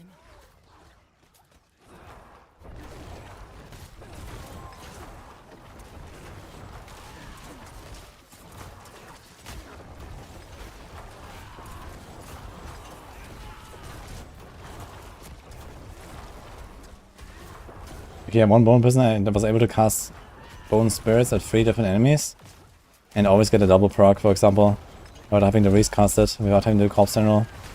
So that is an advantage sometimes. I'm not ready yet. And just more spirit and more maximum spirit. It also restores spirit constantly, which is helpful. Sort of butt ups there.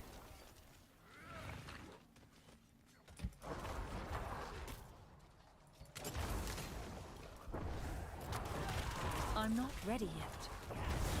Yeah, Saga, I think at 36 ranks the bone spirit, there are actually better stats to put at that point. You know, on the helm, for example, if you have Lucian's Crown, for example, there's maximum resource as well. You probably want to masterwork maximum resource at some point to get more. Instead of an extra skill rank that only gives you like, I don't know, 2%, 3%.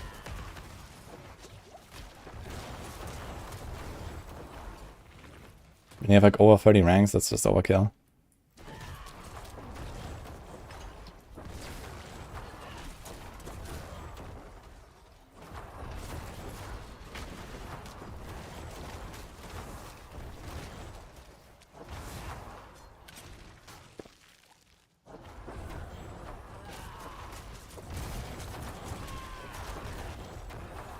I need more Have you time. heard about the changes of PTR?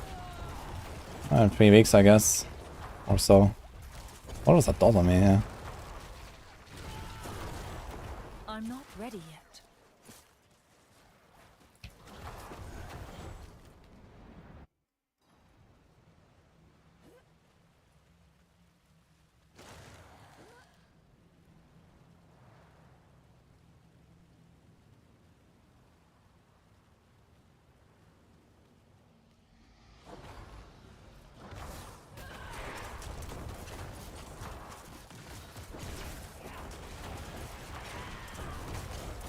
Whoa. Not ready yet. Oh, this is so much damage. Okay, it does not give me enough resources here, like at all. I need more time. Which is a bit of a bummer. But yeah, we are getting the procs. Like you can see it here, boom, boom, when it impacts. So let's say I did like 10 times the damage, I could probably fill my resources here. If I was sitting here doing like 1 billion hits.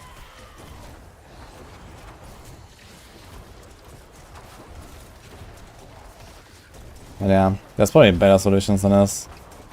Because this is the only solution you would do when you have a scuffed setup. Not really when you have a good setup. Like worst case, even if Lucian's crown gets nerfed to shit, you just go Shaco or something. Or is this a normal helm anyway? You have the ranks there, right? Actually, you don't have ranks, but you have resources, cooldown, you have defense. Shaco would be nice too.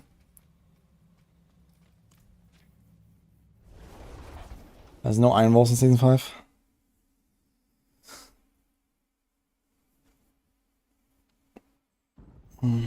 The two-handed weapon for the second.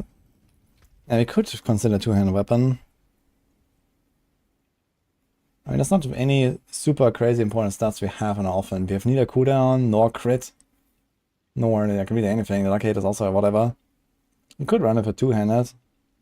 And give up, for example, a Sweating Curse. Or Serration. Or the Starlight. It might be possible. And you get 140 on the second explosion. Now, is that worth it though?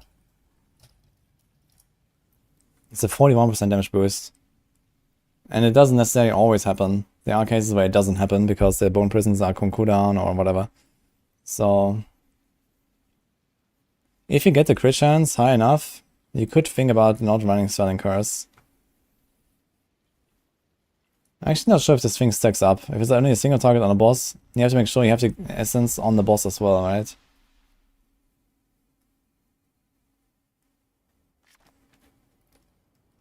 No cooldown offense is awful. Well, I mean, I think it does make two-handed and one-handed a bit closer though. Like cooldown on the offhand and then again cooldown on, you can get double cooldown on the offhand, right? It's always creates like such a big gap. You can still roll cooldown, but you can't on two-handed.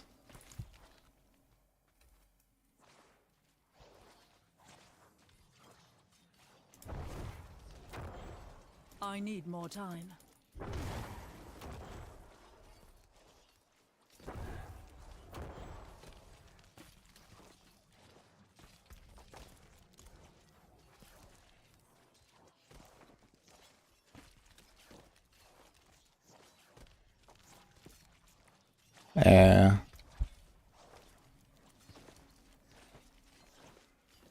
Okay, so we got 4 the first time and then 2 and 2 and 2. So this one has a only stack count of 1. Every time I cast, it resets, right?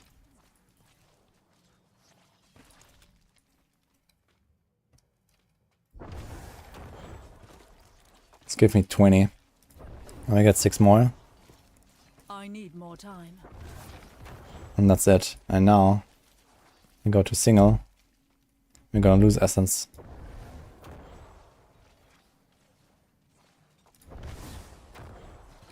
Alright. So that's how it works. So this aspect is actually not that good. If you can get our crit to 100%, otherwise we don't run this.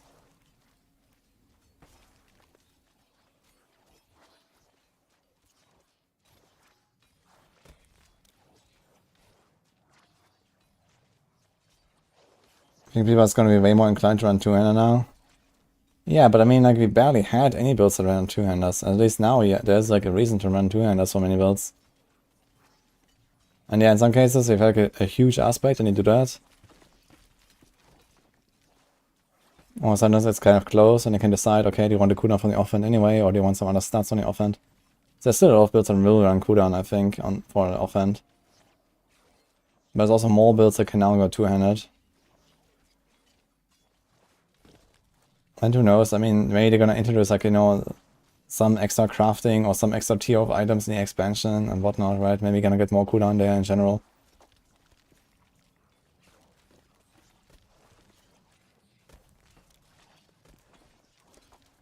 There'll be some good tempers for flurry builds. Card restoration is pretty good, for sure.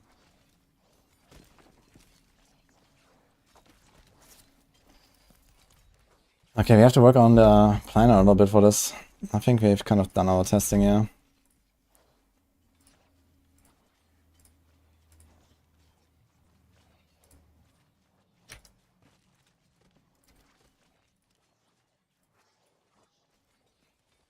I think first of all, let's make another Paragon board. This will be the hardest part. We need to add the minion stuff. New card leader and the dead razor.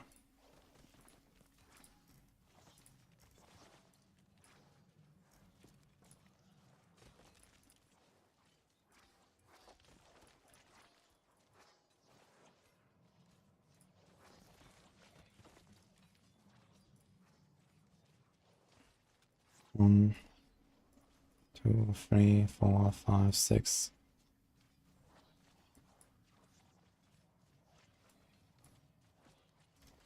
So that's really good. I guess we remove the territorial.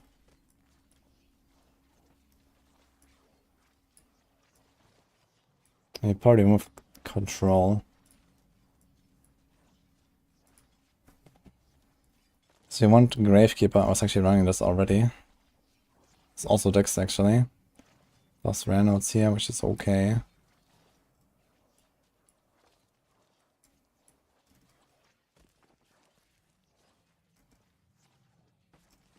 Goes above this stuff.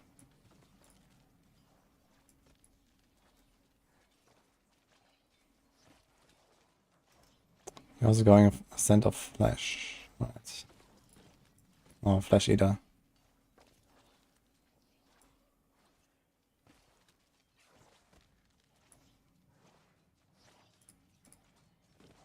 So this is like the same layout, going for the top or the bottom. Is there anything here that we want to pick up on the way? Ultimate damage. This is the same note that we had on the Rogue Paragons, but was it mentioned?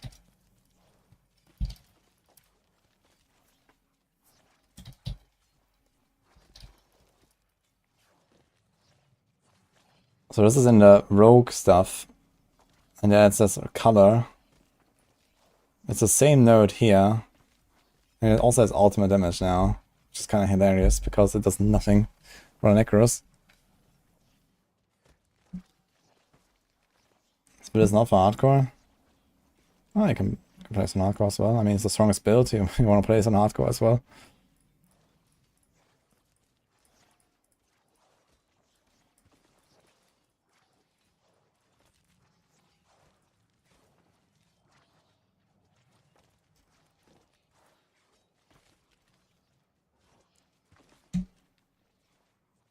How much armor do we have here?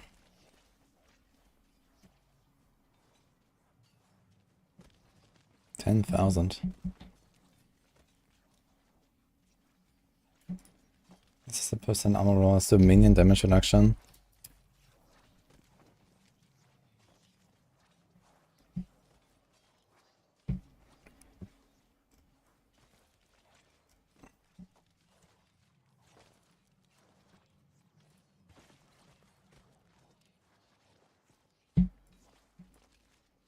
I guess you keep essence. But you're gonna remove a lot of the points.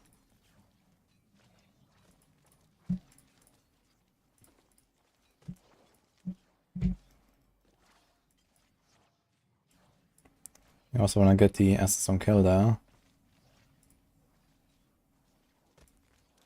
We probably still have to remove a board.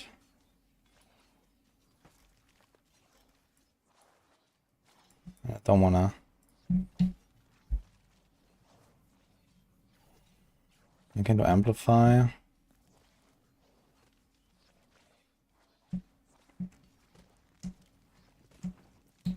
You can do exploit. I mean, exploit is better for the boss, but only by a tiny bit. Just dominate. Dominate actually kinda good. It's 12. This might have a more favorable layout as well.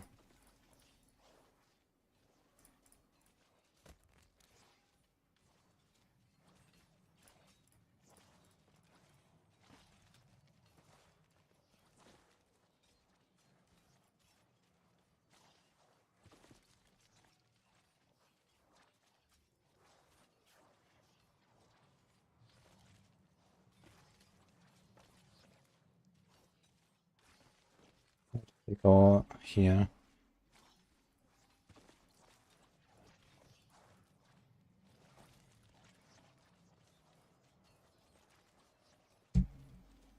Oh, that's actually minus 2 points.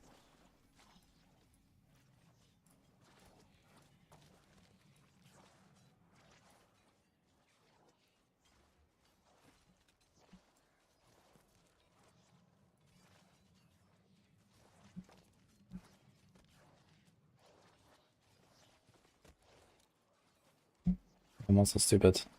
It's minus 1 point. And this overpower damage. Wait a minute. Overpower damage? Overpower damage? Damage for 8 seconds after picking up a blood orb. Weird.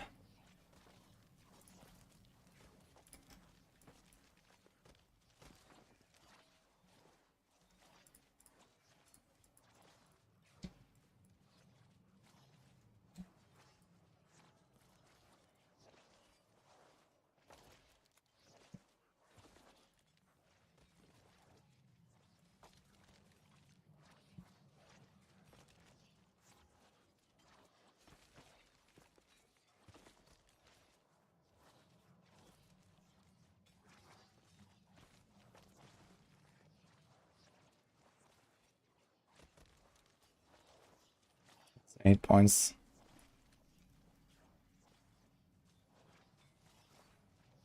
It's 9. This is 5.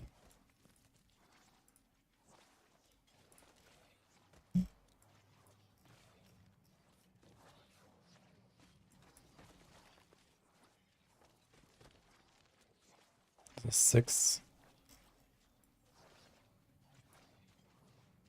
It's kind of short as well.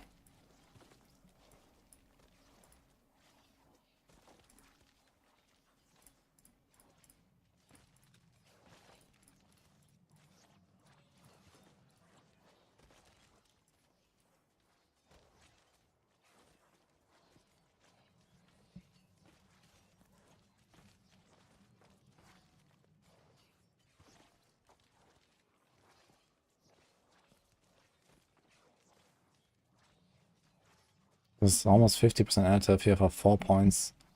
If you're playing this full overpower, I don't know how much that we're gonna have. With Portrait, you can probably get to like 45, 50k. So like 1000% overpower. Plus whatever else we're getting. We're like 2000 additive. So it's like 2% damage there.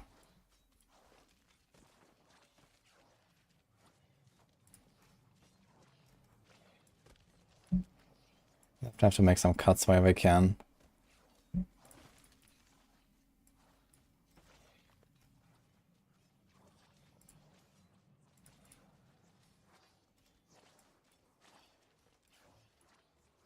Still have 16 points too much. We can cut something here.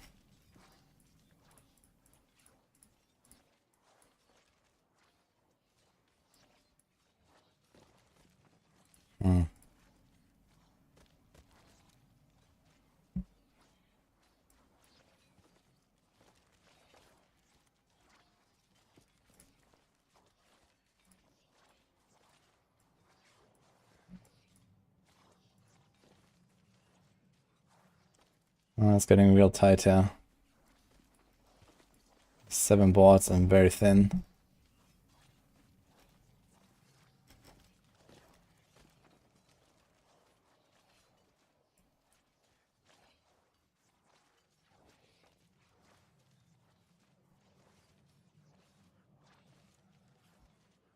I think I might be better off just removing one glyph entirely. That doesn't really do much. Get 10% damage glyph. And then instead just pick up, 3-4% damage there. Not lose something here, and I will still have to, like, even if I take off these 3 points, I still need 9 more from somewhere.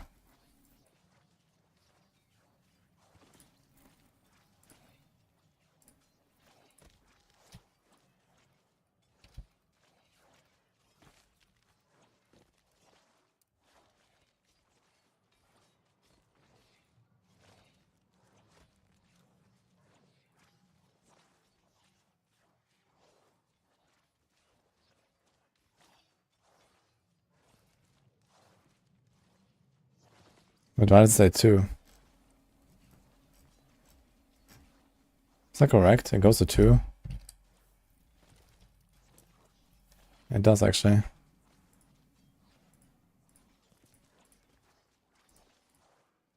So I think I actually want to hit something like this. 32 resource generation sounds like a lot. How is hybrid golem and core skill compared to full minions? I tried a bit of like hybrid blood surge and golem, but yeah, I think usually I just want to go all in on the golem and just blast. But if you really want to play like a kind of weak build, like blood surge or blood lance or sever, then I guess you can combine it with the minions and they can kind of solve your problems a little bit. Okay, we still have 15% res overcapped. That's actually wild.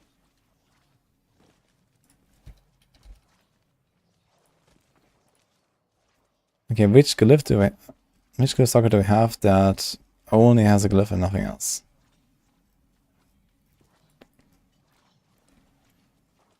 Two, 4, 6, 8, 9.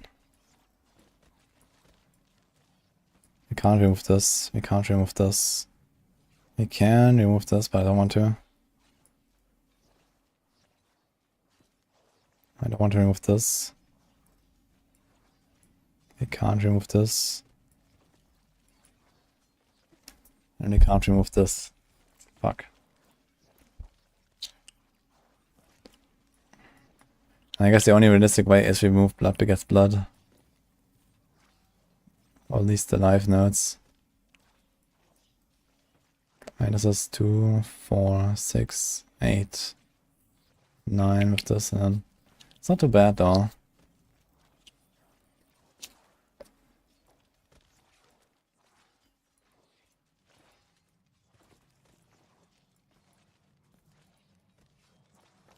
The golem bot has the shitty layout here, right? No, it's not even. Which one is it? This one. Ah shit, I just realized we need this actually. I don't have bloodbath. Okay, at this point we definitely have to remove a board.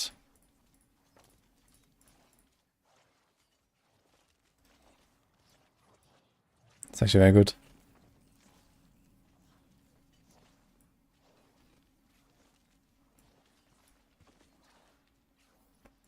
The safest hardcore build. I guess one of the safer ones is probably Heartseeker.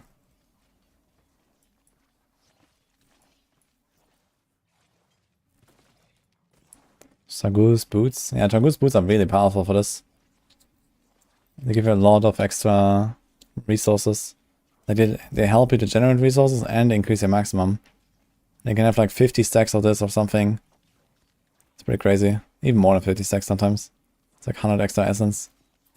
It's pretty big. Plus, it just makes it feel a lot smoother with the bone prison cooldown and the bigger bone prison. That's good stats too. It's definitely a really strong item.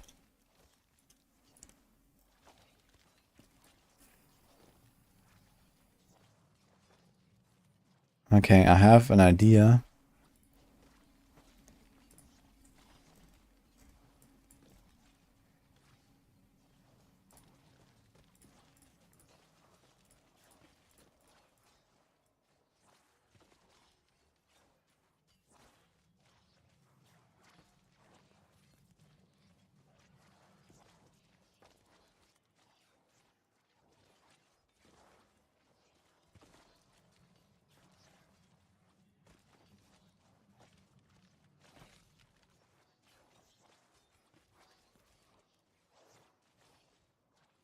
A very scuffed idea.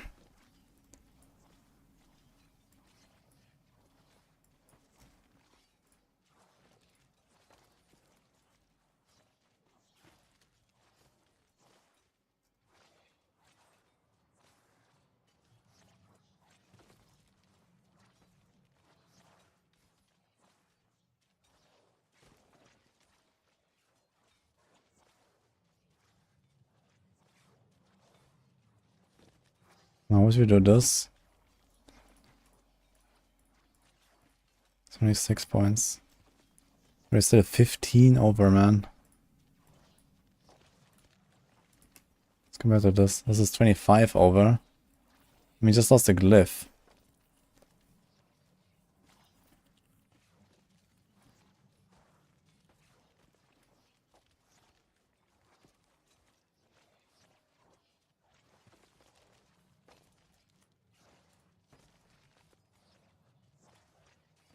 It's only 9 points difference, yeah. But it's -1 board, -1 glyph. Actually, no, it's not. It's still 7 glyphs. Just -1 glyph for 9 points. That's kind of a terrible trade here.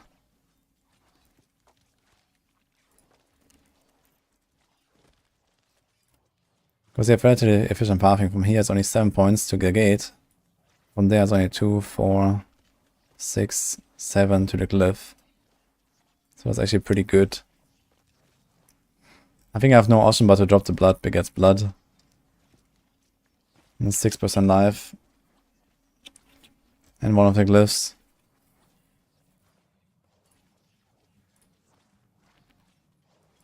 And do this.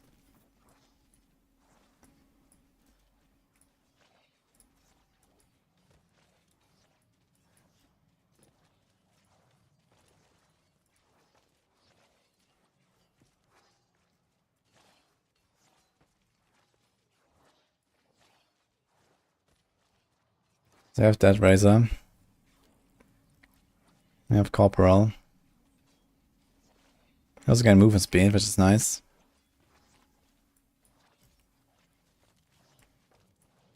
Can even pick up more res if you have to. But you're overcapped as hell.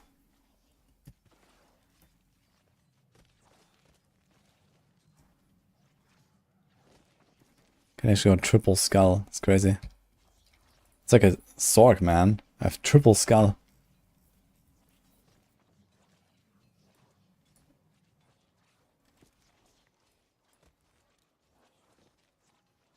Could even pick up something like this here if you want. There's some additive there. And this is not bad. This is 25, 45, 65 additive for 5 points. So even at 2000, this is still like 3% damage for 5 points, which is kind of acceptable. Like the points it takes to get another glyph is around, let's say, 6 to a gate, 10 to the glyph, and then like another maybe 3-4 points around the glyph. So that would be around 22 points for 10% damage most of the time. So it's like roughly 0.5% damage per point. So this is actually more than 0.5% damage per point. Slightly more. So I think that's okay.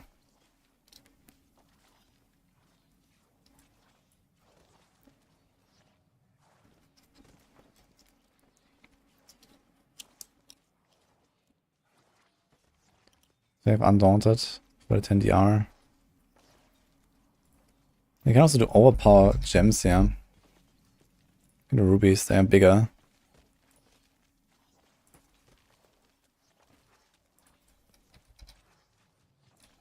We do this. And we just need to solve for the crit now. Let's do Requiem. Let's not sacrifice our dudes. We do Shadow Mages. And we do Reapers with corpses. And we sacrifice the Golem. Remove this.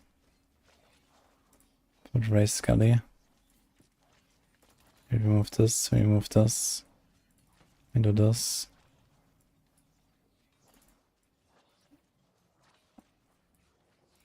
Also do this.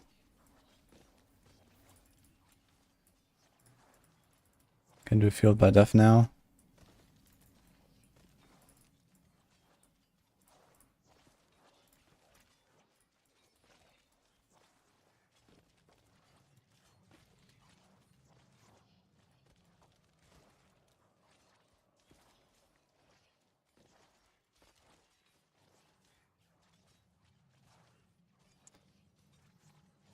Now I can do Bloodgetter.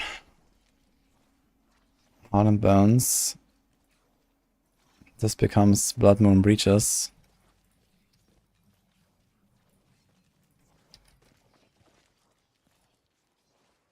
Goes there Imba.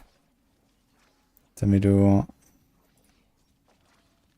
Big DR. Would this help us? Wait. It's 1 to amplify damage due to curse skills. Yeah, do something like this, I guess.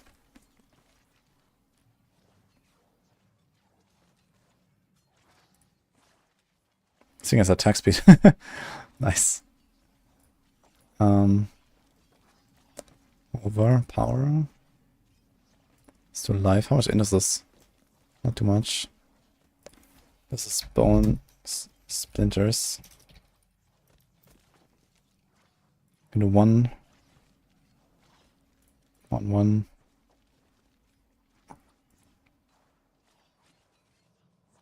Crit cooldown. We might need a crit actually. Bone splinters. I said Heartsick, yes, Eric.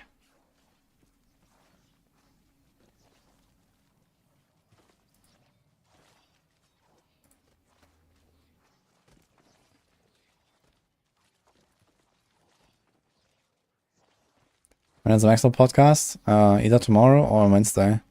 I'm not sure where we landed now. Look at those old attack speed values, man. 21.8%. Okay. Not doing that though.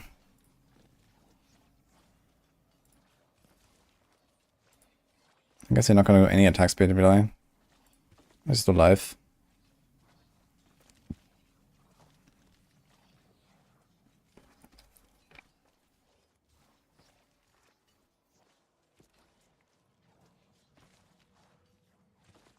I'm missing a bit of the rest now.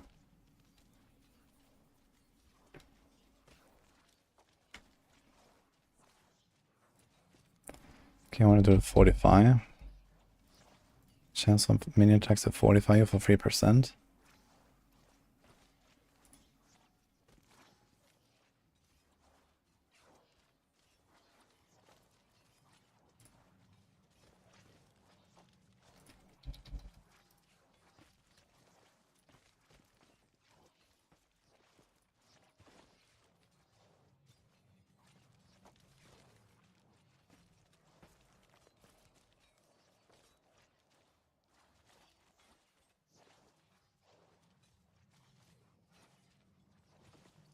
But this setup has 38,000 life. Not the greatest. With life on glove, for example. I'm also missing res. I need a bunch of res.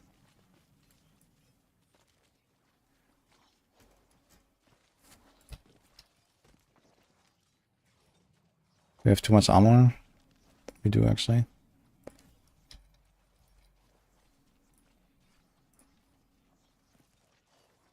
Okay.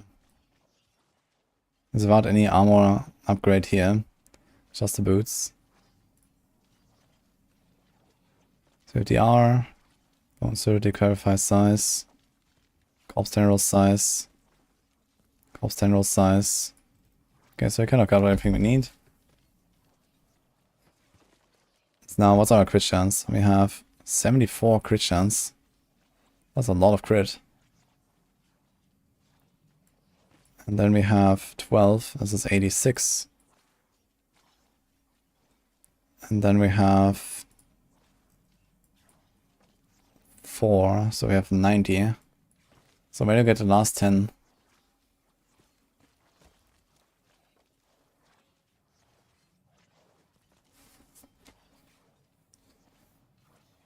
Am I missing anything?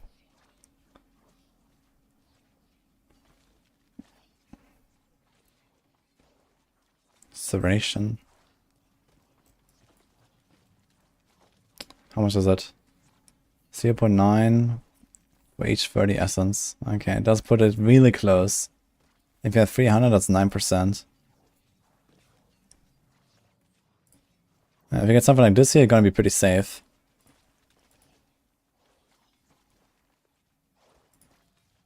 I guess I can do this. This puts us at 76, 80, 84, 90 and 94. Yeah, I think something like this is probably fine. I'm gonna hit 100%. Go. We got the imprisoned. We got the serration. So we don't need Swelling Curse. We're gonna replace this. And we're gonna put Watch. It might still be nice to have Shattered Spirit. Like when you can, even without standing on the boss, you can still stand in front of the boss. You shoot into the boss. You get like 36, 42, maybe sometimes 48. If 6 of them hit, you get 36. If 8 of them hit, you get like 48. It's not terrible to have this. But maybe it's not worth the aspects not there. But you don't need this one anymore. So what do we do now?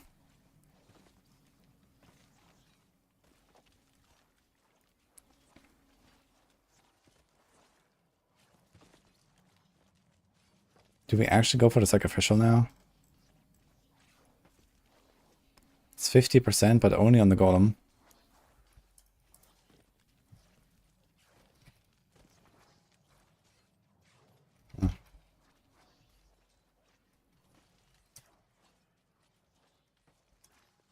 It's a 30% upgrade. That's actually not very good. Just for the golem, it's not enough. If you also sacrifice something else, then it's fine.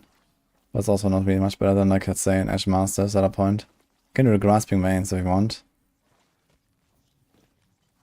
Cadavers.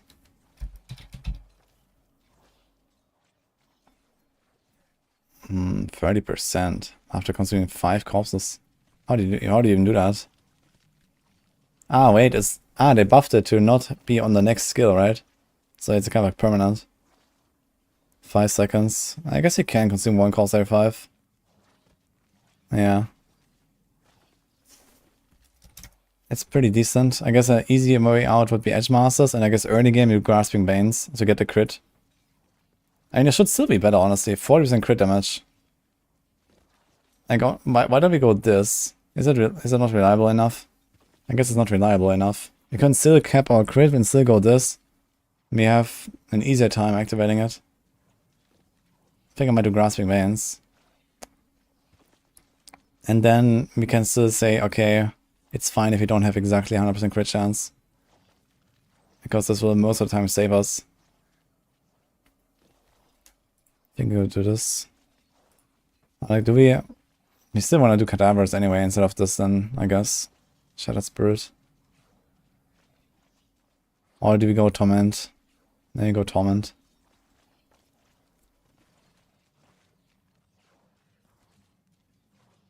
What about Dark Dance? Wait, does a proc on Bone Spirit? I need to test that. 80% damage every 5 seconds. I mean, that's like maybe 3 casts. Or 2 sometimes.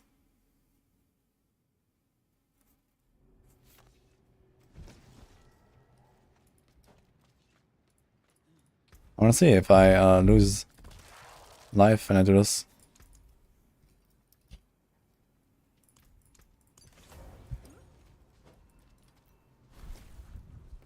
Hello, Trim. What do you need to unlock Masterworking? Basically, once you do pits, so you do a tier 46 plus 9 dimensions, that unlocks the pit, and then once you do a pit, you can do Masterworking.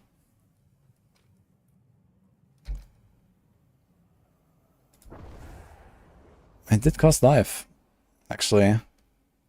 How about Dark Dance, man? I mean, if you get it every 3 casts, it's still a 26 bonus. If you get it every 2 casts, it's a 40% bonus. And sometimes you get it like every cast, you know, if you walk into a pack and you one-shot a pack, boom, that's it. 80% bonus.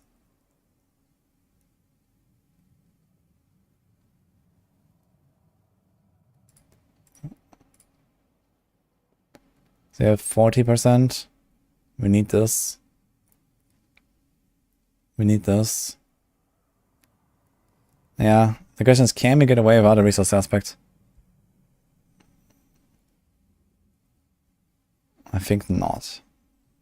But I also think Torment is not really good.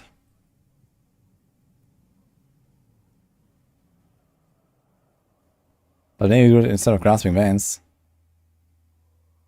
In Season 4, yes. In Season 5, no.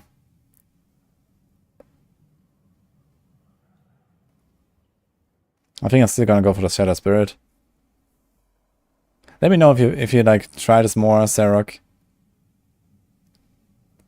I feel like the Torment, I mean, it makes it kind of consistent when you're like running around and you slowly regenerate, sure.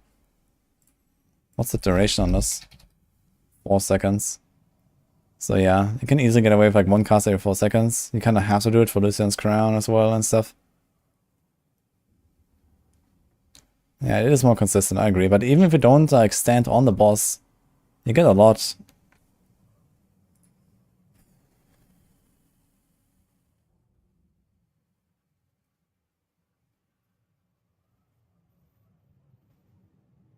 So it says each time these bone spirits hit an enemy, so it's not like the Tragul interacts with the bone spirit aspect here.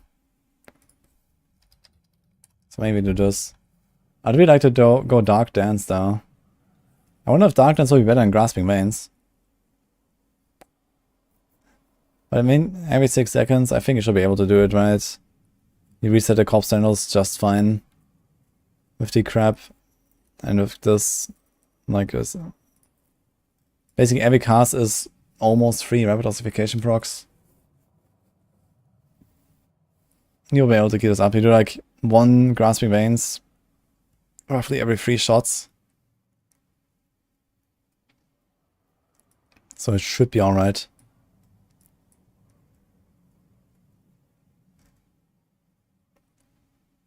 Yeah, I think if I had this kind of amulet here with like 30 something resource generation instead of 5, this would look way different as well when I think about it.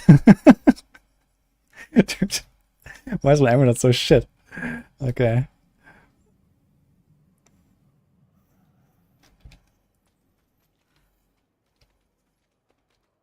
Hi, Chronix.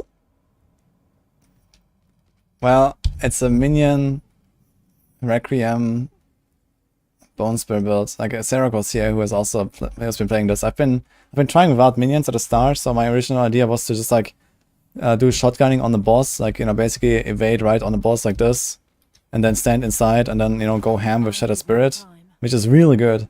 But it's very inconsistent because it doesn't work on every boss, and it's also pretty dangerous in higher tiers. And it's also very hard to do on top of it, because you have to wait exactly on top of the guy. And, you know, Blood Bishop moves away from you, Malice moves away from you, Den Mother moves away from you, the Marauder knocks you away, and then come the Shadow bosses. So for something like Tormented bosses, I would say, yeah, okay, you can do this, right? Or if you want to do Lilith, he's gonna walk up to her. Or like Duriel, you walk up to him, you evade into him, boom, you go Shattered Spirit, and just spam. Well, you have to do left click, right click, I guess, because of the rapid ossification bug. But let's say that this is gone. I also noticed you definitely need damage reduction for your minions. So I put 1 tempo for damage reduction for the minions, and I also put the Dead Razor minion board combo here. Also, I'm missing 10 decks. I have to fix that. And we went for the full overpower combo. So Locans is most likely getting nerfed, this thing is most likely getting buffed. So I think this is already going to be the play. This thing is already buffed, 100% extra damage. You can benefit from Bloodbath.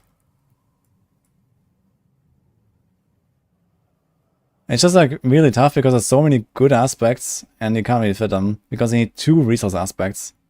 But there's no way around it, I think. And Torment is just important to make sure you have the consistent regen. And then you put like the regen there. You can put regen on 2 items actually if you want. You can do essence regen here as well.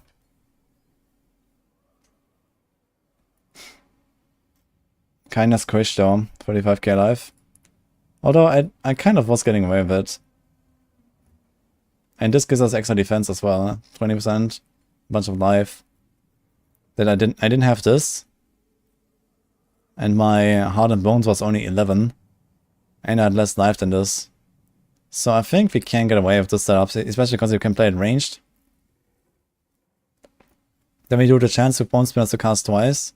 Because this gives you way more benefit from the Targul. So you get 100% chance to cast twice there. And then you get something like 60 stacks or more of this for 120 plus essence. And each of the shots also gives you an essence. So right now the planner says 169 essence. And then we're gonna go to, let's say, 290-ish from just the boots. Well, under a good scenario, I guess. But even under a bad scenario, we're probably looking at, let's say, 30 stacks. Which is plus 60, so it's like 230. And then we have the Torment. Not the Torment, the Requiem. 7 per minion. So you have the Reapers and the Shadow Mages for plus 3 per mage. This is 4, this is 3. This is 7 minions you have all the time for 49 extra. So that puts our kind of minimum to 280. And then with Bone Prison we get an extra 10 minions. Even if they fix a bug, you will be fine. But you get an extra 10 for extra 70. So you're going to be at 350 essence or so. Potentially more with more stacks of Targul. So TLDR, you're pumping.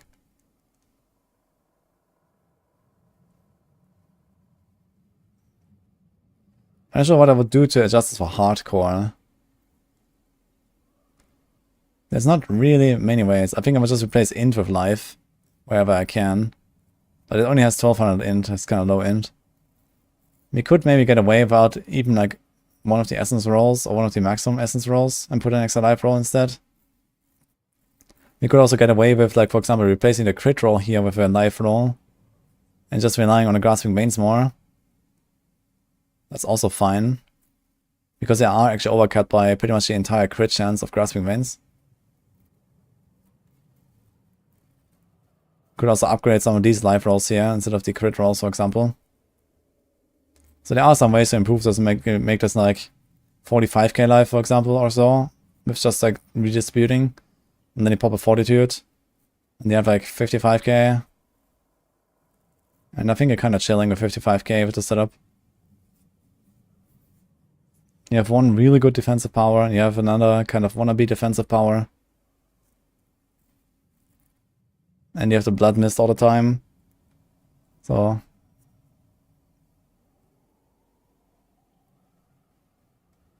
it shows Great Feast instead of Blood Getter. Wait, what?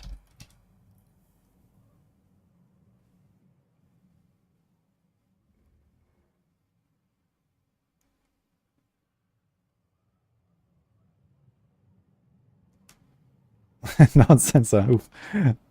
By the way, Chronix, are we gonna do Wednesday or Tuesday now? What is gonna happen? Yeah, Grasping Veins is optional. I was actually considering Dark Dance.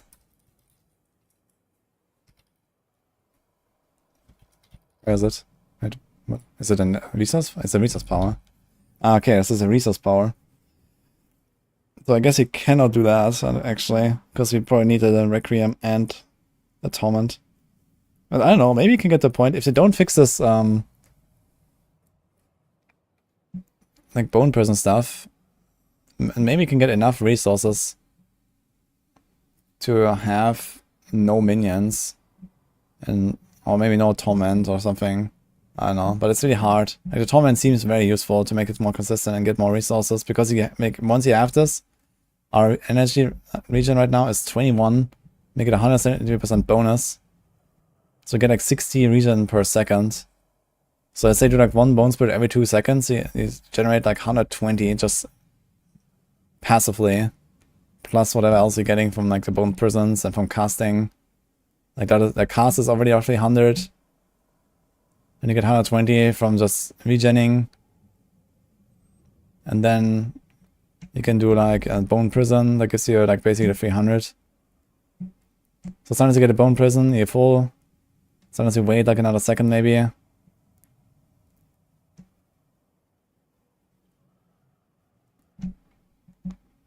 Or access a sponsor stream the opposite day. Ah, great.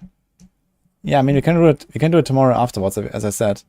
So if the PTR goes down like in 20 hours, I'll do my sponsorship and then we can do it in like 22 hours or something. Can have the podcast. That works, Chronix.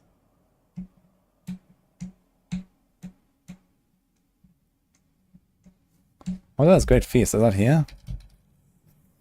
Means to increase damage, but each one drains. Ah, okay. I was considering this earlier as well.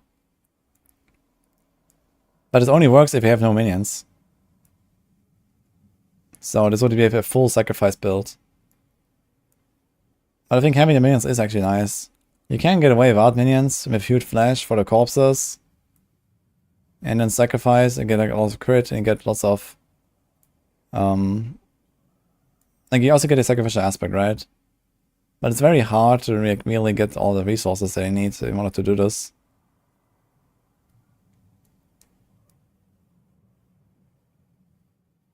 Mixed up with Bone Spear.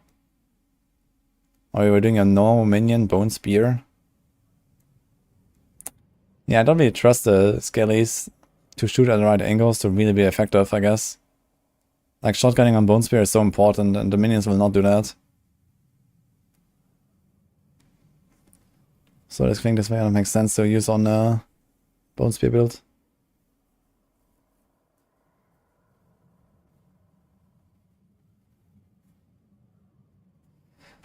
Yeah, so I think we're gonna do the setup, and I think this is pretty much almost what Sorc is running anyway. And he has shown that this is very powerful.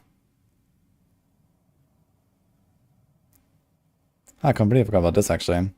You generate 30% of the maximum. Does this work with spirit generation? Essence generation? Wait a minute.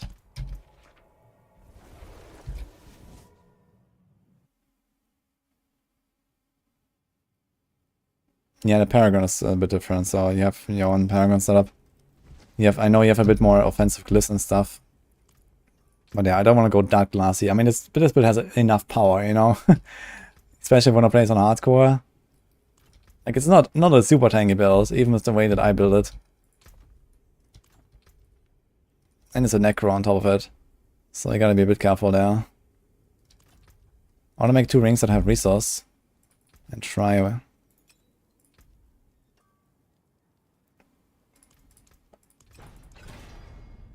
Okay.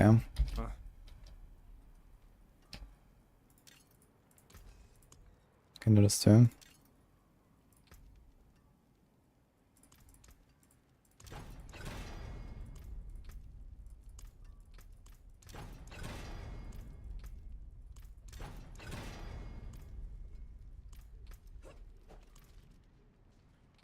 Don't forget to add flurry and bossing builds. It is not on the list. Yeah, I mean, bossing is not what I should be doing with flurry anyway. But I guess you can put it in F currently.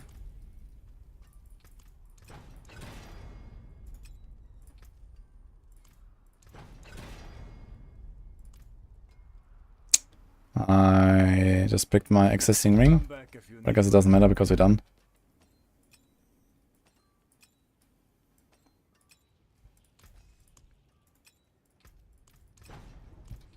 Need something for it? Let's be a legendary. It's kind of strange that you need to make it legendary. I'll to masterwork.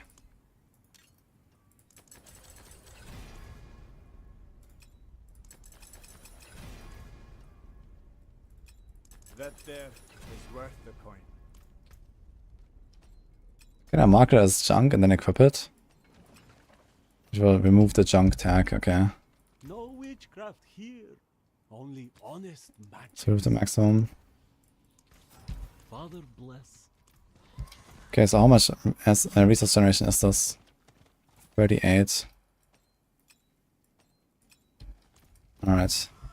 That should be kind of visible. I just want to see if this bone spirit regenerate 30% of your resources actually scales.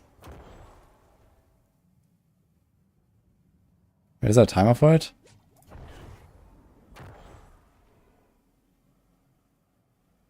No. Okay, how long does this last? 8 seconds, okay, exactly until half of the timer. So we get to roughly 100. Let's see this again. I need more time.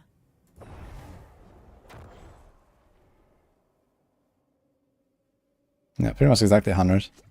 So it should be easy to tell. Resource, resource, resource.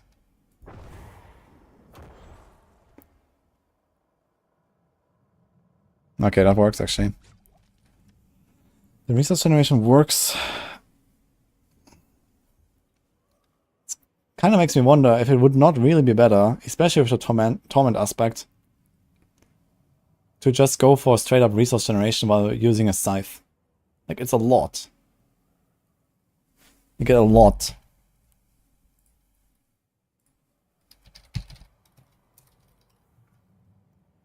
%34%, man. For one roll. Like, that is straight up just more, anyway. Dude, who cares about the mace? Okay, wait a minute. Mace is slower, right? Wait. I think I might be right. Mace is slower, right? This is 1.2. Scythe is 1.1. Wait, is Mace 1.1 or 1.0? Oh, shit, man. So many weapons.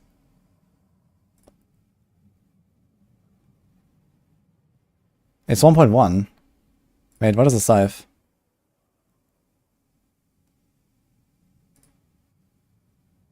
Yeah, okay, fine. If scythe is 1.1, you're gonna go scythe. Dude, who cares about this? What is this? 50 overpower damage at that point. When he can do this.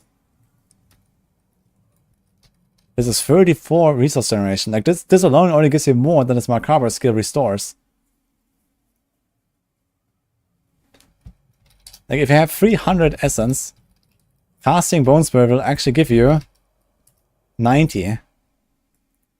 And then you get a 34% bonus from this thing. So you get 30 extra. Okay, it's slightly less extra, actually. It's 11 less with the same masterworking and so on. And, of course, it doesn't work with Blood Mist and with the Bone Person here. But I think that's actually the key to get, you know, consistent Bone Spirit, full resource every single time. Because it gets so much extra. Like, look at how much regen we're gonna have. We're gonna have 21.66. And then 134. That's how much it was, right? Like this. 1, 2. Times 2.7. So just regenerating is 105 per second.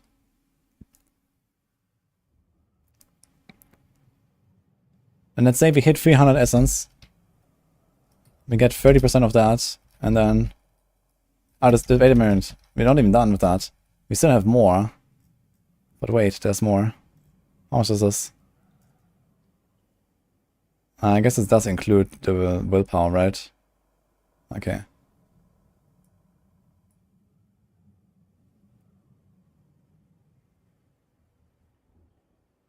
Does it? First of all, helm and chest armor says 5.8, funny enough. Wait a minute. This might be even more.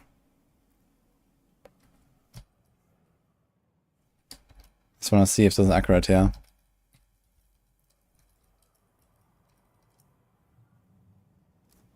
This is not accurate.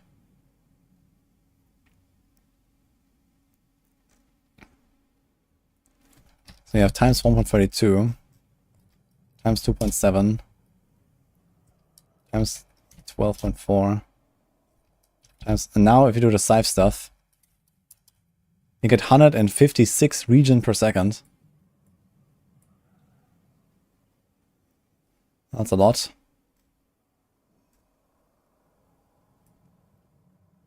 Compared to, what does this macabre thing give us? 41.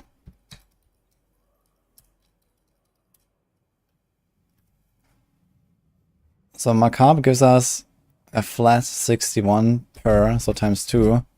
It's 121. You could also do like 1-1, potentially, or something like that. 1 macabre and 1 resource gen. So it's 121 on cast. And this is 156 for region. Okay, how much region do we have if we do not have the scythe stuff? It would be 86. So we need like roughly 3 seconds of generation to win against the insta macabre generation. 3 seconds is a lot. What other sources of resource recovery do we have? We don't have the macabre skill stuff. Not really anything, right? Ah, wait, there's this. So, how much does this do then?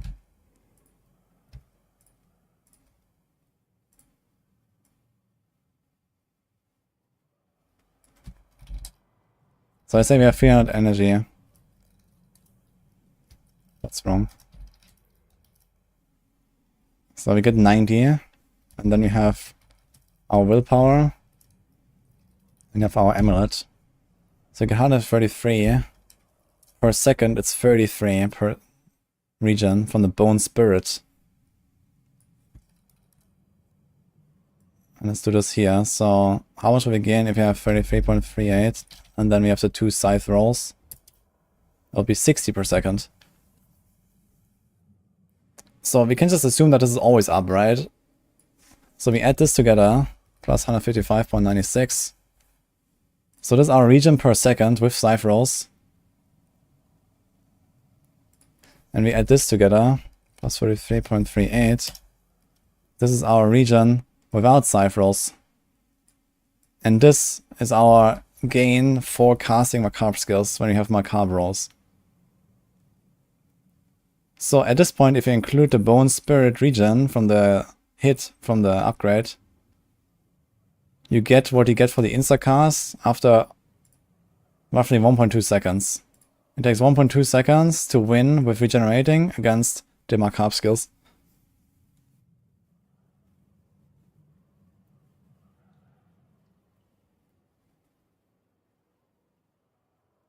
In 3 seconds, in a second spin, yeah, in 3 seconds for sure.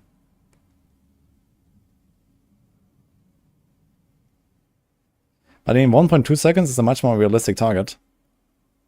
Like 1.2 seconds is like you cast a thing and you cast a decrep. And this is your 1.2 seconds basically.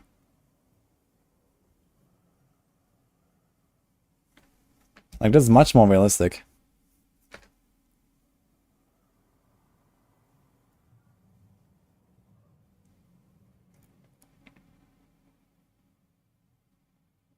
Oh, thanks, Robert. When does the PTR go down? In 20 hours, supposedly.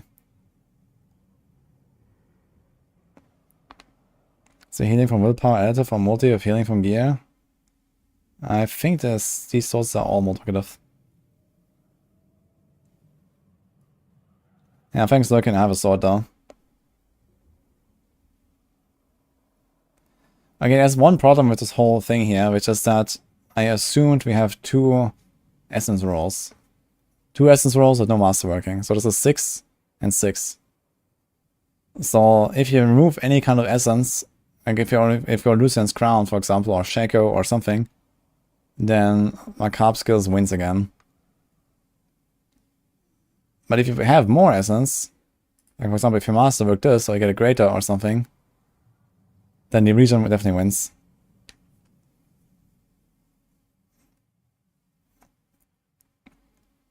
July, 8 PM CST. It's final now. Why do you want to do it so early, by the way? Isn't like everyone streaming super late usually? Right. So it'll be 9 for me, so it's in 21 hours. Now wait, on Wednesday. It's Wednesday actually, right?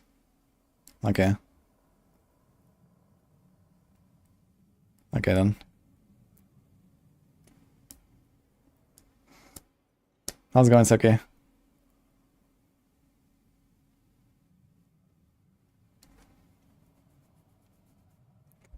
Okay, I need to check my footage a little bit.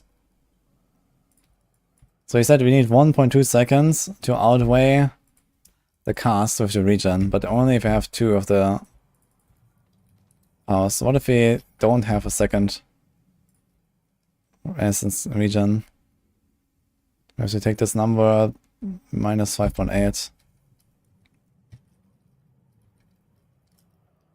and times this times this times this. So it's 114 region. And then we add the bone spear.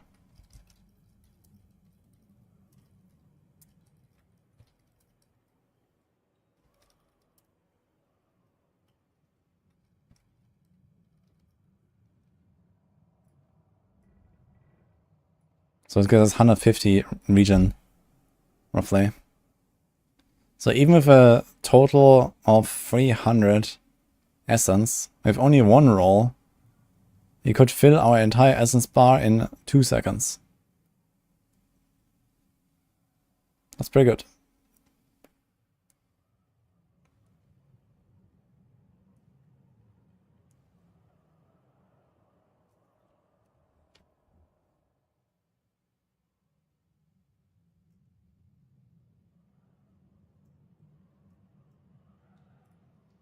Okay.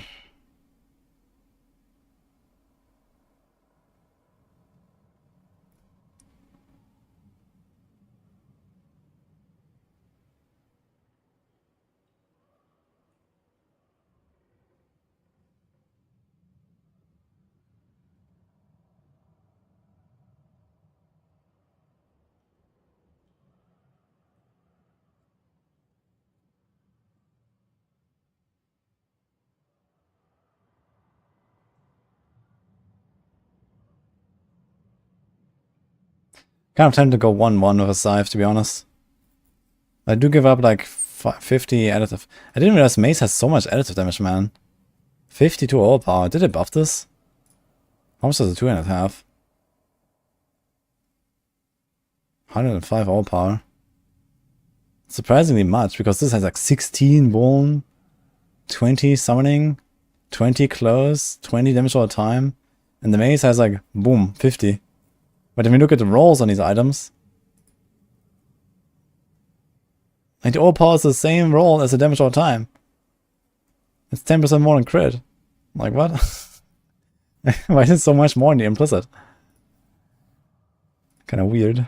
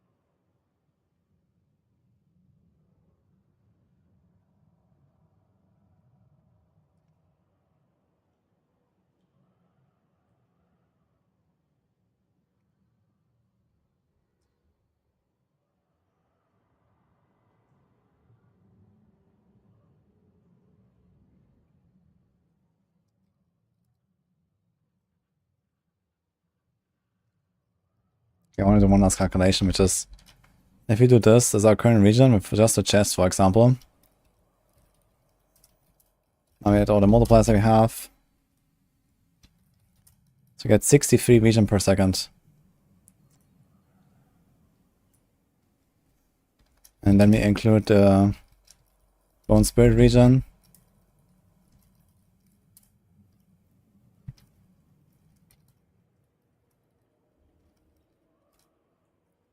So I suppose that's to a 93. And then we have the macabre skills.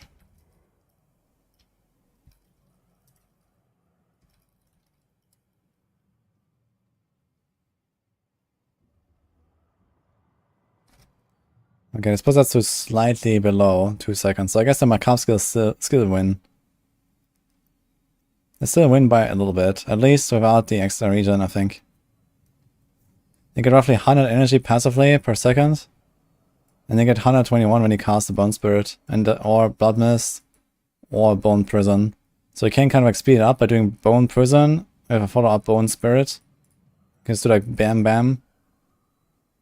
And otherwise you have to wait like roughly 1.8 seconds or so to get enough. Just get 121 and then this. Times 1.8. So this leads to like roughly 300. So I guess you're gonna keep the macabre skills. But the region is really close.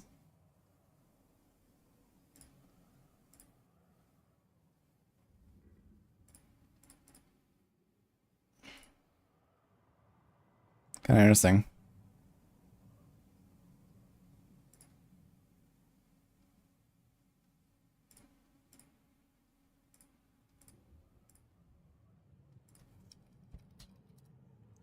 Lucian setup here as well. We basically just equip that thing, right? So if that actually doesn't get Omega nerfed, you're just gonna use that. Okay, so how does that work?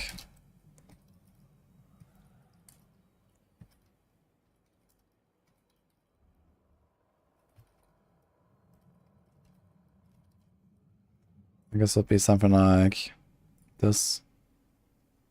Put it down to 3.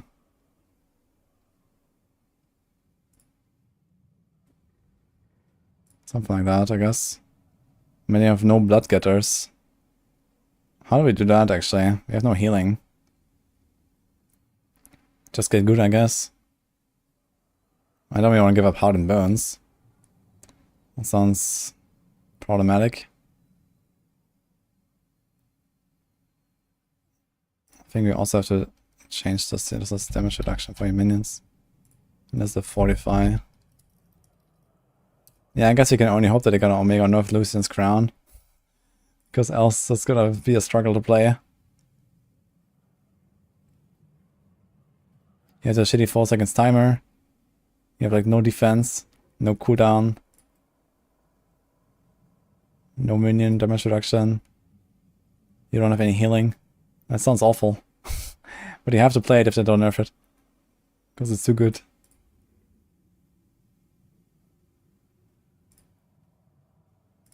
How do you get healing? I guess you have the orbs. I guess you can try to make do with the orbs, but for long boss fights it's gonna be bad.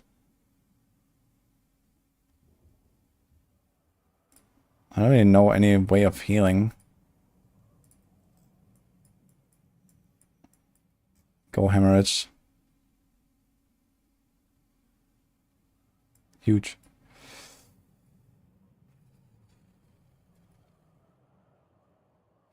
Alright, hit your damage and heal for 0.9 of your maximum life. Incredible.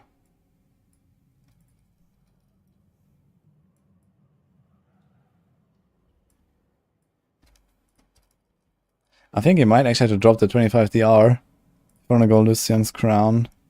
And that sounds horrible.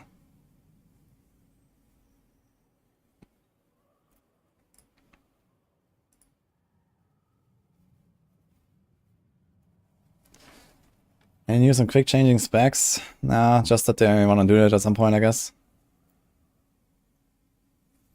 Sunny Sock unusable, Verda Stardust. It's not unusable, but it's a pretty good aspect. Gives you the 50% damage and solves your resources. Without it, you might have to go for a resource aspect, so you just lose it straight up 50% damage basically. Or a bit less maybe. But you can do, if you play like the chain lightning version, you can do like the recharging aspect, for example, for anti-Sorc. My Bloodhouse on Corpse Generals. You get guaranteed overpower, guaranteed vulnerable already from this. It's just 1 point, you can take the vuln there. And you get it all the time from the Tragul boots. It procs the vuln. On top of making everything vuln already anyway, but yeah, there's basically no chance that something is not vuln. So you have the Blood Orbs. It's just extra healing.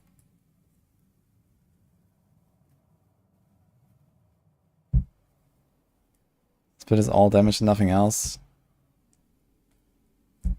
Just for Fortify.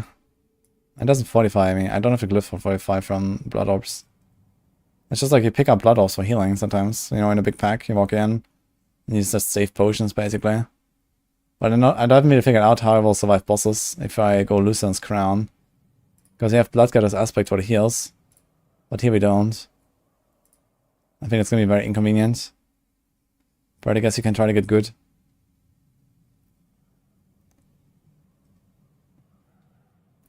Still gonna get some Blood Orbs, but yeah.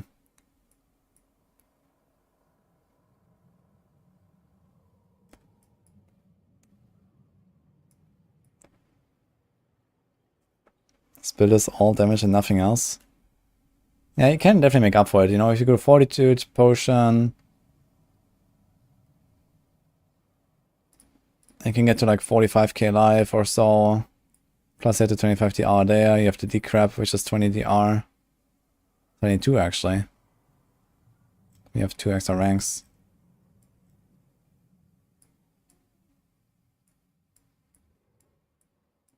We have lots of crowd control with the Corpse Generals and the Bone Prison and the minions tanking. We have the Blood Mist. We reset our cooldowns fast. We have 20 DR there from cursed enemies. This doesn't work against pit shadow bosses. And we have lots of healing, at least without Lucian's Crown. Yeah, I really hope they're gonna just nerf this thing into the ground to the point where I don't have to use it on every single build. And then this will actually feel pretty good. If you have to use Lucian, then, well, oof.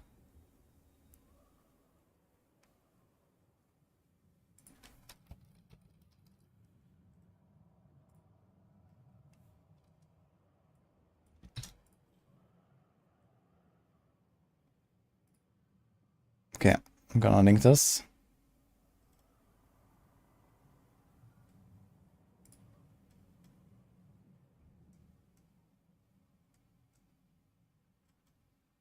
The Season 5 builds.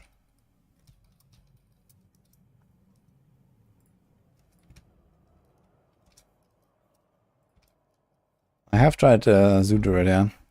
Actually, I recorded a video on it already. It's pretty good. Companion Druid is gonna be really nice if you enjoy that.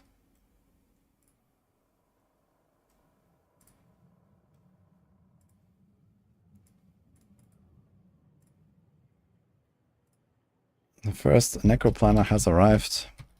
And maybe the last.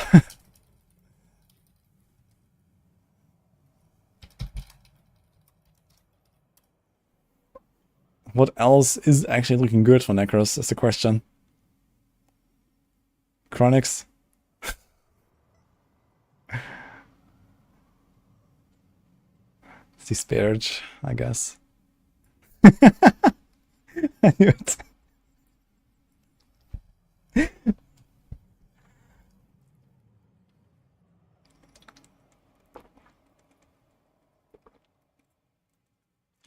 Just seen a Scenic and a Globe Barb. Bone Spirit, like, yeah, Bone Spirit is like, I don't know, like it was already such a strong build, right? And then they like mega buff it. I mean, it's a cool buff, let's say, right? But why did they take like this insanely powerful build and made something for this build instead of some of the others, right? They could have done this later when, you know, it falls behind or whatever. But it's cool. I like the boots. They're like a nice item.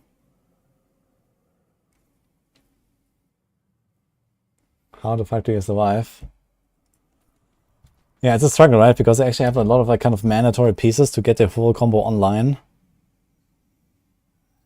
Like it can't just drop your amulet to put another defensive power, right? So yeah, I guess, especially in hardcore, you might actually just, especially to nerf this thing a little bit, right? Let's say it still remains good. But you will probably just go to this, yeah. And this is what you have to do, right? They have like tough choices to make. So that's what you do. I guess technically you could get away without the boots. But even the boots are pretty powerful. And then you could cut Lucian and you can put Bloodgetters on the boots. If you have enough maximum resources and resource generation, yeah, maybe. Actually, I just noticed that I completely ignored the essence gain we have from these things. So we shoot 5 per second, 10 per second.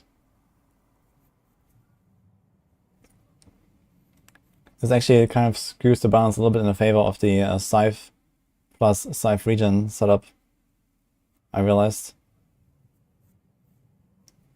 Because if you assume that like constantly you shoot 10 per second, that's quite a lot of regen. So per second is 10 and then... So it's 40.8 with macabre rolls. And 26.68 without, so with the Scythe rolls. So there's like 12 more regen per second actually. It's like 4% of our total from the extra. Does also fight have a cap?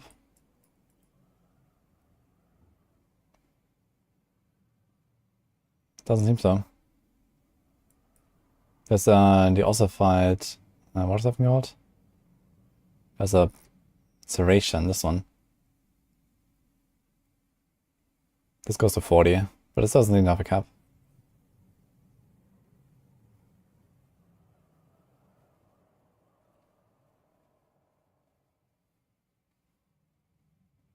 Yeah, I guess with Ossified in the mix as well. Ossified Essence, like each point of maximum essence is just so valuable that you want to go for it. This is also what makes Requiem so good. Even if you hit the 275, you still want more. Like each point of essence is so valuable.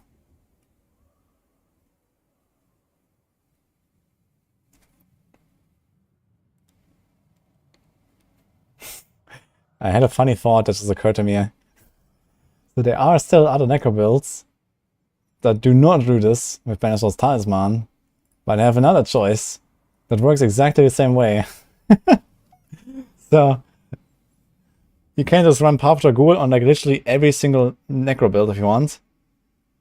And do exactly this combo with the Bone Splinters and get more resources and stuff. Disparage, yeah.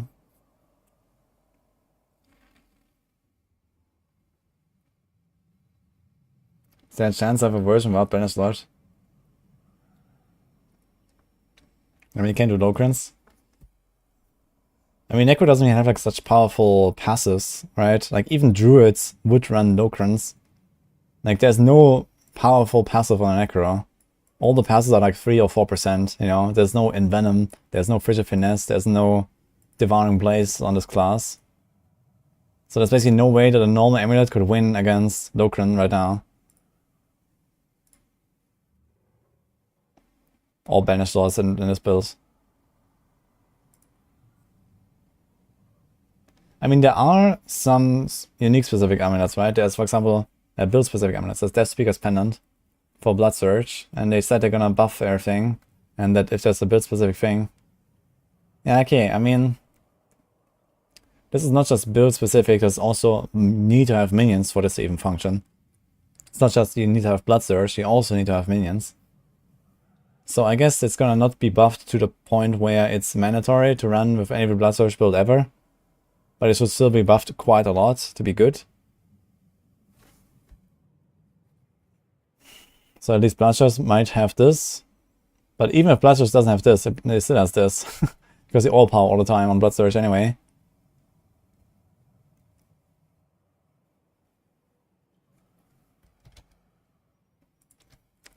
Necro can wear Grandfather now too. Yes. For the last 4 seasons actually. Melted Heart. Yeah, okay, let's not go into meme territory. You assume all builds will get a buff since all uniques are being buffed. Yeah, it depends on like which uniques are getting buffed the most, I guess, right? I guess they're generally gonna buff a lot of the skill-specific uniques, especially for underperforming skills. Like this is definitely an example here, Death Speaker's Pendant. Like if you wanna play Blood Surge, you'll probably just do Banish Lord's Talisman and be done with it. At least that's what he did in the past, and I would probably still do that. This thing, I don't know. I mean, the problem with this thing is that you scale your skill really high to try to make, you know, AoE damage. But then you also get a flat damage effect. And this flat damage effect, like what does it do, right? It doesn't really scale with the skill ranks. It doesn't scale with all power. It doesn't scale with anything that you usually do. So it is basically its own build, right? This is like its own build, this entire item. You need to have minions, and you need to not all power. And you need to do a bunch of other stuff, right? And get generic damage multipliers. Like you don't even run like Blood Moon Breaches, for example, like you would, for example, on a normal Blood Surge build. And these kind of things. So this is its own build. And that's okay, you know, it's a separate way of playing Blood Surge. But if you want to make a build out of one item, yeah, this has to be way, way more powerful than this.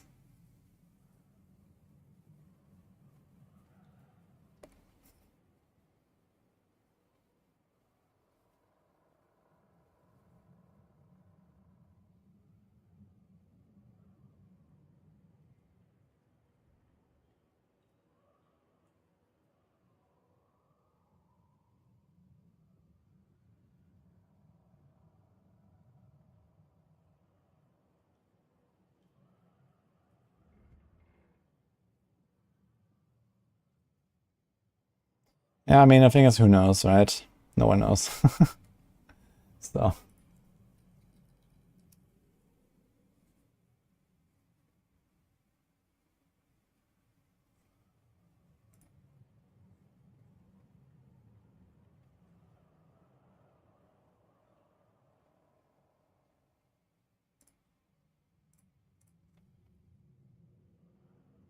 A list of hardcore builds. Well.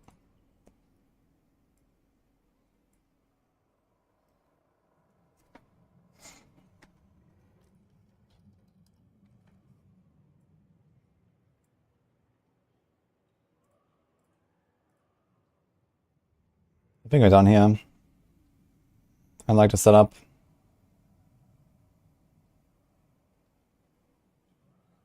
I'm gonna play this in Season 5. It's gonna be nice. But man, you do need good gear. And it's gonna be scary.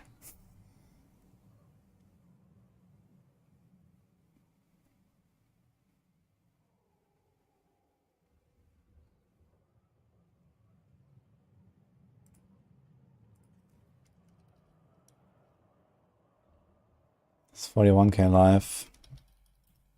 I think on hardcore, I'll probably play this with life roll here. Think about it. Let's go from 36.7 to 41.3. 12.5% extra. Maybe I'll do that anyway, to be honest. Actually, is this the same life roll that you can put here? It is, but you already have life. Which is... So maybe do something like this.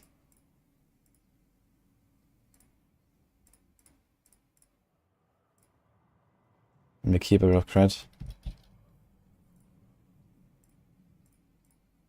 So how would this look? I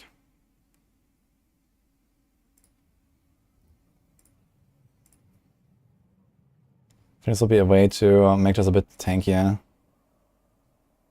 Just a normal crit roll. Remove the graders here and put it on life instead. We have 40.4. And now we have how much? 63.3. We get 12 from the passive. We get 4 from Paragons. And we get...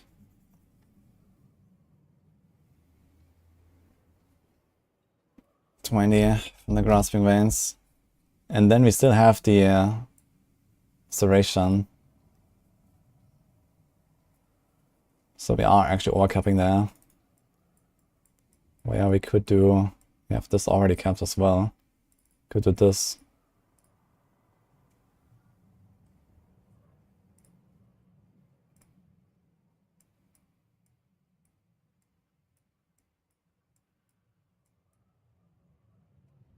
You could do this if you rely on the grasping veins. It's not that cool to rely on it for every time, but I mean for speedrunning, okay, like you walk into the pack, you shoot in there, something's gonna die, or you have the bloodmist corpse, you're gonna pop the grasping veins, you're gonna be fine. And then on the boss you should have it basically all the time. I think that's okay. We made this a bit tankier, maybe reach 40k now, with a potion almost 50.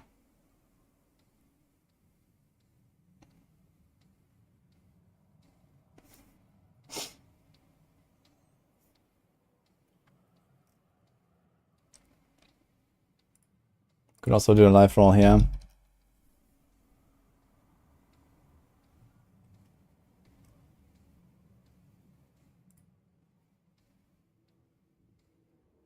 It's like not even 5% loss, right? It's like around 5%.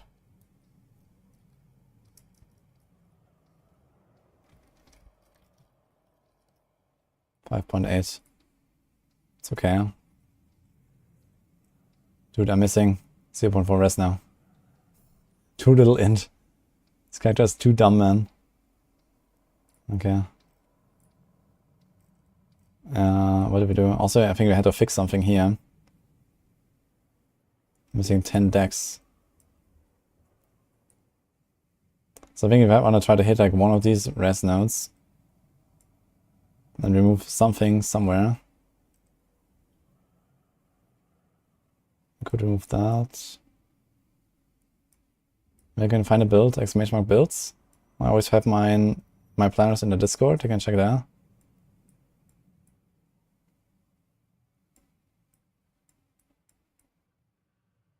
I can't really remove anything. You have to remove that.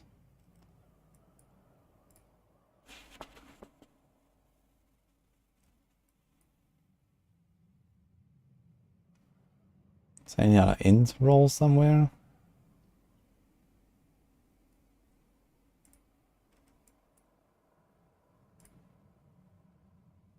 What if I do something like this?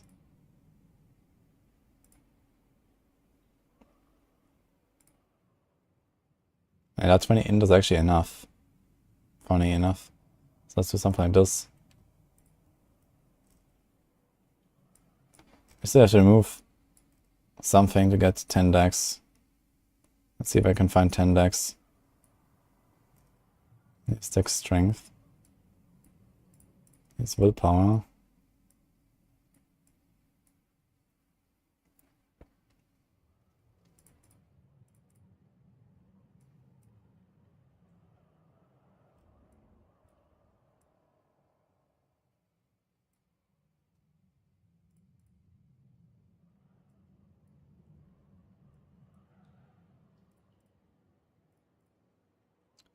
Can actually do this. Is enough decks? Dude. It says 469 here, and here it says 470. Okay,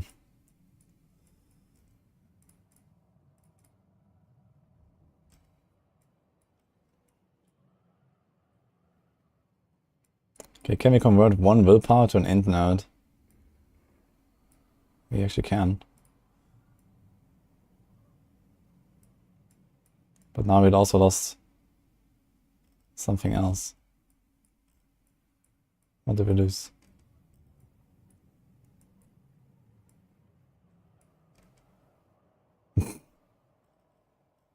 Okay, can we make this number 6? This has armor and shadow res. So how about we just ignore all of this, what I just did, and we do this. I think that doesn't sound so bad. Now we have more than enough and more than enough, and we just go back to more int. Easy.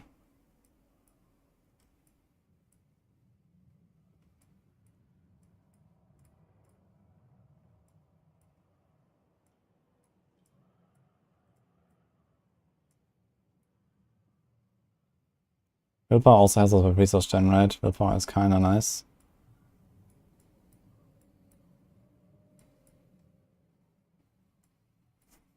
How much additive damage do we have? This is 2, 4, 6, 8. 1000. And then we have to overpower. We have like 50k life with pot. That means...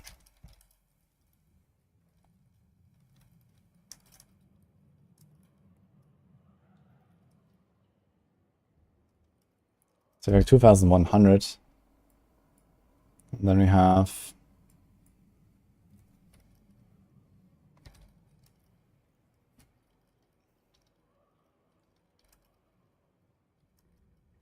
2700, that's a lot.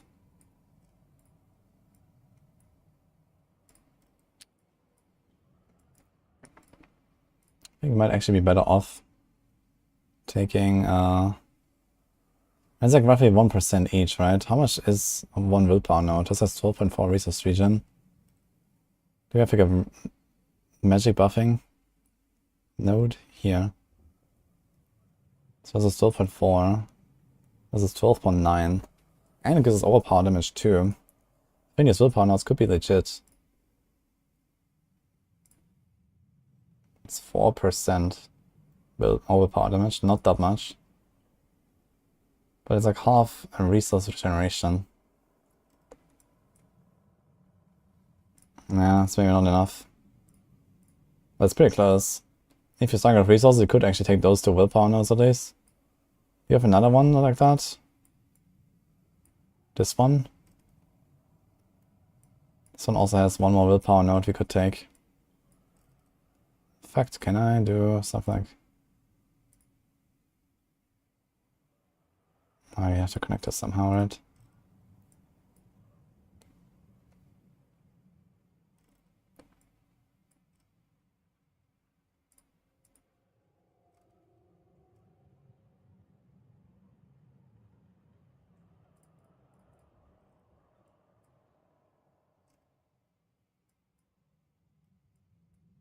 Can also remove this one. This one is definitely not required. Do this, or the rest one if you want.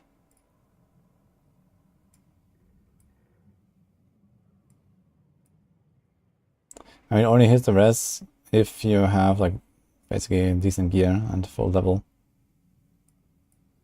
Before I can do this.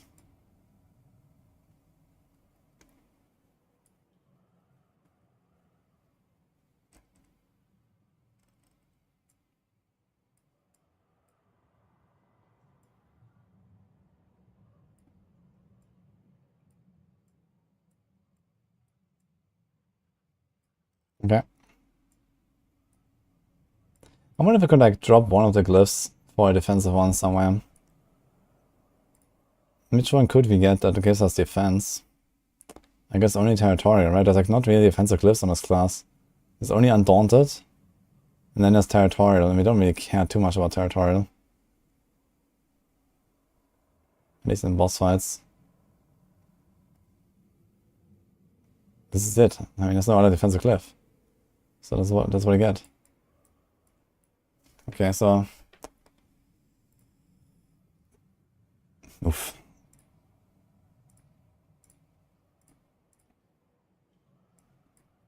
Copy.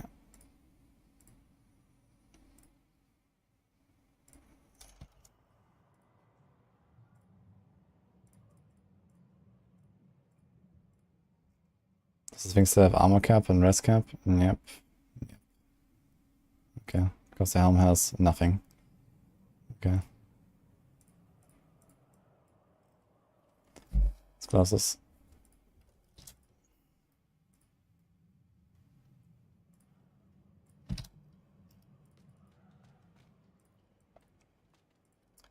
Well, that was fun. We actually spent like all day today, almost on just the Necromancer on this build. That's actually the longest single build test I've been doing. But there was a lot of stuff to learn here. Let's put this stuff in here, let's put this in here.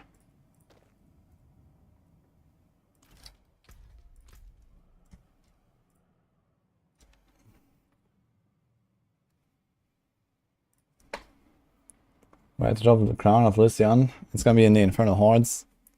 But I mean, the PTR is about to end. I wouldn't really recommend to try to farm it now. What's the one-hander? That's a mace. You can have maces now on a Necro.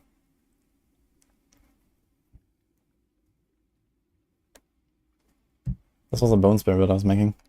I guess you can go and just do like the rest of the PTR on the rogue now, if you want to do any kind of stuff there. I want to try some Aerostorm shenanigans. How would we build an Aerostorm's rogue? I have an idea.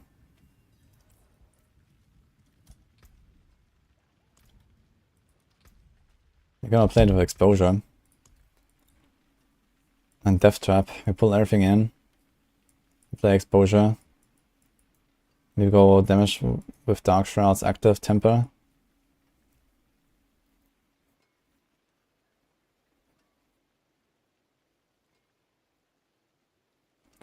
New uniques and infernal hordes as big topics. Yeah, they're definitely big topics. I think you can just maybe even allocate like a short, like, I don't know, short slot per class, like biggest issues and stuff. Or if just in general like balancing what should be the balance, these kind of things.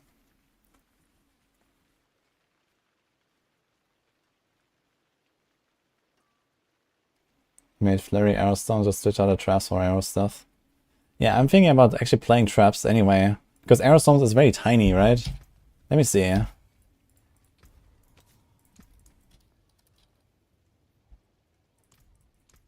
Alright, if we do something like this here, Aerostorms, Aerostorms.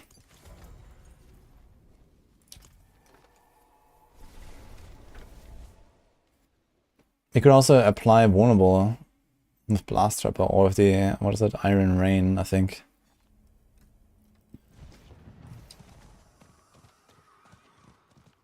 How big is this Aerostorms?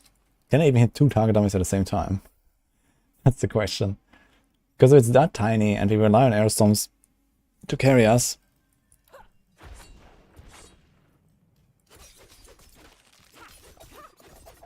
Any procs? It's very tiny, man. Look at this. Look how small this is. Like, I think the Death Trap will be very helpful for this. Let's see. Let's do multiple. Let's see if I even hit 2. Okay, we do hit them, but barely. Look. You see the animation ends right there. What about the middle guy? Okay, it works.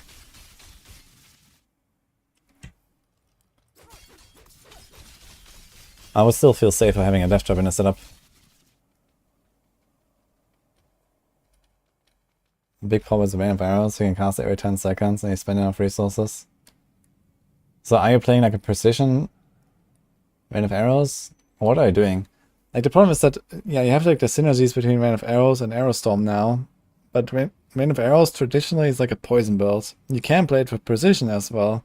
But in both cases, it doesn't, like, you know, you get nothing for your Aerostorms, right? Precision doesn't buff Aerostorms. The poison doesn't help you, and all the imbuement stuff doesn't help you with Aerostorms. Yeah, we can do the pull from the S chest. That is true. So you don't have to go for exposure and Death Trap.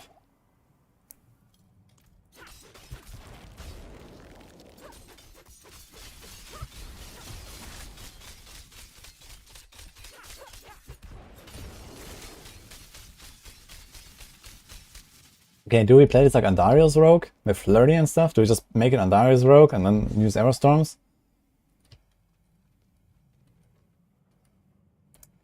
The funny part about this is, you could actually just make that build, basically, and play that build. And just put a few different aspects. It has close quarters, which buffs Aerostorms. It has all the lucky hit stuff that we need. We throw in a Kanduras.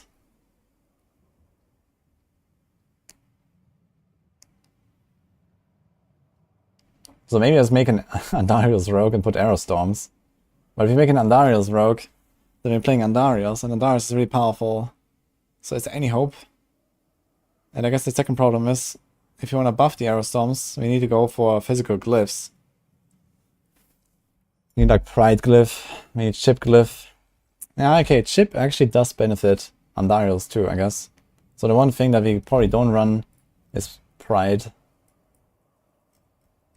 Pride is 13% against healthy and injured. We could get away without it.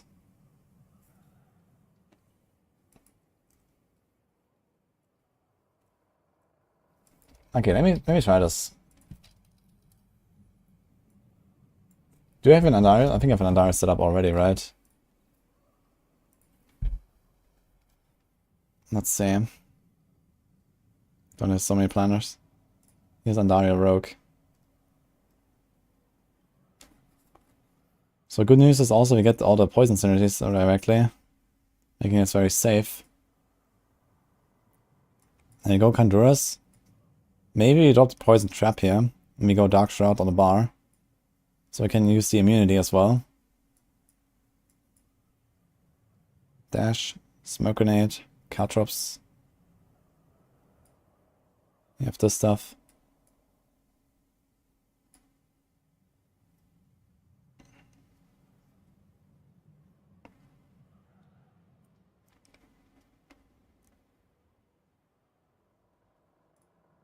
What is up with those icons here? Why do they look so weird? Okay.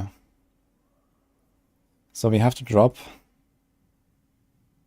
Bursting Venoms, Pestilent Points.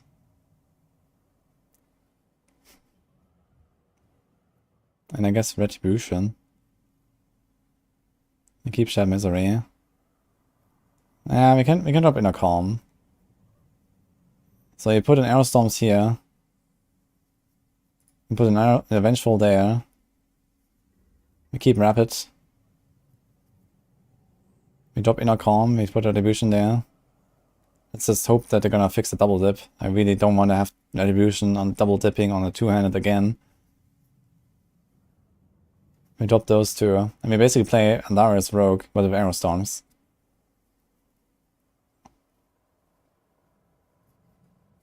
And then we're gonna take off the Andariels and see what happens. So, I think that's the plan, guys. So we're gonna do this. What's the Paragon? So keep that. This can become like a turf glyph or something later. It's fine. This tracker can become something else. And you have to put a chip glyph somewhere. Well, we have turf already.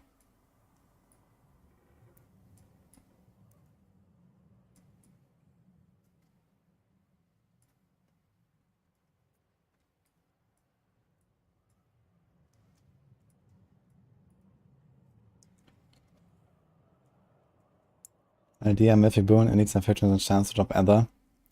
That'd be cool. I think in general they should like add a lot more interesting boons and banes and stuff. And also like something that actually changes the combat as well a little bit. Makes the runs more interesting.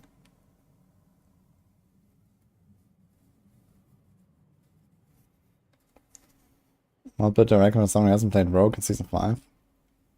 Yeah, I mean Heartseeker is decently fun, I think. It's very powerful. If you're an Andariels, you can do the Andariels Rogue. It's pretty nice. It's also very powerful. I liked it. If you have some really good gear on the Starless, you can do a Poison Barrage. That was my favorite of the season.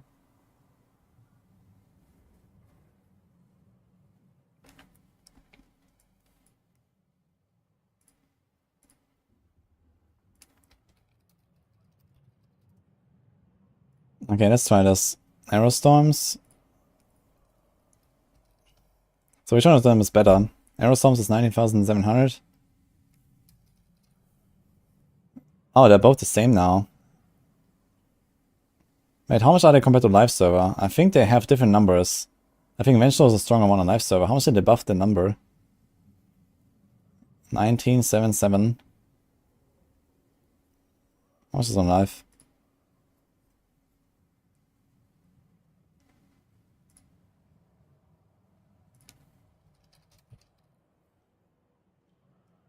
Oh, look, they buffed him quite a bit, actually.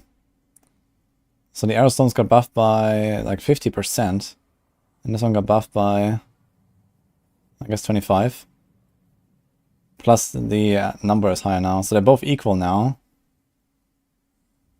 Which means that Vengeful aspect is a stronger aspect to put because it has the same chance, the same damage. Everything's the same.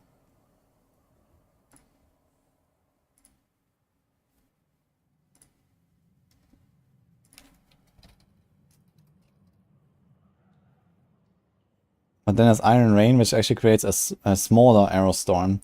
So I actually want to avoid Iron Rain here. It's kind of funny actually to think about. Smoking is a 100% chance to create an arrow stone. That's cool, but why is that a smaller number?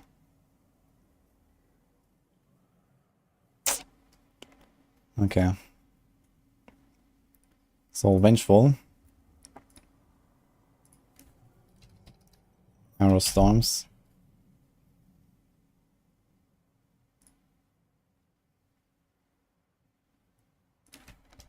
Retribution.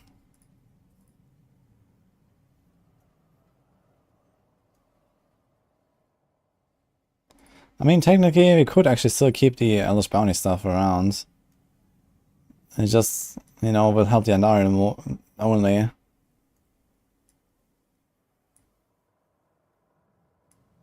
What else will we do here?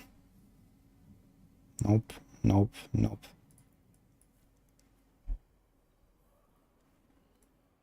I mean, you can drop this and go for another board.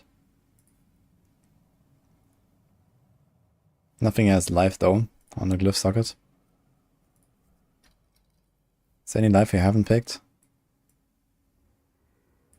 No.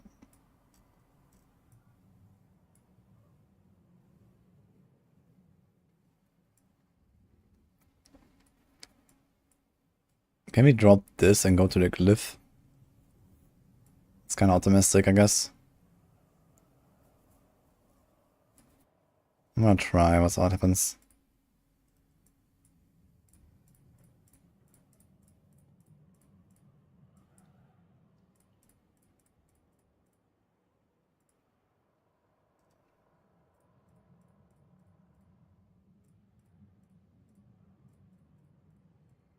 Four points, huh?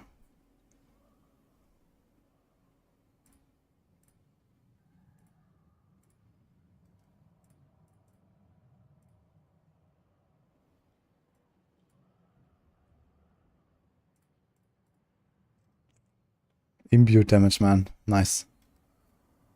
I mean, we can actually kind of do this. There's a bit of physical damage, which helps the arrow storms. And then we stack this up, and this way we don't need the pestilent. So it's not too bad to do this. Kind of strange with the immutation.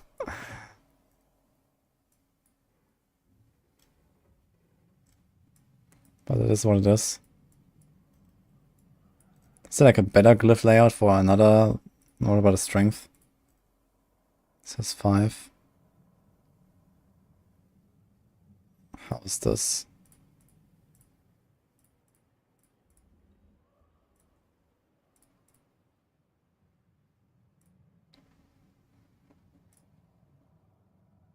Okay, this costs us 1 more point. What about an int one?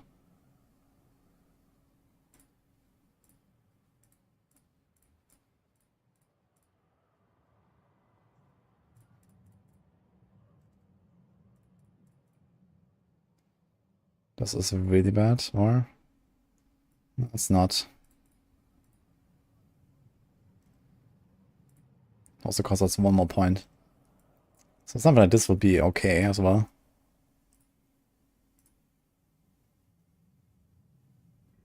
No, Gustavo, thank you, man. Glad you're liking it.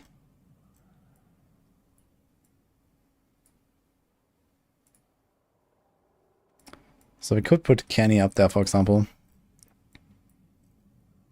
We also have a lot of points here in the non-physical.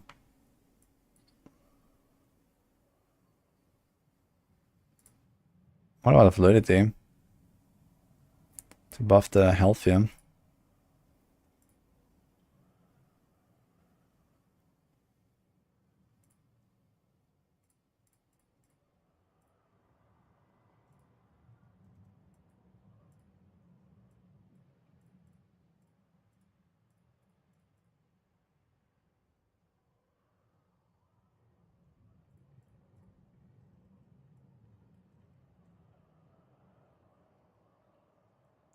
I don't care about the resource vision, but I get the life.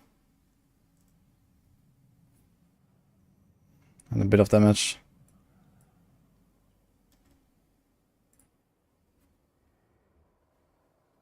Also buffs our aerostorms again by 10% when you have to use an agility skill, which we will use frequently.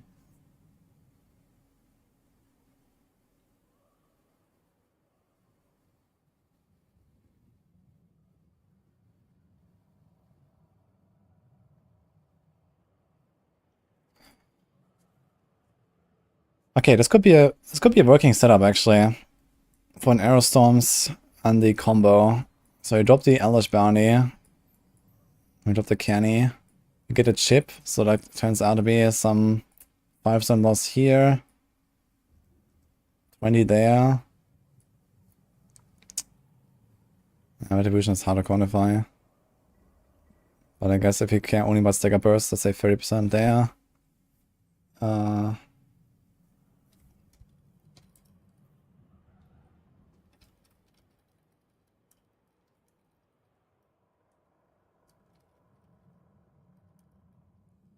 So Undies goes down to roughly 61% of its original.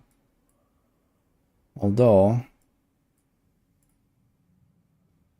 Wait a minute, we have Kenny here now. Did we put chip though? I didn't put chip yet. I kinda wanna do chip. Maybe we can still change something. For example... we put tracker up there, we put chip here.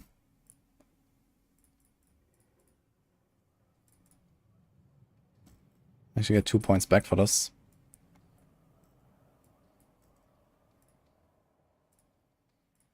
So I think that's what you want to do.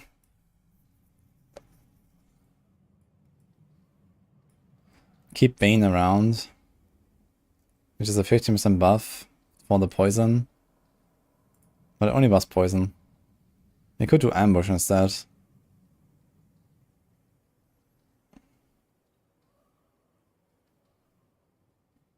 Exploit, Pride, Ranger, Snare.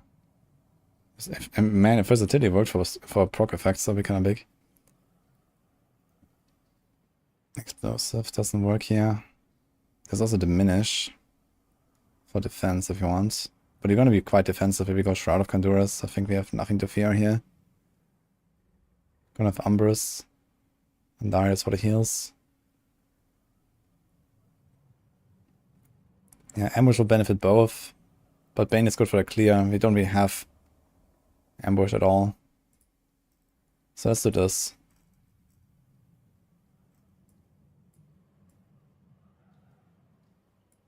I have 2 points left. What do you do? That's one. How's my res? My res is fine. My resistance is there. Oh no. Do this. Do this. Resistance are exactly fine.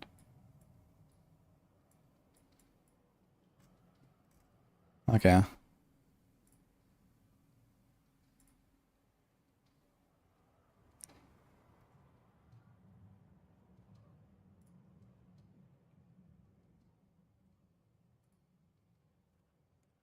What the fuck? I did not pick on that cross, did I?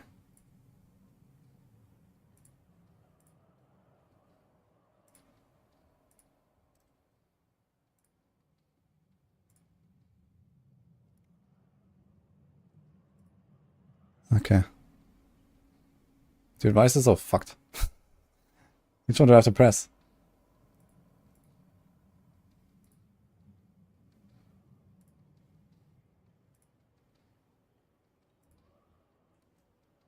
Rift needs to fix it a little bit. This is kind of weird. Why Aerostorm of Andariel? Well, I was just thinking, like, what do we do if you want to make an Aerostorms, like a pure Aerostorms rogue? And I figured you kind of need all the same shit that you need on Andariels already. You need attack speed and lucky hits. And that's it, right? And the rest is just like scaling generic stuff. So I figured, why don't we just do this? Now the thing is that we might actually have like kind of overkill because there's a cap of 7 Aerostorms. How long would it take for me to trigger 7 Aerostorms? So we attack, I don't know, let's say 2.5 times per second, right? We have 105 base lucky hits. How much lucky hit bonuses do we have? Let's look. We got 49. And then we have this with a good amulet, this will be 40. So 89. So let's say times 2, right? We have roughly 525 lucky hit. Times 2 again because you have double puncture. So you have roughly 1000% lucky hit per second. Just puncturing. That's a lot, actually. And how much do we need to keep up 7 arrow storms? We need to proc 7 times in 3 seconds. So we need 1 arrow storm roughly every 400 milliseconds or so. Yeah, arrow storm scales with close quarters, yeah. We already have close quarters. We have, like, you know, defensive buffs. We have basically everything we need in this Andarius build. So I started from the Andarius rogue, basically, to make an arrow storms rogue. And we get the poison stuff, you know, we get these things online anyway. Like, Andarius is not bad, just for its utility, even. For a build like this. You don't need Shaco, and so on. So, Lucian doesn't work with it. Like, what do you want to put on a helm? Does not really anything. I guess there's one thing, which is we could put Noxious Eyes up there on the helm. And have another offensive power. This is something, to be honest. But yeah. Let's just say we do this. We also remove the poison trap here. We put the Dark Shroud instead. We have the immune. And we get 3 points. We could do this. We don't really have crit and stuff, right, in the setup. We kind of want crit, I just realized. Also have damage over time. So then we need... Do we go for crit? I mean, Deadly Ambush currently only works for everything. So I don't really have to go crit. But I think a bit of crit also helps with Umbrus, I guess. But you have so much lucky hit. Anyway, speaking of lucky hit, so we have 1050% lucky hit per second. To proc 1 arrow storm, we need 400.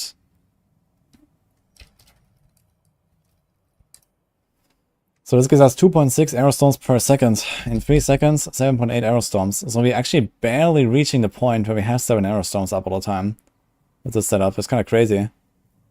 We're taking an Andario rogue with the new alchemical advantage. And we just barely get to the point.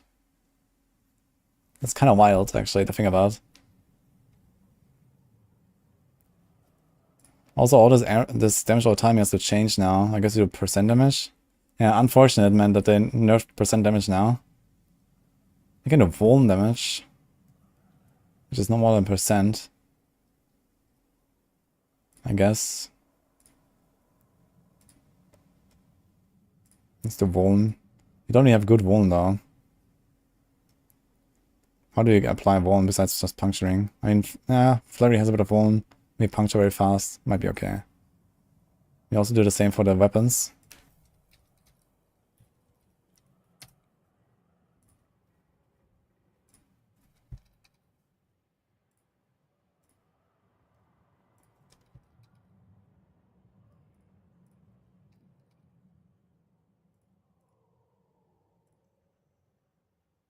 Yeah, Lucian doesn't work, unfortunately. He also doesn't apply Vuln. Yeah, there's an aspect for it, but you don't want to use that aspect. Like, using that just for the Vuln is a bit too much. We have good aspects to put here.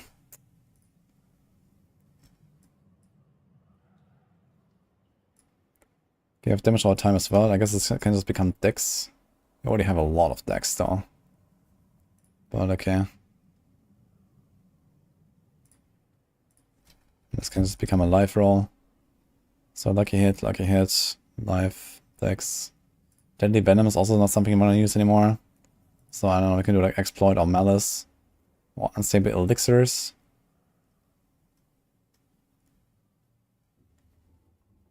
So I guess we do Unstable Elixirs for the burst phases.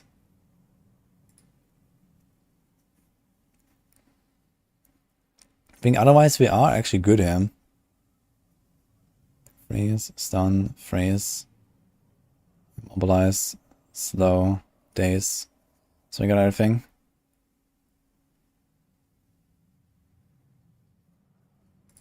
And then we remove this and put Shroud.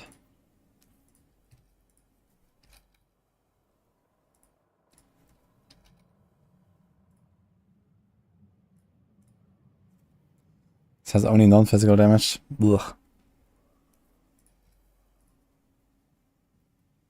Also gives a lot of res. All of which we do not need in this setup. Because this runs an all res. Which is not required for lightning. Not required for poison. So if we have a shadow res roll and a poison res roll. The poison res helps us slightly. Yeah, I know when I want to need one res roll, I guess. Can we get away with another res roll? Is it cold? Is it lightning?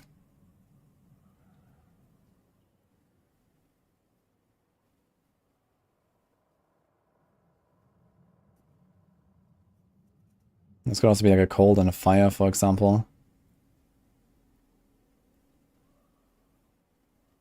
And then we could do like a, or it could be like no cold ring. We do cold here. But we need one fire ring. We need one fire ring and a cold ring, a cold roll here. Let's do that.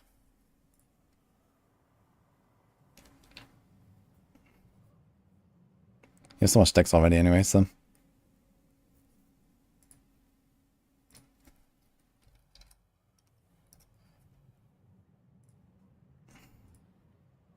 I guess either way, it doesn't really matter, as long as you make sure you have the one roll of something, make up for it with the rings. Let's try to make sure we get one fire ring. But it's gonna be easier to solve because with the all res, we would need... Okay, fire is barely overcapped, lightning is barely overcapped. Okay. Let's build this.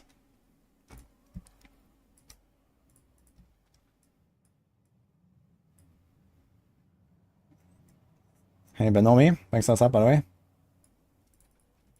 Hell Nina, we're making an Arrowstone Sorcer now. I spent like 9 hours on a Bone Spirit Necro, which was pretty big. Theorycrafting. Now I'm making an Arrowstone's Rogue and see what he can do. And see if that has any real impact here. Do the dash stuff.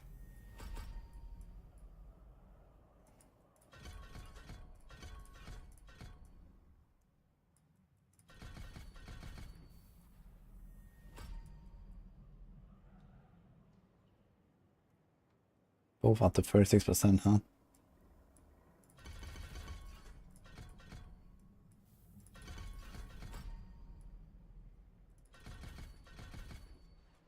You have 3.5k decks on your rogue. That's a lot of decks.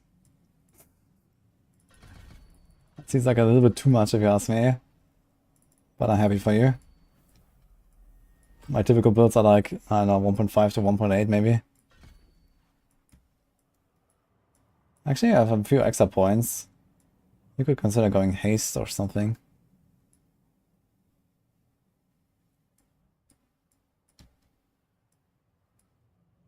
You go all in on dash. Let's go.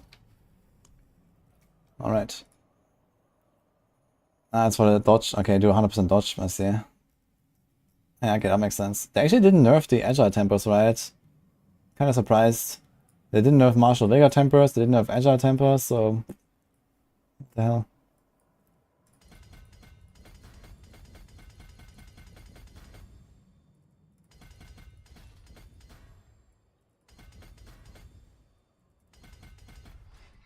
Can we start with a chip?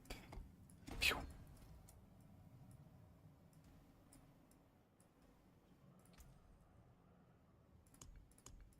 We're gonna have one big problem with this exploit weakness, man. It's gonna just one-shot screens all the time. I guess it's gonna not allocate us. It's gonna remove it, so you can actually see the build. Because you could play Andari as rogue, man. With all the sucky hit, this thing is gonna pop every 5 seconds.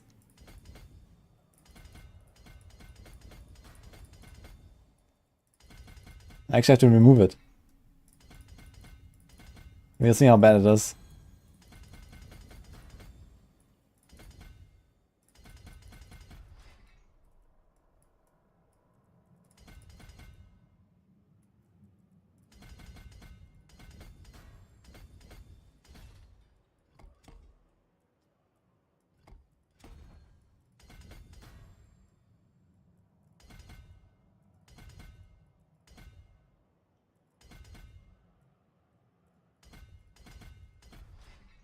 Okay. There's no witnesses. This new baseline defense always going to be a unique chest and an aspect of agility and subterfuge. I wouldn't say that. I don't think that a unique chest will be like required for every rogue build or something. It's pretty good. But I mean, you lose a skill slot. And skill slots have become really valuable now on the rogue.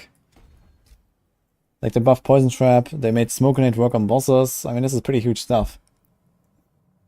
You really want your, like they buffed the Shadow Step. There's a lot of skills you want to put on your bar now on the rogue. Like around 12 of them on every build. And you have to choose only 6.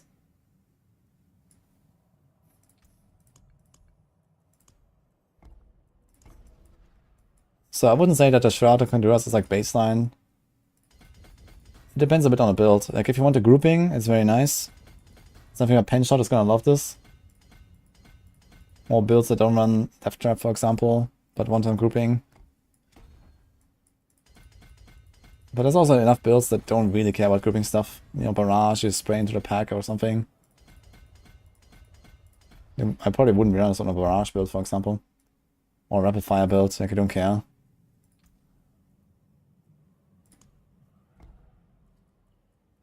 It's actually a very interesting layout to have here with the Eldritch Bounty to get a bit more life. It seems a little bit inefficient because of 5 travel nodes. And this is, wait, 5, 6, 7, 8, 9, 10. Okay, so this is actually fine. So it's 5 travel nodes to get to a life cluster. It's actually not bad. I might do this attack more often. Half in there, get a life, get a glyph.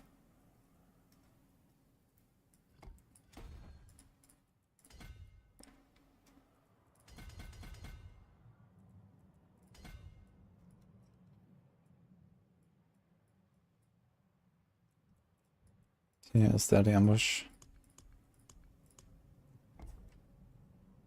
Should I go for Bash or Flay level 50? I recommend start with Bash. It's pretty straightforward, strong build. Like for Flay to really pop off, you need some pretty decent stuff, I'd say. Bash just kind of works.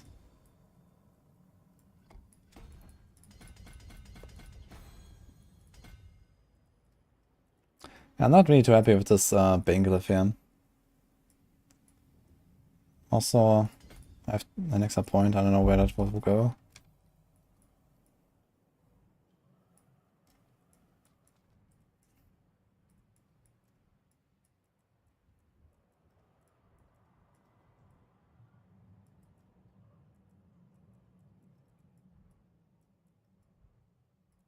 What the hell? Yeah, 2 extra points. I'm not sure what I missed. Probably one here. Yeah.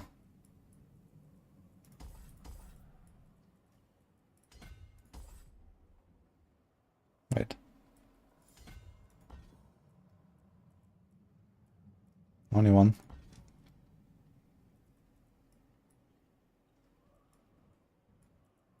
Ah, well. Good enough. Okay. Flurry, call points, Dark Shroud.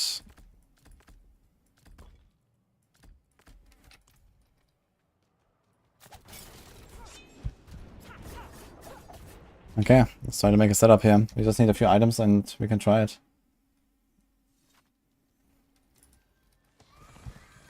I have to probably put some stuff in the stash here.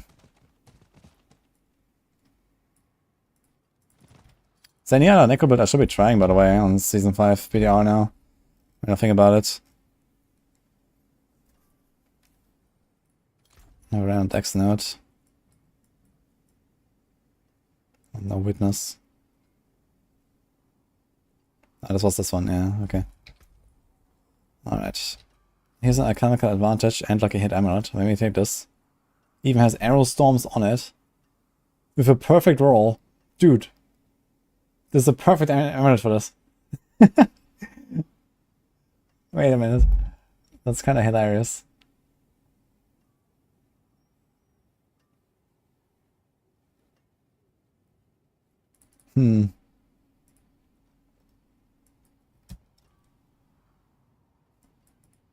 Actually, okay, we want Noxious Ice there. Do we need to salvage it for the aspect, I wonder? How good is my Aerostorms? It's 14. Until spring. Is there like another aspect I could put instead of Noxious Ice on the neck? It's only poison damage actually. We can't really do this.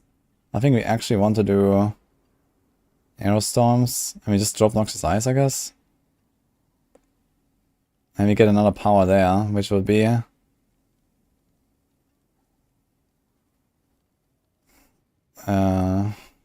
good question.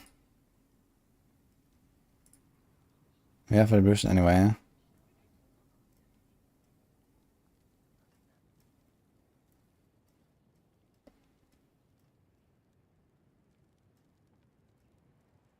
Usually this would be Bursting Venomous and Pestilent. There's Blast Trappers.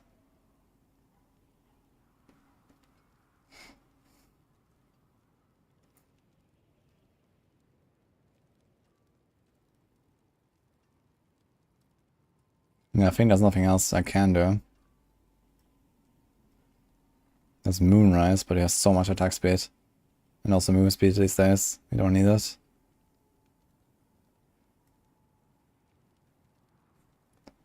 Now this is interesting. Aspect of True Sight. But I think it will not be up enough. Like our inner sight will fill too fast, I guess. Creeping Death is also a thing these days. But it's also only for damage over time, right?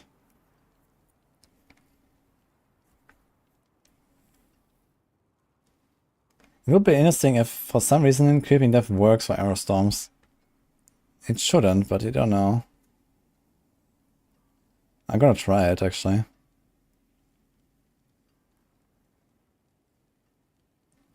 You never know.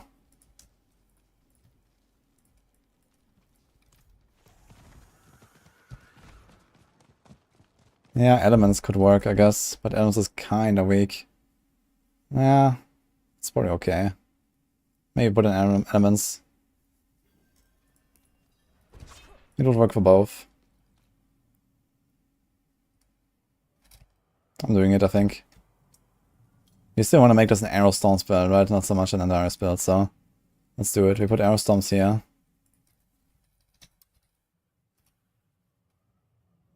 And we do Elements. It's fine.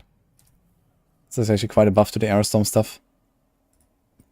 Because the thing is with this here, this is here Marksman and Cutthroat skills have a 25% chance. And this is damaging a vulnerable enemy has a chance. So it's actually the same, right? Nah, almost. There are non-Marksman and non-Cutthroat skills that also have like a hit like Smoke Grenade now. But really, it used to say only Marksman, and for some reason they made it Marksman and Cutthroat. So if that was still saying Marksman, yeah, it would be the same anyway, right? If you puncture an enemy. Yeah. Like sometimes you get a big Aerostorm, sometimes you get a small Aerostorm, and the idea is maybe we could force it to always be a big one. But we need a lot of hit to make that work as well, so. Okay. Okay, we do Elements. Elements is okay. Rapid, Inner Calm, Retribution, Concussive, Ambush, Shroud.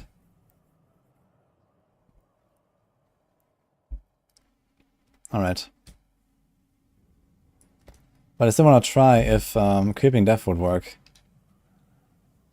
For Aerostorms. I need some space in my inventory, man. This is getting out of hand here.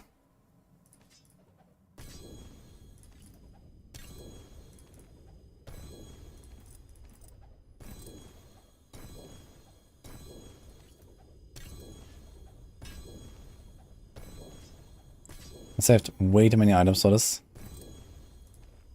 What's gonna do is here, bone spear stuff. Yeah, if we need more items, it's gonna boost some stuff and then use whatever I have. We have only one more day here, so I'm not gonna be very picky.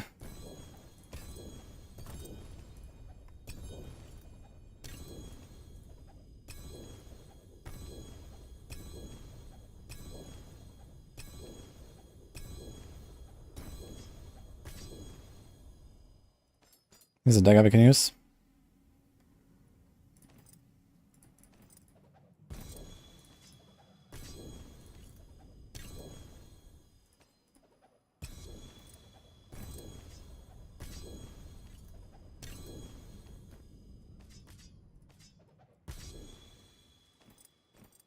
Water mall. What's this doing there?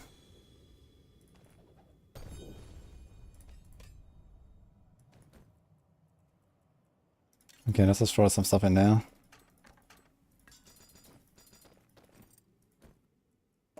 Okay, let's see that nothing interferes here with our stuff.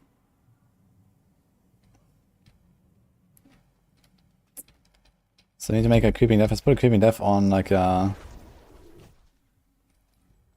amulet. We have arrow storms there.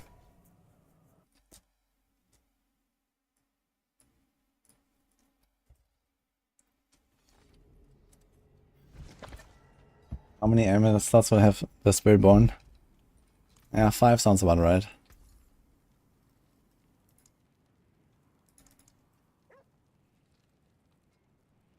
H-Master doesn't work for procs, by the way, Binomi, so that's why I'm not using it. Until next time. It only works for self-cast skills. There, it seems your prayers have been answered. Okay, we can do this. Creeping. I really wonder if this works. This is 30% damage for each different crowd control. We should have a few of them. We have a stun, we have a freeze, we have a slow.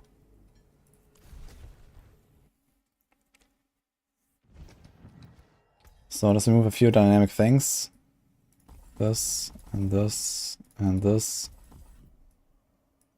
I guess visual finesse is... Let's remove that too. Let's remove this.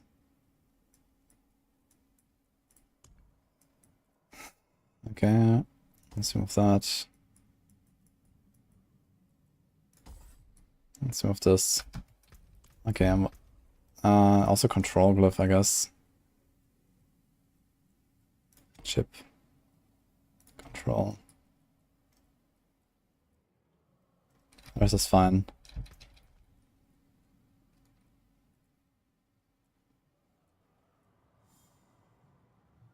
We actually have Vengeful here. We actually have some stuff imprinted already. That's kind of funny. So we have to change this to not accidentally proc the wrong thing. This one is elements. Artful initiative. Okay, let's do this one. And let's not do an Umbra Crux.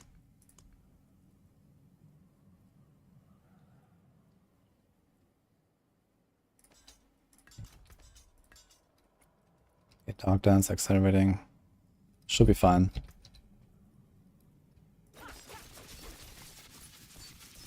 So I select... Wait. 13k, 14k, 7k.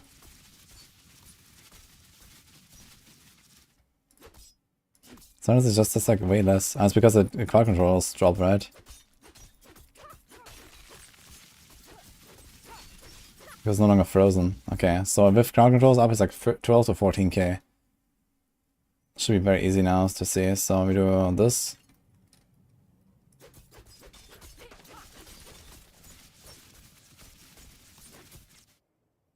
It does seem to work. Wait.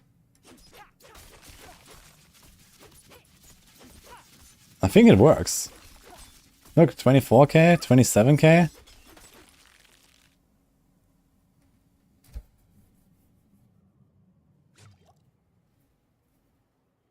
Hi, BFG. Hi, Helga. I think this works.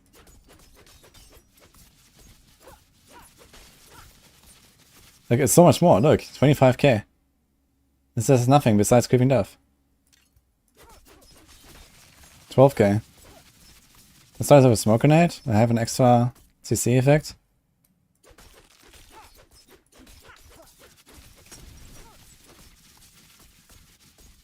Wait, now it says 14k again.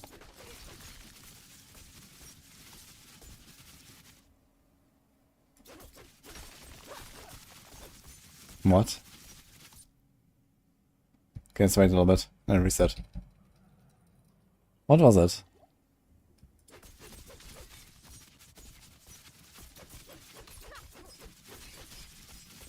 Now we have the 14k again, so what the fuck happened? Hey, Lobo.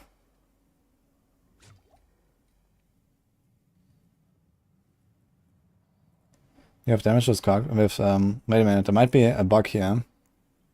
Let me check my gear. No, we are free of the bug. So there's a bug with damage per Dark Shroud Shadow.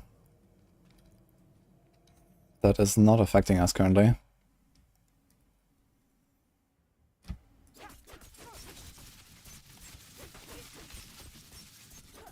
It's 14k. How did it go to 24k earlier? What happened?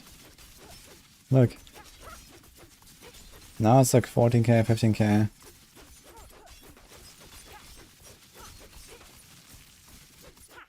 He did a lot more damage earlier when I equipped the thing. I don't understand how.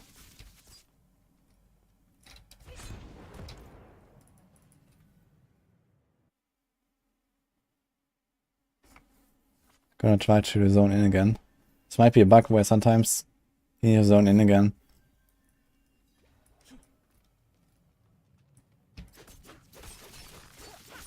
No, it's 12 and 14k again. Like, it would be very strange that this would be affected by damage over time multipliers. Because it's critting, you know? Like, there's no dot in the game that can crit, but now, look, it goes up. And why is it going up? It's 28k now, 30k. Wait, is it just because it's multiple? What if I just keep spamming? Well, then the numbers also are more, right? It's more numbers when there's multiple. It's not just a high number. It's pretty obvious. It ticks 4 times per second with 1 arrow storm. Ding, ding, ding, ding, ding, ding, ding. Now we have multiple. There's a lot more numbers, right? Ding, ding, ding, ding. So that's not it.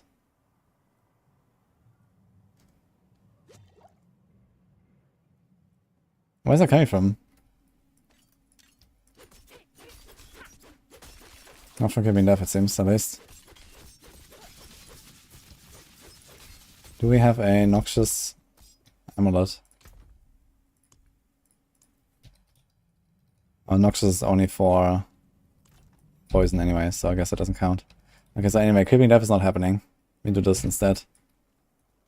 Which means we actually tweak this neck and we do not imprint it because it has exactly what we want with a perfect roll that I do not have in my codex yet. Which is kind of funny. And the right stats. I'm gonna take this amulet. that's actually hilarious, man.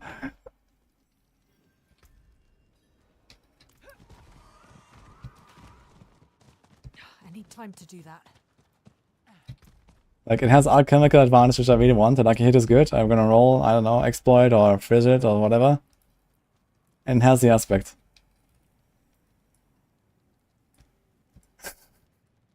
Like, what are the odds, man? Ah, time to brick it, I guess. So let's start with that. Maybe we're gonna have it in a codex very soon, guys. I guess we're gonna put crowd control. Movement.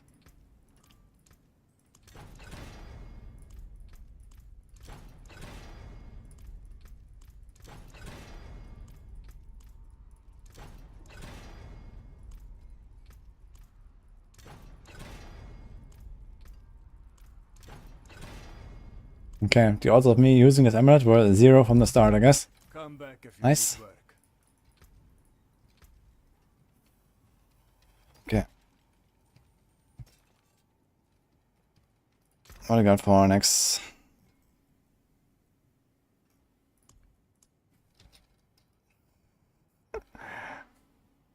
These are like a hit neck. Attack speed, nature's reach.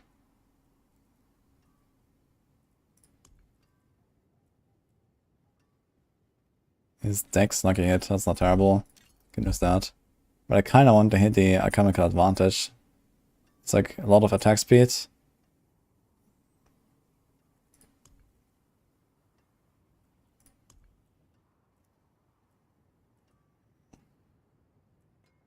And also a lot of like a hit. We kinda want both, to be honest. Let's try this one.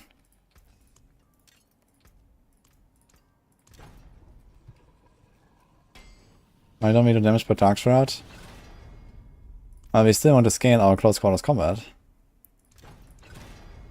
Like, you only do damage per dark shroud if you don't play any of the 3 middle key passes that scale with something.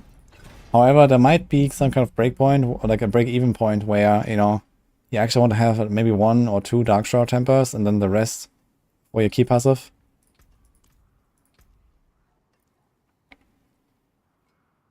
But it's also a 1 in 4 anyway.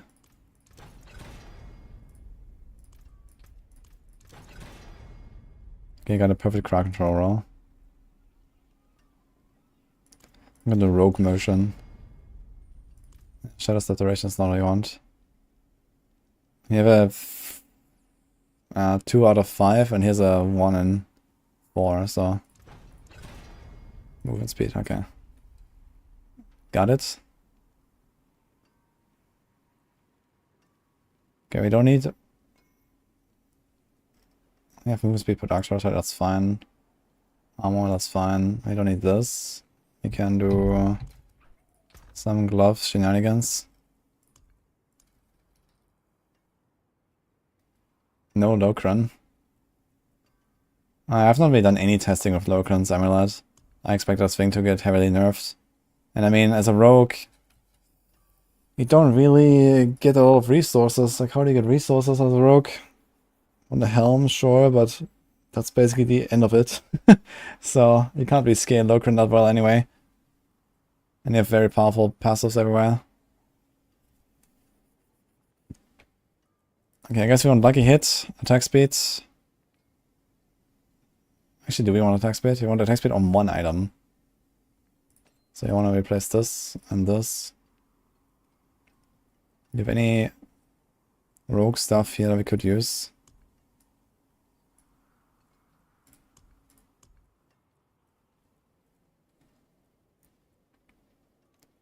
Attack speed, crit, max, crowd. Could take this and roll it to lucky hit. I suppose that works. And then for our rings, we go like life, dex, lucky hit.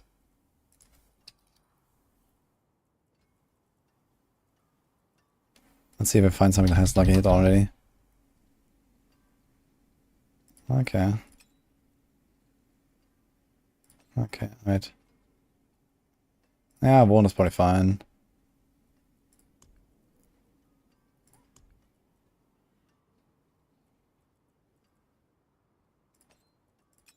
Let's try to take those 3.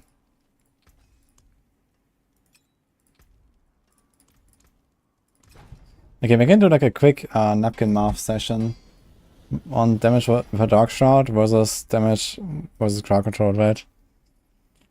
So how much additive do we have here? 1090. And then we have close. Let's say physical or non-physical is roughly this. It's actually a bit more for poison. All damage. Bone. A lot actually. So 1700 already. And now we can reduce this by, for example, minus 110.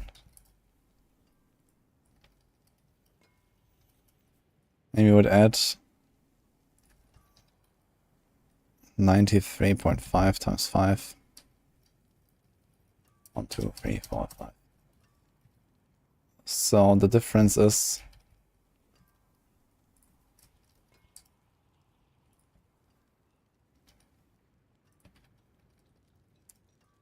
the difference is 16% damage actually.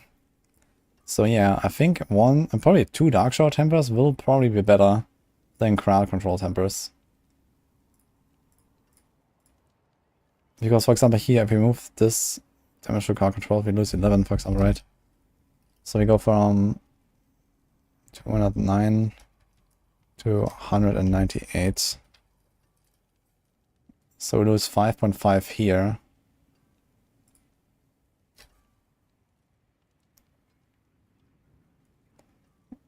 Yeah, there might actually be more. Maybe we want to do like 3 or even 4 Dark Shroud Tempers. The Dark Shroud Tempers are actually pretty valuable after all. Want to get a bunch of crowd control and then Dark Shroud Tempers. So we can do a bit of a mix. That's actually kind of cool. This helps solve the problem a little bit for rogues.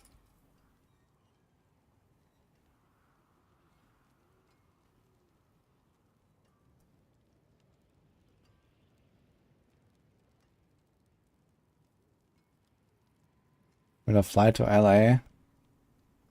Not to LA actually. In my case.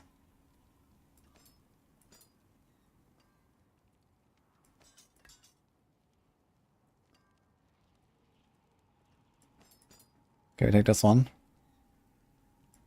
Take this one. Take this one. Let's do some Dark Shroud Tempers.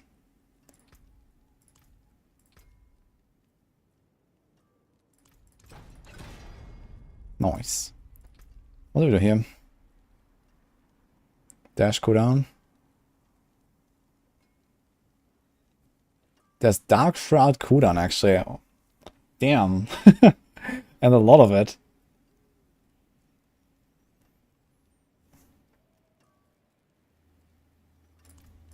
I'm doing it.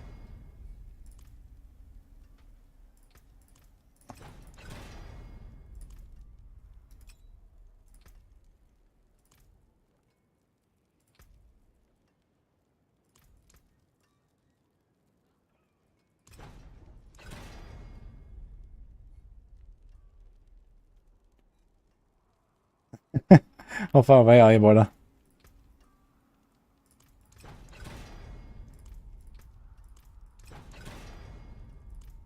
Dark Shrouds.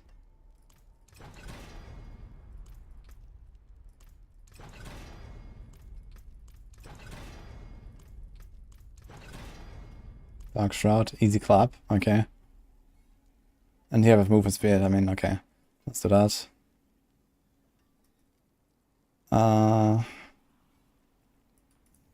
Let's make some room. Need something forged? You can take what's left. 2k miles. That's nothing in NA.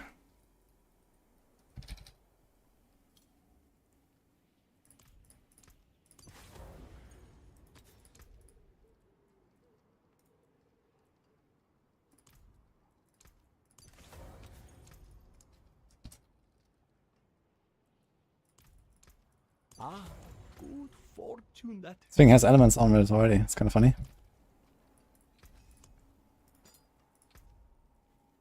I guess there's another thing about this, which is damage to crowd control enemies from Paragons has suddenly become a lot more valuable. Because you can actually get a little bit of it here on, like, you know, various places. To put the stuff back again. So on the sheep shot board, for example.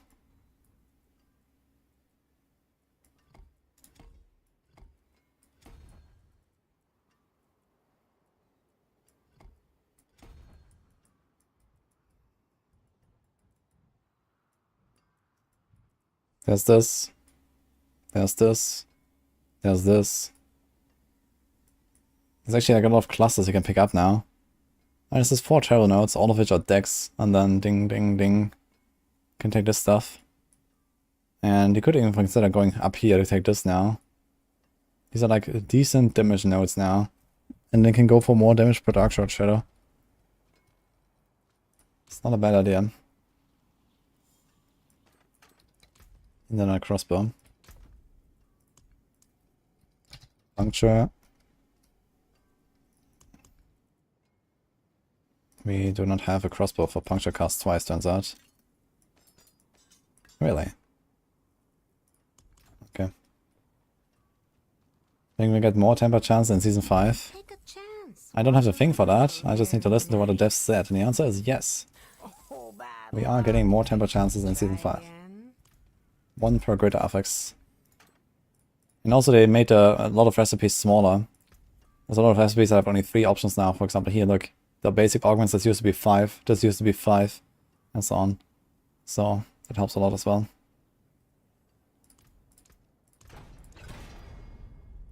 I got a 53 puncture.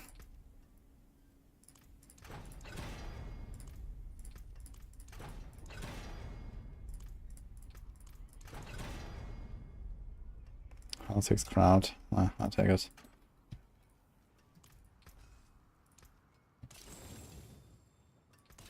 Alright, we got this. Let's make these daggers. So we have crowd, shroud, shroud, crowd. Let's do one more crowd and one more shroud. How about that? I think I'm gonna do another puncture thing as well.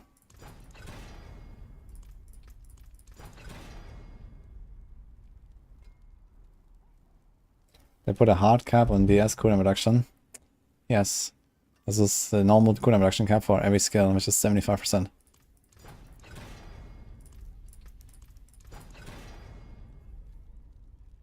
Minimum puncture roll.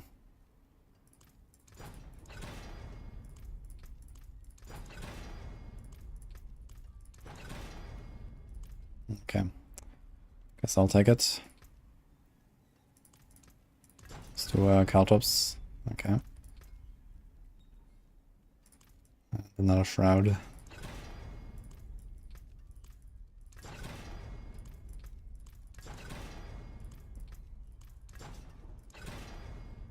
Season 5 looks fun for rogues. Yeah, for rogues it's gonna be a very good season. And it's dead. Okay. Come back if you need work.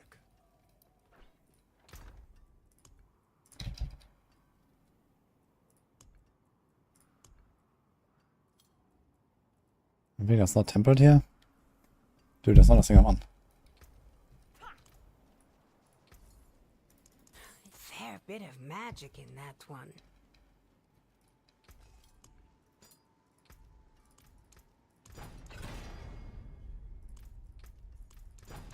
I want to try everything. You have a big season ahead of you. You want to try everything on Rogue. There's so many builds, man, on Rogue now.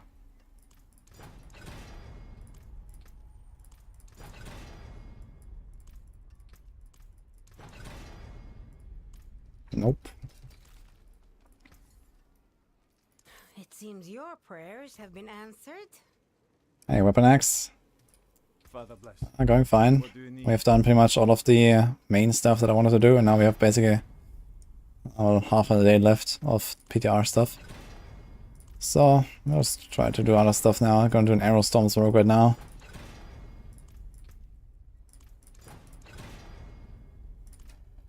Okay, we got the dagger. I think I got everything. How's the res? How's the armor? Okay, so this has a lightning res. This has a shadow res. The armor is perfect. Is this enough?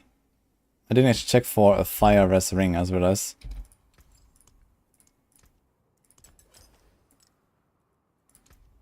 $69.6. And you have a res roll there. I didn't pay attention to the rings, but fuck it, I'm gonna skip it for now. So, cold, poison. Actually, you can do a diamond here for the last thing.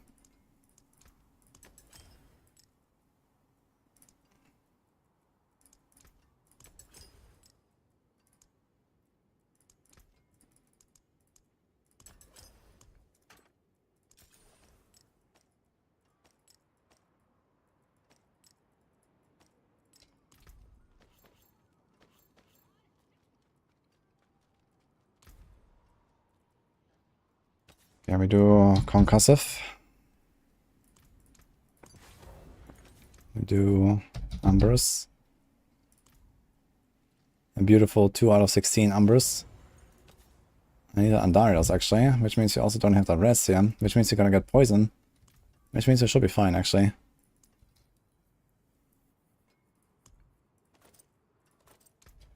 So I guess this works. Easy clap.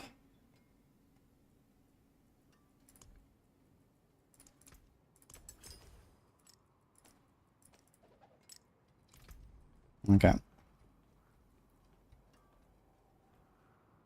This is fine. This is fine. Got attack speed. Got attack. I think I'm gonna keep the attack speed here actually, because otherwise I won't hit cap, right? How much do I have? 11.5 plus 8 plus 8.5. I kind of need it.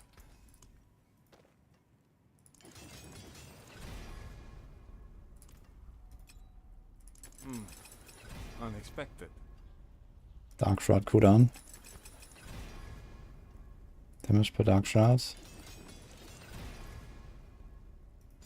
Beautiful life per hit roll. Not bad. Out of duration. Do we want to hit the puncture? We have 60 puncture and 27 puncture. I think yes. That there is worth the coin. Let's see if we can go for it.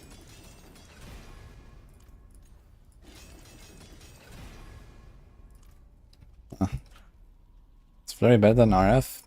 I don't think so. It's gonna be hard to beat RF.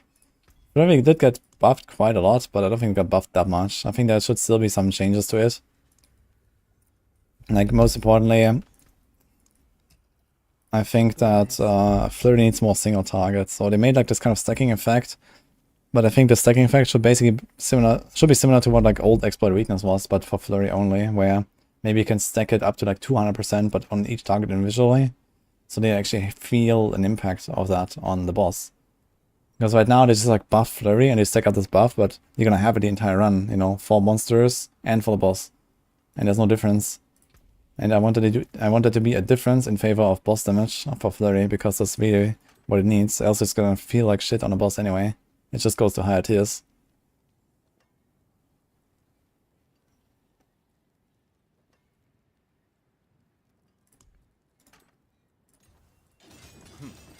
Not bad.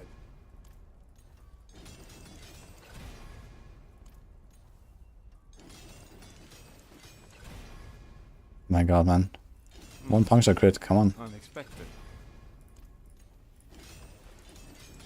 Should add a greater aspect for Nick so you guys can knock out GAs. Well, that's basically what they're doing in next season. Okay, we have 101.2%. Let's go. They're gonna massively increase the roll ranges of every single unique. Worth the coin. So you basically have something like greater affixes in the future. By just like having a lot of uniques not roll very well. Okay, we need unlucky hit. Easy. Keep that.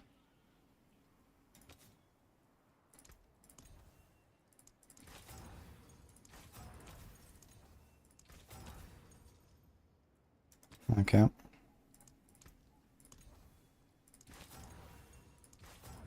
Okay.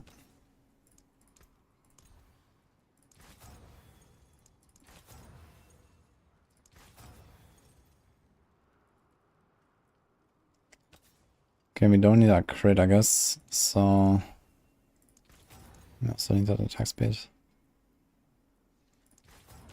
Just go dex.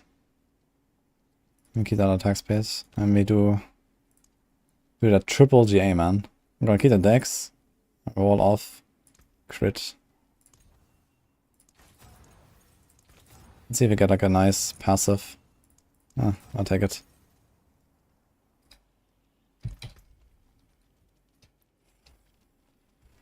Beautiful non-physical damage, man, for my Arrowstones build. Okay.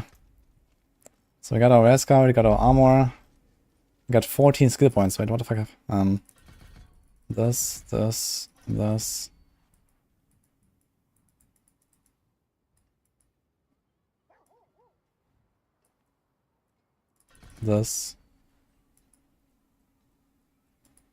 And this. Okay, I got everything. Okay. Let's get some aspects.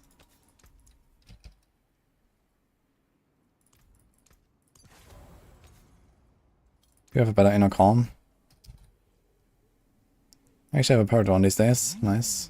That's a good omen. Attribution. Elements.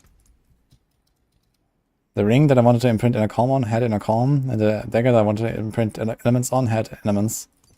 That's kind of funny.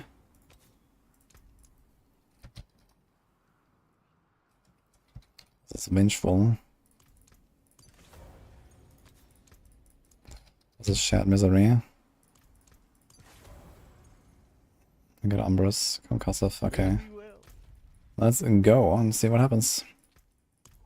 I'm not too hopeful that it will really pop off compared to Andariel's damage. We still have an Andariel's in this build, and it's still at like probably 60% of normal power or so.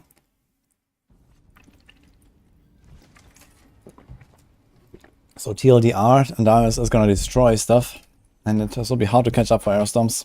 But let's see.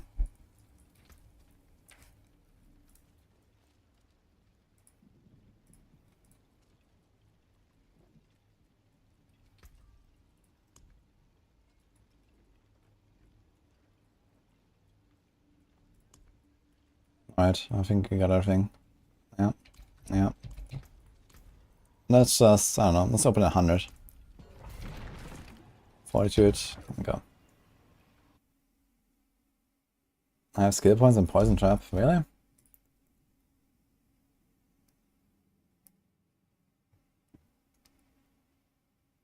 There's no cap on vulnerable damage. Are we talking about Heartseeker rogues? No, poison trap, okay. Heartseeker rogues kinda want to stay at like maybe 1500 or so. Vulnerable, and then for example go Torbasses in their weapons.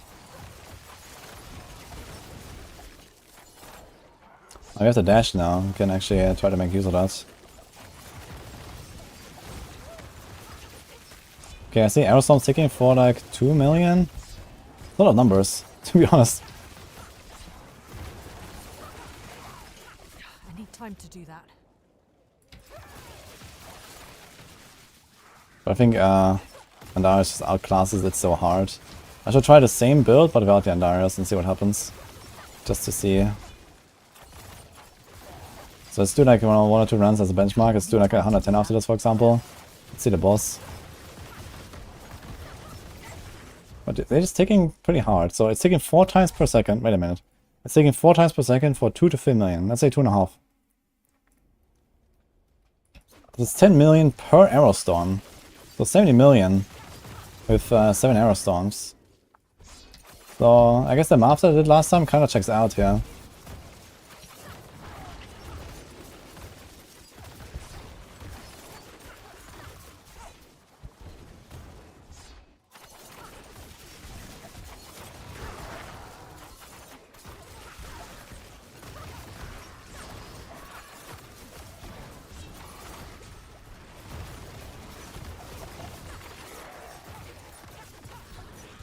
We can still up it from here.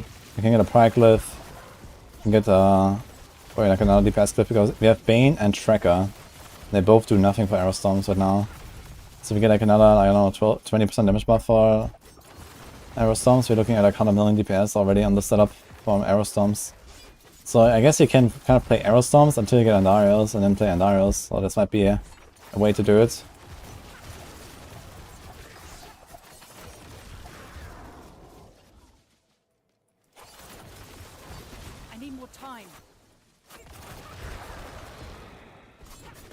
No. Oh, close.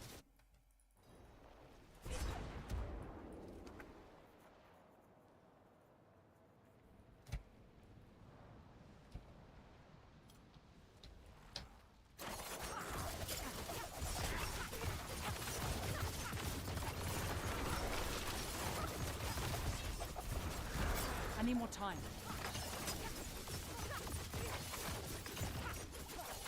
I mean, I see 5-6 million ticks of Aerostorms. This is actually, Aerostorms actually do more than Darius here. If I have 7 of them up. Like, I will do definitely more than the Andarius there. So it seems like Aerostorms is doing something.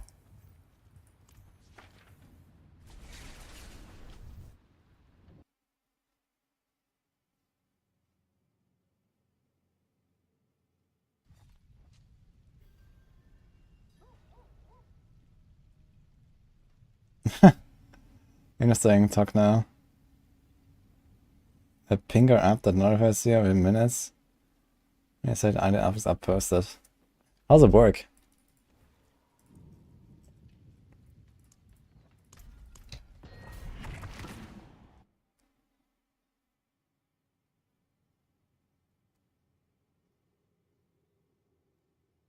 You want to scan Aerostorms with crit? Yeah, I mean, if you really want to go Aerostorms, you would go for more crit, I guess. But crit is not that valuable, at least currently, because Deadly Ambush works regardless of crit or not.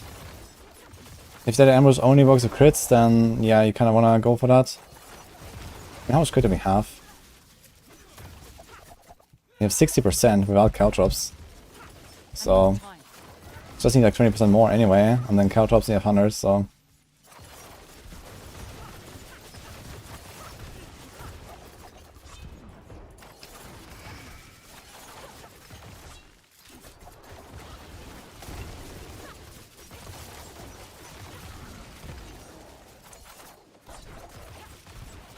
I'm not ready yet.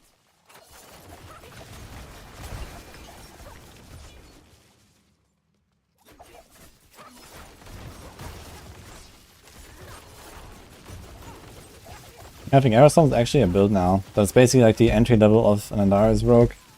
Andarius will definitely outscale that something later. Andarius is just really powerful once you go all in. But just, let's see. We're gonna try like a round or two. Let's do this. And then we're gonna try just remove Andarius and see what happens.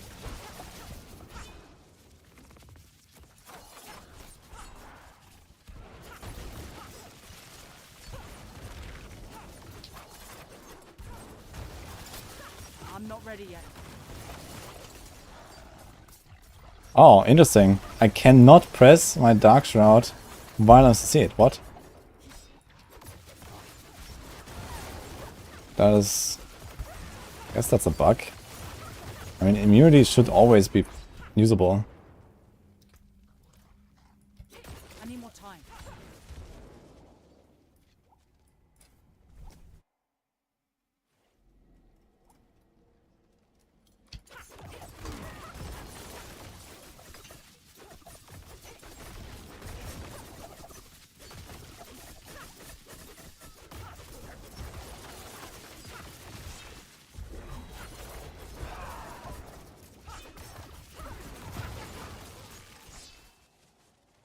I'm not ready yet.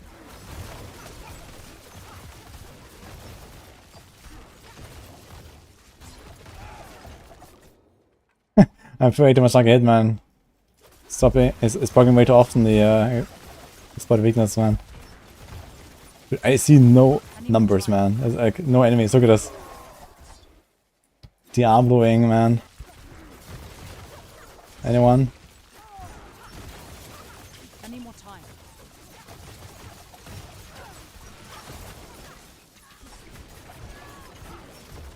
Can you use the VCC on live? Yeah, it's because I have Shard of Conduras, makes you immune. Like that should be usable while I see it. I'm not ready yet. I wonder if I can one-stagger kill the boss there. Maybe probably can. Maybe two.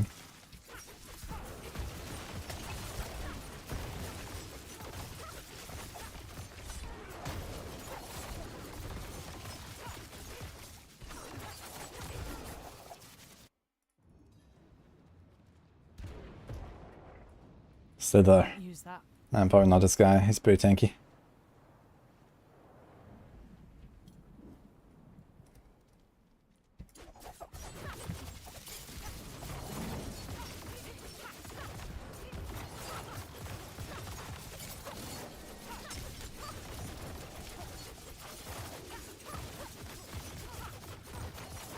Yeah, 5-6 million there. I mean, I'll take it.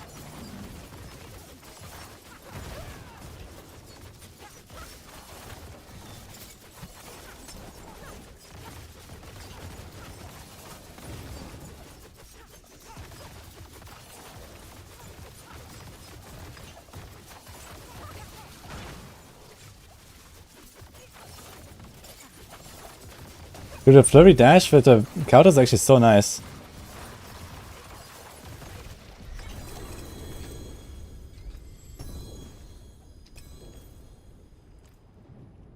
Okay, how long was this?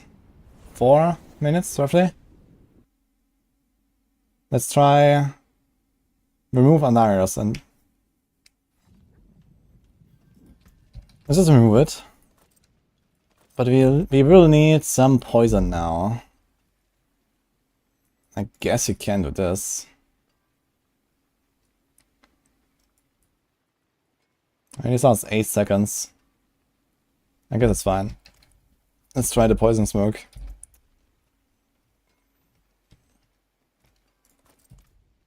There is magic in all things. Let me show you. Okay, we need a replacement for 2 of the different glyphs. This needs to go. And this needs to go. Now what can we do? There's pride.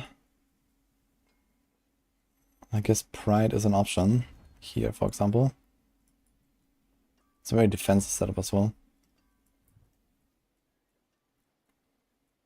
Put turf here.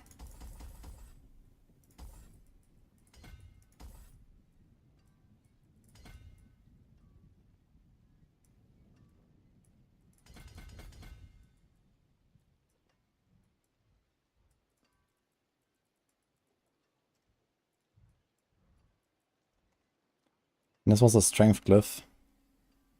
Could have also done turf there actually, now I think about it. But okay. Can do ambush. At least for the boss it will work.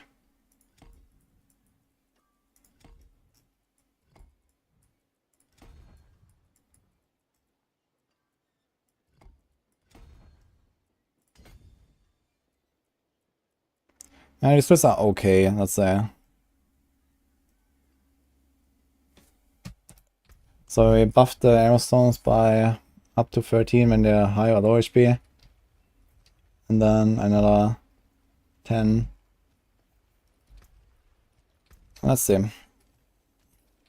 So it's 110 and only arrow storms. No Undial.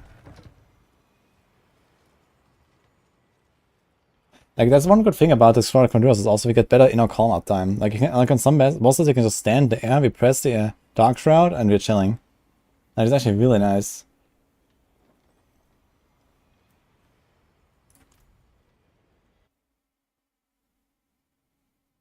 Was the start of a PTR went harder than expected? And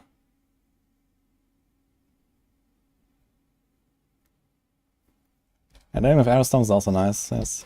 Let's see.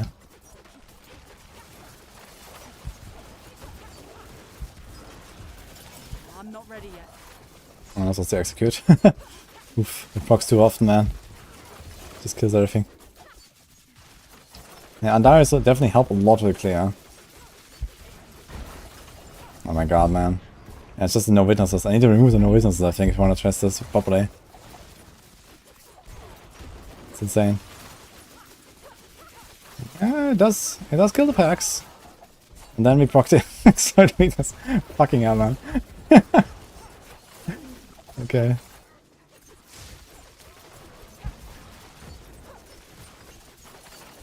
There's actually another synergy I just noticed, which is when you press that Dark Shroud, you can just stand in the middle, let him walk to you, and then pull them together. And then throw the smoke, for example. Yeah, dude.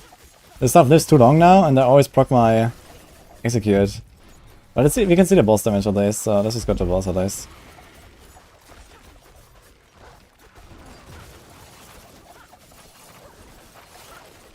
Okay, there's a good thing about this whole exploit weakness thing, which is that it gives us a relatively easy way to count our lucky hits. Because you need a lot of lucky hits to fully stack it. So whenever we proc it, we kind of know, okay, how many times have we proc arrow storms in the meantime. So that's pretty good.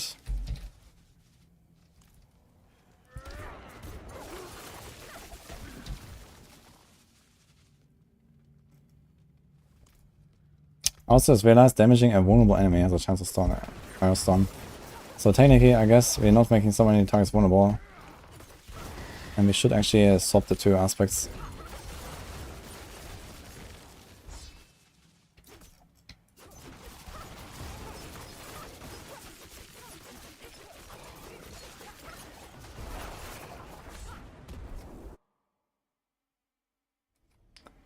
I think PTR should be extended. I mean, can never be enough testing. On the other hand, I mean, you're gonna exhaust people from the PTR if you do it for too long, I think. If they would actually give us a patch and then say, hey, okay, a second week of PTR. I mean, in D3 they did that actually. They did always 2 weeks PTR. And there was usually a patch in the middle where they addressed like a bunch of stuff. So it would definitely help a lot to have like a second iteration, I guess. To then collect feedback again on stuff. But yeah. I guess if there was like a longer PTR, we wouldn't have to go so hard as well, right? So I could maybe still play a bit of a live server and then do a bit of PTR and so on.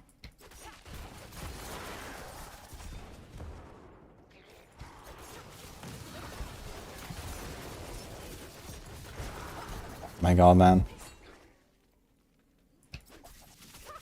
Okay, we're gonna do another round without exploit weakness.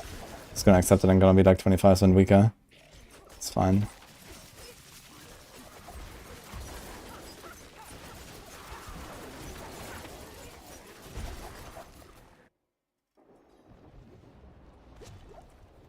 Let's see the boss. Oh, it's the same boss. Perfect. Let's see. So I think we did 3 staggers in the previous one, right?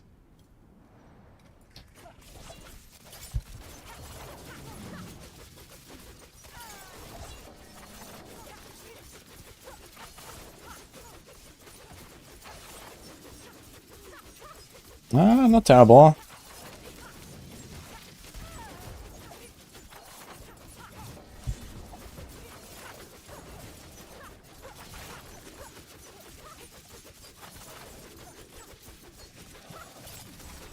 I'm not ready yet.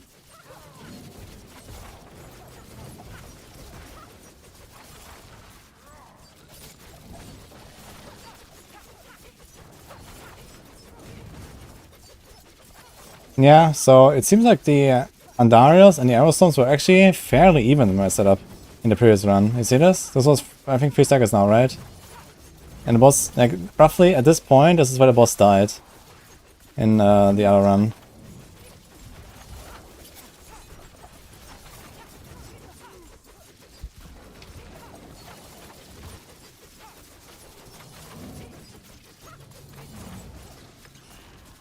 I think I might also have a pretty scuffed breakpoint now. Oh, I'm gonna stick.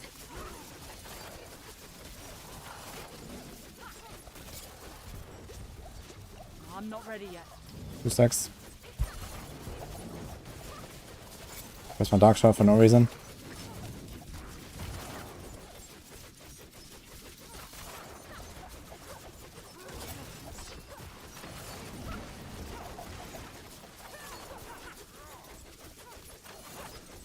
Okay, I have to do 1 more stagger, I guess.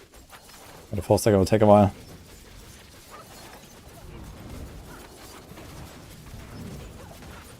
Interesting, I dodged the slam, but I got a stack. Really?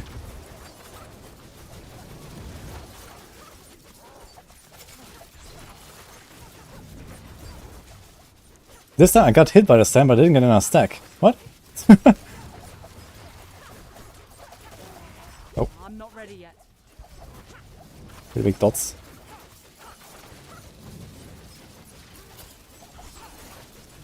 Wait, can you not get more than 3 stacks or what's going on? I need time to do that. I'm gonna kill him before the stagger? Maybe. Yeah, so it seems to have roughly half the damage, but this makes the boss kill like 4 times longer. Because missing stagger phases.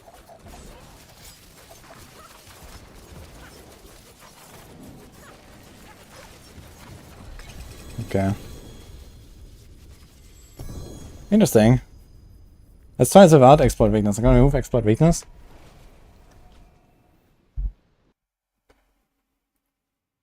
Hitbox technology in progress.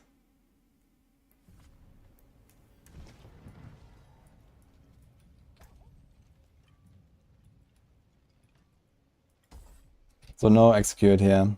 No shenanigans. Let's do like 100. About this. So I think that alone is probably like, you know, minus, I don't know what, 3 tiers, I would say. I'm not sure how much is 25% damage. I guess it's probably around 3 tiers if I had to put a number.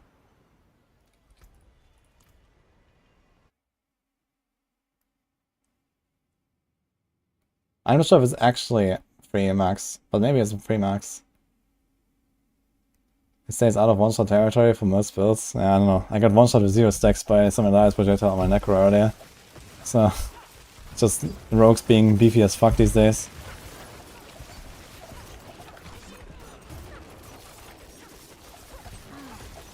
Oh wait, there's like one thing I wanted to change before we go.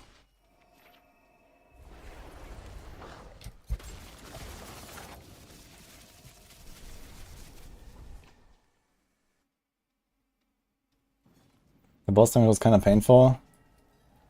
Was it? I mean, this is still doing like, you know, nearly 100 million DPS. Like, how painful can that be?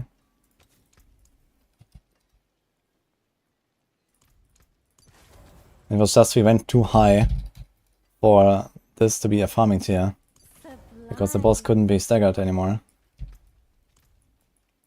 Like I intentionally did a too high tier, you know, we were doing 110 with Andarius and then I removed half my damage. And we did the same tier. And if you remove half your damage and do the same tier, the boss fight will be like 5 times as long and not just 2 times as long. Because stagger.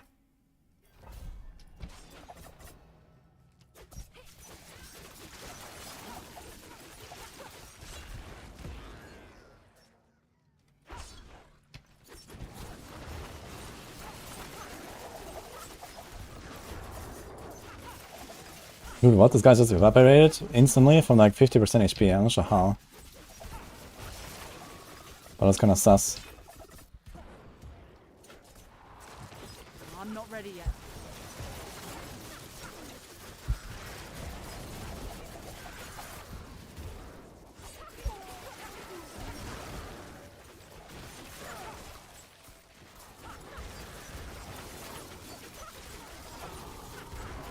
Well, we don't know if they're gonna do some other stealth changes to the pit materials, right? I mean, the pit materials change was not announced. In the mid-season patch, for example.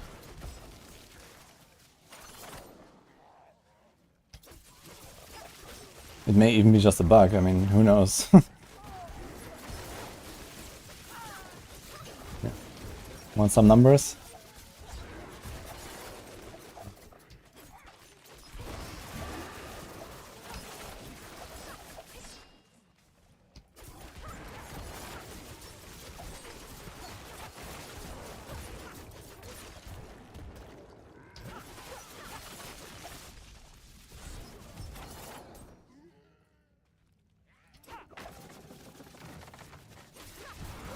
Yeah, I think with the game being as imbalanced as it is, it would probably be a mistake to reward people for going beyond 101 anyway. So I think it's actually a pretty good move, until they get their balance right.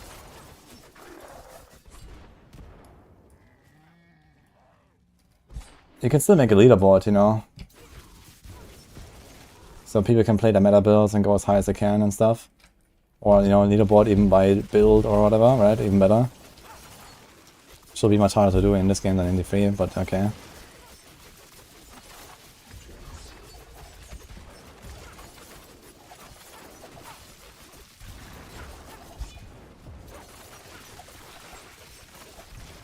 I'm not ready yet. I just realized I never pressed my potion, I think, during the stagger phases.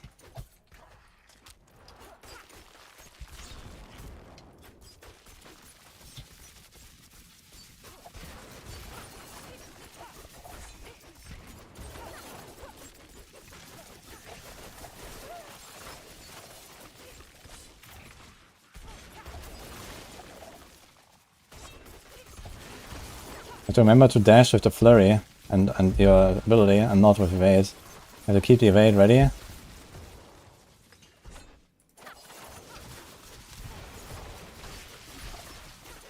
Hey Schultz, thanks up, man. Good add cosmetic rewards. I mean, there's a title reward for every 50 tiers, including 200, which is kind of funny.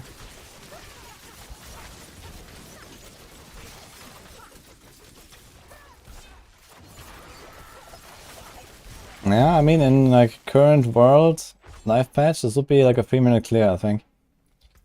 Because we need a lot more progression on the PTR. And I'm pretty sure that's gonna get reverted. Or they're gonna end like a third floor at least or something. Like, I don't mind that it runs out longer than before. But I do mind that I run out of monsters all the time. If I could just hunt elites more, it will be much more interesting. I'm not ready yet. Let's see, how much do we do without any CC? I mean, it's unsolvable. Still 500k per tick. And we get how many ticks per second? 4 Parastorms, so 28 ticks per second. So even on a non-CC target, I can do like over 10 million DPS. It's kinda wild.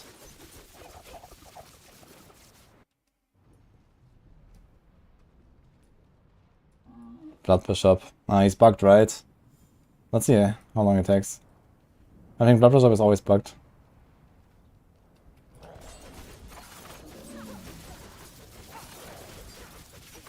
Yeah, this looks very bad.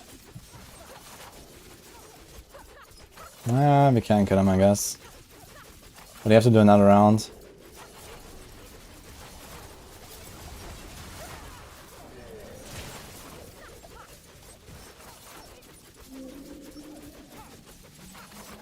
Oh, 4 stagger phases could be kinda tight.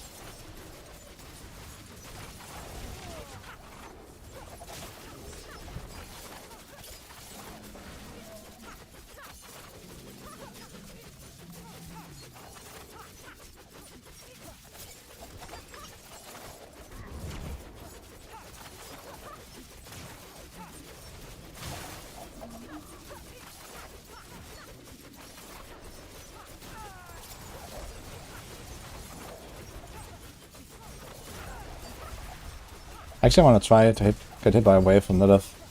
I've never tried that. I'm gonna tank one.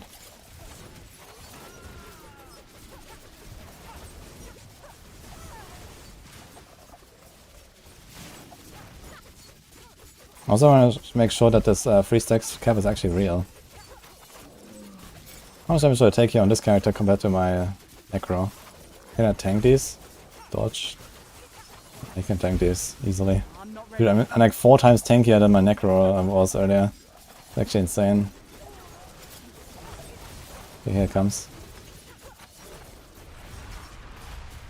Actually, not too bad. For some reason the second one didn't hit me. What?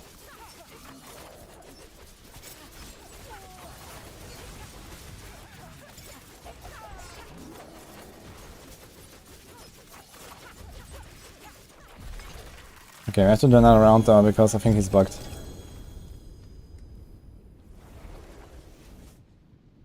This is Arrowstone's meta. I wouldn't call it Arrowstone's meta, but it's gonna be a really good early game build until you get Andariels. And you can basically swap from here to Andariels very easily. Because you have most of the same items and most of the same setup. Like, I'm even running the same Paragon board almost. With just some tweaks. Yeah, it's not really a flurry build. This is an Arrowstone's build. Flurry is just the support.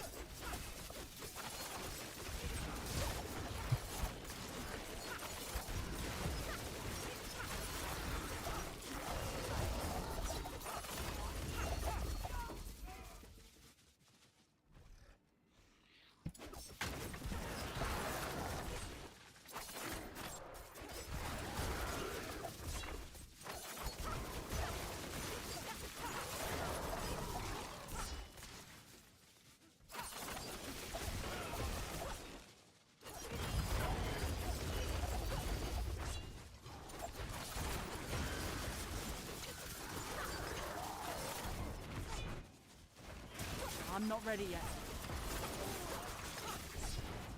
Wonder if a... wait a minute. Dealing poison damage increases like a hit chance. So you can stack 3 times, right? Or 5. Okay. 5 times. So when I throw my smoke grenade in the pack, it will like instantly have full stacks. Even on a single time, it will be after 2.5 seconds. And that's 8 seconds, so it's pretty good. Oh, is this a lockout angle actually? I think it's a lockout angle. crypt into Bastion. And now, can I get enough monsters? It has drowned, I guess drown might be fine.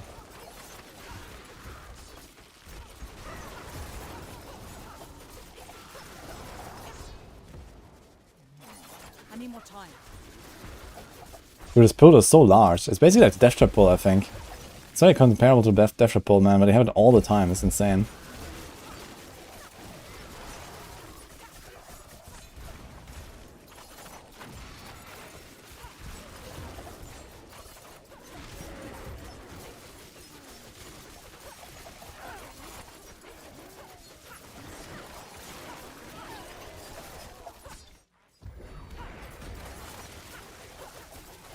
I need more time. I think it's a flurry, it's not a flurry, I guess. Yeah, I guess it definitely still feels kind of like a flurry build.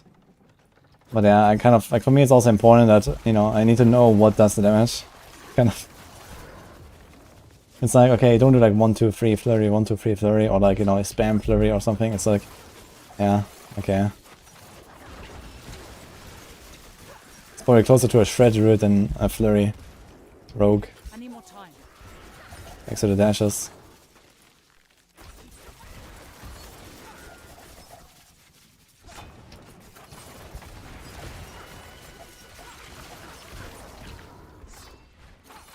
Yeah, these are decently fast clears. AoE clear is nice. Pulling them together to Shroud.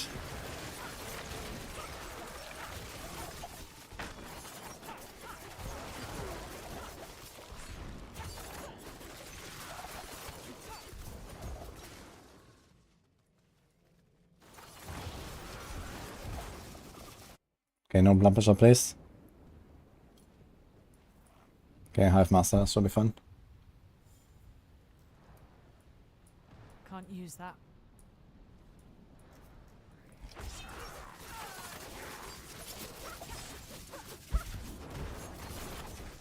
Oh, he knocked me. Yeah, he might be able to do them too.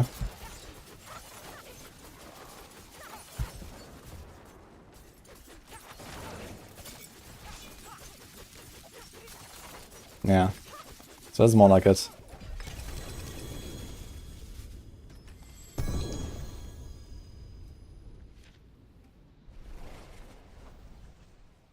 Good.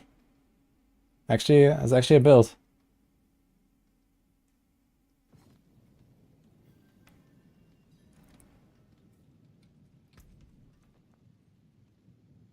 It's more of a build than Flurry.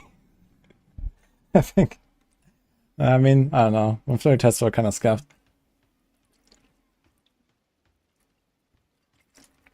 The good part is that most of the damage here kind of comes from the aspects, right? As long as you have the aspects and you manage to proc them 7 times in 3 seconds, you're golden. And then you kind of cap out most of the scaling. And the rest is like, okay, what else do you do, right? Dex.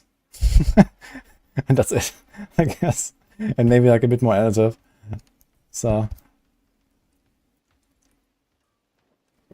Like reaching the maximum potential of this build will not be that hard, I think. Now there's one thing I want to try, which is...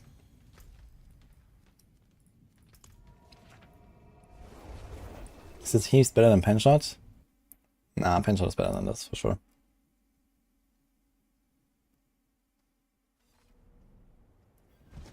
Like, pushing-wise, Penshot definitely wins. And probably farming too, to be honest. I mean, Penshot also benefits from Shroud, like, almost in a similar way. You stack them up and you shoot in there with, like, a Penshot hitting everything. You can actually play Penshot at this point and not even run Trickshot aspect anymore. I think that's actually a legit strat. But we don't know what they're going to do with Armor Crux. I think that's going to be important. Whatever they do with this will be kind of a deciding factor for the rogue meta.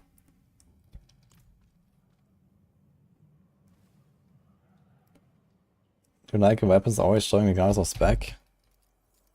You mean like the crossbow on the back while I throw daggers? Yeah, I like that actually. I like that on Barb as well. Just play a walking arsenal, Barb. Then you can use all your weapons.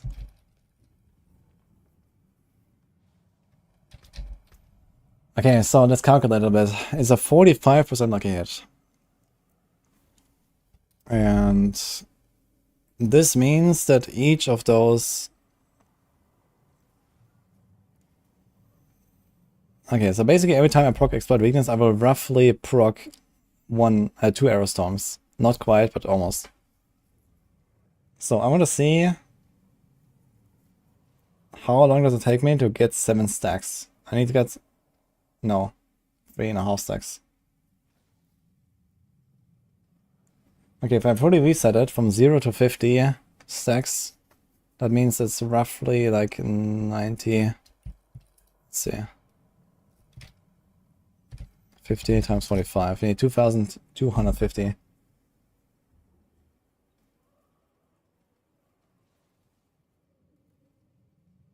It's up to a 45% chance to increase the damage by 1% for 25 seconds.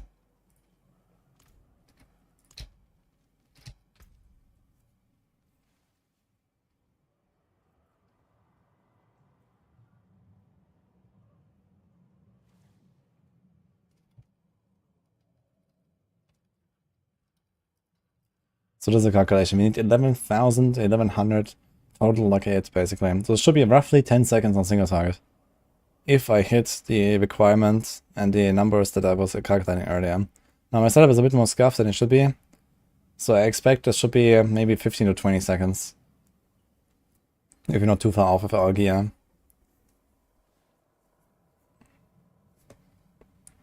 And if you hit this number, then how many Arrow Stones are we gonna proc?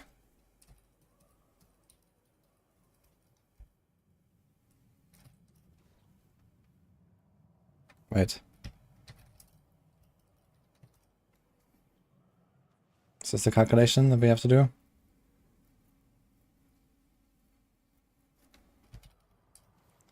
I think it's 27 times. Does that make sense?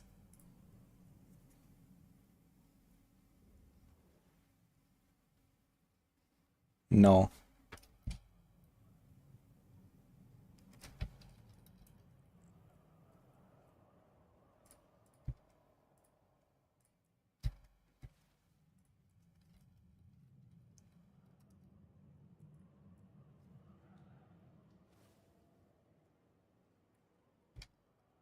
It's a weird calculation that I'm trying to do.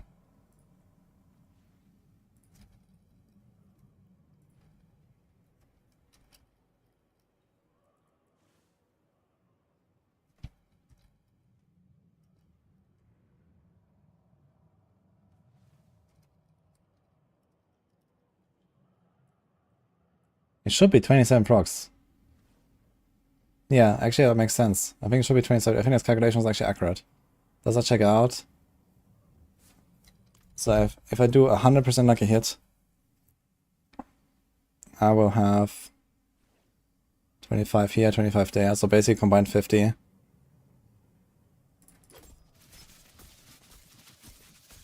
So for every 200 lucky hit, I will get 1 Arrow Storms. So in 11,000% lucky hit, I should get around 50. Actually divided by 4, but yeah, only divided by 2. Yes. So it should be 55 Arrow Storm procs by the time that I hit the 1 Exploit Weakness trigger, basically. This is what we have to hit here. So the question is 55 Arrow Storm procs. You need to do... You have to have 7 of them in 3 seconds. So divided by 7 and times 3. Is that correct? Oh, Rags with a raid. Hey guys. How's it going? More calculators. Yeah, actually this calculation was right here. So that... Wait. Divided by 7 times 3. So this gives us 23 seconds. Yeah, in 23 seconds, if you have like a constant flow of Arrow Storms, like disappearing and appearing. But it, okay, we basically have to, you have to trigger this. You have to trigger our Exploit Weakness in less than 20 seconds. And if you can do that, then we are fine. So this is like a good rule of thumb, I think. You have to trigger your exploit weakness in 20 seconds. And if you do that, then you have enough arrow storms to hit the cap. So that's what I'm doing. Have I tried chained together? I've never heard of that. What is that? Thanks for the raid, by the way. We're doing some arrow storms testing. It's kind of interesting. We're gonna have a podcast of Rax and Chronics and Macro, by the way, on Wednesday. It's gonna be fun.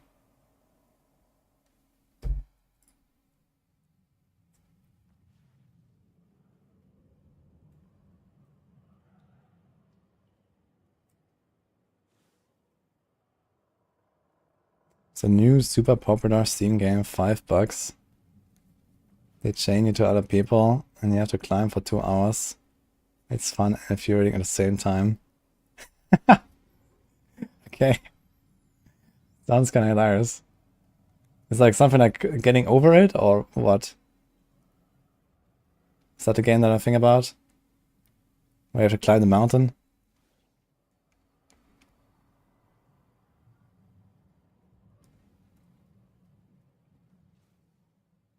I've not tried testing that in PTR, but there's not too much try. Maybe tomorrow I'm gonna give it a whirl, initially.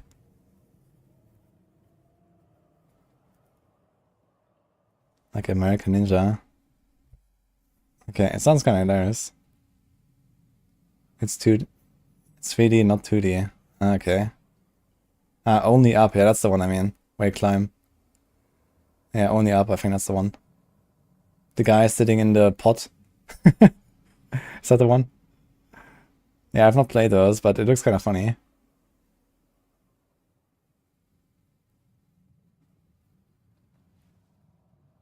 Maybe I'll try it. But I don't really have much time, to be honest. I mean, we have Last Epoch coming. I'm sure Rax is gonna blast through there.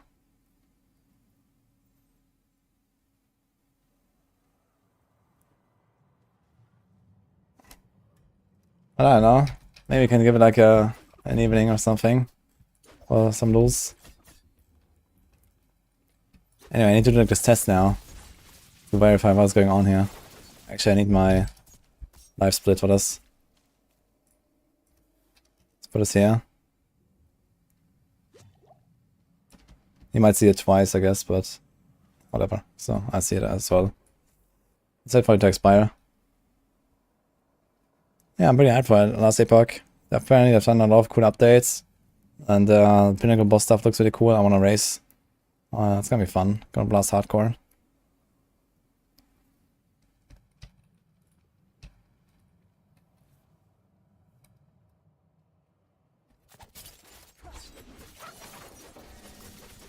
Oh, we're easily doing it, actually, yeah. Easily. Okay.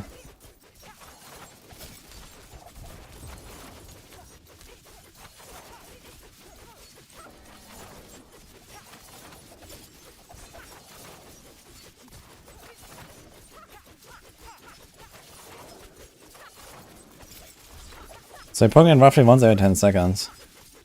I just realized I think I did a mistake in my math earlier. Because didn't consider we have 2 aspects of proc. Okay, we got 4 procs in 37 seconds.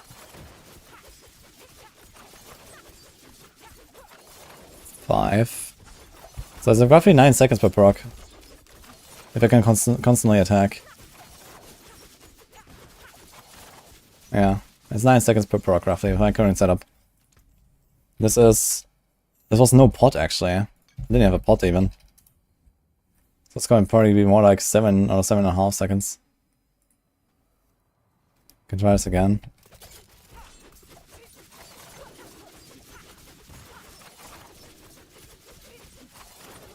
Yep.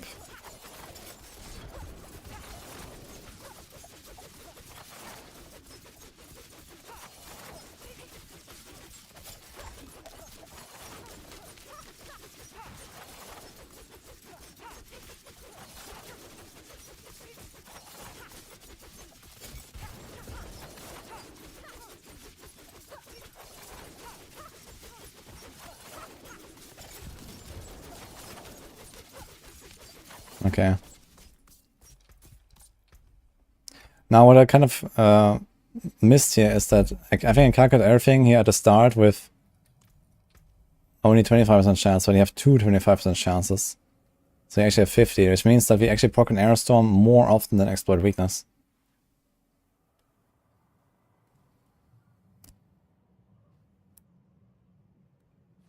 So if I get one Exploit Weakness procs, I will have procced 50 Aerostorms. Actually a bit more than 50.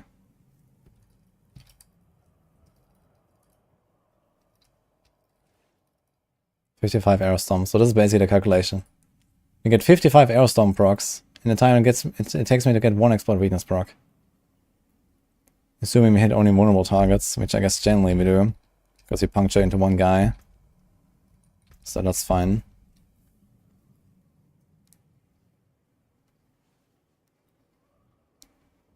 And 50 Aerostorm procs keeps us covered for a long time. 23 seconds. We can actually reduce a lot of lucky hit on this build. We have too much lucky hit. Way too much. We don't need that much. So this means you can go like a neck, no lucky hit, just triple passives. Could even go like an extra... what do we put actually? There's like nothing to put here, right? We can do a resi roll here or something. And then make sure we don't lose like a life roll or a dex roll somewhere or so. Yeah, I mean, frankly, there's not really too many things to take, I guess. We just enjoy high lucky hit. I mean, high lucky hit also means we still make it more consistent for getting a lot of Aerostorms up, right? Like, we have to stack them up on a fresh pull. Every time we have to stack up Aerostorms. So it's not as easy as just saying, okay, I need that many Aerostorms on average. On bosses, sometimes you have to dodge. And on fresh packs, you always have to stack 7 Aerostorms in the first place.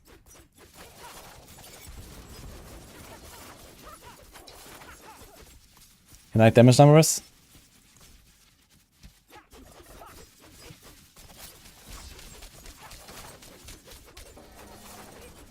Let's go.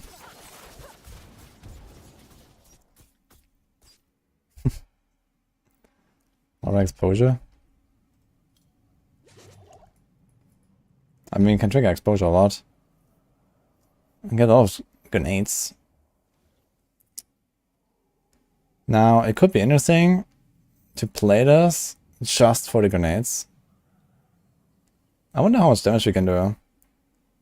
What if we drop close quarters and just go exposure and just go Dark Shroud Tempers? The damage should be somewhat comparable anyway, and we get all these grenades. We reset Caltrops, I guess we don't really care about that. Like, I'm not gonna play Death Trap, basically. I mean, you can do it until you get extra of Conduras. I mean, there's another interesting thing, which is we could play Death Trap and then reset our Dark Shroud all the time. This is actually what I've done with Flurry. But here we can also do it, and we're gonna get insane amounts of exposure procs. That's kind of interesting. So this worked really well on the Flurry already. I was actually able to reset my Dark Shroud to just kind of be perma invincible. And you can definitely do this with this build. You have a lot more lucky hits than on the Flurry build I was playing. You can reset it like 3 times in the time that you are invincible. So he plays with Death Trap. Death Trap and Shroud Conduras. It's kind of interesting. But what do you drop? You would have to drop... Dude, I really hope they nerf Caltrops, man. Just nerf it, man. I can put the Death Trap in there. Easy. You have to drop Dash otherwise. You can't really drop the Smoke Grenade. With Andarius, you could drop the Smoke Grenade. You don't really want to, but you could. I mean, you could also ignore all these poison things. But then what else do you take? I mean, what else is there that you want to take, yeah? If you drop all this poison stuff. We got this already. I mean, you can do Rugged or some shit, but... I guess maybe early game you don't have like capped movement speed all the time, right? You can do Haste, you can do Stutter Step. And just go fast. Drop the poison stuff. Like, I have 3 in Deadly Venom, by the way, for no reason. We don't really need this. And if you have enough attack speed and stuff, you don't need this either. You just roll an extra attack speed somewhere. Go haste. This is 9 points, so this is 4. This is 7. We have still 2 left. We can put it here. There's also rapid gambits, actually. They get our evade back faster. So we can like evade, put everything together, smoke grenade, and then evade everything again. But I mean, usually we don't want to do a second evade anyway, I think. So that's probably fine.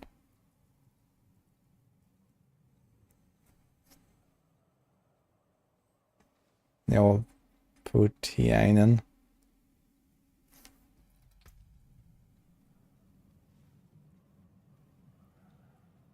Chaos animation feels bad. Yeah, I mean, there are some perks now that we have, though. Number 1, you can right-click Flurry back to the boss. So when you do this, you can just like dash back in. So that's kind of cool.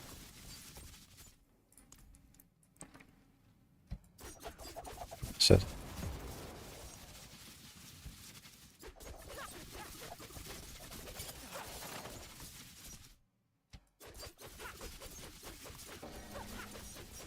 I need more time. Oops. There's also the tech that you can do with the caltrops. I demonstrated this like 1 or 2 weeks ago.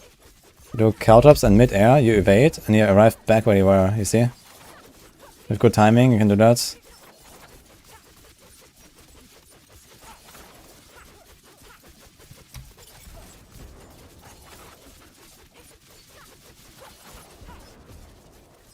Or just flurry.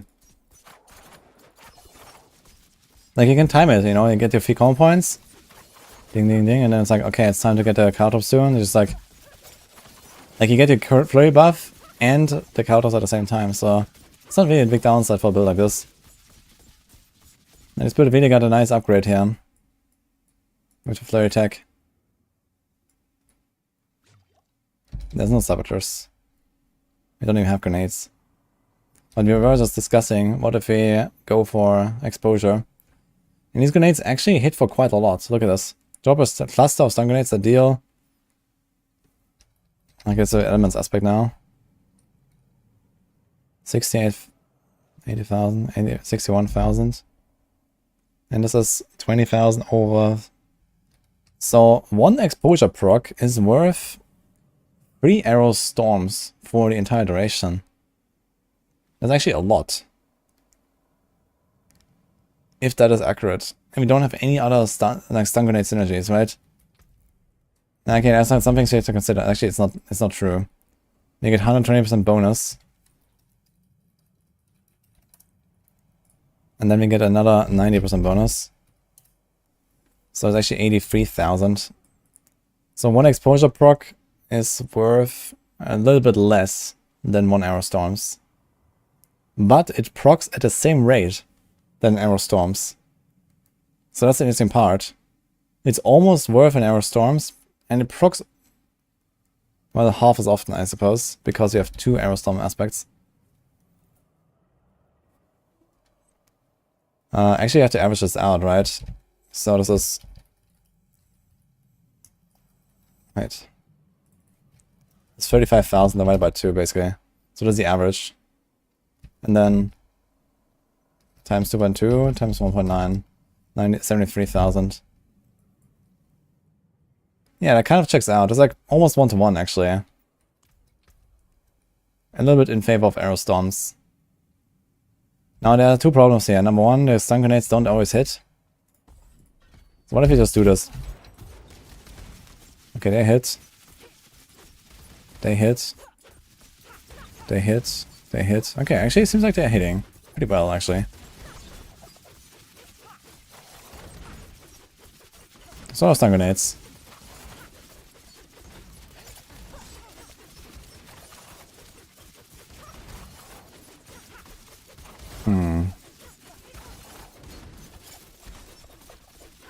Imagine if Umber Crux works for this. If they make Umber Crux actually function for, like, you know, the way it should, and it also gives you the affected by traps effect, like the last line here. Currently does not give you affected by traps effect. Now, honestly, I wonder what happens if I just equip this thing. Right now, Armorcrux is bugged to shit. So I wonder what happens if we equip this thing. Take the Andaris Rogue, take the Arrow Storms.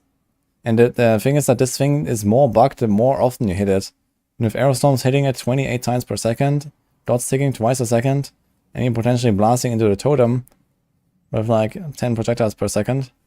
That's a lot of hits. I'm not sure if like more hits really bugs it out a lot more or something. But I could see what happens if I do this. We do this. Subterfuge cooldown reduction, huh? 9 seconds cooldown on the Dark Shroud. Kinda OP.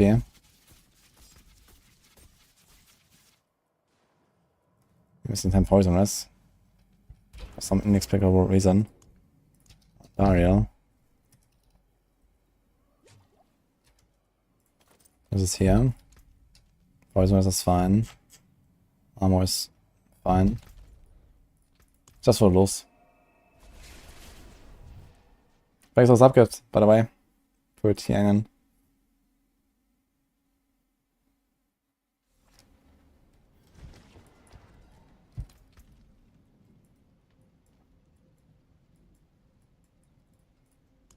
Okay, I think we go back and remove Pride, wherever that is. Where'd they go?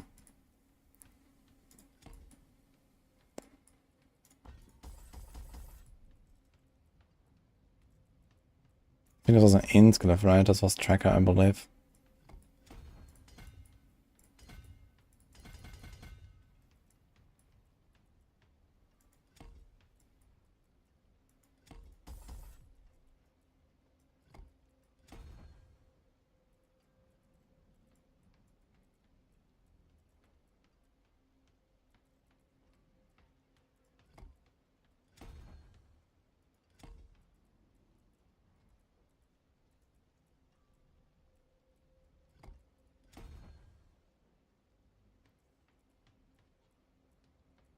I should do this anyway.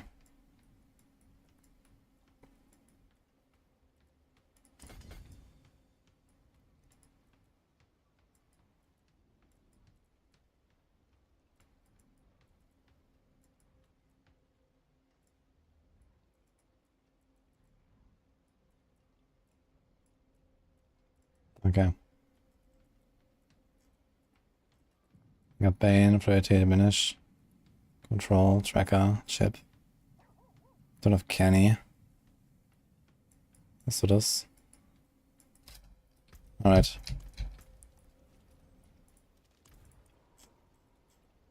Can open out 30. Rapid, Inner Calm, Shared Misery. You might not need Shared Misery, really. Magic is neither good nor evil. How may I help you? Okay, let's just try it. Let's just keep it as it is.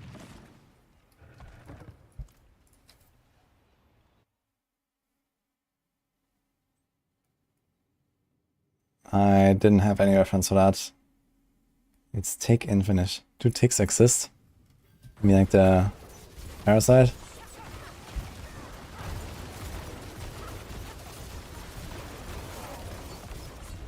I need to change my smoke grenades.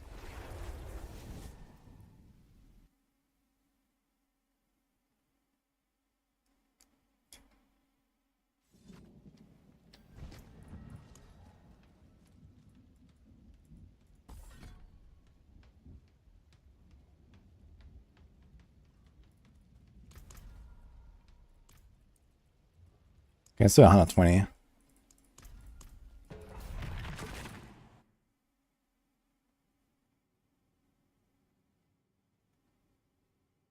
Now, versatility only works for skills, it doesn't work for procs.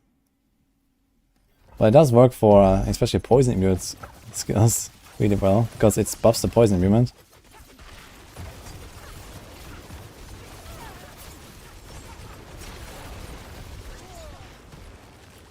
I'm not ready yet.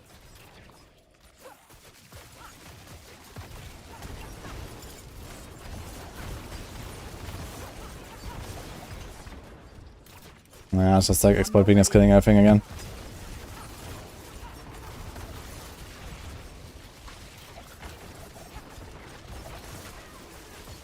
I don't get to actually kill the pack myself because Exploit Weakness just kills it. Yeah, while I'm trying to... I almost get him. Then Exploit Weakness kills him. I need more So it's time. almost a real test, yeah.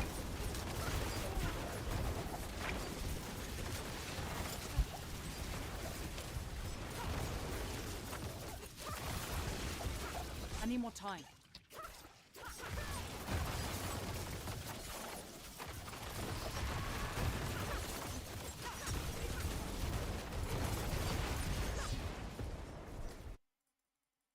What build is this? This is like Darius and Aerostorm together.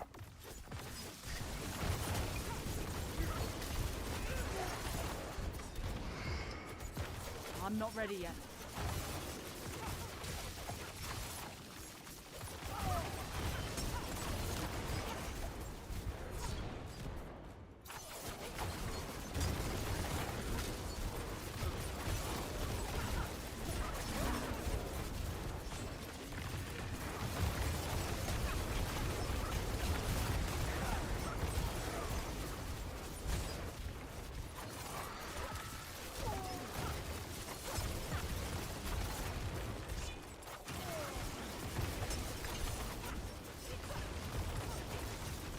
Yeah, let's get him.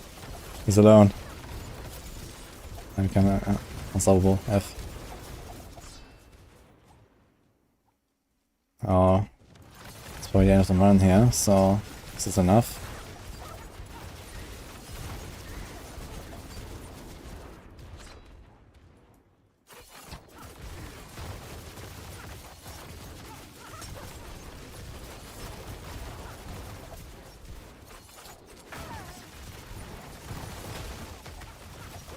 You should increase the size of the numbers, please.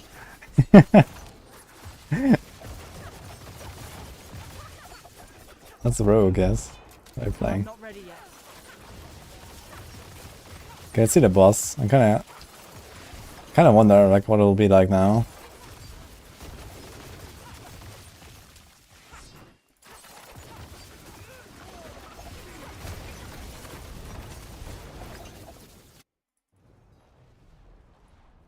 No Blood Bishop? Okay, it's Sliver. Perfect. We had Sliver on 110 earlier, so let's see what happens here.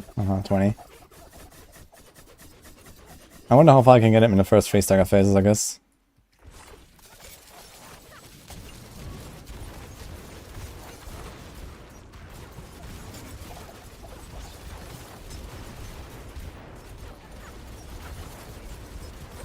Yeah. I need more time.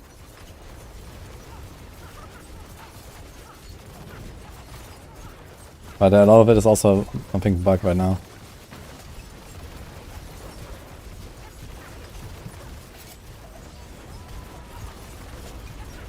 Yeah, this is definitely bug damage here. I need more time.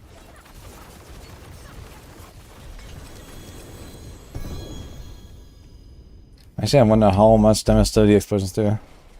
There's a bug of Umber Crux that makes it do too much damage. Will it work with Andariel? Yeah, actually, that's what I've been testing. I've tried to do a Andariel's. Right, I tried to do an Aerostorms rogue, basically. And Aerostorms is a real build now. Like, you can actually farm hundreds of them with just Aerostorms. With like a shitty character. Without Andariels. Without anything required. You don't need this. You kind of want this, but you don't need it. And you don't need this. So you can just get like the Aerostorm stuff online, and you can play Aerostorms if you want, and that's actually a build now. And then once you get Andariels, you can swap either to like the full Andariels build, or you keep the Aerostorms around. I think a full Andariels build, like the way that we usually played it, is still better. But you can also combine it if you really like the Aerostorms. Like when I did this Aerostorm setup and then just took off the Andariels and did like a small tweak on my Paragon, I did roughly half the damage. Which was basically what I expected. Like, I expected Andariels to roughly give me half of my total damage, a bit more. And that kind of checks out, actually. So Andariels is pretty powerful, but it's not like only the thing that matters. The Aerostorms still do damage. And it's going to be more optimized. I'm lacking a bit of crit chance. There's also, for example, various bugs that benefit Andariels more than Aerostorms, I'd say. For example, Deadly Ambush right now works for dots. If that works only for crits and not for dots, this would benefit aerostorms more.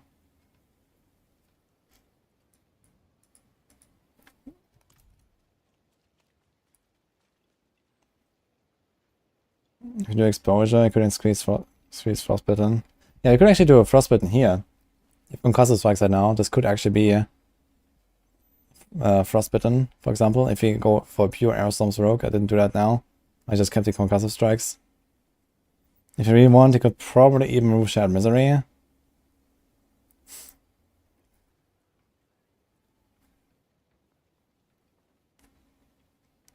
gonna try going full emeralds and run 120 again. Absolutely nothing will change. So. Oh, you mean those emeralds here? I mean those, okay. Yeah, almost nothing will change, so. I mean, what do you get? 500 dex. I mean, we are tanky enough, you know. This character is tanky and it's softcore, so yeah. This is a bit overkill toughness right now. But I would not go with dex gems anyway. I'd rather just start removing Paragon nodes and get some stuff. Like, dex gems is really bad. How much would I do? 18.4% damage. Yeah, that's like maybe 1 or maybe 2 tiers upgrade.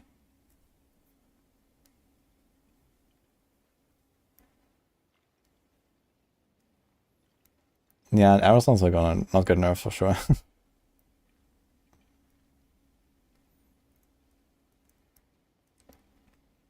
I think they'll nerf shot in Season 5 for expansion. Yeah, honestly, what I think should happen here is they should make this 2 items. You have, you know, 2 blocks of text on the same item that both could be their own item, you know, considering how powerful they are. I think this is really what should happen here. Just take one of this block of text and make it a new item.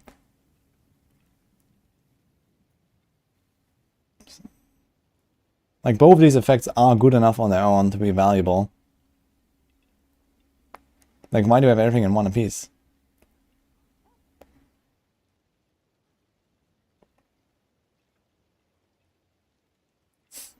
Other stuff is also insane.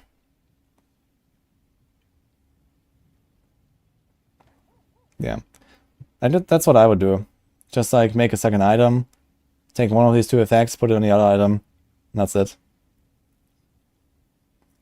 I guess since this thing is called Shroud of Kanduras, keep the immunity thing here.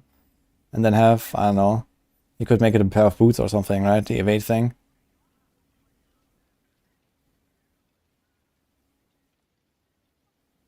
Yeah. None of the uniques are really strong. I mean, we're expecting a really strong uniques. But it's good, you know, there's gonna be like a lot of competition. And you can't just go only uniques, really. Like, there are concessions they have to make. And trades.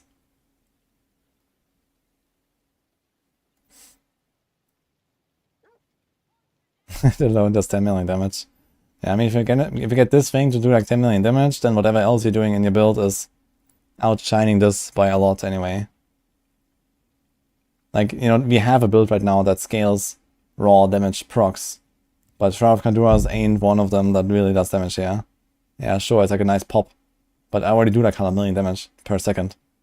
You know, I evade once every 10 seconds and do 1/10 of that DPS. So, who cares?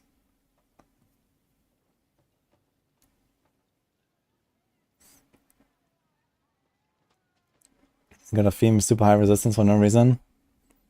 Not really for no reason, to be honest. Usually you do run 2 resistances on your rogue builds. Now Shadow and Physical are... Shadow and Poison are probably the 2 worst resistances you could put on your gear. Because most of the time you get them from Paragons. Okay, Shadow is on Tricks of the Trade board, which only certain builds go for. But Poison, almost every single of my Paragon boards has Poison res. And usually don't want it on your gear and put a gem instead. Usually I happen to put Shadow and Lightning res on my items, which I have here right now.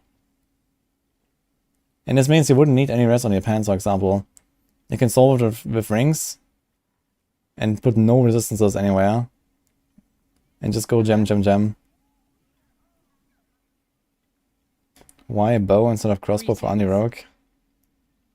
You do not want to run a bow.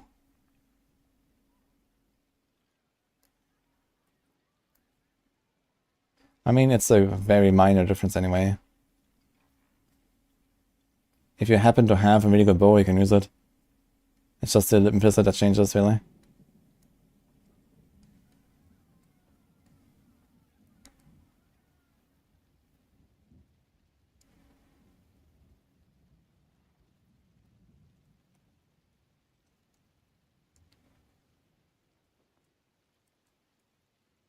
Yeah, we have neither crit scaling nor weapon mastery in the setup. So bows are very good for precision builds because of the crit damage on it now. Especially when I play it ranged with Heartseeker or something. And then it's like the weapon mastery difference, it's the attack speed difference. So sometimes it's like, okay, you want bigger hits, sometimes you want more hits. So this is like some choices you have to make there. And the guy says he has bow. I wouldn't understand why. Maybe you're looking at Heartseeker. I mean, there's no ability here that uses a bow or crossbow, so there's no reason to run with a bow. I don't understand why.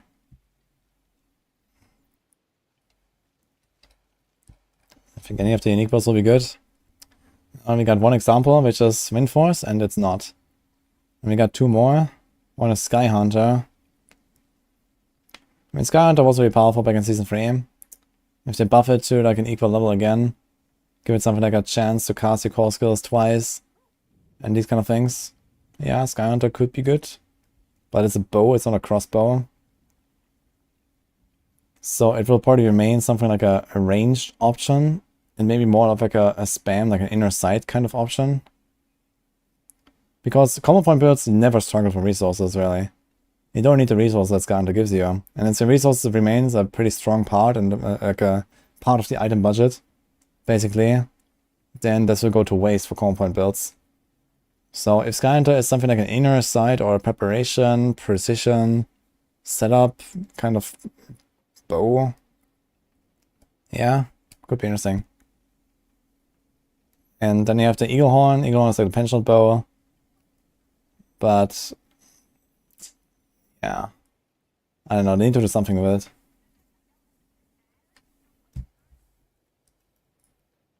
Does it explain maybe why a bow or something? I'm not sure why he put a bow.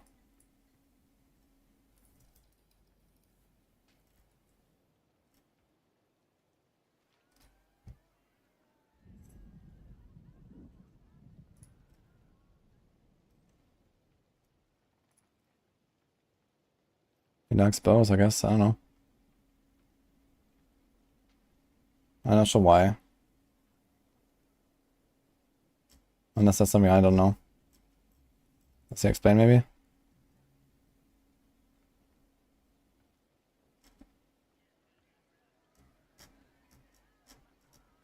can ask him. What chap throwing speed? Oh, wait a minute. Yeah. I mean, traps, it should use the speed of the weapon that you have in hand. And you never have your bow in hand, that's the thing. Like, there's no skill that uses a bow in the setup. Caltrops uses the weapon that you have in your hand at that moment. Which is going to be daggers. Yeah. Maybe he knows something that I don't.